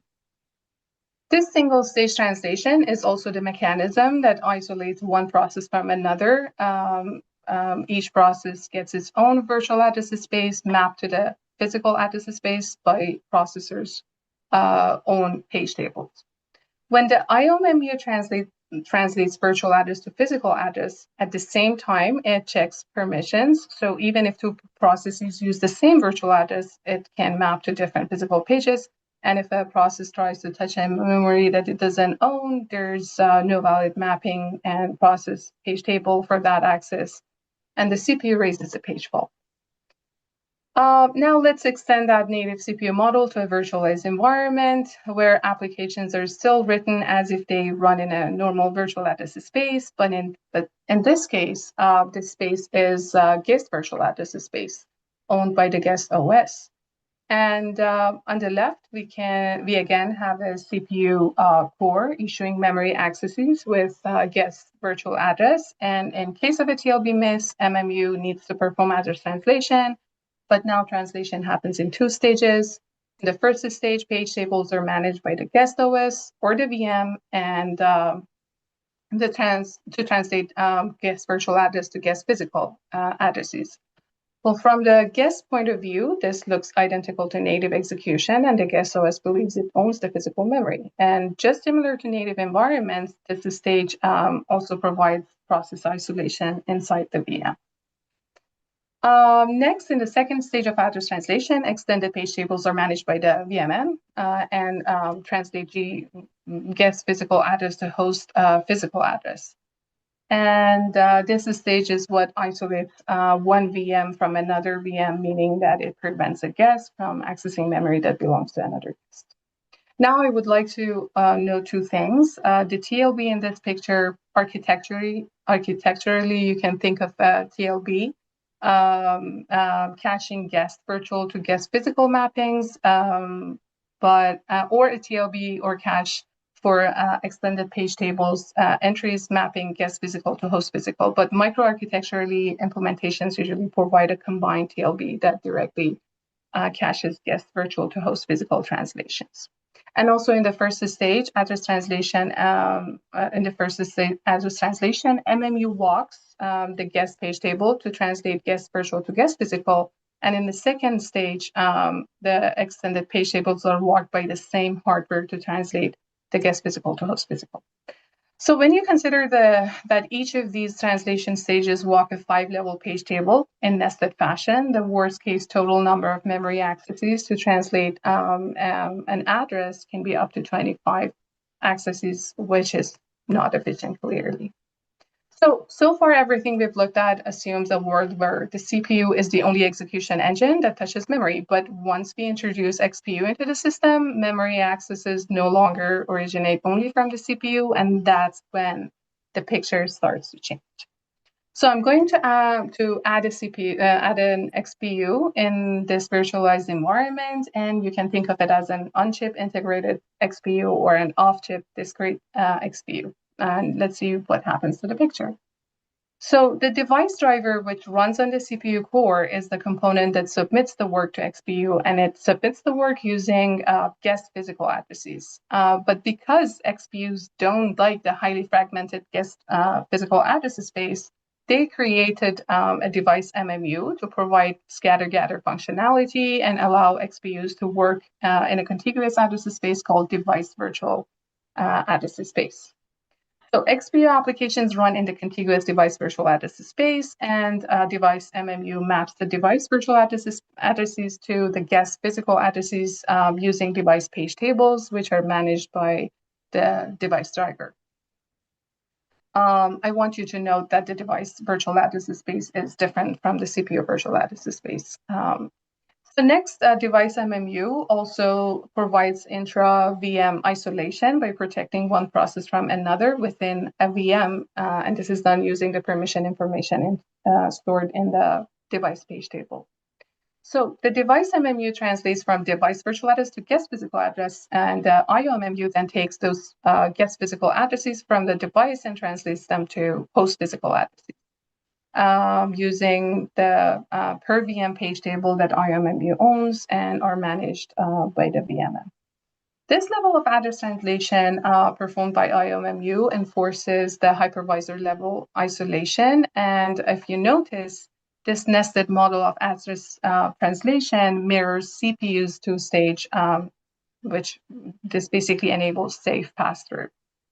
Now, while this model gives us isolation and correctness, it also starts facing efficiency challenges when the applications, XPU applications become pointer-rich.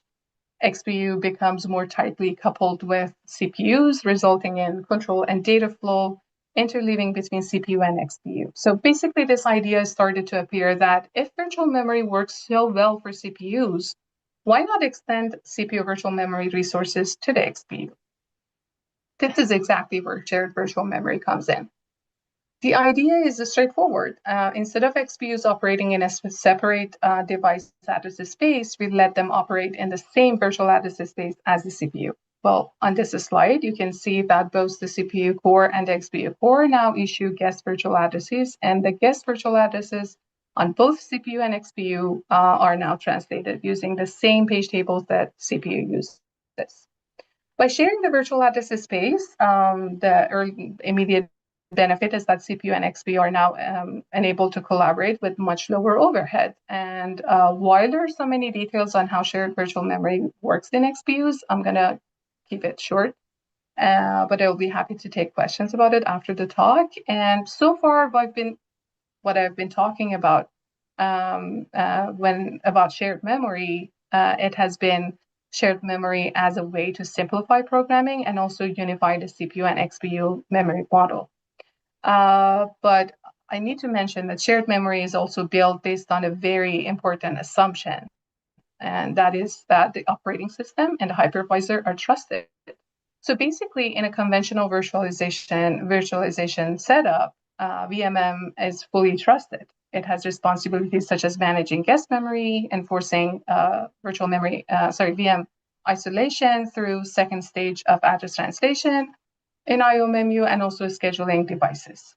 So in such a setup, the guest OS and application assume that the VMM cannot snoop memory or tamper with the execution.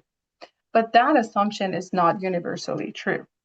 As workloads move to multi-tenant clouds and sensitive data, think of AI models, training data, or these kind of applications, confidential computing enters the picture. Well, confidential computing fundamentally changes the trust assumptions. In confidential computing, the goal is to protect guest code and data, even if the host OS or VMM is malicious. And the key idea is that the trusted boundary is hardware, not the VMM. Now, the implication of that is that the VMM is no longer fully trusted, and while it can still manage resources, it cannot read or modify guest memory inside the trusted boundary.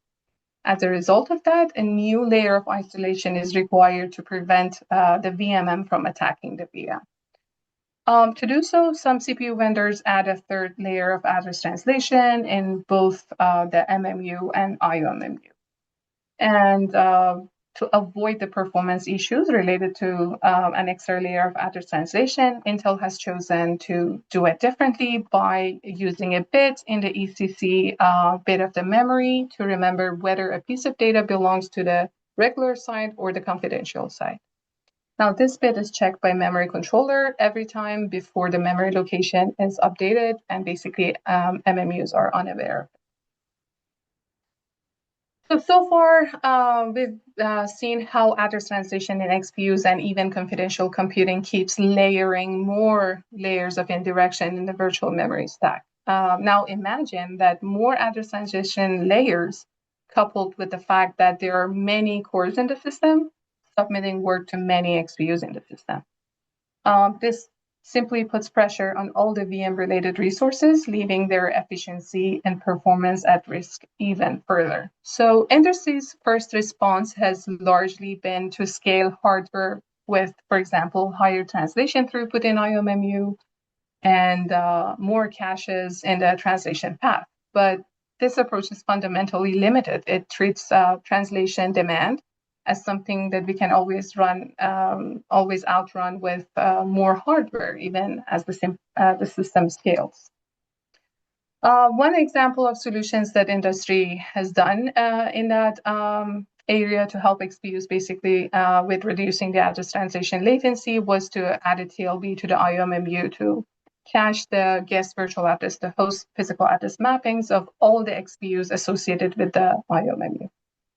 Now, while this is an important step in the right direction, it comes with critical challenges. For example, the TLB that's shared across many XPUs will face issues such as thrashing each other and hurting performance, and XPUs will lose quality of service ability for their sub-engines. To address these challenges, industry has built two standards called PCIe Address Translation Service and Page Request Interface, ATS and PRI, to help reduce the address translation and also build the page fault functionality more efficiently for XPUs. But to be exact, I need to mention that the architectural ATS spec came out even before the nested translation became available, but basically nobody really used it for a long time. And now, basically, when the overhead of the multiple layers of address translation for XPUs became very clear, ATS gained attention as a solid solution to reduce the address translation overhead for XPUs. So ATS functionality consists of multiple steps. In the first step, device TLB can ask for translation from IOMMU, and the way that it's implemented is that device TLB sends a virtual address to the IOMMU, IOMMU translates virtual address to physical address and sends it back to the device TLB. And device TLB then stores the virtual address to physical address mapping for later use and for accessing the memory using an untranslated access. Using translated access. In step 2, XPU uses physical address from the device TLB to access memory. And as you can see, the first 2 steps are to fill the device TLB with appropriate virtual to physical mappings for that XPU. And now that we have populated the device TLB, we need to keep the mappings updated. So to that end, in the third step, system software invalidates device TLB mappings whenever a mapping changes in the CPU page table. And the way it's implemented is that the OS sends invalidations to IOMMU. IOMMU sends them to the device TLB. Now, I'm not going to go into the details of the invalidation mechanism for the sake of time, but I would like to mention 2 important factors of it. The fact that there's procedures in place to make sure that any operation that involves the invalidated address but was issued prior to the invalidation that was sent from OS is completed. And also there are procedures in place to make sure for OS to basically confirm that the invalidation is performed and the invalidated addresses are not going to be used anymore. So next time when the device is using the translated physical address to access memory, lets IOMMU know that this is a translated address. Otherwise, IOMMU will assume that it's a virtual address and will try to translate it again, and it will obviously fail. Now that when the device cannot complete a memory access because the required virtual to physical mapping is missing or invalid, that's when the page request interface comes in and allows the device to request basically the virtual address to be paged into the CPU page table. And the way it works is that first devices send a page request to the IOMMU. IOMMU sends that request to the OS running on the CPU, and then the OS then return a page request response after placing the corresponding virtual address to physical address mapping in the IOMMU page table, and the IOMMU then notifies the device that the page request has been serviced. And after this step, the device can use step 1 again to fetch the translation before using it to access the desired page in the memory. Okay, so in this talk so far, I have showed you some of the major challenges that XPUs are facing regarding virtual memory functionalities, and I also have showed you some of the solutions that industry have developed to address those challenges. Now, I would like to close my talk by showing you these solutions in action using Meteor Lake client platform as an example. So in Meteor Lake platform, it re-architects basically the virtualization and address translation infrastructure, integrating key XPUs more deeply into the coherent fabric while scaling translation performance. And this is achieved in 3 key ways. First is that in Meteor Lake platform, considering the considerable increase in bandwidth needed by XPU, it was increased so much that a new link called Coherent Fabric Interface Link, or CFI, is added, which connects the device directly into the coherent fabric rather than letting the device behave just like traditional PCIe devices. And this basically moves the CFI connected XPU inside the coherent domain, and they can scale like first-class fabric participants and participate in coherence with CPUs and memory. This is the alternative basically to IO fabric, which doesn't meet the high bandwidth and low latency requirements of the XPU. CFI carries physical addresses because it directly participates in the coherent fabric with coherent protocols. So the address translation should be performed prior to the request entering the fabric, and this is where device TLB and ATS that I just explained become critical. Second is that each key XPU in Meteor Lake platform has a device TLB, and the device TLB uses the PCIe ATS protocol that we saw in the previous slide to communicate with the IOMMU assigned to the device to fetch and store required address translations. Now, in this platform, to meet the strict bandwidth and latency requirements of the integrated GPU on the platform, it is the GPU is serviced by a dedicated IOMMU, showed as GIOMMU in the picture. And one thing that I would like to draw your attention to is that instead of placing the GIOMMU inside the device, it is located on the IO agent. This is a deliberate architectural choice, which provides multiple important benefits. One being that this way GIOMMU is placed closer to memory, which improves its efficiency. And all the other XPUs and devices share the DIMMU on the platform. And the third way that Meteor Lake is trying to help XPUs with address translation functionality is that although, and its complications basically, is that although ATS provides a scalable and distributed solution for meeting address translation needs of modern XPUs, it also comes with an inherent security concern. So device TLB hardware is considered part of the XPU, and today's system software does not trust device TLB as much as it trusts IOMMU.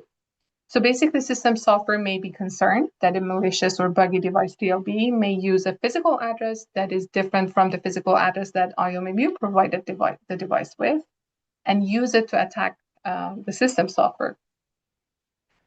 Root complex integrated XPUs on Meteor Lake use a secure by design approach to implement a security mechanism called HOS, physical address isolation boundary, which is shown by the blue block surrounding the device TLB in this diagram. And for the sake of time, I will skip the details of the solution. It's publicly available, but the essence of it is that it's a hardware-enforced security boundary that basically ensures that devices cannot issue or use host physical addresses unless those addresses have been explicitly provided and authorized by the IOMMU.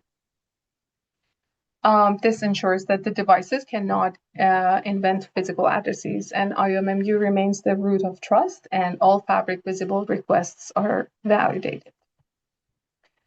So virtual memory sits on the throughput critical path of massively parallel, fault-sensitive, heterogeneous execution of XPUs. And these are all exactly the opposite of the environment virtual memory was designed for originally. And XPU virtual memory is not just an implementation detail, it's a system-level challenge that directly impacts performance, isolation, security, and also the programmability of the system.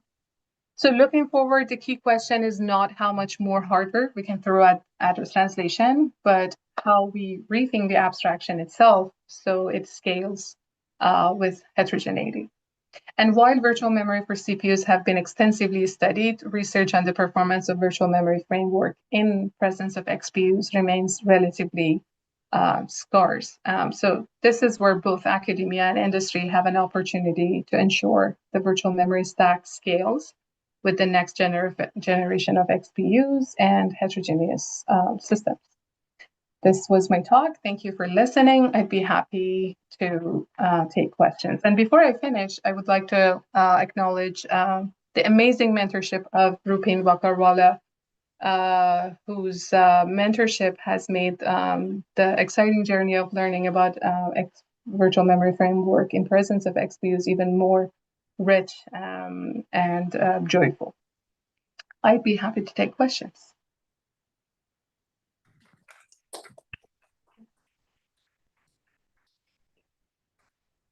Okay, any questions for Nastran? Thank you, Nastran, for the talk. Anyone? Rahul seems like he wants to ask a question. No, okay. I think, oh, okay, there's one question over here. Lucas. I might be like a bit of a basic question, but how far are these basically IOMMUs that you currently like available in industry, or are they like used with GPU-based systems widely, or because like I thought currently that you had these separate virtual memory spaces for GPU, and then you would do a like mem copy there and then transfer the data back to between the different address spaces. So I was wondering how common this is and if there's like widely available support for it. Yeah, so IOMMU functionality is different than what you just mentioned. So getting rid of that copying would be provided through shared virtual memory, which has not been implemented in any, a product that has been shipped. But IOMMU, yes, it is being used in the real products that have been shipped, and the functionality is basically providing address translation functionality of virtual memory, and also, as I told you, the PRI standard is trying to build an more efficient page fault handling mechanism for XPUs, because these mechanisms, address translation and page fault, didn't basically exist for XPUs. So IOMMU is there in real shipped products and is performing these two standards. Okay, thanks so much. Okay, great. Any other questions? Going once, twice. It's late here, Nastran, so everybody's tired and ready for dinner, I think. Imagine, yeah. It was a pleasure giving this talk. Thank you for listening, and yeah. Yeah, it's great. And if you have questions, you can contact Nastran. Okay, thank you. I think that brings us... That brings us to the end of our conference. I think we have successfully finished the first Safari conference. Was it good? Yeah, I think it was good for interaction for sure, and a lot of interesting learning happened. So hopefully we'll have another one at some point, maybe with the same people, maybe with some overlap with the same people and other people who have not joined. So if we actually do the full Safari graduates will probably have a Safari week as opposed to a Safari Day conference, but that may be too much. Okay, thanks everyone for joining. It's great to see everyone here, and I look forward to seeing you around or somewhere. Please keep in touch.